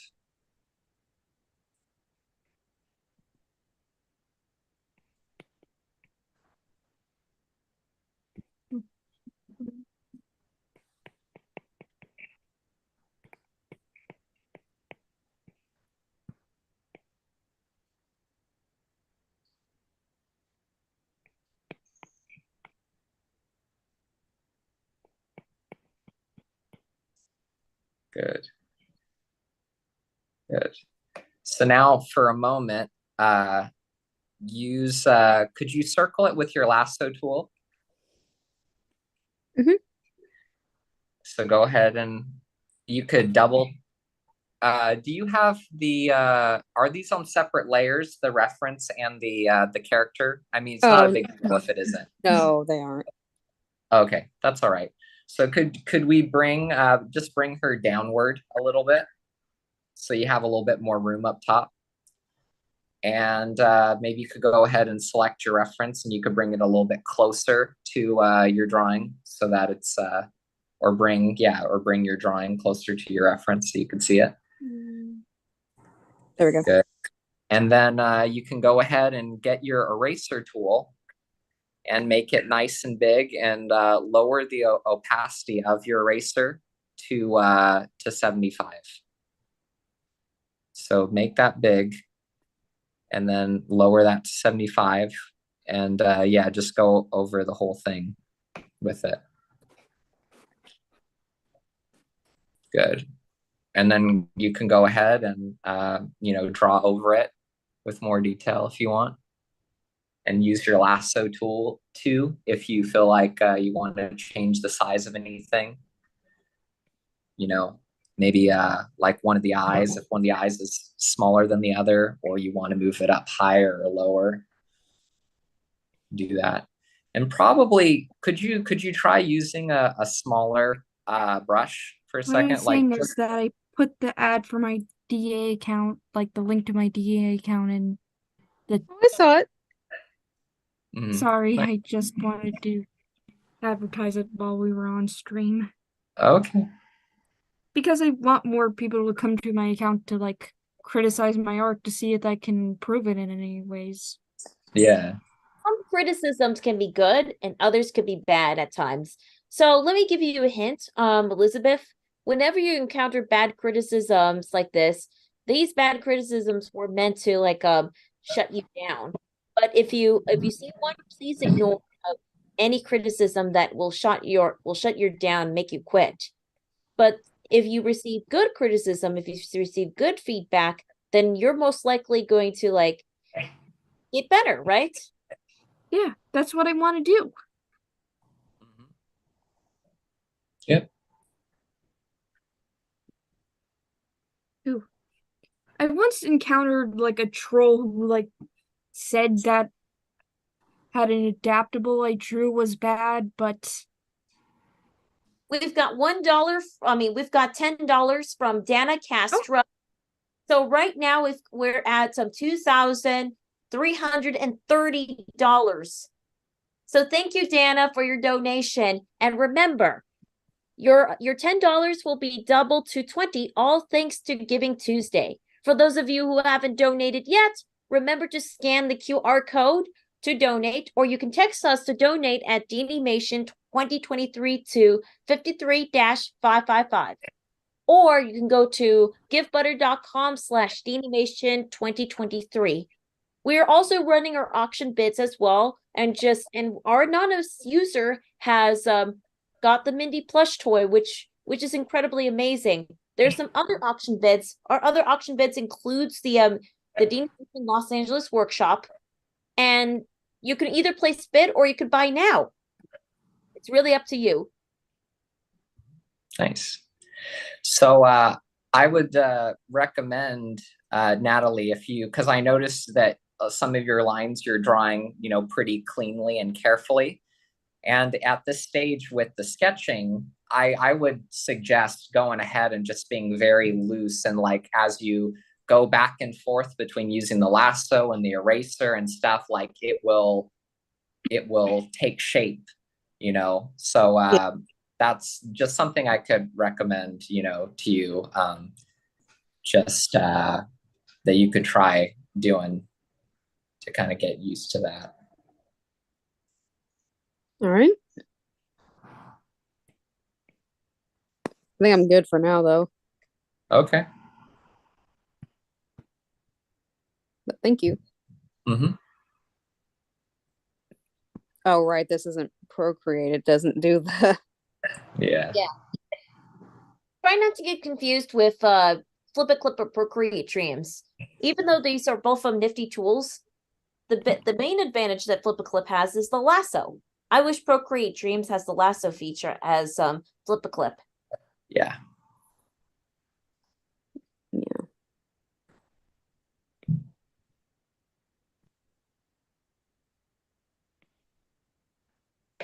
Too.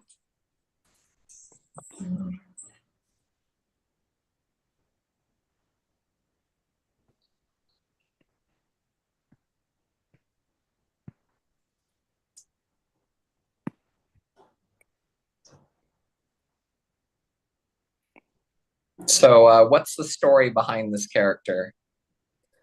Oh, she's a retired guardian animal that helps Rachel with her journey. When guardian animals retire, that means their owners have already passed away. Oh, okay. That's why. Oh, I see. That's interesting.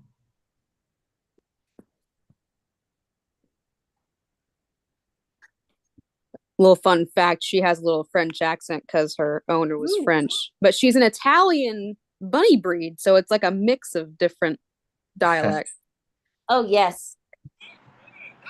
What's the point about, so the point is that it's good to have mixtures of different cultures. Oh yeah, that's another thing. I'm gonna have like a bunch of diverse different characters in here too. Which is awesome. There's gonna be a cat that was actually raised in Thailand in here too. Nice. Her name is Prita. Rita, I love the name. And the bunny's name was Custard.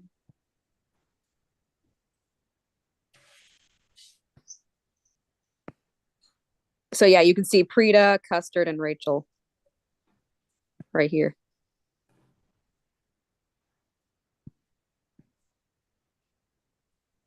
Let me see. Actually, I think I'm going to change the position of her eyes.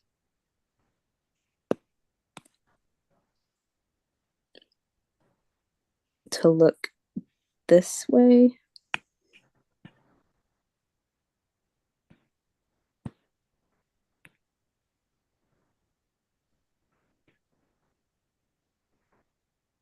Oops, made the little thing too big. Do what?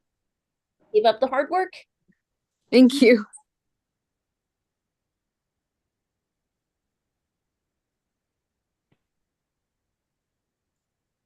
She's pretty. Well, I totally understand. Yeah, I totally understand how creepy it is at times. What do you mean? You said freaky, right? No, I mumbled to myself, she has a pretty shy personality. Oh, 50 shy personality. I see.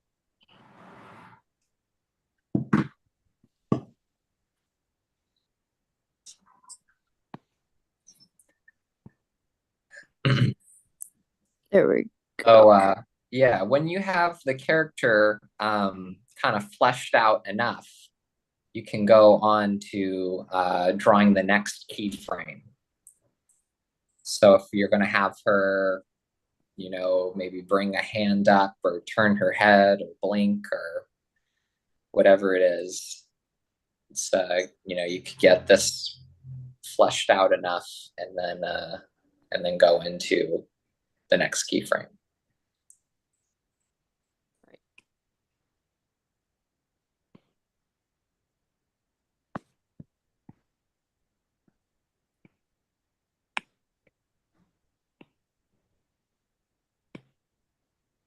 It's always the last roundabout that gets me.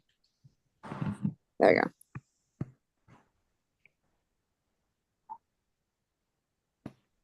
Oh, it's so close.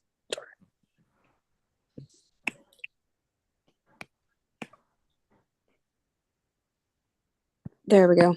Good enough.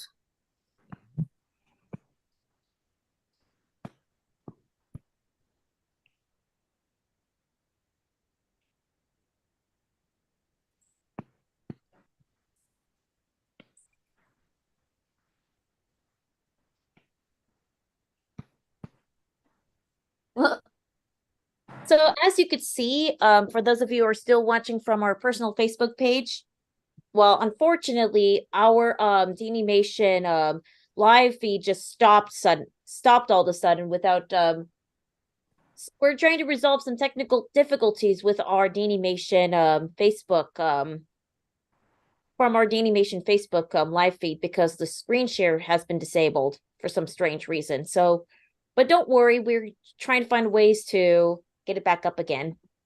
Are you able to go live on Instagram? Yes, I am. Yes, I did. But for some strange reason, the DaniMation Facebook page just shut down. Right. So I have to find ways to get it back. The show must move on. The show must go on. So right now it says that the Instagram live video has ended. It did it again? Let me check. Oops. Yeah. Let me double check because it did it again. So usually when you know, when we're animating, the time to zoom in really close is when you're, you know, like doing the final details. And right now at this stage, it could be good to be a little bit more zoomed out and very loose, just so that you don't spend too much time trying to make something really clean when it's still in the rough stage. Right. So if you could, you know, zoom out a little bit and just get the rough overall shape, and then create the next keyframe, that would be good. No problem. Okay.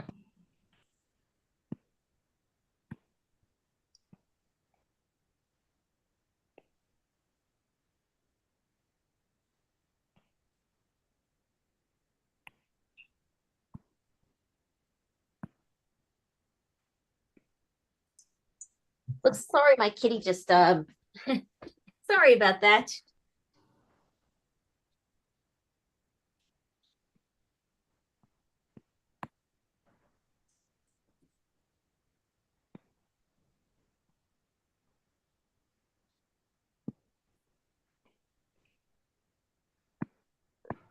There we go.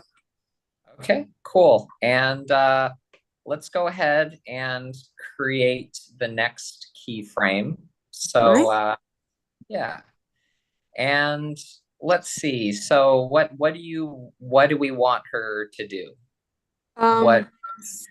Something along the lines of like she just saw someone do something that made her happy, She like tilts her head and like, I don't know, just like puts her hands together like, ah. Okay. So let's try some different ways of doing this. So for a moment, could you straighten out your canvas? Yeah. Yeah.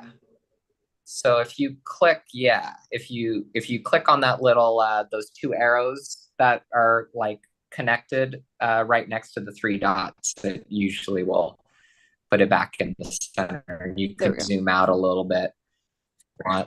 Okay, so now let's go to the first frame again.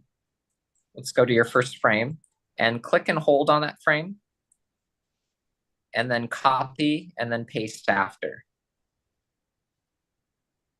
This one? It is there you go. That was the one. And now, just for a moment to kind of, you can always erase it and try to change things later, but why don't we use the lasso tool to select her whole head and tilt it back kind of in the position that you were imagining? Okay.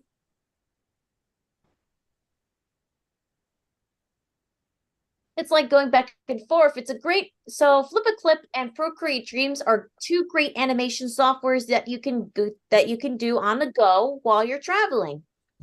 Mm-hmm. Just for those who are, oops, looks like I knocked down my Facebook video again. Mm-hmm. And you could go ahead and just tap outside of the pink selection to kind of confirm that. And go ahead and go back to frame one again. And go ahead and use your eraser tool to kind of lightly erase over your drawing on frame one. All right. So make it nice and big and with a kind of lowered opacity so it doesn't obliterate everything like that. That's too high. You want it on 75. What, on frame one or frame two? On frame one. Because right now there's a lot of extra lines. So make the brush really big too. Okay. Yeah. So make it nice and big and lighten up all those lines and stuff. And you can go in there and as I was saying before, being really sketchy with it is good at this stage because, when you're still figuring things out, it's a bit easier than trying to like really define anything yet. So you can do that on this frame too if you want. Go ahead and use the eraser on it as well to just lighten up all the lines. And now go ahead and get your pencil again and sketch over it, some of the changes you want to do. So let's start on frame one. All right. And go ahead and make your pen really small. Just try it for me for a sec to make it like one pixel. Okay. And could you click on the little brush stroke thing that's there, that little scribble? Mm-hmm. So click on that and go to your pen settings. So click on that, the pen, the little pink arrow, and let's turn the stabilization all the way to 0. Yeah. And then click off of it. And go ahead and just sketch over this, kind of tracing a bit. Okay. And it doesn't matter if the line is shaky because this is supposed to be rough. So go ahead and just sketch, just like that. Perfect.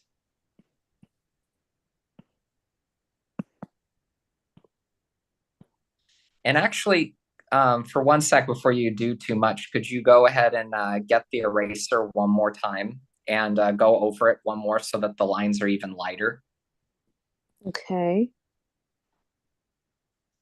So get it and make it really nice and big. So it shouldn't be at 100%. Right. Have it at 75 and go ahead and go over it one more time with a nice big. Okay, now go ahead and sketch over it with your thin pen. Okay.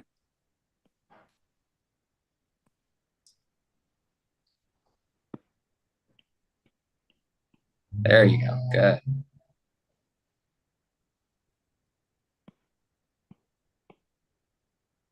Mm-hmm.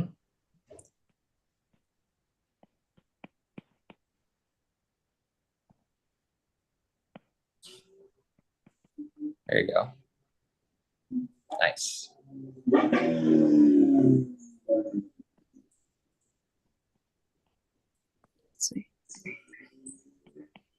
And you don't have to undo too much, you know, just get the overall shape. Actually, could you try also just for a moment, go ahead and zoom out. Zoom out so we could see pretty much the whole thing and try not to zoom in on it. Because then you won't be too concerned with trying to make, you know, anything neat, you know. It's just if it looks good from this distance, you know. Good. There you go.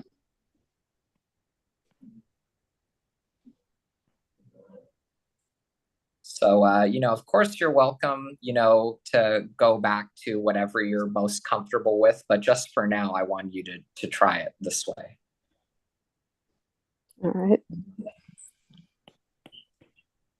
Nice.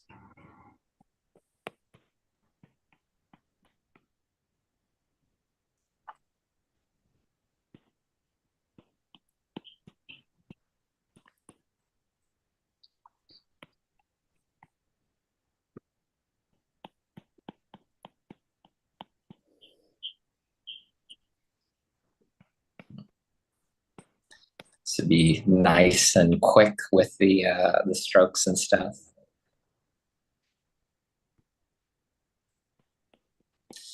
And in the next frame, when she leans her head back in surprise, are the eyes going to be closed, or is it yes, the ears closed? Okay, cool.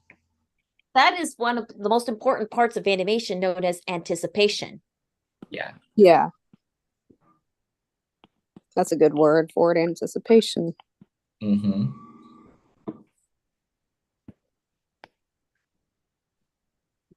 There you go. Maybe I should do it a little more like this. Yeah. And you could always, you know, select it and change the rotation of it with the lasso tool.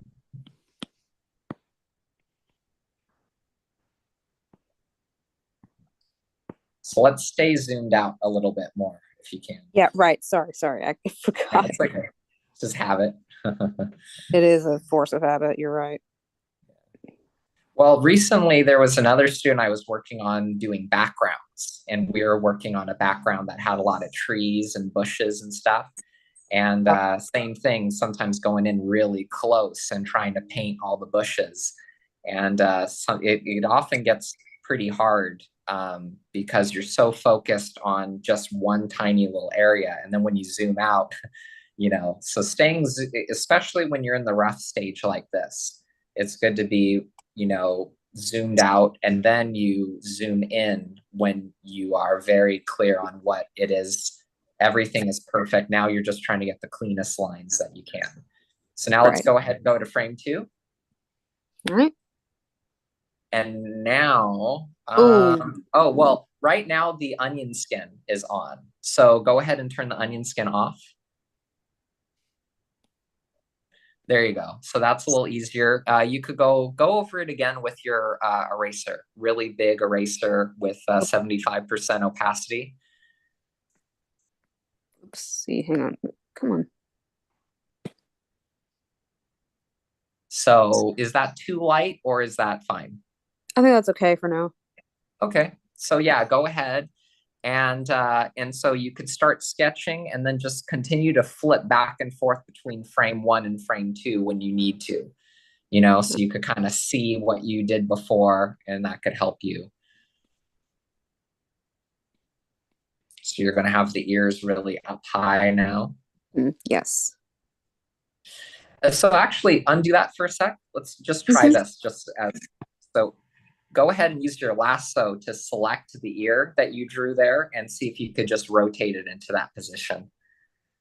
And even if you're going to end up erasing it or it's not really perfect, sometimes it just helps you make it easier, you know, to imagine, you know, like where you want to put things, you know. And do that with the other ear too. Or you can just erase the ear and just redraw. I'll just erase the ear, yeah. Oopsie, hang on. Yeah, use the lasso to select that and then delete it. Or yeah, you can do it that way too.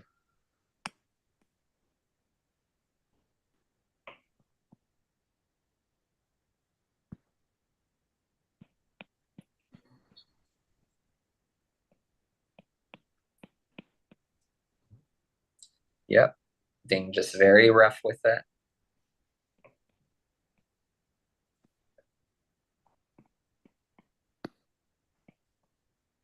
And let's zoom out a bit. Right, sorry. Yeah. Yeah, if you get too close, I know that you're going to try to get things like really neat and stuff. And so by zooming out, it's going to force you to be a little bit rougher. And then when you start doing this a little bit, every once in a while, flip back and forth between frame 1 and frame 2 so you could kind of see the changes, see the movement.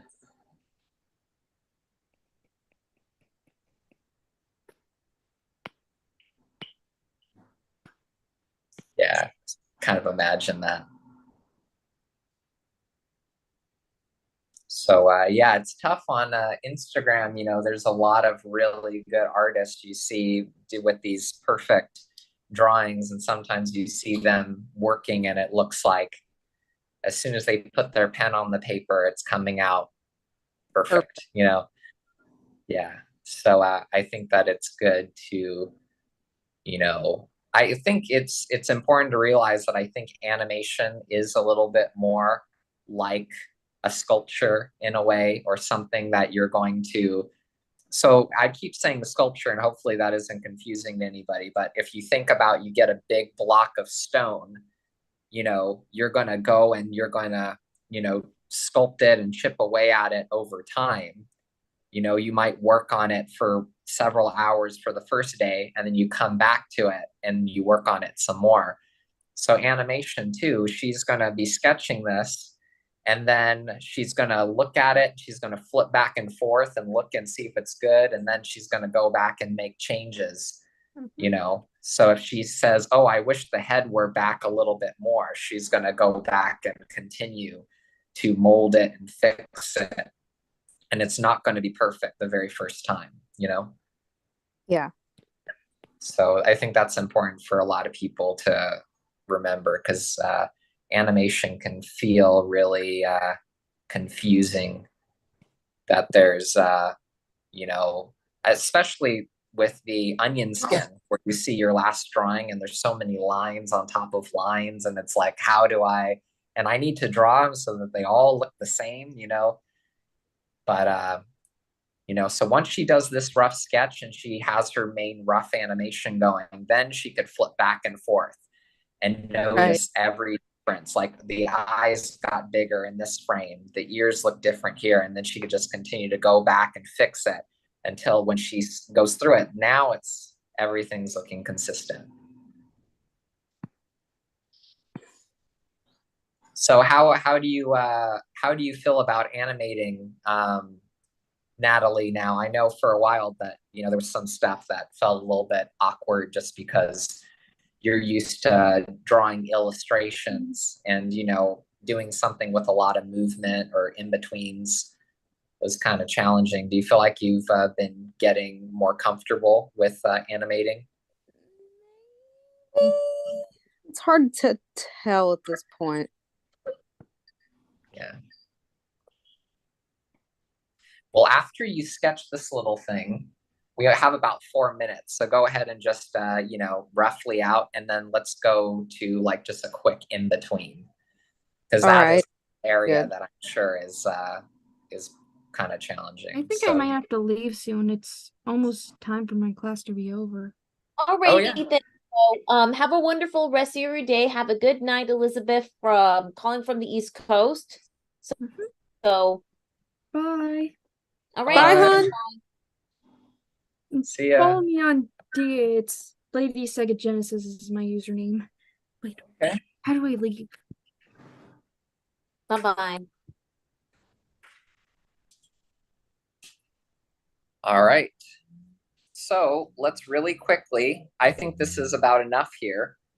Go ahead and click and hold on frame 1 or frame 2. Okay. And let's go ahead and add a blank frame before frame 2. Okay, how do I do So, that? Like so that? that's the little, yeah, there it is. And let's turn the onion skin back on. Okay. Oh, wait. There. Okay. And this is something I forgot about. So flip a clip, the free version, I guess, only shows you the previous drawing. So that's a little bit annoying, but it's all right. So go ahead and just flip back and forth between frame 2 and frame 3. So we're kind of getting to see, like, you know, maybe what kind of movement should be in there. And then when you're ready, go ahead and try to sketch on frame 2. You don't really have to be on frame 1 so much, because you want to see, you can see the onion skin of frame 1 right here. And it's just drawing the in-between between frame 3. So, Right. So go ahead and flip between 2 and 3 real quick, and then go ahead and roughly sketch out kind of like a circle and just rough features of your character on frame 2. So you know the ears are going to be up. Right now they're all the way down. And now you want to draw the ears kind of in between that, between being down and being up, like they would be in frame 3.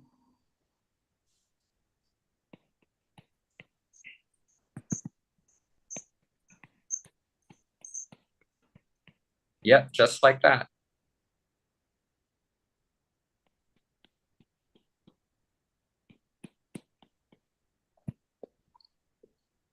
So, right now, calling for all the Instagram people. So apologies for another shutdown, because sometimes Instagram keeps getting connection errors.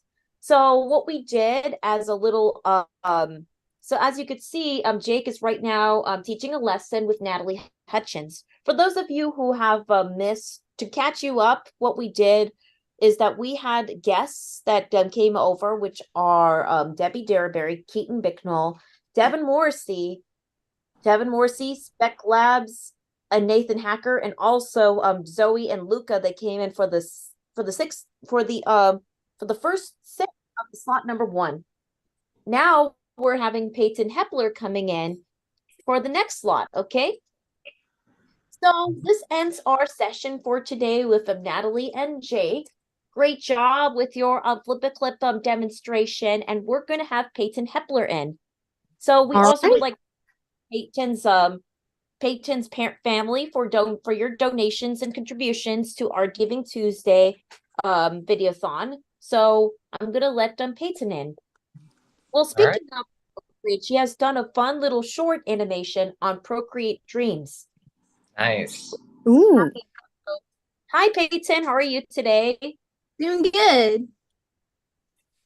All right, you may stop your likes. So we have Peyton Hepler on the line as well. So I'm going to spotlight her, so that way the stage is going to be all hers. So we have Peyton Hepler on stage. So Peyton, I just really wanted to say, first of all, thank you so much. Thank you so much for you and your family for your contribution to our DaniMation Giving Tuesday Video-A-Thon. And I've noticed that you've been practicing on Procreate Dreams with a couple of animations. Can you show Jake what you've been working on? Yeah. I go ahead and share my screen. Oh, yes, I can't wait to see. And Peyton's working on an upcoming film festival short film. Check this out. This is Peyton Hepler as she's working on on Toon Boom Harmony. So this is the one special effect where we have the Firefly Queen unleashing her wand. You can see, as you can see what's happening. Yep.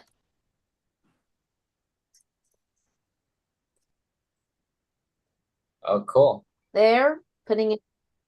This is going to be one of the most excellent animations we've ever seen. There we go, something epic. Yep. And speaking of something magical and epic, we've got a recent $25 donation from Amanda Schulman.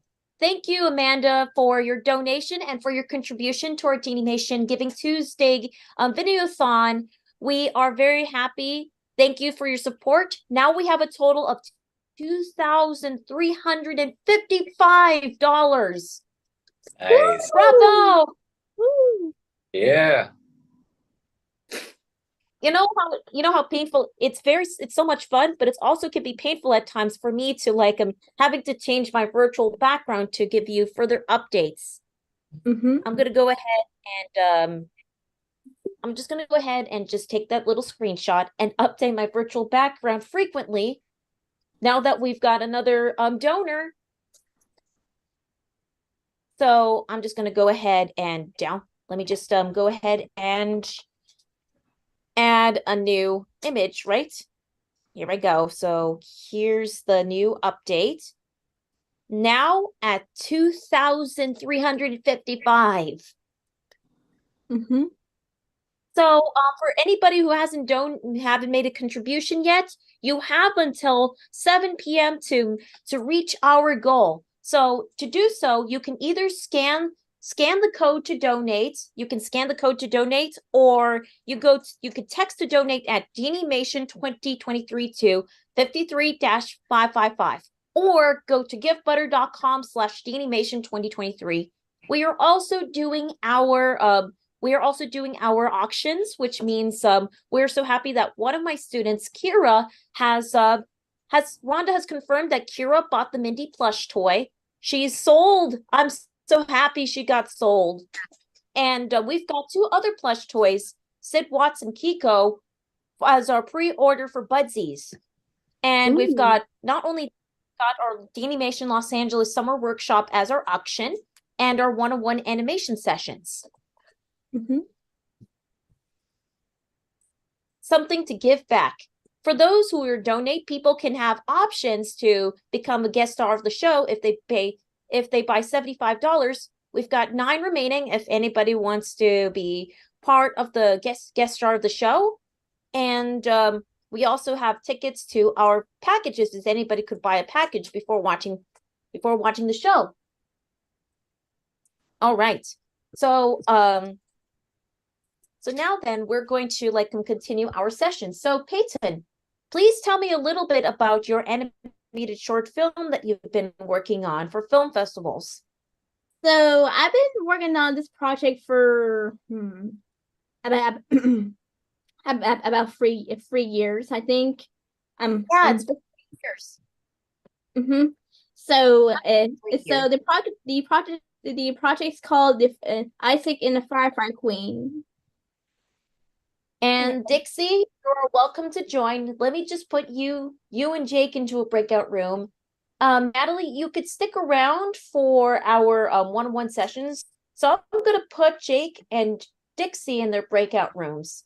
All right. Although there are live recordings during the breakout rooms, though. Okay, that's okay. Come I on, think you can I'm join gonna the head out. Alrighty then. Thank you so much for joining us, Natalie. Thanks for and having no problem, anytime. We'll hopefully see each other again soon. All right, same time. And don't forget to spread the Video-A-Thon. You got it. Our actual Video-A-Thon. Alrighty, bye-bye. All right then. So now, sorry, to you. Sorry. Let's just. The stage is all yours, Peyton. Oh, okay. So, okay. I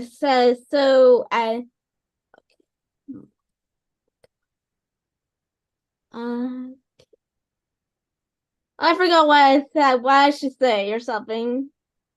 Of your short film, Isaac and the Firefly Queen. How did this came about?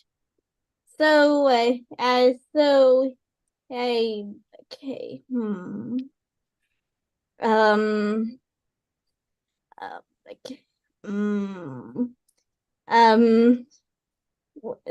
Well,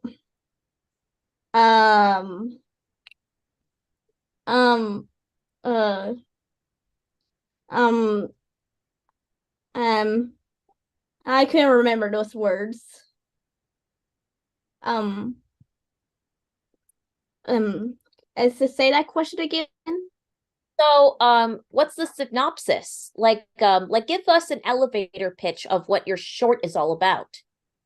Okay. So it's all about a boy named Isaac who loves catching bugs, and one night Isaac noticed that the fireflies are going dim, and Isaac noticed there's a rare firefly, and he catches, and it turns out to be a firefly, the firefly queen. Mm-hmm.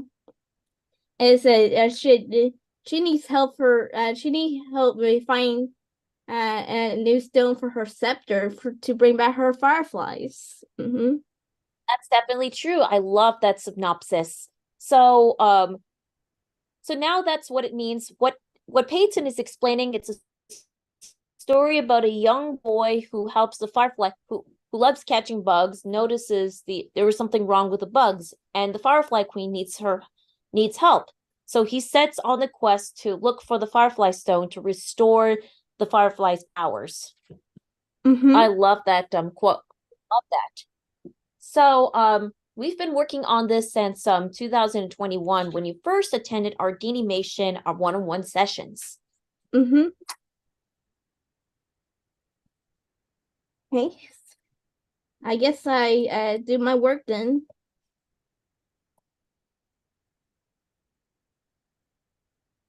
All right. So this looks awesome, and you're especially using some visual effects there. And I remembered that you also have done a little short film as a break before you returned to Isaac. Sean had you work on one little tiny short film on YouTube, which is about the chocolate, right? Yeah. Mm-hmm. As we're showing our audience, while we're teaching a one-on-one animation session, maybe I could just play a small little clip that shows. Let me just go ahead and go grab and get that clip. I'm going to roll the clip to show you one example of Peyton's some animations that she worked with one of her previous animation instructors, Sean Casey, who is currently right now in Japan studying for animation. I'm so happy, but he's missed. Mm-hmm. So, is it okay if I could just start sharing my screen and just show everybody your previous short film that you worked with Sean Casey? Mm-hmm. To pause the production. Right by me. Okay, so I'm just going to go ahead and share my screen, so that way I could just play everybody the short film that you worked on. This is a project made by Peyton Epler, supervised by Sean Casey, and it's really funny. It's like a funny twist on the Gingerbread Man.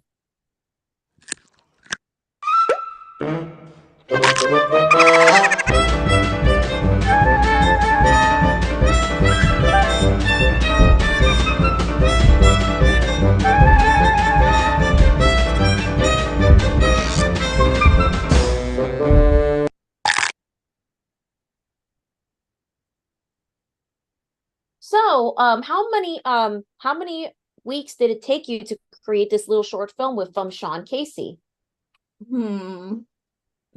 A few weeks, I think. Yeah, that works. A few weeks is a great estimate. Also, you have and the greatest thing about, in addition to that, you've also have entered last year's Toon Boom Animation Dance Party.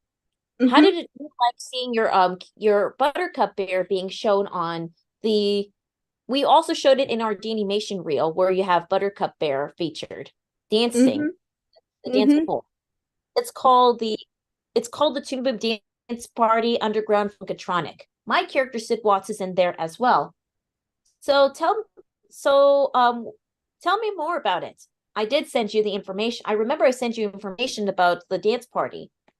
Mm-hmm. So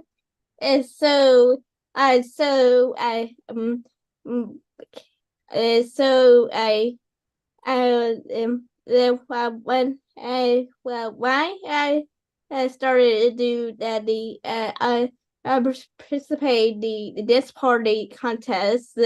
I used one of my characters that's in my sketchbook. That is Buttercup Bear. That's in my sketchbook. So I used Buttercup Bear. For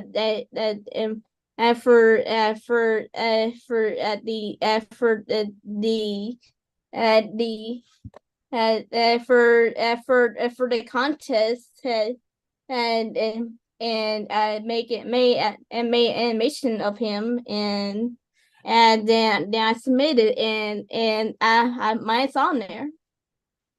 That is true, and that's so amazing. And we also knew of I also knew of Brianna Sequino, who is one of the animation instructors from our Animation Gets Real camp, has entered the contest as well, which I am surprised. And if you haven't seen Sid, so our character Sid Watts from DaniMation is also going to be in the auction for a plush toy. Isn't it so much fun? You also have a Budsy and it looks like you also have a Budsy of Buttercup Bear. Oh yeah, I also order myself a Buttercup Bear as a Budsy. That's right, a Budsy plush toy. And what's so cool about Budsies is that they personalize their plush toys based upon our requests. And of course, we do have our Mindy doll right here. So Mindy has been sold. The cop, Mindy's clone, is definitely going to be given to her new home, Kira. The original Mindy plush that I have here is going to stay with me. The copy is going to be with Kira. Definitely Kira's favorite OC I've ever created. So, you've also recently have worked on a Procreate project. Can you show us your Procreate project that you worked on? You know, with that is throwing up bacon and eggs. That was really cool. Can you show to the where that came to be? Let me pull it up. And Alrighty. This took me a while to get used to the Procreate Dreams, though. Where it is. For those who haven't, also, if anybody has watched the live stream here, our Video-A-Thon on YouTube, Facebook, and Instagram, we have Jake Woodruff did an animation demonstration on Procreate Dreams. Isn't it awesome? All right. It's a little animation that. So I'm just going to go ahead and switch screens just to show everybody this animation that was done on Procreate Dreams. And what's so cool about it is that what's so cool about it is that you're able to include the background, the moving background. Yep. Isn't it awesome? With the brush, with the brushes, with some other brushes tools. Say, I put some brushes outlines too. So okay, go ahead and play that. Okay.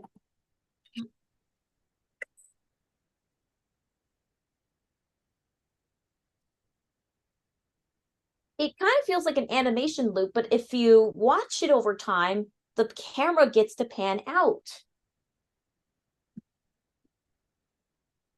By the way, I'm raising my little foster kitties right there. So they just walk around causing trouble.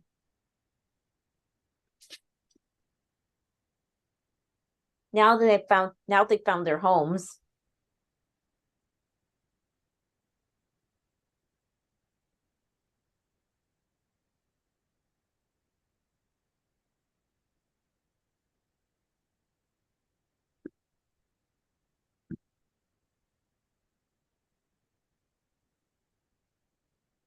Yep. What do you think, everybody, so far about the animation that Peyton has done? Give us your thoughts. So for those of you in the audience watching from the live stream, give us your honest feedback and thoughts about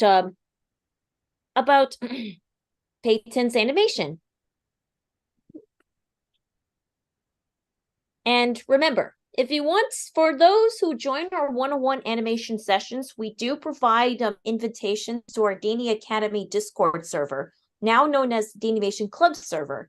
For those who wanted to join the club server, it's it usually comes, we give them free admissions to join the club server. Mm-hmm. This took me I think it took me like a few days to finish this. It's true, yes. All right, let's just continue back to your main project. Now back to your main project. All right then. Okay.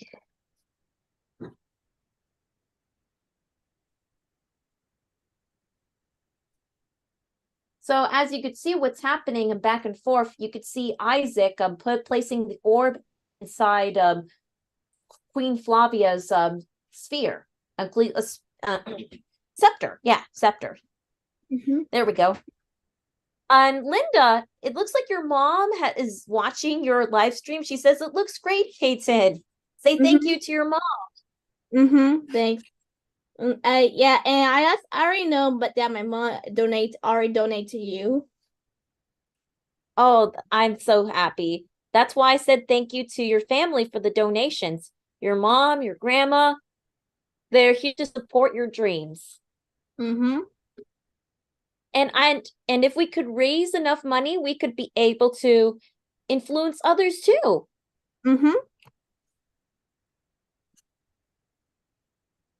Sounds quite amazing. Oh, and by the way, Peyton, if you're here to stay longer than an hour, we have another special guest named Daniel Ross, who voices Donald Duck and the Ronald McDonald character Grimace. By the way, yeah, Grimace from the McDonald's commercials, Grimace. Wow. The purple guy, Grimace. If you have seen the McDonald's commercials or the Wacky Adventures of Ronald McDonald, Daniel Ross is the voice of Grimace. So, well, speaking of, for those of you who are still watching our YouTube stream, in the afternoon I was enjoying my homemade Grimace shake made out of berries, vegan milk, vegan almond milk, the limited edition Cos protein powder, birthday cake flavored, and some blue spirulina and some of the boost and some amazing the blue spirulina boost berry bolt from the blue Cos products. Cos is a really great, just to let you know that if you're wondering what Cos is, it's a family owned business that does some protein shakes and super protein powders that are natural. Natural and homegrown ingredients. So anyways, moving on. So this looks incredibly excellent. So do you have any finished clips from the beginning of Isaac's project? So but that the rest of it are some of the rest of it are finished, but in the beginning, in the beginning, so okay, hold on a sec.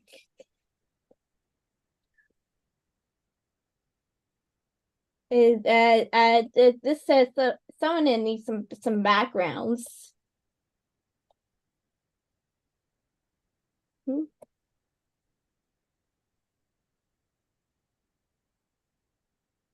Alrighty. But that will be when I finish all the scenes. And it's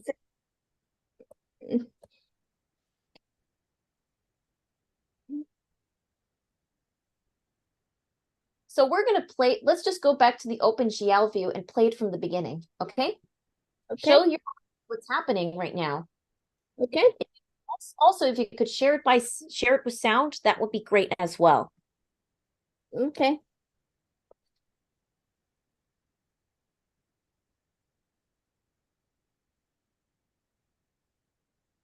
So as you could see, for those of you who are watching the live stream, this is one of the scenes for Peyton's upcoming animation work. And once she's finished all this, I better get this to Flavia. Flavia, I got the gemstone. Isaac! Great job, Isaac. I knew I could count on you. There are so many rough overlays going on. It's currently being played from Peyton's OpenGL view. And as you can see, there's roughs, a lot of roughs. She did lots of revisions there. And I can't wait to see what's going to look like in the ending part. So I'm not going to give away the entire spoilers And of what's going to happen.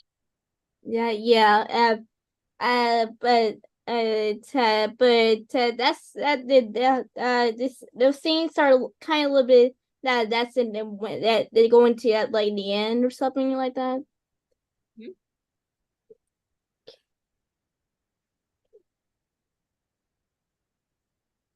So, well, that looks quite awesome as you could see. So, so now you're going to start working on the next couple of scenes from this project.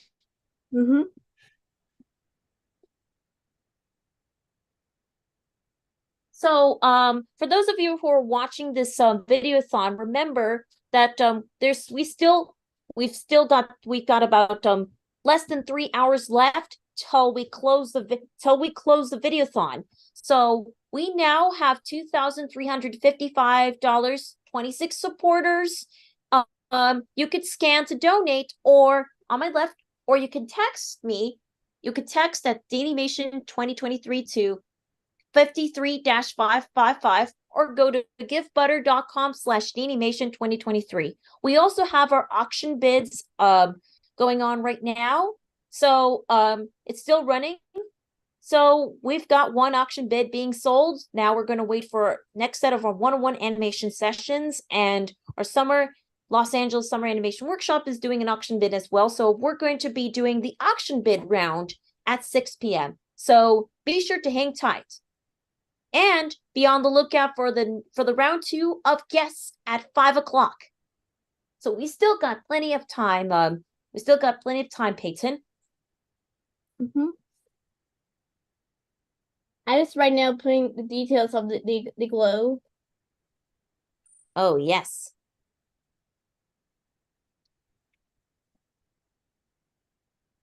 Yes, indeed. We are 78% of reaching our goal, so we're getting there.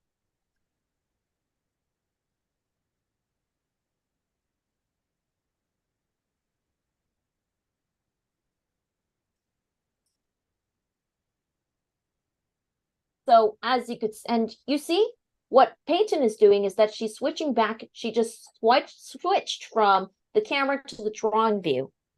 She switched from camera to drawing view. So that's how the Toon Boom demonstration. That's how the Toon Boom interface works. It changes. So she's currently right now using the default timeline. There's other different types of workstations that Toon Boom has.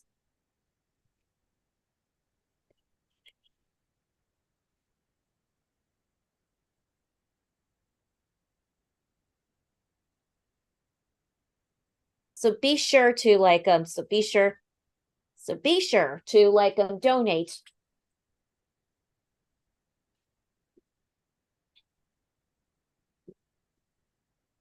Oh, thanks for the drink, Sandy. Oh, I get a nice drink today. Nice iced tea. Nice iced tea from In-N-Out.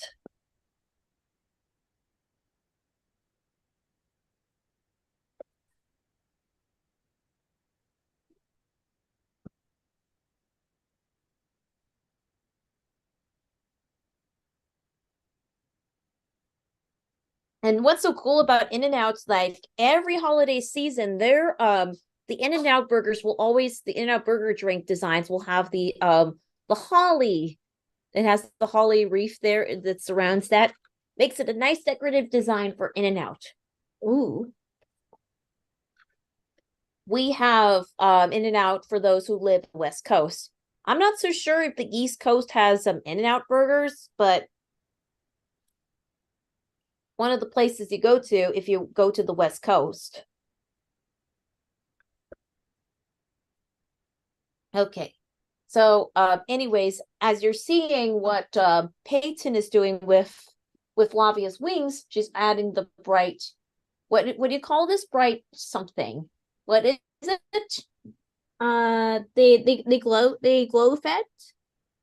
Oh yes, the bright glow. Yeah, the bright lights or something. Mm-hmm. So right now, I just and adding add the bright the bright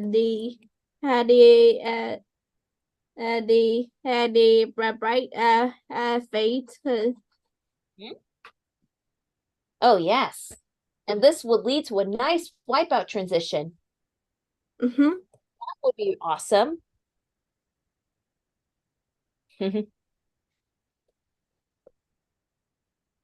A wipe, it will lead to a wipe away. So you're also going to add a transparency effect, which means it could lead to a beautiful slow in, slow out effect. In addition to Peyton, in addition to what Peyton is doing, do you remember that we've done an Easter Seals Disability Film Challenge where we worked together with Natalie Hutchins? Mm-hmm. They start the Star-Crossed Destinies. Oh, that's right, Star-Crossed Destinies. One of the animated short films that we've done for the Easter Seals Disability Film Challenge, alongside with we premiered it at Comic-Con alongside with two other films, Ginger Feeds Your Little Brother by Saba Desta from New York, one of Jake Woodruff's other students, and Too Smart to Be Trendy in its work in progress format. Mm-hmm. Yeah. Wait. How's the progress? The progress, we are right now rebooting back to our production. We still got a long way to go. We've also inserted some new voice clips, especially from our guest star, Rosie O'Donnell, who's going to appear at 5:30 p.m. Pacific. So for anybody that Rosie O'Donnell, so don't miss out, as we're going to she's going to appear at 5:30 p.m. Mm-hmm.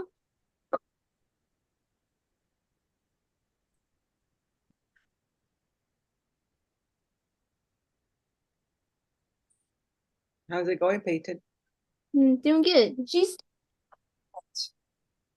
Oh, this is cool. Hey Sandy, did you know that we now have $2,355 with 26 supporters, 78% of our $3,000 goal. Yay! We're getting there. We're getting there. We're getting close. We're getting closer. If we could be able to get it before 7 p.m., that would be fantastic.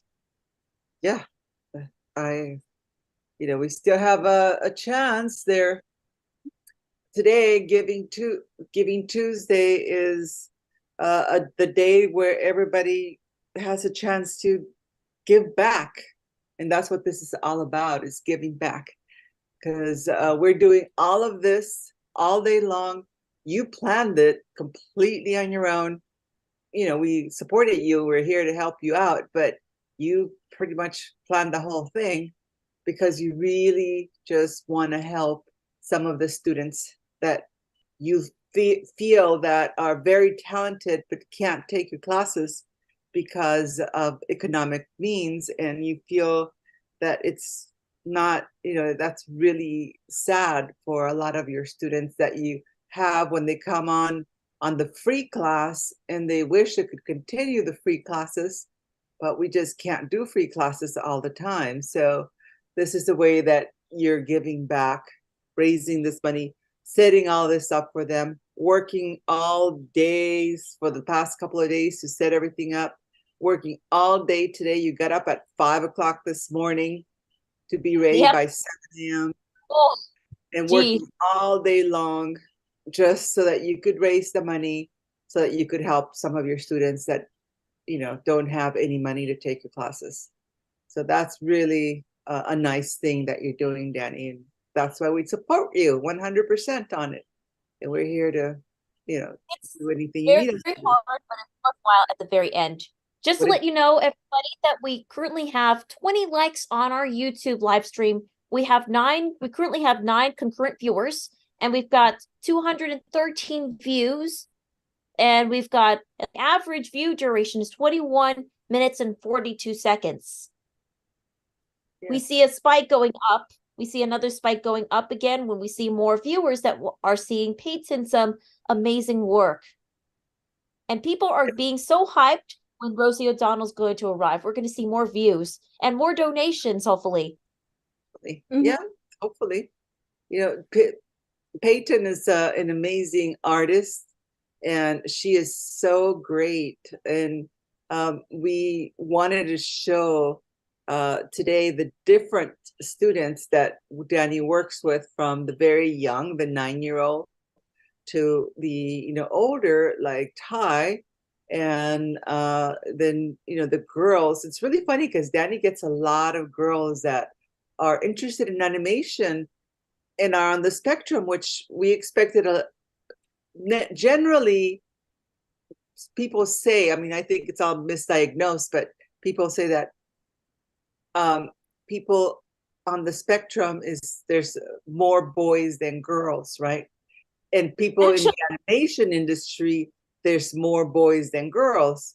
So generally, you should have more boys than girls in your classes.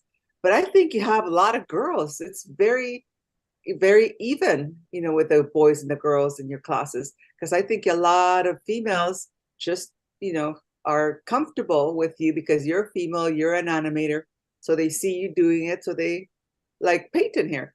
And during this a marathon already, or give-a-thon, there was That's right. Video-Thon. Video-A-Thon, yeah. There was 3 girls and 2 boys, right?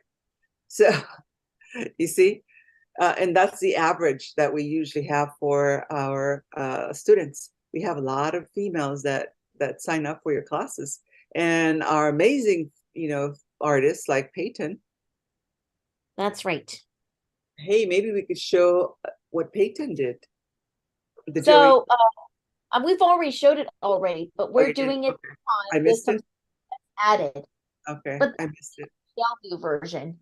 All right, this looks good, Peyton. Let's go ahead and press the play button. Wow. Good job. Great usage of special effects. Bravo. That is how that's how you work with special effects. Wow. Good job. So there's some Peyton's other animation again on Procreate Dreams. That's a side project that she's been working on. She's been experimenting on Procreate Dreams a little bit, which is so much fun to do. So what did you think of Procreate Dreams, Peyton? Okay, so I tested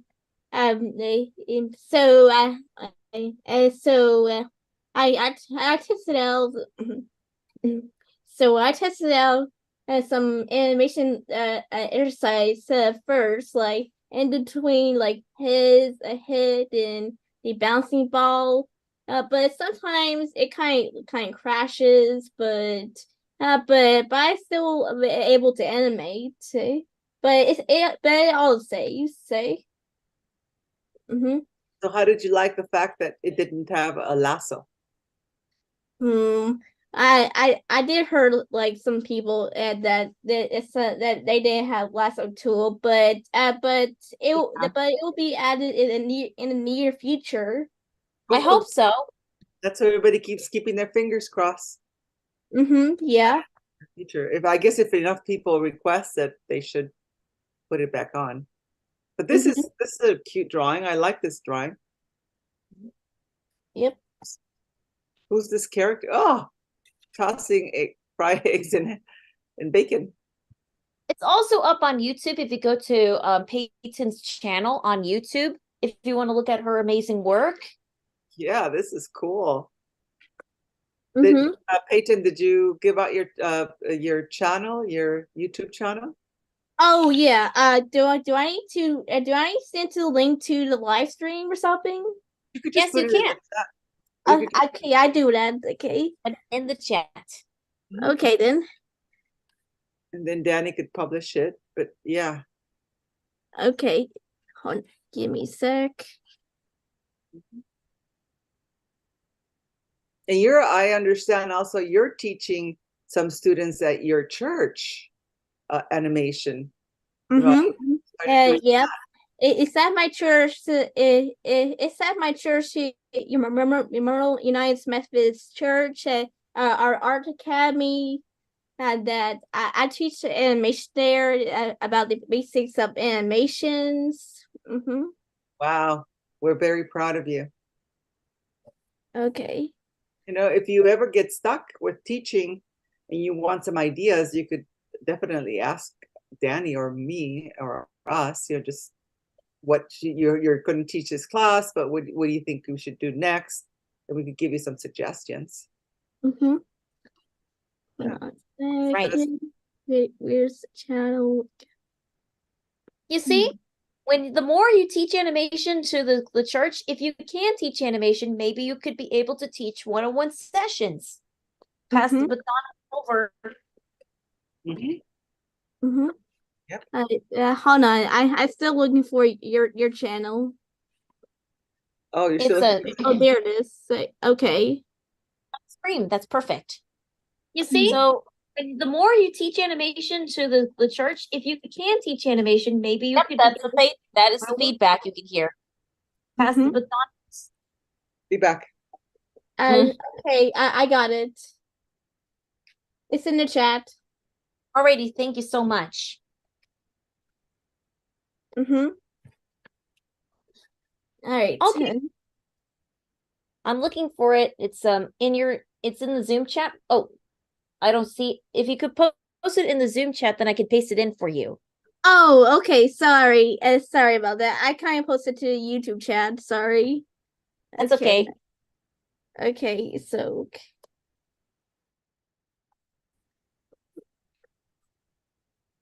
here go.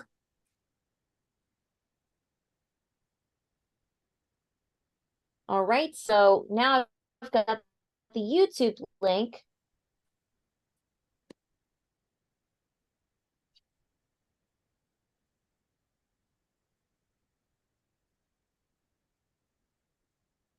But remember, everybody, we're currently right now at $2,355 right now in our donations. Please, if you have a chance, if you haven't had a chance to donate, scan the QR code to donate or text to DaniMation 2023 to 53-555 or go to givebutter.com/DaniMation 2023.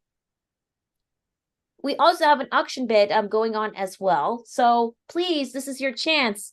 Hurry before it closes at 7 p.m.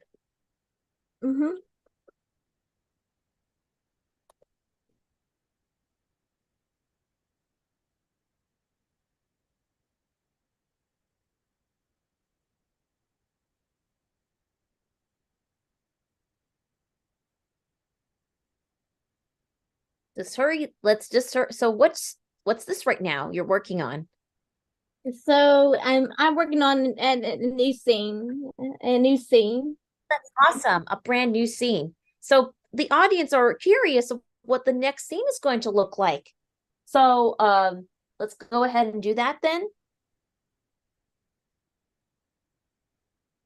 So we currently right now have 8 concurrent viewers. We've got the chat rate is at 3. We've got 220 views, and we've got an average view duration of 23 seconds. We currently have 23 likes right now. And so this scene that Isaac and the Hopper cat look up as the fireflies got their light back. Oh, that's awesome. This is going to be something exciting at the very end. Some of you didn't know who Hopper Cat is. Hopper Cat it's a cat with a spring on it's as its feet that Isaac I made companion in Enchanted Forest. Oh, yes.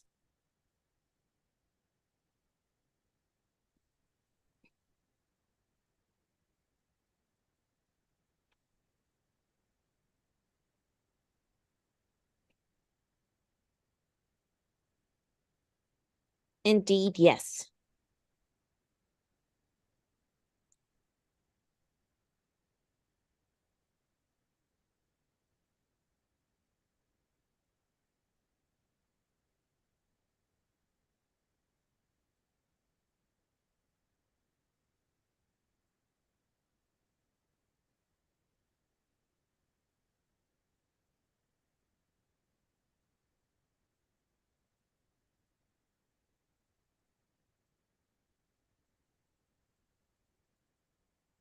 You see?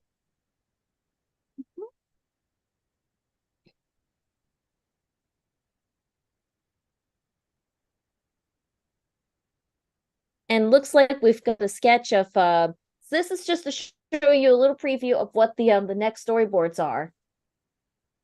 You see, there's some Isaac as he's looking around, everything being restored.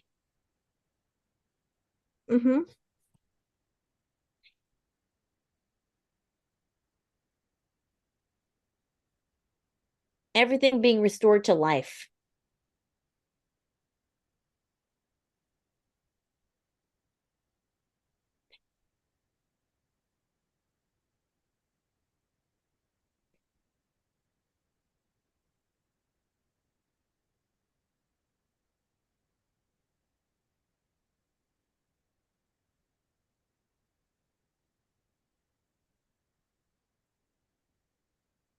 So, anyways, as you're seeing now, so watching the Video-A-Thon from Facebook, from Instagram, and YouTube. We currently right now have $2,355. So for those of you who haven't donated yet, please scan to donate with this QR code, or go to DaniMation or text to donate at DaniMation 2023 to 53-555. Or go to givebutter.com/DaniMation 2023. So remember, if you donate $1, it will be doubled, all thanks to Giving Tuesday. So please help us reach our goal to $3,000. If we could reach $3,000 by tonight, then we could celebrate. Well, speaking of, we've got another donation, this time by Anonymous. We've got an anonymous donation. Isn't it? I don't know who this is, but we've got an anonymous donation 2 seconds ago. And now another one. What? Oh my goodness. We're almost there. We're at $2,880. Woo! Hooray! We're almost there, everybody. We're almost there. What a big donation. Thank you to an anonymous user and to Zach Goldstein for your contribution to our DaniMation Giving Tuesday marathon. So, Video-A-Thon. So we're definitely are so ecstatic. We're almost there. So who are the donators? So what's anonymous? Are they both anonymous? We got one anonymous and the other named Zach Goldstein. And how much was the anonymous? The anonymous, we're not so sure how much. They never put in the dollar amount here, but this adds up still. And it's $500 from Zach Goldstein. Whoa. Yay. Thank you, Zach Goldstein. Thank you and the anonymous user for your contribution. We are very happy that this would have done without your support. Yes. So yeah, you have been working so hard, Dani. I'm so proud of you. You have been working so hard to make this happen. So so keep up the hard work, everybody. So you can scan, in order to scan our donations, for those who haven't donated, scan the QR code or text to donate at DaniMation 2023 to 53-555, or go to givebutter.com/DaniMation 2023. We're also having our auctions. I love the comment from Zach Goldstein saying, I have feelings for you, Dani. Aw, how sweet of him. Okay. And Anonymous said, look at you. If you look at if you look at what's happening, if you look at the goodgiftbutter.com 2023 page, you could see that some people even post animated GIFs, which are incredibly cool. Hey, it looks like we're back with Patrick Miller in the background. Hey, Patrick, guess what? Hello. What? Look how much we're almost there. All right. We're so close. That is awesome. Almost there. Yep. I can keep on donating. They must love you, Peyton, but of course they love you. What's there not to love? You're amazing. Yeah.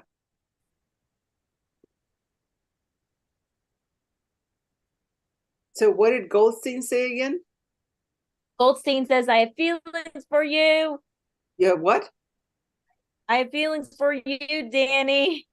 We are 96% apart. We're almost, it looks like we're getting there. We're keeping our hopes high and everything is going to be done as soon as possible. Yay. Woo.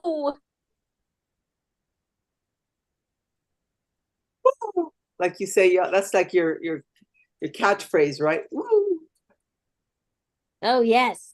And when you're trying to find something, you always go, buddy, buddy, buddy, buddy, buddy, buddy, buddy. You're looking at something in the computer. You're always going, buddy, buddy, buddy, buddy, buddy. Your catchphrases. Oh, yes. So, Dani, why is it important for you to teach students animation and what you do? Why do you think it's so important for you? Why are you so passionate about helping students with the animation process?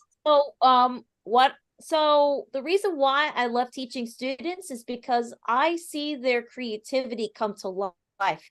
It's like going to different worlds to see how they work, but they just need the help and the wings to fly to get to be where they are.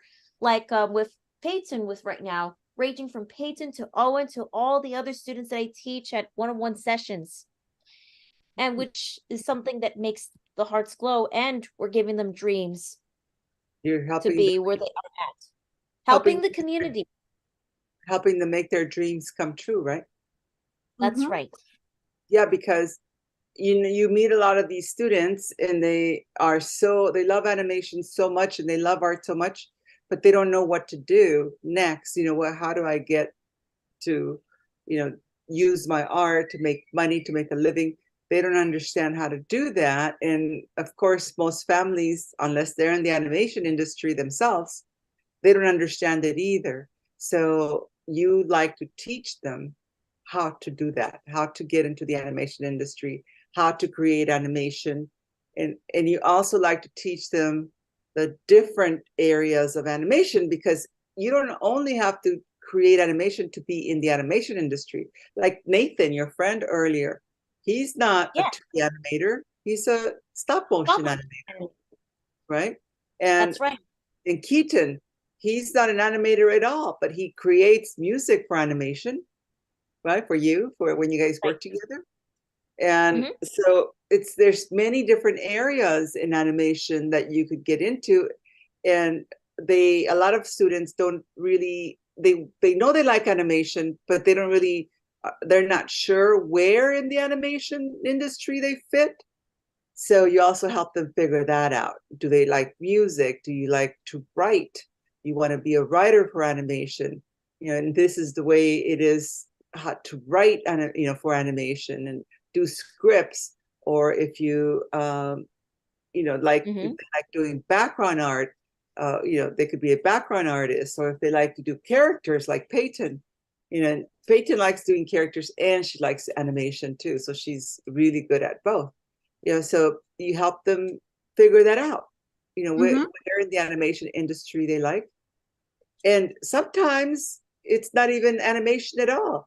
Sometimes they just want to do something with their lives, and they figure out okay, well, maybe I'm not an animator, but I maybe want to teach, regular English or be a teacher somehow. You teach them that they could do that. If that's what they want to do, they could do anything they want, right? Because you had a student that, Zach, right, Miller? That's right.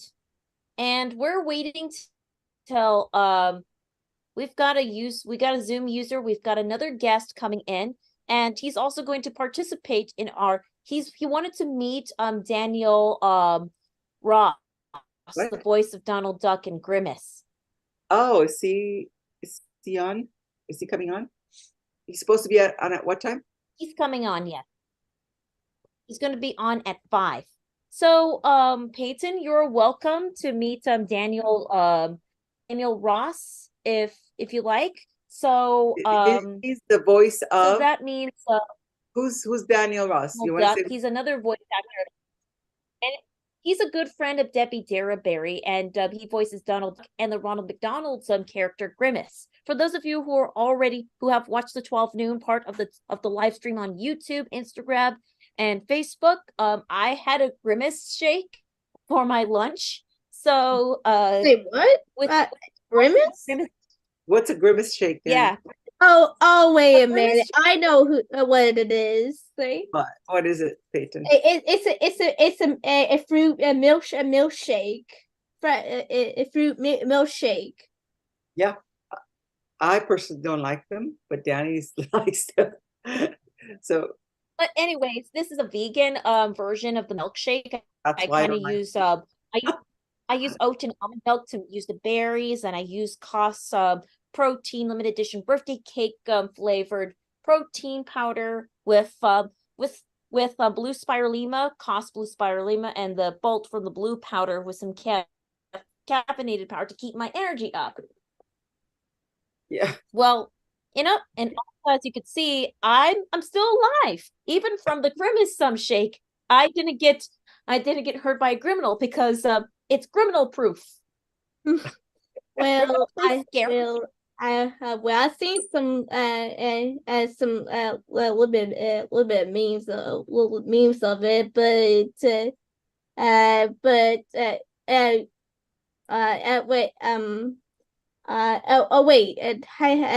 do you still have a Grimace shake? Yeah, I still have the Cos protein shake. She had it earlier for lunch, and I thought it was gross. But then she likes stuff like that. She likes to make these concoctions that are they don't have real milk or real cream. They're all vegan, and they're all these different protein powders that she puts in. For me, it's like if I want to have a shake, I want to have a shake, but and then they taste, different, but she likes them. Sometimes I just like to make them. I haven't tried I tried a little bit of a chocolate smoothie before, but it's from the Sprouts, some protein from Sprouts. I'm very adventurous when it comes to trying out different types of protein powders for my meal replacer smoothies. Mm-hmm. Yes. I don't think I ever tried Grimace shake. So we just want to tell everyone we appreciate all of your donations. We know today is Giving Tuesday, and there's a lot of companies out there asking for donations. We appreciate that you chose us to do your donations with, and we're very thankful. So thank you from the bottom of our hearts to everybody that's donated so far. We're very excited. We're almost at our goal. It's really, really exciting. Dani's going to be on cloud 9 for the next 3 months because of this. I just know it. Going to be really happy about it. So yeah. I'm already over the moon that we are almost there. We're racing to the finish line before we're 2 hours. We got 2 more hours left before our one-on-one session before our Video-A-Thon closes. Yeah. Okay. Peyton, what is Peyton's homework for today? Her homework for today is to continue the rest of her animation. So I'm very proud that Peyton is continuing where she's at. And now I would like to welcome our another guest. He's another one of my animation students, and his name is Kalu Collins. Kalu Rollins. He's gonna come in? Okay. Yes, Kalu, because he wanted to meet Daniel Ross so badly. So he has been my student from our light version of our DaniMation Workshop 2022. He also has taken Debbie Derryberry's voice acting class while we're teaching this summer from our home. Right. Okay. Let's talk. So anyways, I'm going to let Kalu in. Another one of your students. You're not going to teach a class with him today, but you're going to talk to him a minute, right? Yeah. So go ahead and just and we're going to let Daniel Ross in. Do you think it's okay, Peyton? Hold on a second. Let's get. Yeah. I can stop the share. Yeah. And Kalu, can you? Oh, there you are, Kalu. Hello. Kalu. Hi, Kalu. Good to see you. Okay, everybody. Good seeing you. You are okay, everybody. You're growing up so quickly, Kalu. Stop it. It's been a while. Yeah, I wish you could share some of your animation that you've been working on with us here, but you're on your phone, aren't you? Yeah, apparently there's no way you couldn't like get it on a computer because apparently there were like a few cracks and lines I had to deal with. So instead, I'm using the phone. So anyway, so we've got Daniel Ross, a good friend of Debbie Derryberry. This is the moment that you've been waiting for. The voice, he's another voice of Donald Duck, other than Clarence Nash and Sam Quasman. He's another voice of Donald Duck, and he's also the voice of the famous Ronald McDonald character Grimace. So we've been talking about Grimace shakes earlier. So give it up to Daniel Ross. Oh boy! Did you just do Yeah, Mickey Mouse. Well, hello there. Welcome. Hello, Daniel. We're happy to be here for our DaniMation Video-A-Thon. Hello. Can you pin him? I did spotlighted him. So I only see you. I only see you spotlighted, Danny. Can you go to view and go to gallery or speaker view, Sandy? Okay. I don't know how to do that, but that's okay as long as everybody else could. Let me see, remove pin. I think I have a that's one. Okay. Now I can see you. Yeah, we can see it. All right. Well, hello everybody. So we have welcome. So we've got a couple of fans here that wanted to meet you. We've got Kalu, who is our student from San Diego. Yeah, it's been a while, honestly. It's been a while since I pinned to DaniMation. Yeah, you took our summer class with us, and Peyton, who has been our student for several years. Hi, Peyton. And hi, and nice to meet you, Daniel. Very nice to meet you, or should I say, it's very nice to meet you. Oh boy! That's right. I've seen Big and Roaster Racers. I've seen this show. I recognize those voices. So anyways, another most important thing is you also have some Transformer figures in your background, and you're also an Emmy Award-winning voice actor. Tell me more about this. Yeah, this is my unhealthy obsession. I've been a collector of Transformers ever since I was a little kid. Since they came out in 1984, I was hooked. And yeah, so Hasbro gets lots of my money. And yeah, I won an Emmy last year for voicing Donald Duck, and it's right up here. And I'm very proud of it. And it's a highlight of my creative space, and such a benchmark and a huge part of my journey. Whoa, yeah. That's amazing. Congratulations on the Emmy. Yeah, wow. Thank you very much. You know, Danny's show got 3 Emmys. Not to wow. brag. Well, it's not a competition, okay? It's not a competition, but hers was not a animation. It was live action. It's for the live action reality series called Love on the Spectrum US. It won 3 Emmys. Yes, I've heard. Yeah. One for best casting, one for editing, and for the show itself. That's amazing. Congratulations to the show and to you for being a part of it. Yeah, and season 2's coming up in January. So everybody's very excited about it. So keep looking out for it. Absolutely. And fingers crossed for a season 3. Yeah, yeah. Oh, yes. So anyways, Dani, you want to take over? This is between you guys. I don't want to take your spotlight. So go ahead. Let me add you in the spotlight, and then what we're going to be doing is I'll ask you questions about your voice acting history and getting to voice Donald Duck and Grimace. So let me just spotlight myself. So what got you into voicing Donald Duck and Grimace? Well, as with most things in life, it just kind of so fell in my lap. I've always been a huge fan of those characters, and especially the iconography of, the 70s, 80s, 90s, the time that I grew up in, all of those characters. And so I grew up imitating all these characters and getting into lots of trouble when I was a kid, doing prank phone calls and other things, using my powers for evil as opposed to good. And it wasn't until later in life when I realized, hey, wait a minute, I could make money being a voice actor. That's a job that somebody could do, not me. And so I honed those powers and those talents and put it to good use.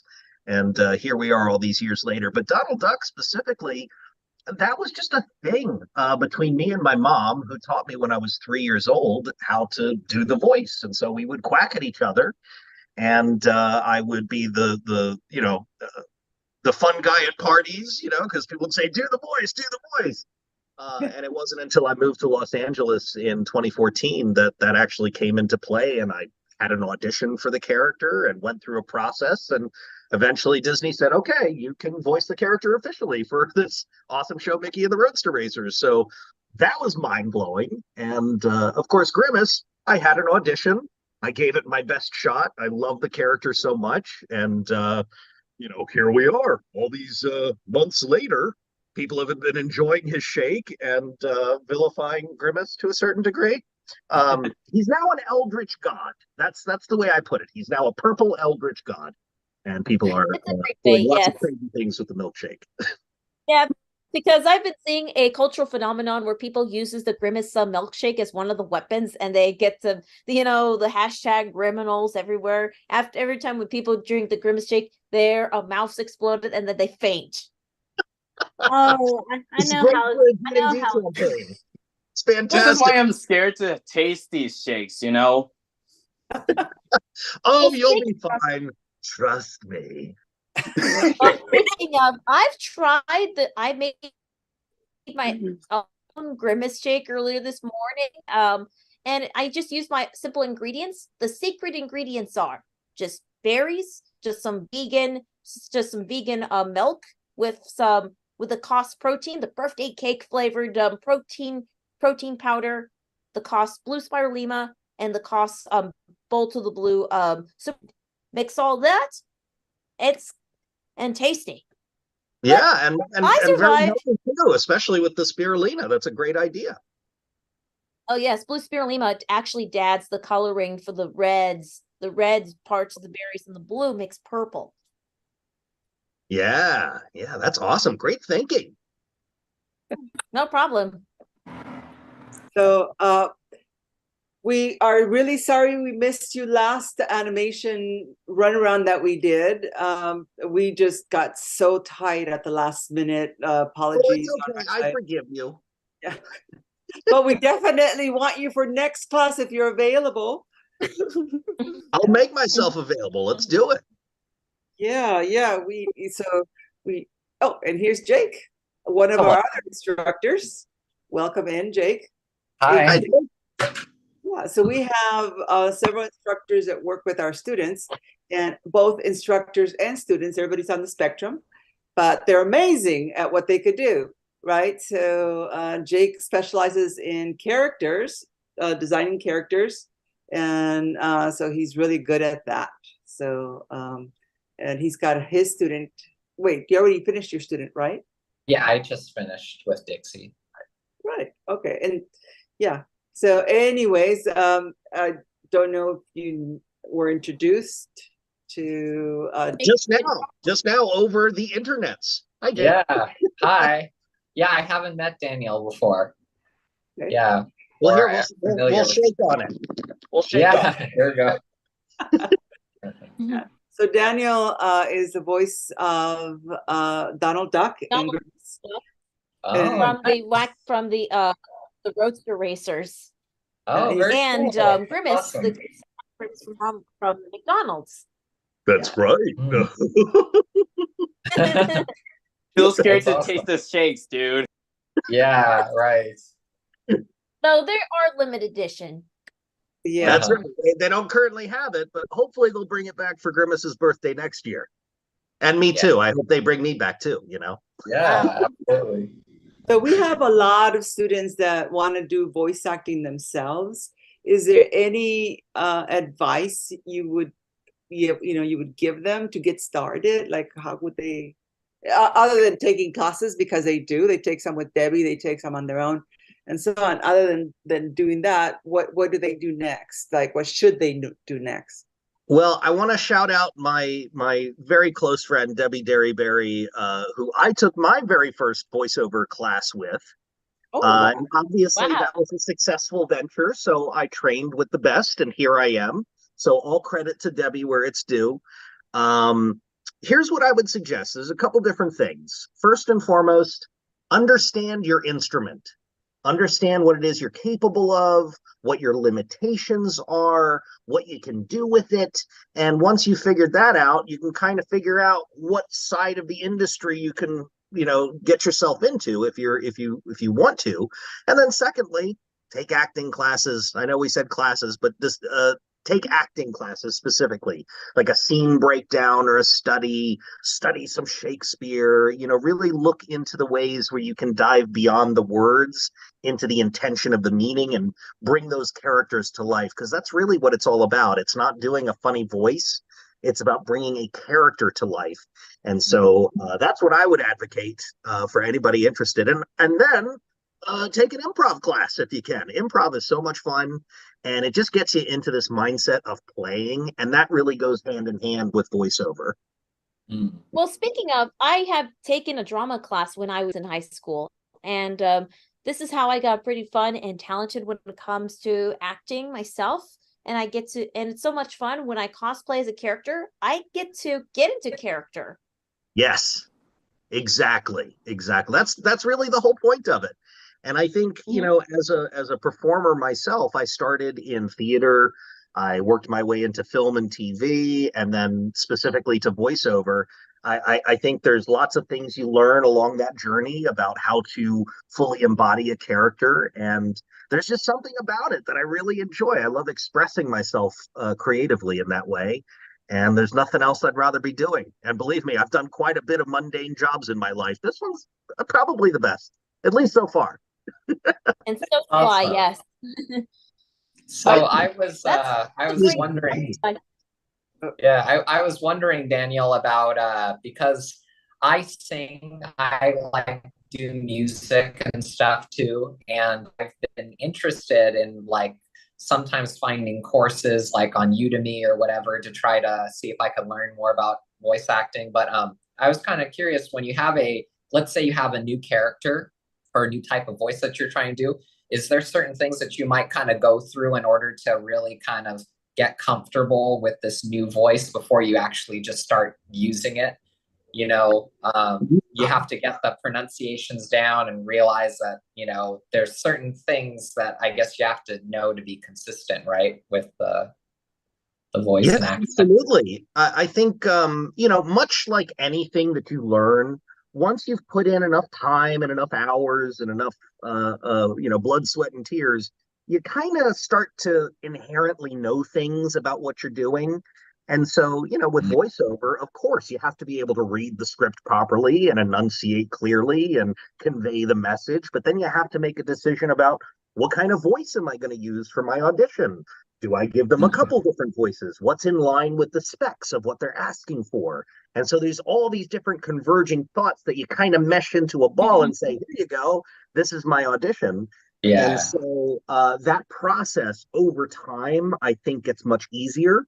But when you're first getting started, I would say it's important to, again, understand your instrument, understand what you're capable of. And for me, when I teach classes, I usually talk about a 90-day process to discover your voice and what your capabilities are.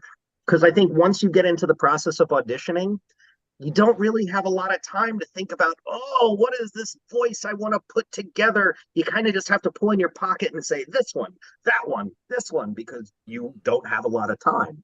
So if you're auditioning 10 times a day, you just got to go, here, take this. What about this? What about that? This? And so then you kind of discover the voice over time. Yeah. And I would say, hearken back to the things that, come from your childhood. If you remember a voice that stood out to you, like if you had a teacher or a friend who had a unique, speaking pattern or something, use it, incorporate that into the lexicon of what you are. When I used to work in retail, I would pull different voices from different people that I would work with and play with those all the time. And I won't say whether I have or have not used that in the media that I've voiced so far, but it's definitely in my pocket that I pull out sometimes. Yeah, that's cool. You teach classes too, like Debbie now, huh?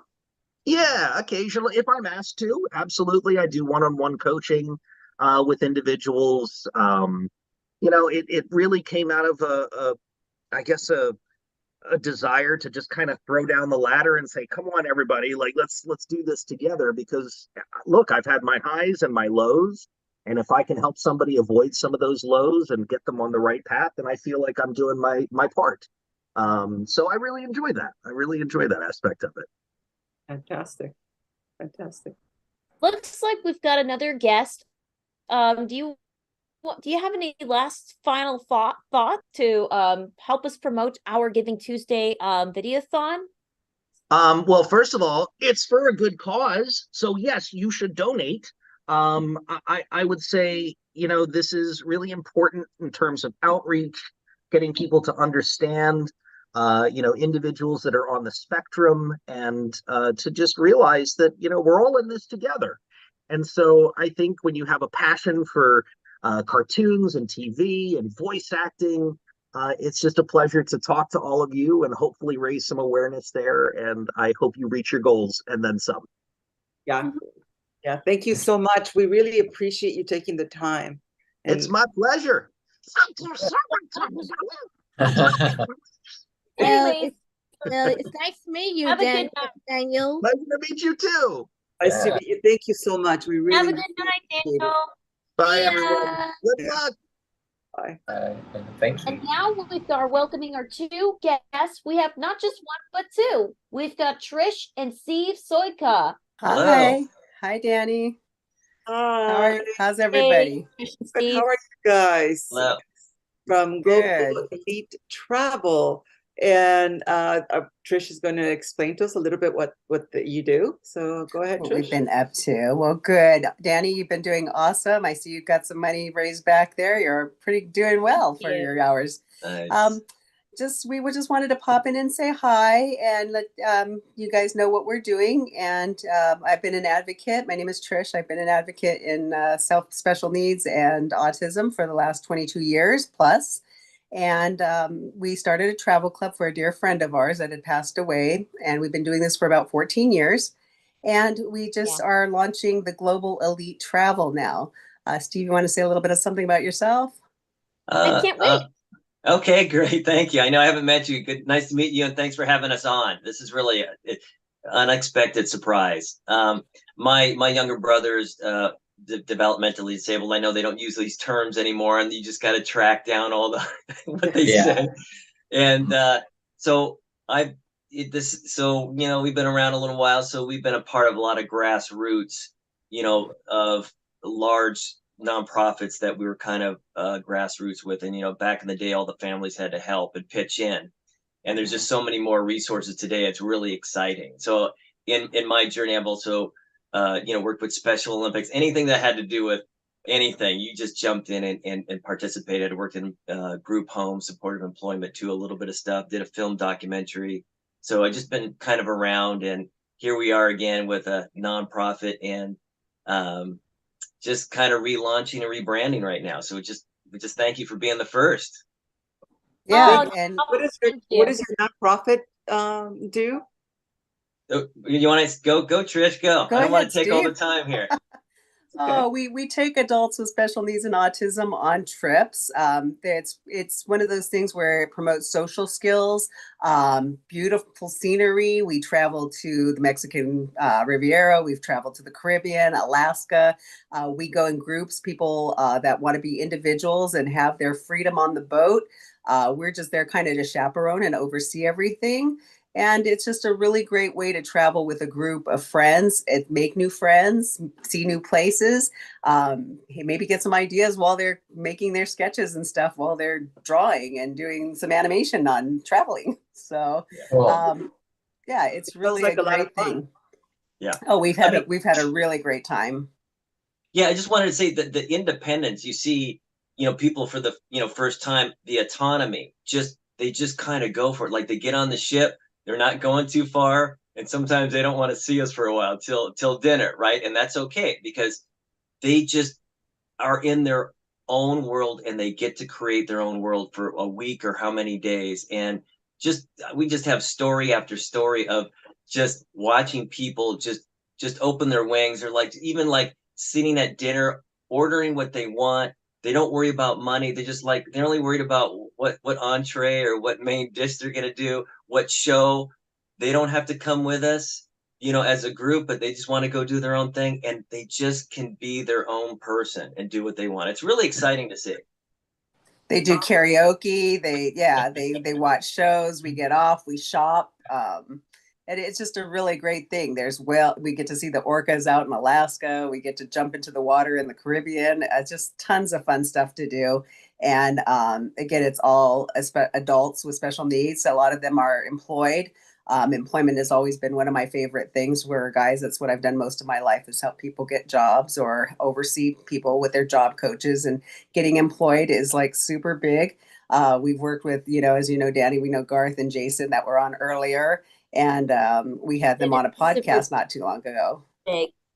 So it's really great. And people that want to do something like what you're doing, and then they can afford trips, and we use self-determination money, private pay, their employment. They save their money all year round to go do these things with us.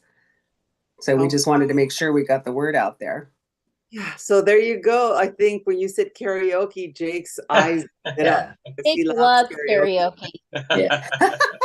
So if you need any assistance, Jake and Dani probably be available on your when you do these tours, and maybe do a little bit of karaoke organization on board with the gang. Yeah. Oh, it'd be great. That's socialized, in my opinion. Yeah. We've got a new update. Speaking of, look, we've got $25 thanks to Alex Kapeski. Thank you, Alex from SIGGRAPH, for donating $25 to our DaniMation Tuesday gift for our 2023 Video-A-Thon. We're almost there. We're almost 3,000. Only have about oh yes, indeed. I'm so excited. We only have $85 left before we get to the finish line. Let's end this. Yes, definitely. Yeah. Dani's already planning on going out and having a drink to celebrate. She, even earlier today, I said, "You want me to get you some lunch?" She's like, "No, because I'm going out to celebrate Taco Tuesday." I'm like, okay. That's right. Taco Tuesday. Awesome. Oh, they have really great tacos on the ship too, by the way. They make the homemade tortillas on there, and their Guy Fieri burgers are good. I mean, yeah, everybody loves to eat on a ship. If you do nothing else, bring your... find out about when is your next travel because I would like to find out myself, for us in this group here. Yeah. So yeah. Well, we relaunched and rebranded, And so we're really gonna have. So I'll get to your date because it's in April, but it's a small one because we still are gonna rebrand and we're gonna create a whole community of travelers. So somebody told us old timers what Discord was about and how you could really bring people in, right? The techies know Discord, right? We know, like, what are you talking about? And so we are just gonna have just so much video content of. So as soon as somebody says, well, what's the next trip about? What's going on? Well, Trish and I are going to have to learn how to do a little video and do some informational things. So we have one in April, but in the next month or two, we'll have more. And the only thing we really have up right now is we have, the website, but we still just have info@globalelitetravel.org. So just info@ and then .org. And again, the .org is really important because there is another Global Elite Travel, but it's an LLC for out of our area. But .org is where you definitely find us. We want to be on Facebook. We want to be on Discord. We want to have communities so everybody knows that what's going on in each group and each trip, and everybody gets to pick a trip. So if you're interested in something, we look at that and how many people want to go to that, and that's where we're going to go. So, and eventually, Daddy, we want to get you guys in there, and we want to eventually put little planes going around or the boats circling around the world so that it goes there. Nice. So you're on our radar. And on a bigger picture, we really see this exploding to where we get like groups. We could even have, animators go all together in a group to where they're all like-minded people, even from different areas. Yeah. So you're like collaborating while you're on the ship. I mean, we see that all the time with other, communities and populations. So why can't we do that? So we just, I think we can get really smart about, how can we collaborate? Why don't you guys all come at one time? And we could even rent rooms out on the ship, because you always see these rooms that say, close, reserved for, well, it's going to be reserved for us, right? Yeah. So, nice. Yeah, so great. And I guess you go all over the place. So I was going to say just mostly out of LA, but I guess it's out of everywhere. Well, right? I mean, we love the fact that we're here in Los Angeles because there's more and more cruise ships that are going much further. Like I hear there's an Alaska next year or the year after that is actually leaving at, Los Angeles, Long Beach. Before you'd have to fly to San Francisco. San Francisco, yeah. So there's a lot of stuff that's just going to be right here in our neighborhood. So we just meet up, go over there, and we're on the ship in no time. Yeah. Yeah, I think Dani's got this huge smile on her face. I think she's like her brain's already thinking about this. Like, yes, she loves to travel. Dani loves to travel. Oh yeah, there's trips to Hawaii. Alaska was beautiful. I mean, it's just so much. Speaking of, I've been to Hawaii like twice, but two different islands. In 2018, Sandy, Patrick, and I we went to Kauai, and then we went to the Big Island in 2021 while the pandemic is still happening. Yeah. Oh wow. And then she went to Alaska several times too. Yeah. Oh yeah, Alaska's nice. So the next year they're also going to have one from Long Beach to Hawaii. I think that's a 14 or 15 day. That's a long one. But right out of Long Beach, it's really awesome. Yeah. Nice. Yeah. So put that on your list. I'm saluting for Maui, honestly.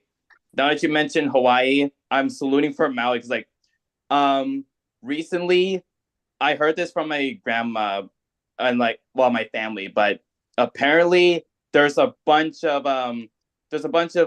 news going around that the buildings and everything that was built for amazing stuff has been destroyed, and we were Maui.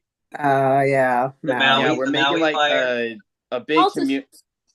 That's what I'm saying. They're making a big community for it, And Golo's family is from Hawaii. So, what did you say, Dani? Yeah, indeed. I heard that. In addition to that, Lauren Faust. It's also their honey. That's where Lauren Faust and Craig McCracken went for their honeymoon. And of course, you would know that.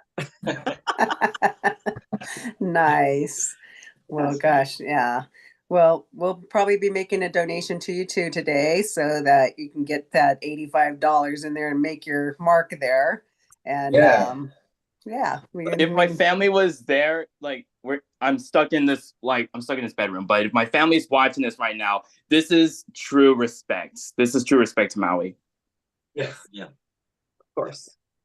Yeah, actually, Oh, on we love our last trip, Trish and I talked to a couple that was from Maui, and they were actually from Maui. So we were told that it was just a very small portion that was hit, but she seemed to think that it was kind of not as bad as the news said. But Yeah, but so still, it was pretty. And Dani, to put on your list, Dani, there's a ship. I think it's Really? there's a ship line that actually you fly to Hawaii, and then it just takes you around to all the islands, at least four of them. So, something I would like to go to. Yeah, because the third time when I go back to Hawaii. Yeah, because Hawaii can be really hard to find a car, to find a hotel, but you just get the ship, and then just get off, experience Hawaii, and get back on the ship. So it really sounds like a great deal. Yeah. Yeah, that is cool. And that sounds good. Vacation. Yes. Yeah, get a little break. Yeah, especially from where you're at, Peyton. She's from the East Coast. Oh. Yeah, since I live in North Carolina. Yeah. But North Carolina is fine too. It's nice, but Hawaii is just amazing. Yeah. I don't think I've been to Hawaii or anything, but I've been to California. Eh? Yeah. Well, we fly Welcome out to the club. Florida for the Caribbean. We fly out to Florida. So Okay, so All Rosie right. O'Donnell is here. Hey, let me just do my announcement for everybody. This is the moment that you've been waiting for. The voice. I present you the famous comedian and voice, Rosie O'Donnell. Hey. I think I heard my name in the speakers. Hold on a minute. yeah. Hello. Oh no. Hi, how are you? Good. How are Hi you? everybody. How's it Hello. going? It's going good. Great, yes. Excellent. We have Peyton, who is one of our students from North Carolina. And we have Kalu, who's also one of our students. He lives here in San Diego area. He Should have just been got in back Los from Angeles. Fantastic. I'm in Los Angeles too. Yeah. And then we have Steve and Trisha, who just started this global elite travel about working with students or not just students, but anybody on the autism spectrum, taking them to travel. So Wow, how wonderful. That because travel's got a lot of unexpected things that happen. So that would be a good help, I think. yes, well, thank you so much for joining us. This is a big deal for Dani. I don't know about that. Mommy's old, but okay. Where's your child, Clay? Clay, come on in and say hi to Dani. Here they come, but my speakers are in. Just stick your head in. Say hi. Clay. Hi, Clay. Good seeing you. Hi. Everybody's saying hello. They say good seeing you. Tell them about your new favorite show. It's not my favorite show. What is it called? The Amazing Digital Circus is Clay's. Yeah. Yeah. The animation. That's what I'm listening to for a long time. And I Yeah. definitely Here, wanted to listen to meet the creator. I definitely really wanted to meet the creator of the Amazing Digital Circus, Gooseworks, so badly. She's about my age, like a year older than me. She just turned 29, and which was her birth. She had a birthday back in October, Scorpio. That's her zodiac sign, and I've always wanted to meet her so badly, wanted to collaborate with her because I wish her all the success with the Amazing Digital Circus. It's been confirmed to be a full series, which I am so excited about. And guess what, Clay? Dani and all her students have been trying Procreate Dreams. Yep. Yeah, have you? I'm using Procreate right now. Right.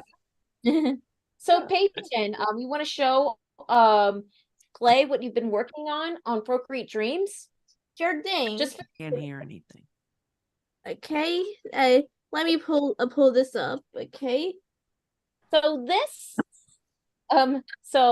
this is Peyton's workspace, and right here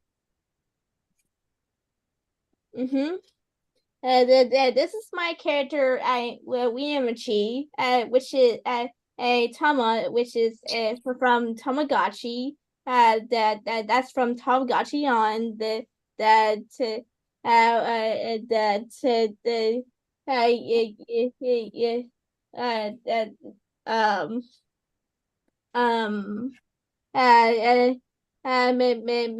you make your Tamagotchi children, and I remake that's the character, and then I makes up a frying pan as he's cooking. So it's all bacon, egg, and cheesy. She's very proud of her eggs and bacon animation. What did you think, Clay? Is it any good? It's good, right? They said they like it. Yay! Very cool. So, so Jake was doing a demonstration on Procreate Dreams earlier today. Yeah. Really, wants a lot of our students to start. And guess what? It was all because of you. Yeah. You wanted to use it, and then afterwards we're like, we should really use others. Like, yeah, let's try Procreate. Yeah, and now Clay has a new one, CapCut. Have you guys heard of CapCut? I haven't heard of that one. Is that what it's called? An editing app? Yeah. And they're doing amazing stuff on that. Wow. Okay. Yeah. So what is the fundraiser part of this tonight? To explain that the to me. fundraiser. Sure. So for our fundraiser, we are raising money for underprivileged people on the autism spectrum that want to attend our future animation workshops. And our goal is to raise $3,000, which, speaking of, we are almost to the finish line. Yeah, so what happens is that it will be matched, hopefully, by Giving Tuesday. So that'll be fantastic. So the money is for students. Dani does a free class every Saturday for students. And every time we have that free class, we have students return, and we feel bad because it's the same exact class every Saturday. And they want to keep taking the free class, but it's like, well, you could stay, but it's the same thing. And they don't have the funds to actually sign up for her classes. So every throughout the year, we feel really bad because some of these students are really talented. No, I understand. Yeah. So what does it cost to supply a student free pass?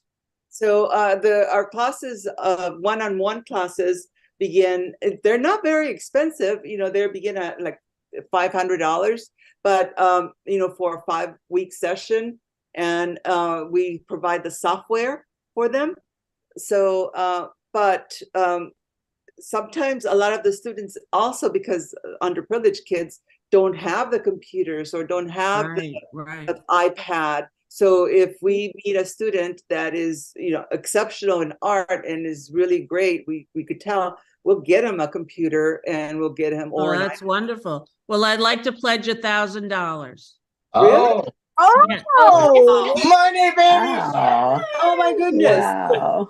Yeah, sure. So you do that, and Dani, your mom knows how to contact me, and I'll give her the Venmo or something to get that through. But yeah, I would love to do that. And Clay and I will hopefully be back next summer at your class, which we love so much.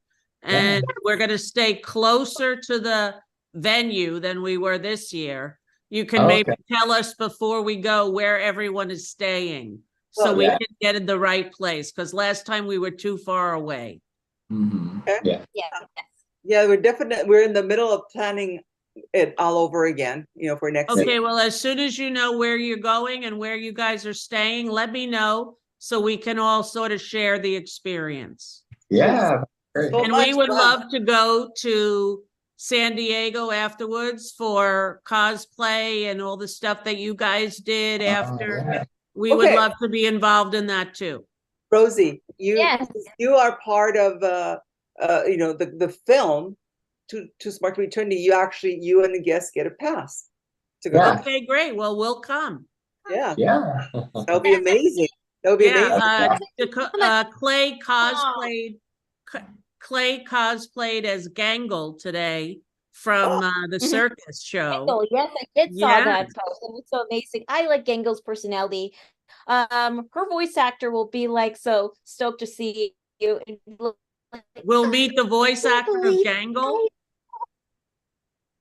You know the voice actor We'll of see. Gangle? Well, if I never really met her, but it would be really great if I could meet the voice actors. It's so great to get to see different types of voice actors to come into life. Comic-Con, you know, there's so many voice actors that go to Yeah, we would love to meet that person. Voice actor.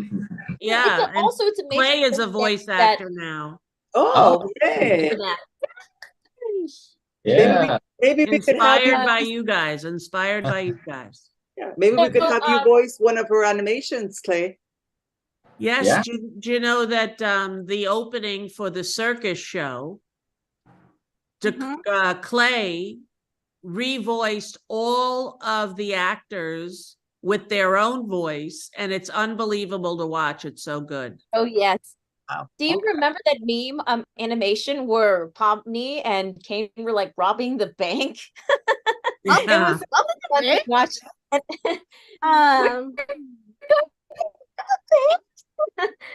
It's funny because when I heard Lizzie Freeman's voice as Pomni, she kind of reminds me of my character, Mindy. Mindy and Pomni are so much alike. Yeah. Isn't it a major Yeah. coincidence? I don't know, but you know, copying is the highest form of flattery. Well, we are $10 close. Even with my my 1,000 gosh. in there, you didn't get over the limit? Come on. Yeah, well, we're definitely over the limit. We're with still 1,000, donating. yes. All right, I'll give you $1,085 so you can go over the limit. 4,000. Trish and Steve said they would give us the $85, but now you know Rosie's saying so. Whatever you guys need, you let me know, okay? Awesome. Yay. You guys have any questions for Rosie? Someone donated 75 according to my dad.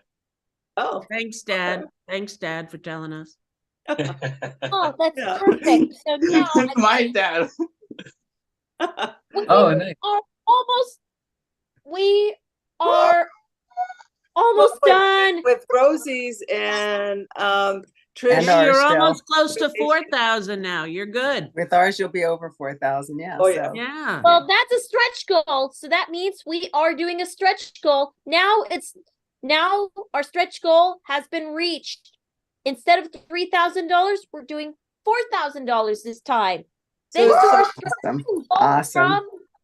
from Rosie. Danny wants to go Fantastic. celebrate after this and have a margarita. I think she'll probably end up having two now.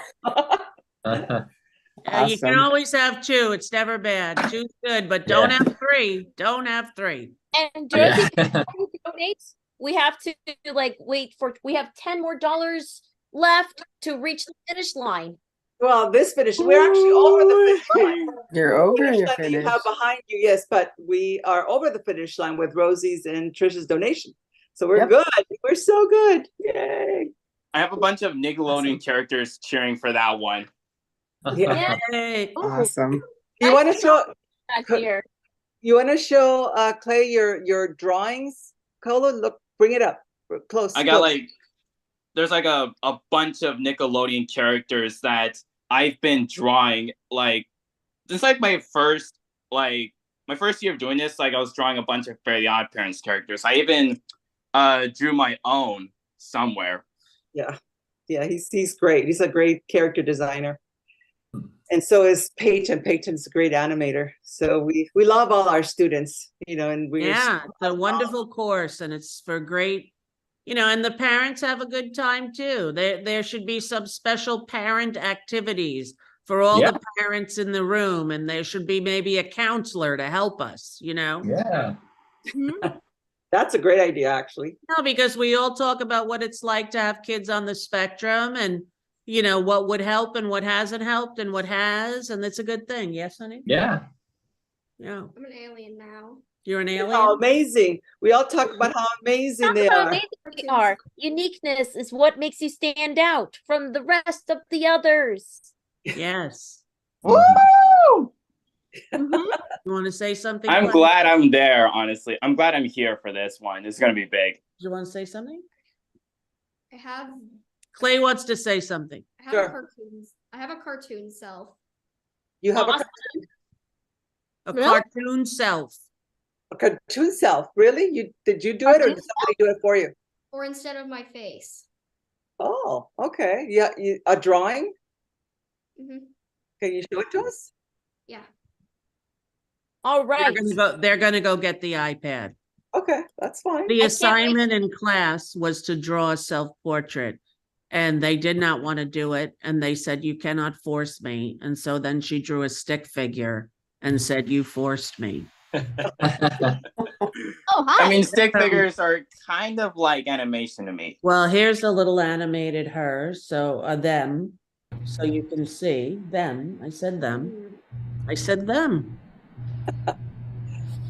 Yeah, that was a lot. Yeah, getting the pronouns correctly is always fun. Yeah, it's always a change, and you do the best you can. Yeah. There you go. And this is Robin Olive that just Ooh, did you like do that. Yeah. Like Did you that. draw that? Yeah. That looks that nice. does look like you. Excellent. Right? Yeah, it does. And this is Robin Olive, who just joined us, and she's from Straight Up Abilities. She teaches kids with autism or and other related disabilities and Down syndrome how to dance. Wow, fantastic. Oh, Rosie, I love you. You're awesome. Thank you. Thank you I'm a so big much. fan. Well, I don't want to take up your time. Go and do what you do. And Dani, I love you. And Mom, I'll see you soon. And everybody take care and keep drawing and dancing, doing art and expressing yourself, because that's all that matters in life. And you're all artists and you need to know that. Yes, you are. Thank you. They went to finish their dinner. Okay. Tell them that we're really happy to see them again. And I was very surprised that they came on camera. So good for you. But I will talk to you all soon. And Mom, hit me up with the bill for that, okay? All right, Rosie, thank you so much for showing up and My pleasure. Thank you all. everything you do, and we'll Now talk get soon. to Straight Up Abilities and everybody dance. Yeah. Yeah. All right. Peace out. All right. Okay, so we gotta go too. All right. We're gonna go. Thank you so much Thank for you, having us Danny. on. Thank you so much for having us on. We hope to see Bye-bye, you guys on a everybody. trip soon. Yes. Thank you. See Thanks, ya. Danny. Thanks, Andy. Bye. Bye-bye. Thank you. Bye. And now, last but not least, our last and two final guests are Robin Olive and Ty Friedman from Straight Up Abilities. Yay. Hi, everybody. Hello. Hi, Dani. Hi, Sandy. Hello, everyone. Hi, guys.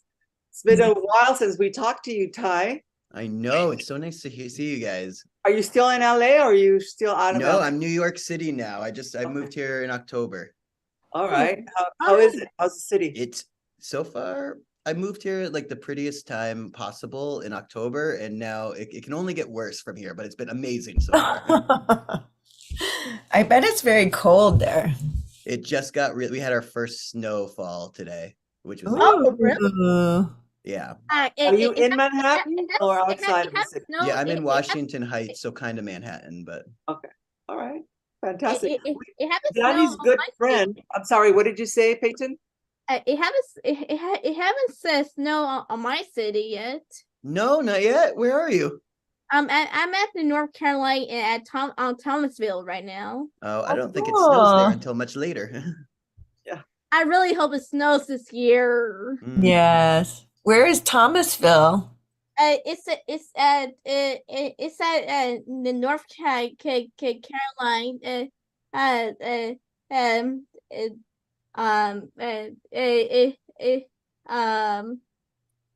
Yeah, Peyton, I'm from North Carolina. I'm from close to Raleigh. Do you know where that is? I do actually know. That's okay. I'm gonna look it up. I'm gonna look up Thomasville. Mm-hmm. So these students, Peyton and Kalu, he's just called right now here Zoom user, but he's Kalu. One of our star animating students. So Carla is amazing character designer and Peyton's amazing animator. She does some amazing work in animation. Oh, wow. So they've been here with us for, kind of talking to people as they come in, and just kind of showing their work a little bit and showing what they do. Dani actually had a class with Peyton earlier. And yeah, so that's who they are, and that's why they're here. So you want to tell us a little bit about Straight Up Abilities, guys? Well, yeah. So Straight Up Abilities is a performing arts company for all abilities, and Ty is one of our he is the acting teacher for Straight Up Abilities. And we do a lot of dance, and now we've just added DJ lessons to our program. And we have classes mostly in Los Angeles, now in Vegas, as of tomorrow, Indiana, and we're on Zoom, so we're all over the place. Yeah. And you travel with your group. Can you see we reached the $300,000? That's right. It's amazing. I just want to congratulate everybody for having us finish our we reached our goal. Congratulations, everybody. Oh, that's money. We reached fast because Rosie just pledged another 1,000. Oh, wow. Therefore, we've made our stretch goal. Rosie O'Donnell made 4,000 now. She's gonna be doing this $4,000 now.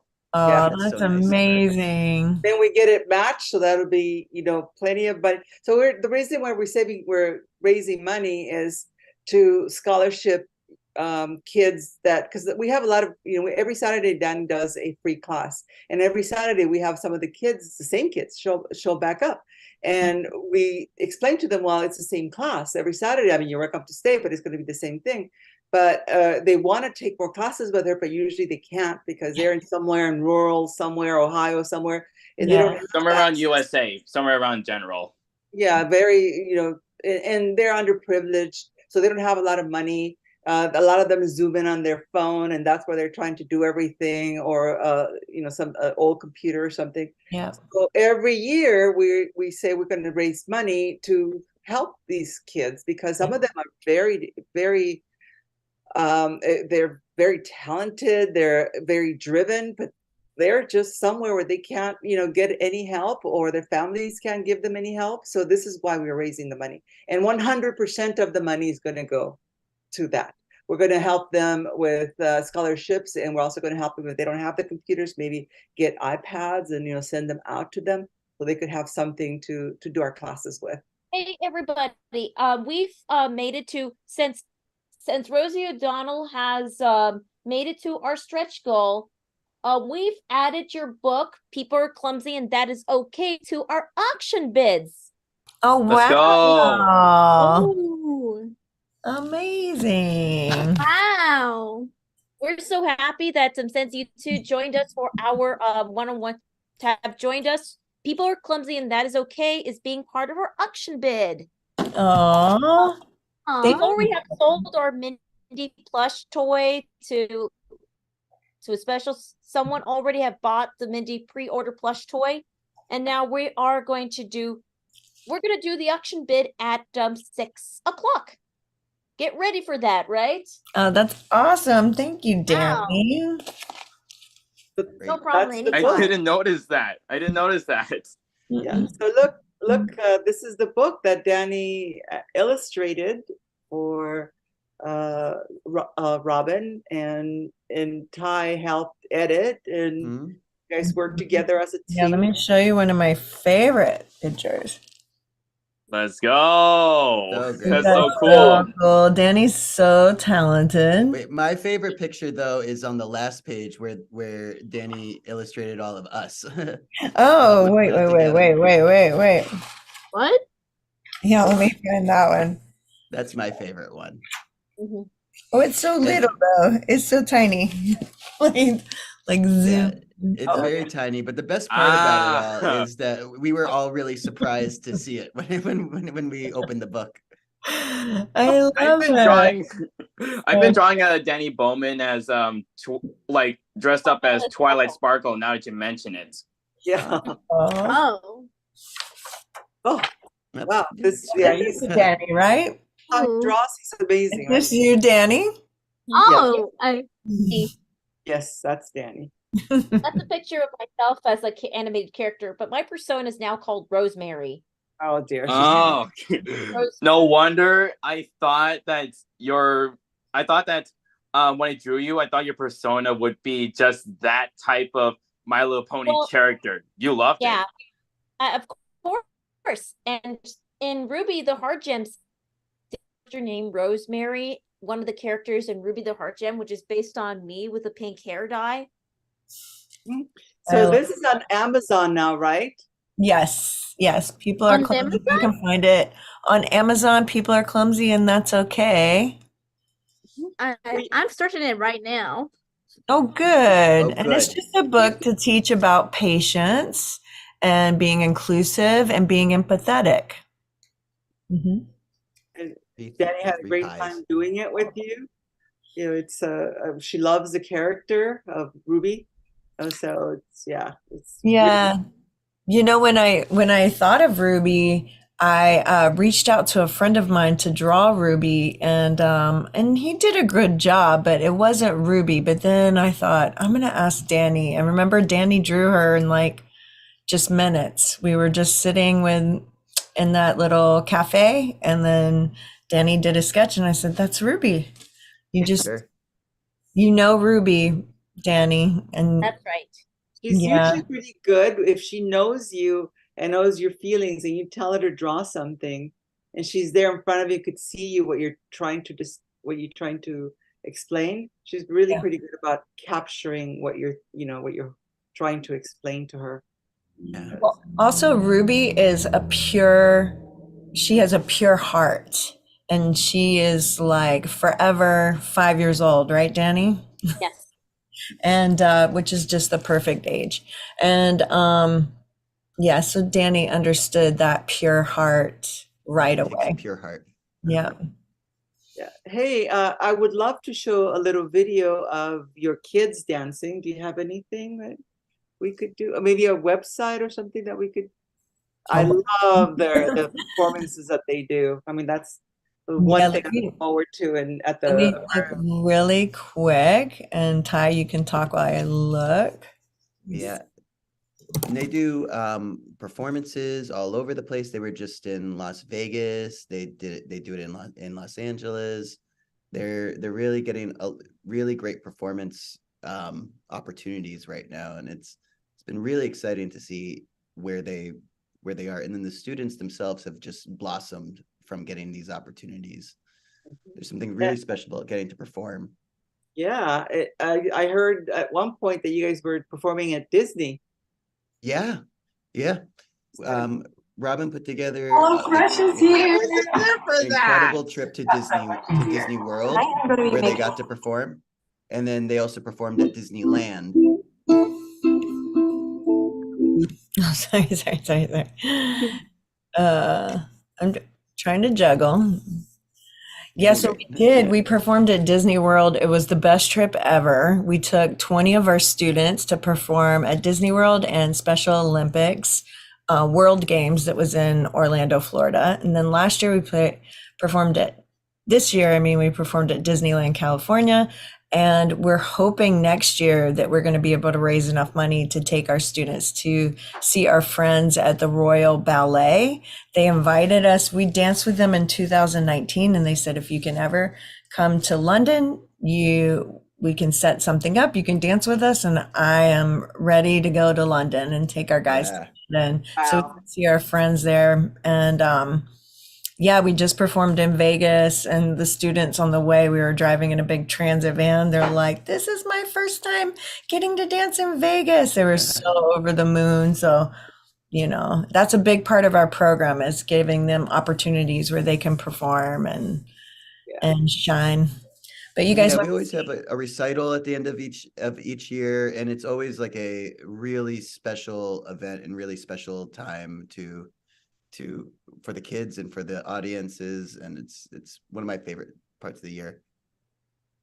Yeah, I've seen them a couple of times. It's like I'm always in awe of what they could do. They're amazing. That's why I wanted to see if you had a little something to show everybody. I know. It's on YouTube right now, and on Instagram, and on Facebook, and on I don't know what other places. Something's going on with my Dani. I'm just gonna send you the link for the video so you can share. Is that cool? Perfect. That will be a great way to end our that will be a great way to as a closing to our guest sessions, because you two are the final ones. Oh, you saved the best for last. I love it. Of course. So much. So you put the YouTube Post Rosie one. Yeah. Rosie's amazing. Rosie is amazing. Yeah, so amazing. She is. She signed up her child for our last classes, and she was there every day. So all the parents and her were in one room talking about just life, and so that's what she was talking about towards the end. Is like we should do a session for the parents, because parents sometimes need that. Oh yes, others to talk to about what's going on in their lives, different stages, and so on. So yeah. Yeah, we found that in Straight Up Abilities, like it's a big community. It's our students, they don't just get to learn to perform or do performing arts, they become friends that it's very healthy for them. Are traveling. We travel with some of them. It's their only time that they've ever traveled without their parents. And then when we were at the Vegas show, some parents that had traveled, it's their time to kind of come together and talk about all the things that they've learned. And it's a big community. Yeah, Rosie's right. It is a good time to get to know others that are like-minded, and not just in their arts, but in everything else that's happening in their lives. So yeah. So Dani, did you get the link? It's send it in the chat. Yeah, in the chat. Putting up right now. And you're going to see the moment that you've been waiting for. So after the Roysa ad. Yeah. Congratulations, you guys. Yeah, this is just wonderful. The fun music video to celebrate and now for the fun and amazing music video to celebrate our guest hour. Lately. Just put it in. Let me just put it in the other screen so anybody else could see it. We could. Okay. I can see it. We could see it here on Zoom, but I think that's lately seem like the world is going crazy. I read the headlines on the daily. It's weighing heavy on my mind, like they stopped the hands of time. So crazy. Maybe after the storm has passed, we'll see. It's time to redefine what matters greatly. 'Cause we've been governed by our fears, we've been wearing masks for years. Somebody save me. Love is all we need to breathe. Don't hate me, 'cause we're all just branches of the same tree. We've been yearning for so strong. It's been here all along, but it's so hazy on the horizon, but it don't faze me. As long as I ain't pushing daisy, I'll make every day my last before I vanish in the past. Somebody save me. Love is all we need to breathe. Don't hate me, 'cause we're all just branches of the same tree. People hurting for so long, but together we are strong. Tell me, is it blowing in the wind? Is it hitting underneath? Is it hiding in plain sight? Is it so hard to believe? Love is all we need to breathe.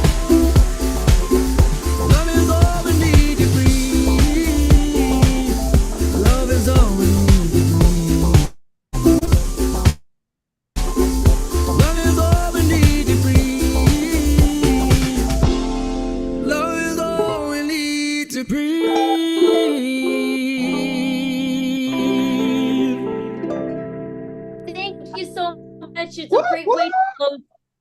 Thank you, everybody. Hello, I'm Patrick Stewart. Hello. Patrick, And I love it was like stop motion. It was so funny. Disaster. That's roughly the Daddy, you're size still of playing. the We're United still hearing. Kingdom. There I we can't go. imagine what it would be like to have to suddenly Still leave my hearing. home. Where to take my family? There we are. Enough refugees. Patrick Stewart makes an interruption. We got a Patrick Stewart intrusion Yes, coming in. apparent. That's why. Yeah. Sure again. Oh, So it's so good to see you guys. I'm so happy to see you. Thank you And for thank you so inviting much for us. including Thank you us. for being Yes. part, of it. I feel honored.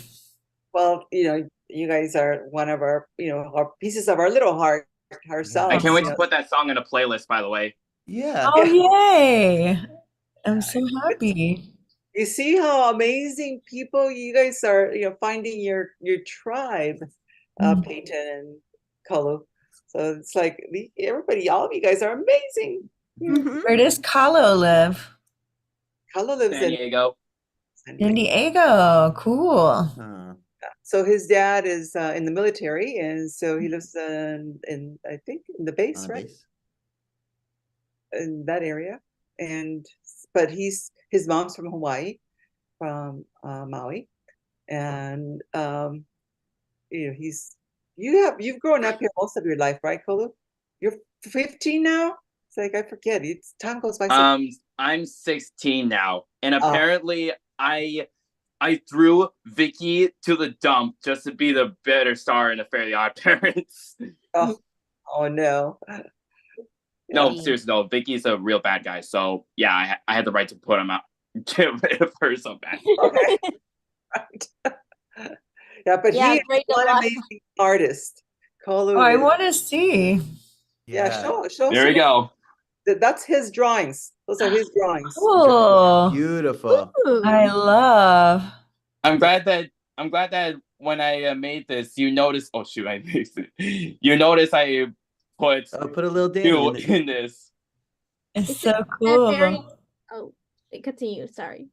Yeah, he's amazing, and he drew this entire wall at his school, and everybody was amazed of little tiny characters of all of like this, and they're all The actors of Danny Phantom, David Kaufman, Danny Phantom, and Greg Griffin, Sam Manson liked it, and that was so verified right there. Wow. And have you always been doing art like this, or did you learn that you were able to do art like this? I watched a bunch of Fairly Odd Parents. I even had to listen to. I had to I swear I get to hear so many characters and see the animations. Danny did Timmy in front of me, and it was one of the best things that got me into that's some of the best things that got me into Fairly Odd Parents. Wow. Oh yeah. So I love that show. What did you say, Peyton? Is that your drawing style? It was my first era of its own drawing style. I was stuck in the Nicktoons world for 2 years, and now I'm in a new era where I have to I'm in this new era where I'm actually in the Phineas and Ferb universe, and right about now, after I drew myself in the Phineas and Ferb style, one of the creators of Phineas and Ferb, I'll just say his character, Major Monogram, liked my own drawing here. Wow. It's so cool. I'm good friends with Dan Povenmire, Kahlo, and he loves really? it when he's and he's a really nice guy. As nice as you would expect him to be. I don't know how many nickels you had every time you meet him. Why you met him before? Oh, he actually did an episode of Ty the Pie Guy, which was one of my cooking show that I did. And he's super, super nice guy, and he's really cool that he's around. He does great work. Very, very, yeah, that's really cool. But yeah, I mean, we have some amazing talent. I mean, Peyton's animation. You want to show really quick just your I'd love to see it, Peyton. your little, and this is something she just did really quickly. Like, I'm just gonna do this, really quickly. She just did this cute little animation, right? Oh, I love it. Watch this. Watch this. This is a cute little animation, but watch this actual animation. Hold on. Okay, then. Oh, She's cute. I love it. And she just did it like, no problem. So. Oh my gosh. That's right up your alley, Ty. Yeah, I love this. I love it. I'm gonna talk to you both. See some of her other work. She's got some amazing work. This is made in Procreate Dreams. Yeah, this one was made on Procreate Dreams, but she usually uses Toon Boom. And on Toon Boom, she's got this whole episodes that she's been doing, and they're amazing. They're really. I've been doing Procreate before you had the chance to do this event, but I'm glad to show you how it's done once I see you in person. Yeah, we are see each other in person again soon, I'm sure. Oh, and I've you got been, the plushie version. I've been of it. trying this like ever since I want to turn my own drawing on paper to digital right there. And you can. He did some amazing work in one of our classes that he did with us in person. 1 week, he just created some, fantastic animation. It was amazing. And it's amazing because they have to actually learn the software first, which is not an easy software to learn, Toon Boom. And then do their animation, in 1 week. So they have 1 week to do it. And it's, was pretty amazing. It would be cool to do a Ruby animation class and just see everybody's different animations different of levels. Ruby. Yeah, it would be so cool. I've also created characters P, Clue, and Emmy. Right, let me see if they're in here. Here. Oh yeah. Character P is a turtle that would always they are a blue turtle that has the intelligence of Harry Potter-esque. They wear goggles, they like to hide in their shell sometimes when frightened. But has the power of patience. Studies really all this. We also have Clue Cat, who is Clue Cat is definitely he's actually part unicorn, part skunk, part cat, because that's his hybrid, how unique he is. Meow. And that's my Gary the Snail impression. And Emmy is a purple wombat, a marsupial. So we use these misfit animals and the carrot and the heart to symbolize some inclusion, to symbolize patience, inclusion, and empathy. That's right. That's right. It's amazing. Aw, thank you, love Dani. that. We have to actually, what we should do, Dani, is we should just order a whole bunch and just take them with us when we do events. Because every time we do events, people ask us, is there anything that she has that she could sell? But we never really have any. You know what? I can, because I get them so, inexpensive through me. So I'll just get some and I'll bring them to you guys. Oh, that would be amazing. Oh, that's amazing. Thank you so much. Thanks, Robin. Yeah, I'll send you guys some. I'll send Ty some. Yeah. Before you go though, Dani has several events that she's doing. One this weekend at Comic-Con that she's speaking at. Dani, what you want to talk about those three? I can't wait to talk about the LA Comic-Con. I'm going to LA Comic-Con this Saturday for the superheroes panel. I can't wait to show you the flyer, what it looks like. If I go ahead and go to my preview. This is the current event that I will be going to this Saturday, which I'm definitely so stoked to go to. You see? There you go. Wow. Ooh. There's me. We're going to be talking about some superpowers, superheroes, pop culture, con culture, and the neurodivergent mind. I'll be here alongside with Ryan McCarthy of Ryan McCarthy Productions, Jeremy and Lina Hamburg from My Best Social Life, moderated by Christine Aline. So if you're going to LA Comic-Con, don't miss it. And also the next one after that is definitely I'm going to go to Pennsylvania. Ooh, I'm East definitely going to Coast. go to Pennsylvania from the 9th through the 10th for the Everyday Lives Conference. And I'll be speaking, the 9th is my birthday, and I'll be speaking on the 10th. Which is going to be which I'm keynote. excited about. And then followed by the CARD conference in Orlando, Florida, which I will be speaking on a Saturday. It's from the 12th to the 14th, but I will be speaking on a Saturday, which I'm so excited about. So we do events and all the time. animation gets skills. Yeah, cool. I'm definitely gonna do. I'll do that. I'll try to do it soon.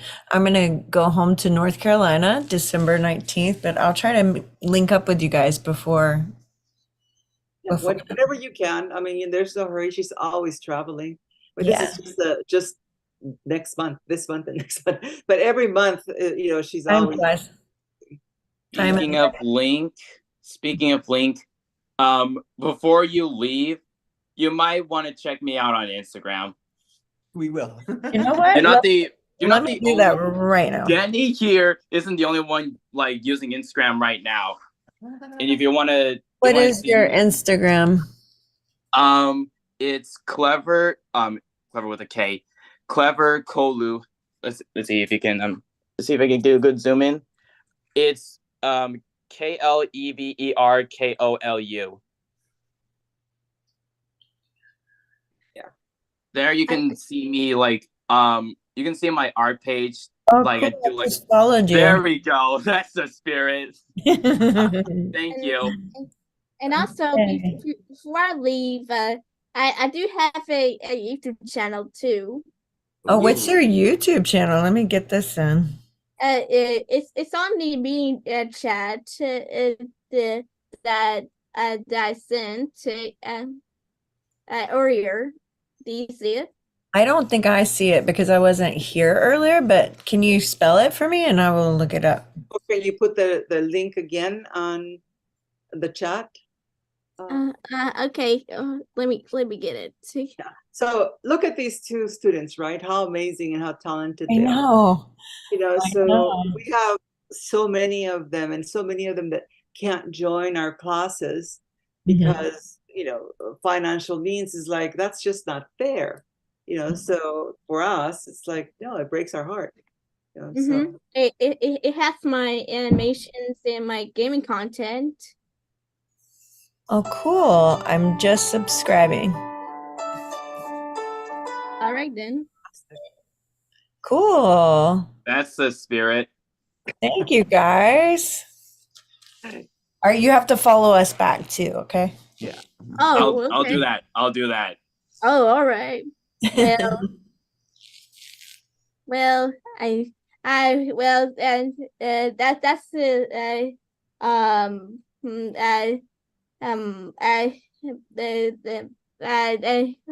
glad we did a good event for donations, and I want you to have a good night and I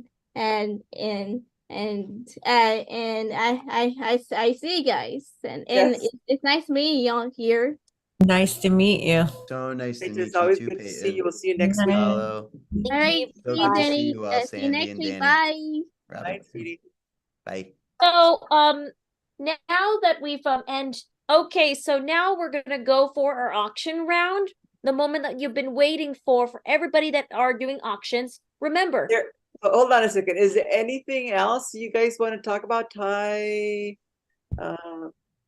Robin, anything at all? Or because once she gets going with that. Well, I hope everybody will look up our book. People are clumsy, and that's okay. And look out for Ruby, the Heart Gem. And just check out Straight Up Abilities. And hopefully we'll be in your city or town soon. Just check us Straight Up out. Abilities does a half-hour Zoom class every single day too. That everyone should take a moment to join. It's so fun. The Daily Shine class. Yeah, and it's free. It's free. we do a free class every day at noon. You can join it through our website. Yeah. So yeah, Dani joined it a couple of times, and then she got really busy. It's just like we said we're going to go back to the gym, and we did it for like 2 weeks, and then it's like okay, forget it. We haven't been Speaking of, I used to weigh 140 back a couple of months ago, but now look at me, I'm just weighing 132. Oh, good. Lost weight. Wow, good job. I just had to do that because I had to lose weight. It's always good to be healthy and learn new healthy tricks, like drinking lots of water. That's right. Lots of water is very important. Yeah. Okay, well, thank you guys being for joining around. us. You're welcome to stay, but she is going to get on a roll. I know the way she Excellent. is. So I have she's to go gonna walk start my dog, but I bidding and will having this see you go all on. soon again. Oh, thank you so much for having us. Mwah. Love you guys. Thank you. Thank you, everybody. Thank It's you, good to see Robin. you, Thank Ty. Ty. Oh, it's so good to see you too, Sandy. We should get in touch And good soon. seeing you, Talk. Kalu. The main reason why I was like, honestly, the main reason I was there is because like I thought it'd be cool if we have you as my mentor for this internship happening next semester. Oh, okay. We have to talk about that, Daddy. You want to Yeah. talk with? Oh, yes. I'm sorry if everybody watching this on Instagram and YouTube, but again, the main reason I was there is because I need to find a good intern I can join in for next semester. We know what a fantastic artist you are, so definitely we need to talk about this. Yeah. Okay. Just pointing this out to you guys. And by the way, congrats on this amazing charity event. And I'm glad I was there for the finale for this moment. Me too. What a treat. Thank you, guys. Great to see you. All right. Bye, Bye-bye, everybody. everyone. Bye-bye, everybody. Here we go. Peace. Peace out. Bye. And now, the moment that you've been waiting for. Remember, while time is running out for the auction, thank you all for donating $3,000. Thank you, everybody. And now we still have a time for the auction round. So Ooh. So we're gonna do a quick auction round. Our first auction that got sold, Mindy Da Vinci Lavender plush toy has been sold. We've got 2 other plush toy characters. Sid Watts and Kiko are going to be made for Budsies when anybody pre-orders it. And we've got the DaniMation Summer Animation Workshop 2024, and people are clumsy and that is okay. And we've got our one-on-one animation sessions. So you have till December 5th to place your bid for the silent auction so we could be able to do that. But as for right now, we're going to do our first auction. Which one do you want to start first? Let's see, move down. Is it just these 3? Wait. Oh, I'm doing a wrong share, wrong screen. That one. It's okay. So as you can see, so now we're going to start with, which one should we start first? Can you maximize? Which bid should we start first? Well, I mean, since we just were talking to Robin, maybe, people are clumsy. Oh, yeah. Yeah, check out People Are Clumsy. So please register to go to giftbutter.com/DaniMation2023, and our first auction is People Are Clumsy and That Is Okay. And our starting bid is $20. So your bid increment is $5, and the buy now price is $35. Retail value is like $19.99. So we're gonna reach for, so everybody start bidding, everybody. We're gonna start bidding at any money raised for these auctions. Again, is going straight to our fundraiser. So you have extra days. You have just till December 5th. She's giving you guys extra days to put a bid on it. But if you bid and nobody else bids over you, then you get it for that price. So it's really, really a good deal. They are available on Amazon. If I think you probably could do check it out on Amazon, and you could look at it a little closer. But these books are really, really sweet, and not just because Dani illustrated them, but it's just they're just really nice books. sometimes I feel like illustrations are like a great way to show like how like how amazing these books are.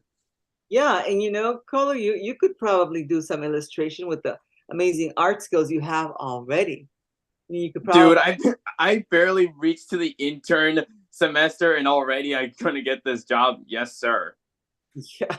Hey, you know, Dani was 14 years old when she started working. I How old are you? remember. I remember. We don't have any current bids at this moment. If anybody could bid for People Are Clumsy, and that is okay. So if anybody could do that, then let's start bidding. We're starting at $20.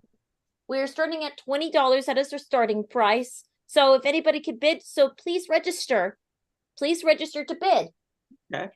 Well, and then the next one to bid on would be which one, Dani? The next one we're going to bid on is one of the plush toys. The next one is one of the plush toys, Sid Watts and Kiko. One of them. She's a plush toy that will be, this is Sid Watts. Sid Watts was one of my characters that I featured for the Toon Boom animation dance party, Underground Funkatronic. That's Sid Watts. She's one of the characters from my animated series that I have in development for so long and wanted to create. So she costs about $150 as a starting price. You can buy her now as $200. And so there we have a bid increment to $50. So if anybody could bid the character, so please bid. And a retail value is $149. So go ahead and start bidding. Yay. I think one of your plush toys was already sold, right, Mindy? That's right, Mindy. Mindy's already been sold, but we have two other characters, Sid Watts and Kiko. So if you want to do Sid Watts and Kiko, this is the package. This is the package to do. So start bidding for these characters. I have a question. So, why is this 25 bid increments and the other one's 50?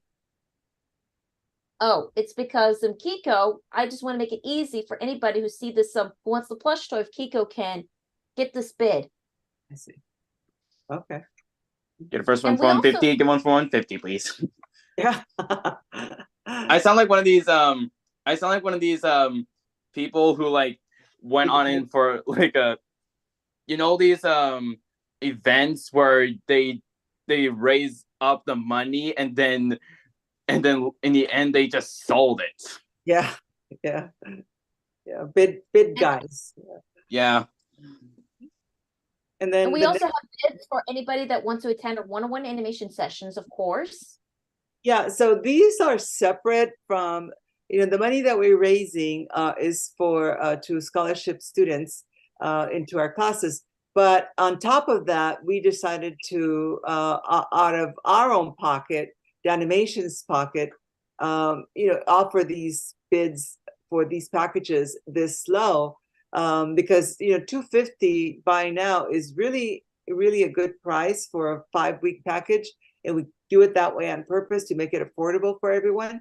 But $100, to start with for a 5-week session with Dani, that is it's hardly anything. I mean, it's really a great price.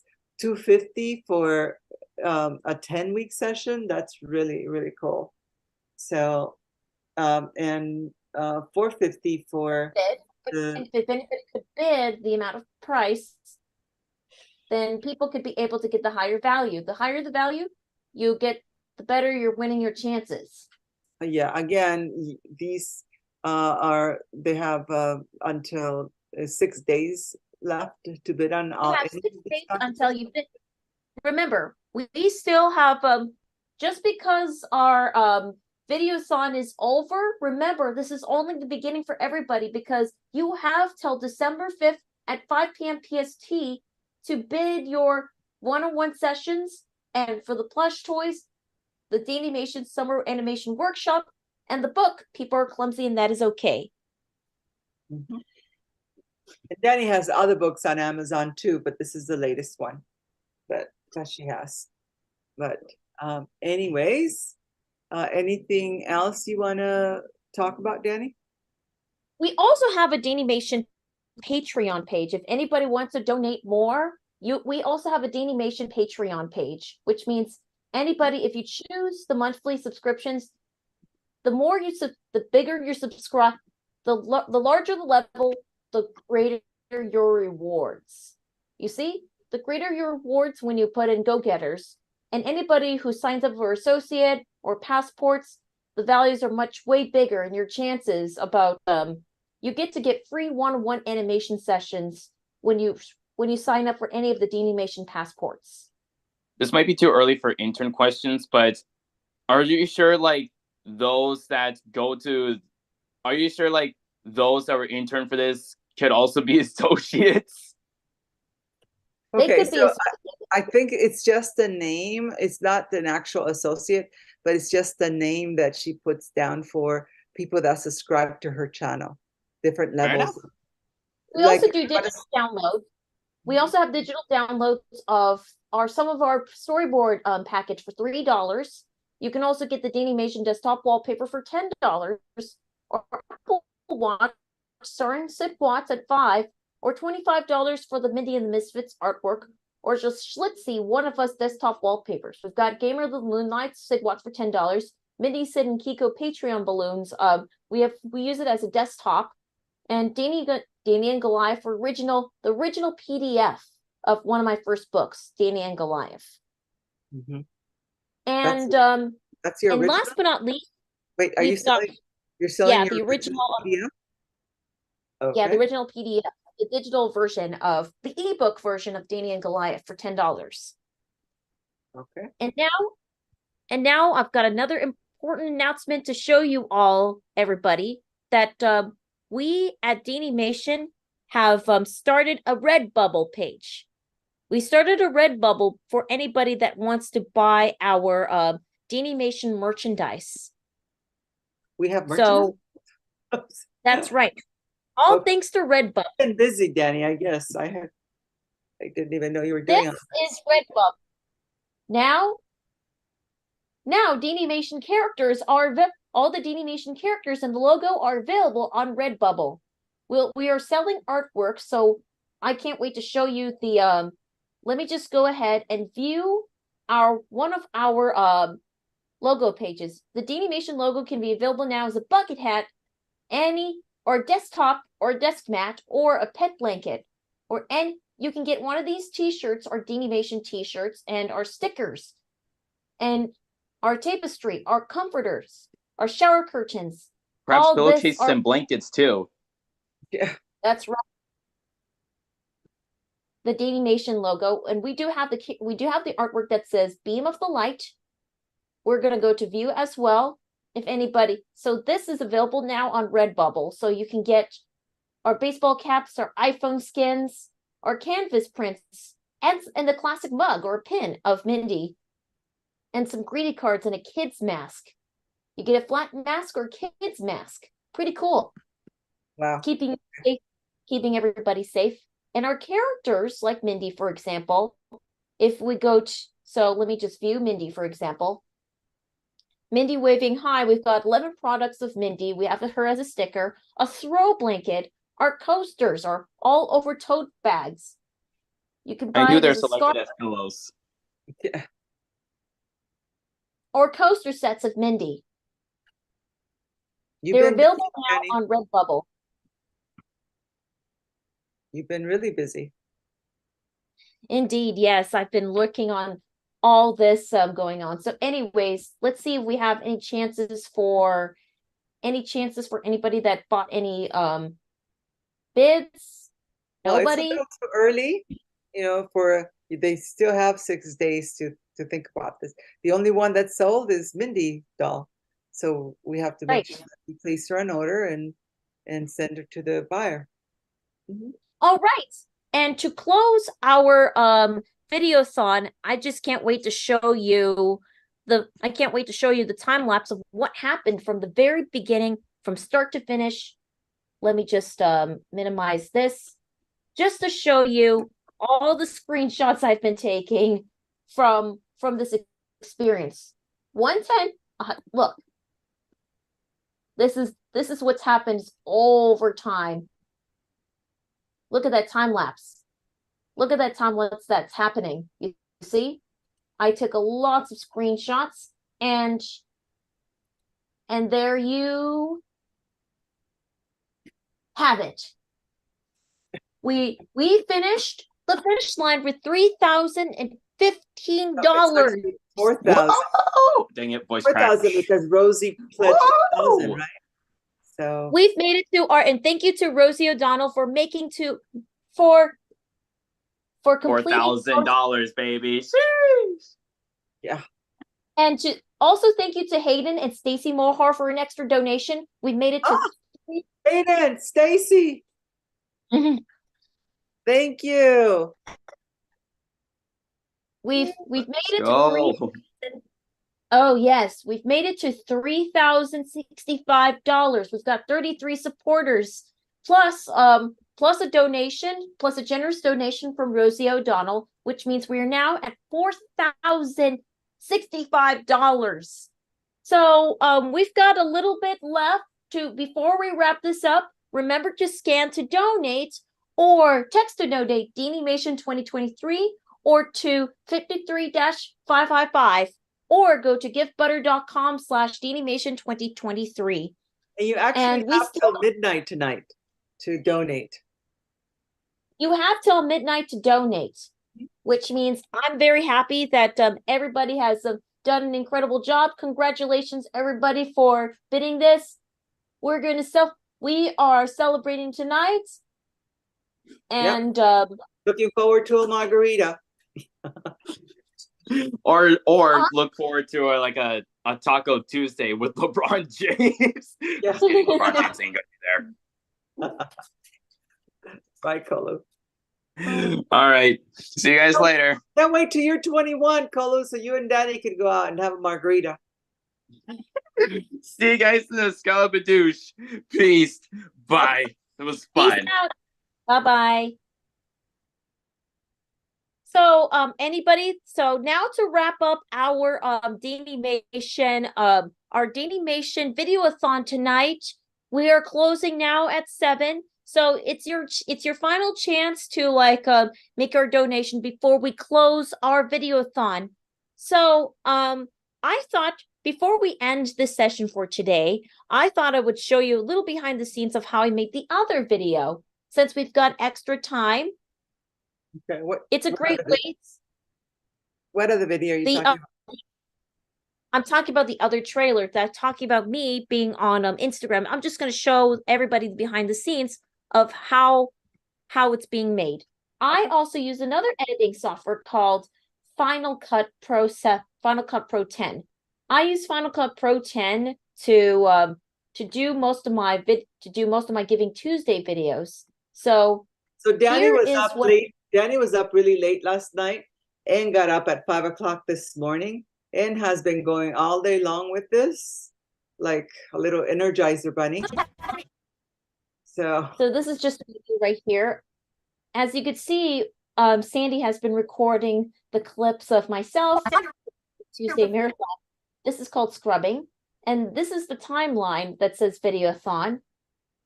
And the song I play is called Power Bay. I got it from Pixabay. And you see, this animation is done by our student named Andrew. Andrew came from our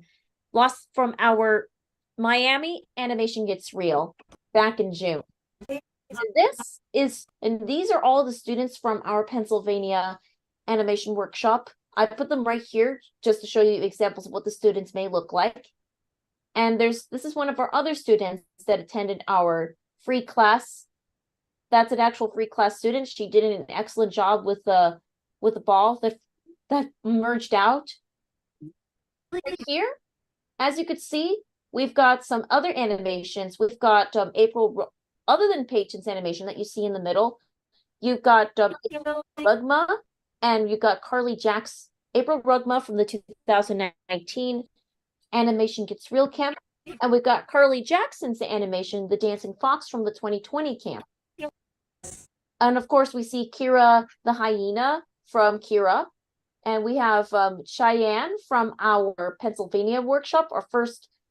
We've got from our second summer animation workshop in Pennsylvania. And that one down below is done by Dylan Johnson. And of course, you saw Kolu's transformation. Does it look very familiar?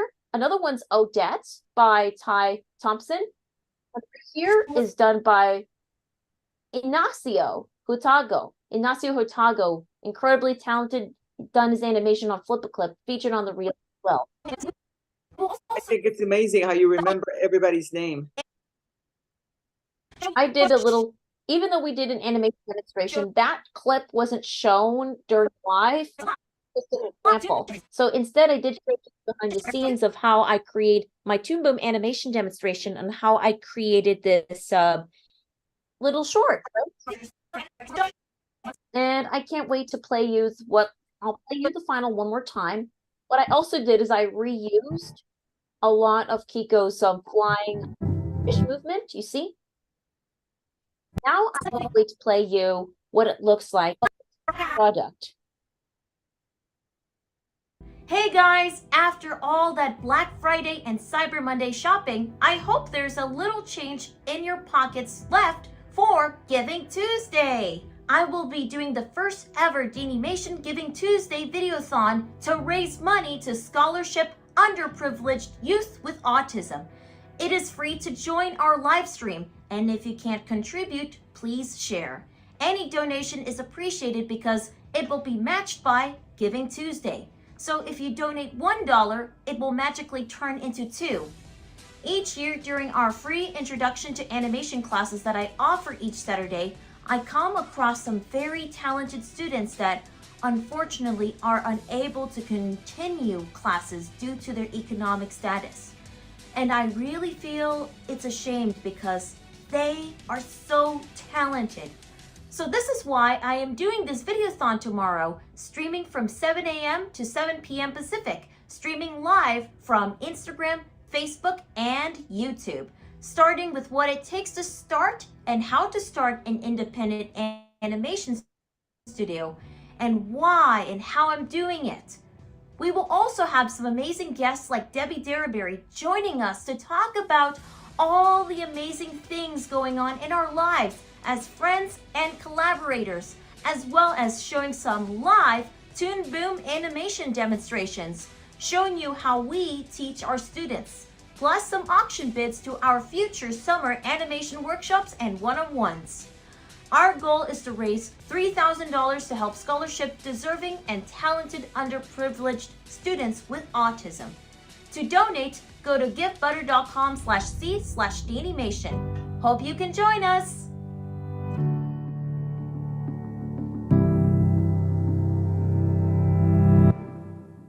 So, anyways, thank you all for coming to our thank you all for coming to our DaniMation Video-A-Thon. So, remember, everybody, if you can see it, you can be it. So, thank you everybody for joining our Video-A-Thon. Since we are going to now we're going to close it early since we've got 20 minutes extra. So, thank you everybody for attending our DaniMation Giving Tuesday Video-A-Thon. Thank you everybody, and thank you all the contributors for coming and donating the money. And thank you for all the guests, ranging from voice actors like Debbie Derryberry and ranging for students like Zoe and Luca to famous voice actors like Debbie Derryberry, Daniel Ross, and Rosie O'Donnell. Thank you for the extra, Rosie. Thank you so much for the extra $1,000. We've made it our stretch goal. You've done incredible today. So goodbye everybody, and we will wrap it up with the closing music.